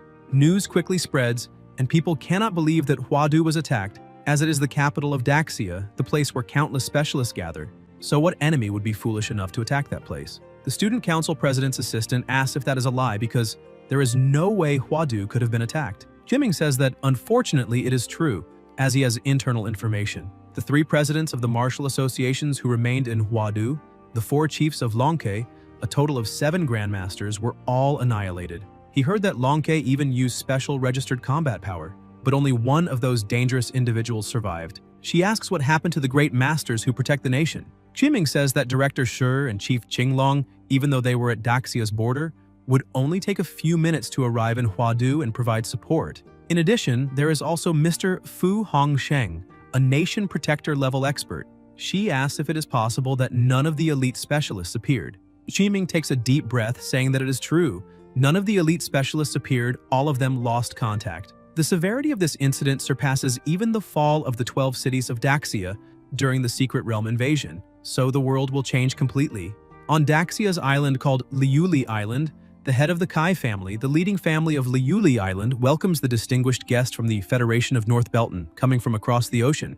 The two greet each other, and the family head says that although the countries have always had disagreements, business is still business, especially when it comes to a big deal. The guest says they should skip the formalities as both of their time is very short. If the information is real and the last 2 great masters, who protect the nation and martial artist protectors, are truly missing, then it will not be only North Belton taking action.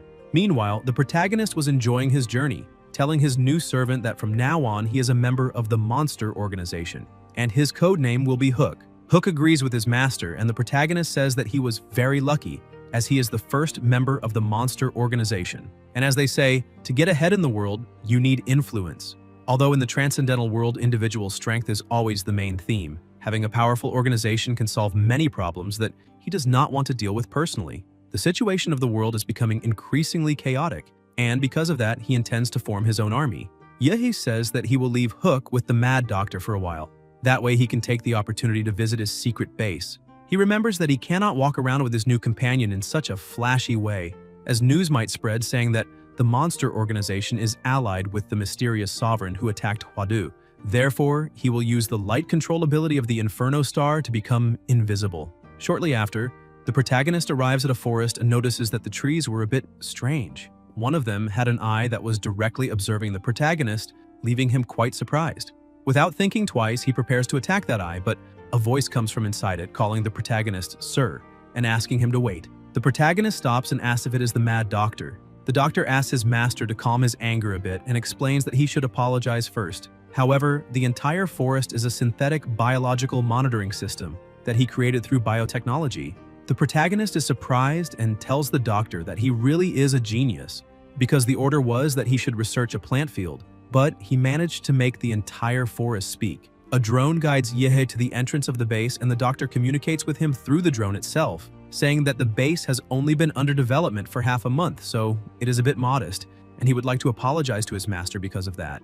Yehe is very impressed, telling the doctor that he managed to build a secret base in such a short time, and questioning whether the success of the research is not progressing too quickly. The doctor explains that the problem of the base and scientific funding was easy to solve. There are always wealthy people on the brink of death or seriously ill. By extracting a healing factor from his own blood, these rich individuals beg to give him money. In addition, he is selecting suitable targets for vampire conversion for his master.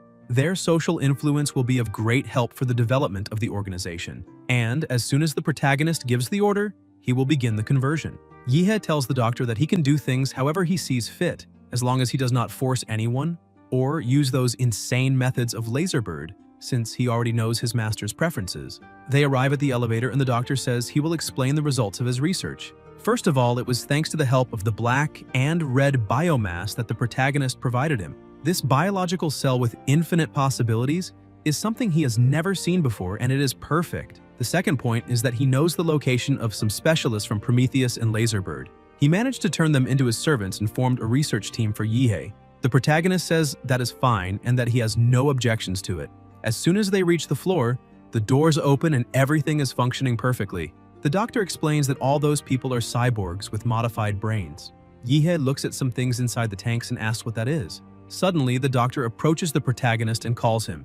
Yehe looks at him and asks if the Mad Doctor changed his appearance, but the doctor explains to his master that what he is seeing now is just one of his cyborg bodies. Yihei is surprised and asks where the original body is. The doctor explains that in order to provide maximum assistance in the field of scientific research, he used the black and red biomass to transform his entire original body into a brain, discarding all unnecessary organs and tissues to avoid wasting precious mental energy controlling a physical body. Normally, he just transfers part of his consciousness into receptacles like a chip to move freely. Yihei thinks that perhaps his subordinate is considering having a cybernetic encounter with the Nuwa system. He tells his subordinate that it is fine because if he is happy like that, then there is no problem. Yihei talks about the giant Hook who is in the forest. The protagonist explains that he is his external incarnation and that his will can be transferred to that body at any time. Yihei says that he will leave Hook there under the care of the mad doctor. However, he forbids the doctor from conducting any kind of crazy experiments on him. The doctor says he understands, so he will not hold back, as he promises that seeing Hook will be like seeing the master himself. In addition, he will send cyborgs to perform complete bodily maintenance every day. Yihei says that they do not need to go that far, but it is fine. The doctor continues leading his master to learn more about the base. They pass by an aquarium and the protagonist asks if there is any secret there as well. The mad doctor says that his master is very perceptive, and because of that, he will present his most important research project. As soon as he presses a button, the water begins to move strangely and a monster appears. The doctor says that this is the artificial Demora. He explains that it is a creature he created through a series of bioengineering experiments, extracting original genes from the sacred dorsal fin that Yihei gave him and processing it with the black and red biomass. It inherited the natural talent of controlled nuclear fusion from the fin that the protagonist had given him, along with the biomass's ability to adapt and evolve in any environment. The doctor says that this will be the ultimate masterpiece among all the creatures he has ever created, and therefore, he offers that creature to his master. Yihei thinks that it is literally a Demora cub. However, he has a somewhat strange premonition, thinking that that big one will end up landing on the small eastern island in the future. After all, it has an advantage against that place. Yihei praises the doctor, saying that he is very satisfied with the results of all the research, and as a reward, he decides to grant the doctor his newly developed YH cells. Then he hopes that the doctor can bring even more pleasant surprises in the future. The doctor throws himself to the ground, saying that the immense grace of his lord is something he can never repay in that lifetime. Yihei says it is better to change that part of the grand gift, but the requested tasks have all been completed and it is time to return to Huadu. The reclamation plan was successfully completed. After several days of intense fighting, Daxia's reclamation plan ended successfully under the secret assistance of a mysterious specialist. The entire nation of Daxia is celebrating at the moment, but soon something happens that leaves the population confused. From that day on, a curfew will be implemented. The entire country will enter a state of war, with the circulation of airplanes, ships, and any communication with the outside world prohibited. Elite police began patrolling the streets, drones occasionally flying over the sky, and various supplies began to be mobilized. Even the most foolish person can sense the crisis that is about to come. For a time, various conspiracy theories emerged on the internet, but they were quickly suppressed. First, to avoid social instability, and second, to prevent foreign forces from interfering with public opinion. At this moment, the nation has become like a string stretched tighter than ever before. Yihei arrives in the city and feels lost, wondering if this is really Huade City. However, he still has to admit that, as expected from the most technologically advanced city, the countless streets and districts destroyed by the battle were repaired quickly, as if no fight had ever happened there. He asks Nuwa to navigate to Longque headquarters. Nuwa tells him that she has planned the best route to the command center for him. The protagonist arrives at headquarters and says that today is his first day as an intern. He goes inside but only sees one person in the back and greets her. She is Longque agent Lin Zhu. She looks at the protagonist and asks if he is the special recruit recommended by Chief Qinglong. The protagonist calls her senior and says his name. Lin Zhu also says her name and points to the side, saying that she is only an agent and would not dare to be called senior by a special recruit from Huada. His desk is right there, and all the documents have been left on it. Besides, she points out that she is dying from overwork, so she cannot keep giving him attention, and he cannot disturb her. Yihei calls her senior again, asking if she is the only one there. Lin Zhu explains that maybe it was bad luck, or maybe good luck, but nearly all of Longque's 1st Division had been guarding the borders when the city was attacked, so almost no elite agents were lost, preserving their full strength. Now, since a large number of elite agents from the 2nd to the 5th Division died in battle, combined with the various foreign threats against the country, an enormous workload has fallen onto the 1st Division. Although she knows she should not complain about being overworked at that moment, she has not closed her eyes for more than 30 hours doing high-intensity document reviews, so she is exhausted. The protagonist feels sorry for her and takes out a bit of a secret substance from his black and red biomass. It is harmless to people and helps improve brain efficiency and relieve mental stress, so he hopes it can help her with that. He prepares some tea for her and offers it. Lin-ju is happy, saying that besides being handsome, he knows how to please a woman and has none of the arrogance of a special recruit. She starts drinking the tea, but the emergency alarm quickly begins to ring. Rebellions have broken out in several cities on the border with the Southeast Triangle region. 4 agents have already gone to investigate and contain the situation, but they still need to send at least one more. She stands up worriedly, saying that an emergency just had to appear at that exact moment, when all she wanted was to eat something. She says she will leave everything to the special recruit and go to the battlefield, but the protagonist smiles and asks her to stay calm and leave everything to him. Lin-ju is a little confused, saying that although he is the special recruit recommended by Qinglong, that only means he has great future potential, not that he is already that strong right now. Besides, those emergency missions are extremely dangerous, so he is just a freshman and does not need to bite off more than he can chew. The protagonist keeps smiling and asks if his senior does not believe in him. She asks what he is talking about. Suddenly, she begins to smell something very good and is surprised to see all her favorite dishes right in front of her. She admits that she will not stand on ceremony because young people these days are impressive and even a little scary. Apparently, besides being polite and handsome, the protagonist is probably an illusion master. Yehe explains that he would not say he is a master, but he saw that she was exhausted and took advantage of that opening to do it. But she explains that it is not quite like that because they, the elite agents, went through rigorous training against illusions. And even with clouded consciousness, they would not be hypnotized so easily. So only a purely powerful illusion could invade her consciousness.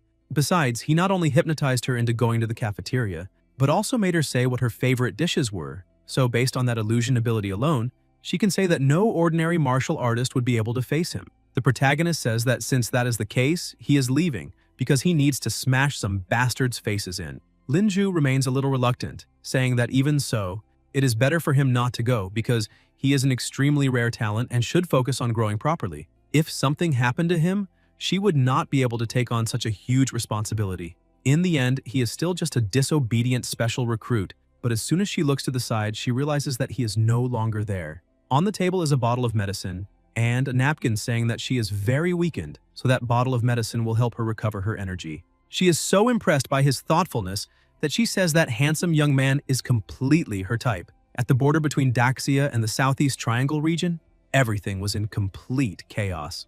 Inside the car, Yihei said that the smell there was simply clean and hygienic, but he was very lucky to be able to block his respiratory system and generate a protective film over his skin. Otherwise, he would already be feeling sick from the curry. According to the information he received from Manhwa, the other 3 elite agents acted quickly because of the urgency and weight of the missions. They arrived in several border cities and executed the terrorist leaders of the rebellions with full force.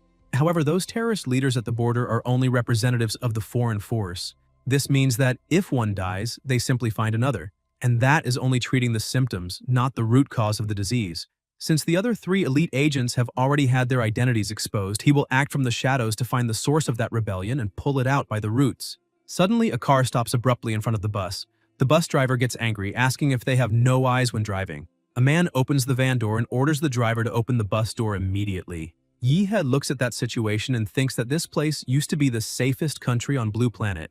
In the past, no one dared to commit crimes, not even in places like the border. For that scum to have become so bold, it is obvious that someone is backing them from behind the scenes. The man gets inside the bus and asks everyone to stay calm because they are good people. He points at the blonde man and says the boss is there and does not want to rob anyone of their money. He only wants everyone to cooperate with the work. The people, afraid, begin crowding at the back of the bus, and the protagonist gets trapped among them, saying that his function for blocking his respiratory system is almost failing. The man starts shouting, saying that he already said everyone there was good people, so why were they backing away?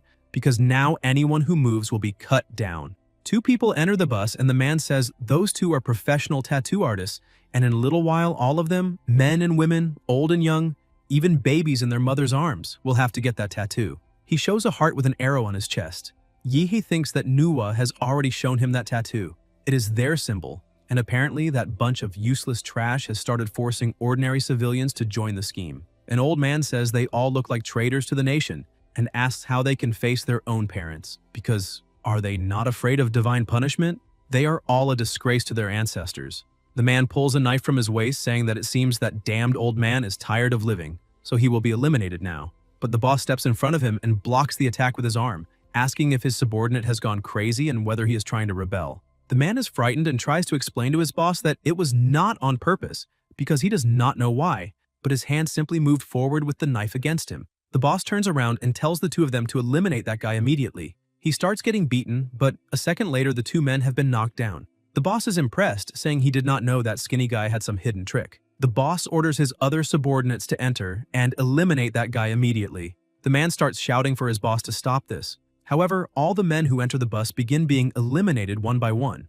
After eliminating several people and with his arms destroyed, he keeps shouting for his boss to believe him, saying he was not responsible for doing all that because his arms are broken and hurt a lot. The boss, still frightened, asks who that guy is. The man grabs the boss by the face, saying that he is just a subordinate full of spirit, and begins dragging the boss outside. The boss screams for him to let go immediately, but the subordinate says his body is not obeying him, that he is no longer in control, and that this is all a misunderstanding. The passengers cannot understand anything, wondering what happened to that young man. They arrived ordering everyone to be tattooed, and then, out of nowhere, they started beating each other up. Apparently, that young man was just an infiltrator, a government agent. A short distance away, inside the van, the man was being controlled by the protagonist's substance, complaining about the pain and begging for help. The boss in the back seat thinks that his subordinate is probably being controlled, otherwise he would not have such fighting power. He tries to break free and calls him sir, asking what he wants and what his price is, because if he lets him go, then he will give him whatever he asks for. The protagonist appears beside him, asking who his superior is, who is providing the funding, and where they usually meet. The boss starts thinking that the protagonist might be an agent of Daxia's Longki, and because of that, he does not know exactly what he should do, because if he does not talk, he will definitely suffer the consequences. However, he cannot tell the whole truth, otherwise they will send assassins after him, and even if he survives, he will spend the rest of his life being hunted. Because of that, the best way out is to find a way to eliminate that guy who seems to be an agent. The protagonist takes all of them to the edge of the cliff, preparing to send them to the other world. The boss, frightened, asks the protagonist if he has no honor, because he already said everything he knew. Yihe explains that only the boss knows how much of that information was true, and to be honest, he was distracted and did not even listen to what the boss said. Since he can read his memories directly, he only made the boss talk to see his ridiculous face while trying to lie. The boss starts being eliminated while screaming, asking if the protagonist is an agent, because if that is true, he should be arrested, not killed since he broke the law. Yihe keeps laughing, saying the man thinks he is Batman, who only arrests people, but that is very far from the truth. Yihe points out that he is the Punisher, known as the Vigilante, and needs to clean the world of bastards, then destroys the car and the man. After that, he gets out of the car, saying there is nothing better than fresh air because he feels much lighter. Suddenly, he makes a car appear beside him, opens the door, gets in, and activates the Nuwa system. He says he has already discovered through their brains where the next rat nest he wants to clean out is located. But that guy's level was far too low, and finding only his contact is not enough. He asks Nuwa to plot a route to Chen City and forge an identity for him, maybe a spoiled and boastful heir of a major company. She says she understands, and he begins heading toward his new destination. Somewhere in the Southeast Triangle region at headquarters, 3 people were gathered. One of them says that the attack on Huadu is a once-in-a-lifetime opportunity, and if they take advantage of it, they of the blood spine will be marked in history. Besides, the leaders of the countries in the Triangle region have proposed cooperation. It seems those bastards have had their eyes on Daxia for a long time, so they can take advantage of the chaos to act at the border. It is different from before because now Daxia's internal factions and ethnic groups are very united, and simply destroying social stability will not have much effect. The other man says it seems they need to make contact with truly influential figures from that place, but Lonke has already put the country in a state of war, and the defense is so strict that not even Bloodspine can infiltrate. The girl says that is exactly why this is the perfect opportunity. Young Master Yi is an influential heir from the interior. He spends fortunes every day in the biggest nightclubs, and his wealth and ostentatious style make countless high society women want to get into his bed. He is the illegitimate son of the president of a major global financial company. With a snap of his fingers, his fortune could buy that entire city. A terrifying billionaire. He is exactly the person they need to carry out this kind of mission. So the final result was a perfect score. That young master is the most spoiled heir there is. A true scoundrel, an authentic, despicable magnet. The dark-skinned man says that the arrival of this influential young master from the interior seems too good to be true. a coincidence so great that it smells like a trap. The woman says she thinks the same, but even if it is a trap, they need to test it. Because of that, she sent their best agents to test that young master. He has no decent hobbies at all, and even one of their most perverted members said that young man's games are much sicker than his own. So it is like the saying goes, one pervert recognizes another, and in that environment, he is a professional and would know right away if it were only a disguise. The first man says that if that is really the case, then they themselves will go to Chen City to meet this young master. A short time later, inside the border city, the protagonist already had the details on the three of them. The first was Jeff, a former elite agent from North Belton's Department of Investigation. After betraying the Federation, he joined Bloodspine at the beginning of the organization. The second was Kenny. After assassinating the leader of a paramilitary group on the Dark Continent, he fled from there and joined Bloodspine. And lastly, Sudana.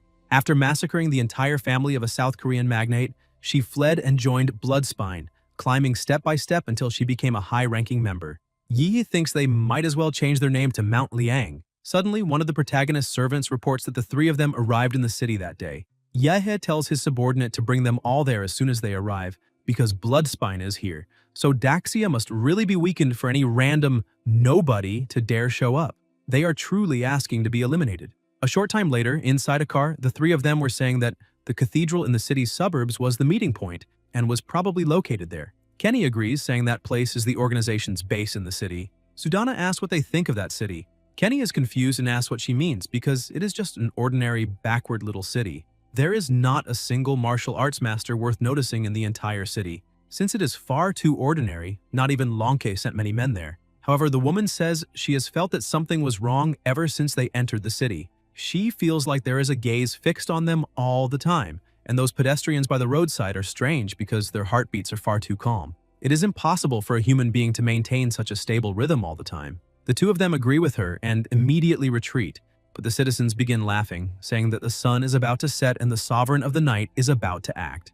A little distance away, inside the car, Kenny says that caution really is good, but maybe they are being too cautious, because they have already driven more than 15 kilometers out of that city. Jeff points out that if the organization's base in the city had fallen, it would be impossible for them not to have heard any rumors. Sudana takes a deep breath and says that maybe she is too tense, because they know she failed when she tried to advance to the Grand Master level a year ago. However, while forcing her martial limits, she caught a glimpse of a scene that showed her destined death. When she died, the corpses of the two of them were beside her, so she calculates that they died during the same mission. Jeff gets worried and shouts angrily, asking why she had not said something so important before. Kenny curses at her, because if he had heard that earlier, he would not have gone on that mission with her even if they paid him. She explains that the course of fate cannot be stopped, but at least they will not suffer that day. She says that in the scene of her destined death, the background was a dark and twisted forest. However, there is not even a trace of a forest there because she cannot see a single tree around them. They agree but still point out that even if it is fate, they will defy the heavens and change their own luck because their lives belong only to them, not to the heavens. But a small flower begins to appear on top of the car and the protagonist emerges, saying that his YH cells can now grow independently in human form and carry his consciousness. So, using the power of the sacred tree, combined with the plant cells of the stellar demon Cosmo, he can use his power. He calls this Supreme Leader Y. The moon, which had been beautiful and bright, suddenly begins turning red and several tentacles come out from inside it. The protagonist activates the descent of the dark sea of trees. Those tentacles transform into trunks and slam into the car with full force. He appears saying that destiny really can be rewritten, but the one who decides that is only him and no one else. Sudana looks at the protagonist, saying that this is exactly the scene of her destined death, and apparently it is really happening. Kenny sticks his head out of the car and with his face completely injured screams for her help, saying that Jeff is already dead. But she screams that there is no escape because no one can run from their destined death. He flips her off and curses at her again, but Yehi simply destroys him with another trunk. She falls completely devastated, saying that destiny is immutable. The protagonist approaches her, and she prepares to depart from that life, but suddenly she feels an extremely powerful aura. Yehe drips a drop of blood, saying that he already warned her that he is the one who decides her destiny, and now she will receive another chance. He asks whether she would rather die as a human or sell her soul and body to him and continue living. She accepts the proposal, saying that she wants to live. The protagonist realizes that he did not even need to ask. As soon as she takes a little of his blood, she feels something extremely powerful growing inside her body. Her body begins to change drastically, and the protagonist thinks that this is way too greedy because he only intended to turn her into an ordinary blood descendant to serve as an infiltrated piece inside Bloodspine, but he did not expect her to absorb so much blood. Now, if she dies because she cannot withstand this power, he will have to use his black and red biomass to create a clone from scratch. However, her body begins adapting quickly and she stands up. The protagonist is surprised to see that she adapted so fast, and that was not bad at all. He takes this opportunity and touches her forehead to find out what kind of organization Bloodspine is. He discovers that the boss of the organization is hiding in a submarine at the bottom of the sea, which shows that he is very cautious. And all of this has to do with the Southeast Triangle region, a bunch of small landowners thinking they can rebel. And because of that, now they no longer have permission or the right to even own their own lands. Sudana tells the protagonist that that man is no longer her master and bows, calling the protagonist her lord, saying that he is her new and only master. He claps his hands and drops a few seeds, creating 15 new clones. He tells her to take all the clones and eradicate every Bloodspine base in Daxia. Besides, she must also take the opportunity to eliminate every leader of the rebel groups they find along the way, because he does not want to hear about these problems when he returns from the Southeast Triangle region. She simply accepts the order, but as soon as she opens her eyes, the protagonist is no longer there. During the next half-month, the rebellions on Daxia's southern border disappeared out of nowhere. Public security seemed to suddenly return to Daxia's peak, with the crime rate close to zero. But only the police knew that there was a mysterious and powerful martial artist hunting those rebels and foreign spies.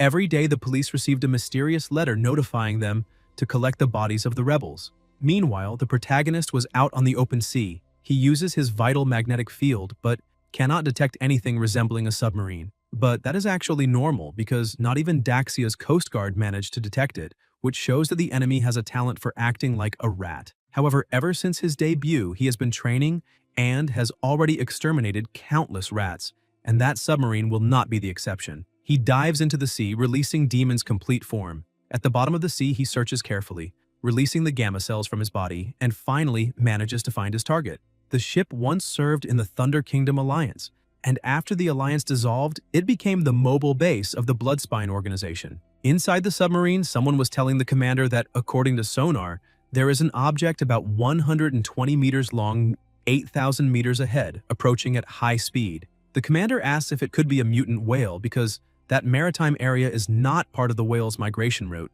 The commander tells the crew to use sound waves to drive it away. A short time later, another sailor gives the commander a report, saying that the sound wave deterrent failed. The object is already 5,000 meters away from them and continues approaching rapidly. It is estimated that it will be in front of them in about 1 minute. With that speed, it is possible that it is a magical beast wandering through the ocean. The commander tells them to launch the Trident torpedoes immediately. The attack is launched, causing a great explosion, but it is useless, and the protagonist continues approaching. Inside the ship's command center, they become frightened, telling the commander that this is not good at all, because the torpedoes did not stop that thing. They realize that the advance of that monster is even faster, and there are 30 seconds left before it reaches the vessel.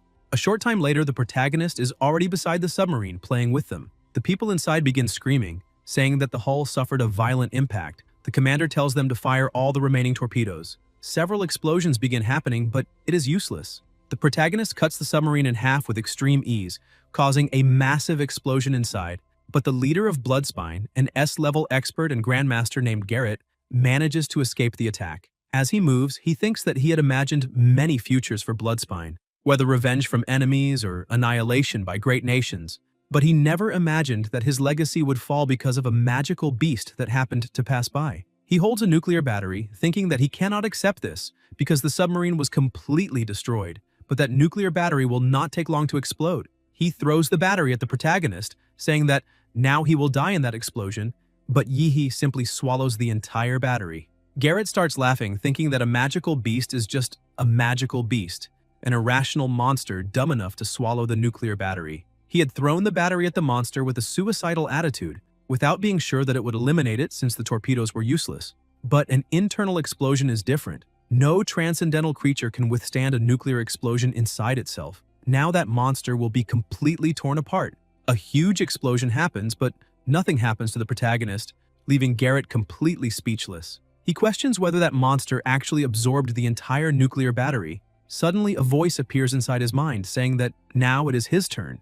Garrett is frightened, wondering if that monster really has that much power because it can still speak Daxia's language. The protagonist continues playing with his prey, and Garrett thinks he must not be underestimated because he is also an S-level grandmaster martial artist, and even underwater he can still fight against that monster. But suddenly his body begins to be wrapped in biomass, and Garrett questions what that is because his body will not move, and those cotton-like things are absorbing his martial chi. He realizes that he has no chance at all and starts begging the monster to stop, asking who he is. Yiha tells his opponent that there is no hope and even less light. The only thing left before him is despair. A short time later, he returns to the surface and says that the entire Southeast Triangle region will be next, and now it has to be them. In the Southeast Triangle region, in the country of Fae, a soldier was observing. He thinks that this is very strange because the weather forecast said nothing about low tide that day. So how could an island have appeared in the middle of the sea? Suddenly, another soldier approaches, telling him to stop looking, and asks what is so interesting about the seawater because they recently received a huge batch of American equipment, so maybe they can start taking action against Daxia soon. The other guard asks if it is that fast, questioning what they're going to do against that place's grandmasters, since even if they add up the dozens of countries in the Triangle region, they cannot even gather 5 experts at the same level. The other soldier says that experts from the North Belton Federation and the small eastern island are in command. The northern country, Daxia's ally, has a huge headache because of the invasion of those fanatics from the Divine Advent Kingdom on the western continent, so they cannot help Daxia now. If the North Belton Federation gives the green light, it means they are certain that Daxia's elite combat power has completely disappeared. They will only act with the confidence that they can crush that place once and for all. And this situation is entirely in their favor, so they are excited about all this news.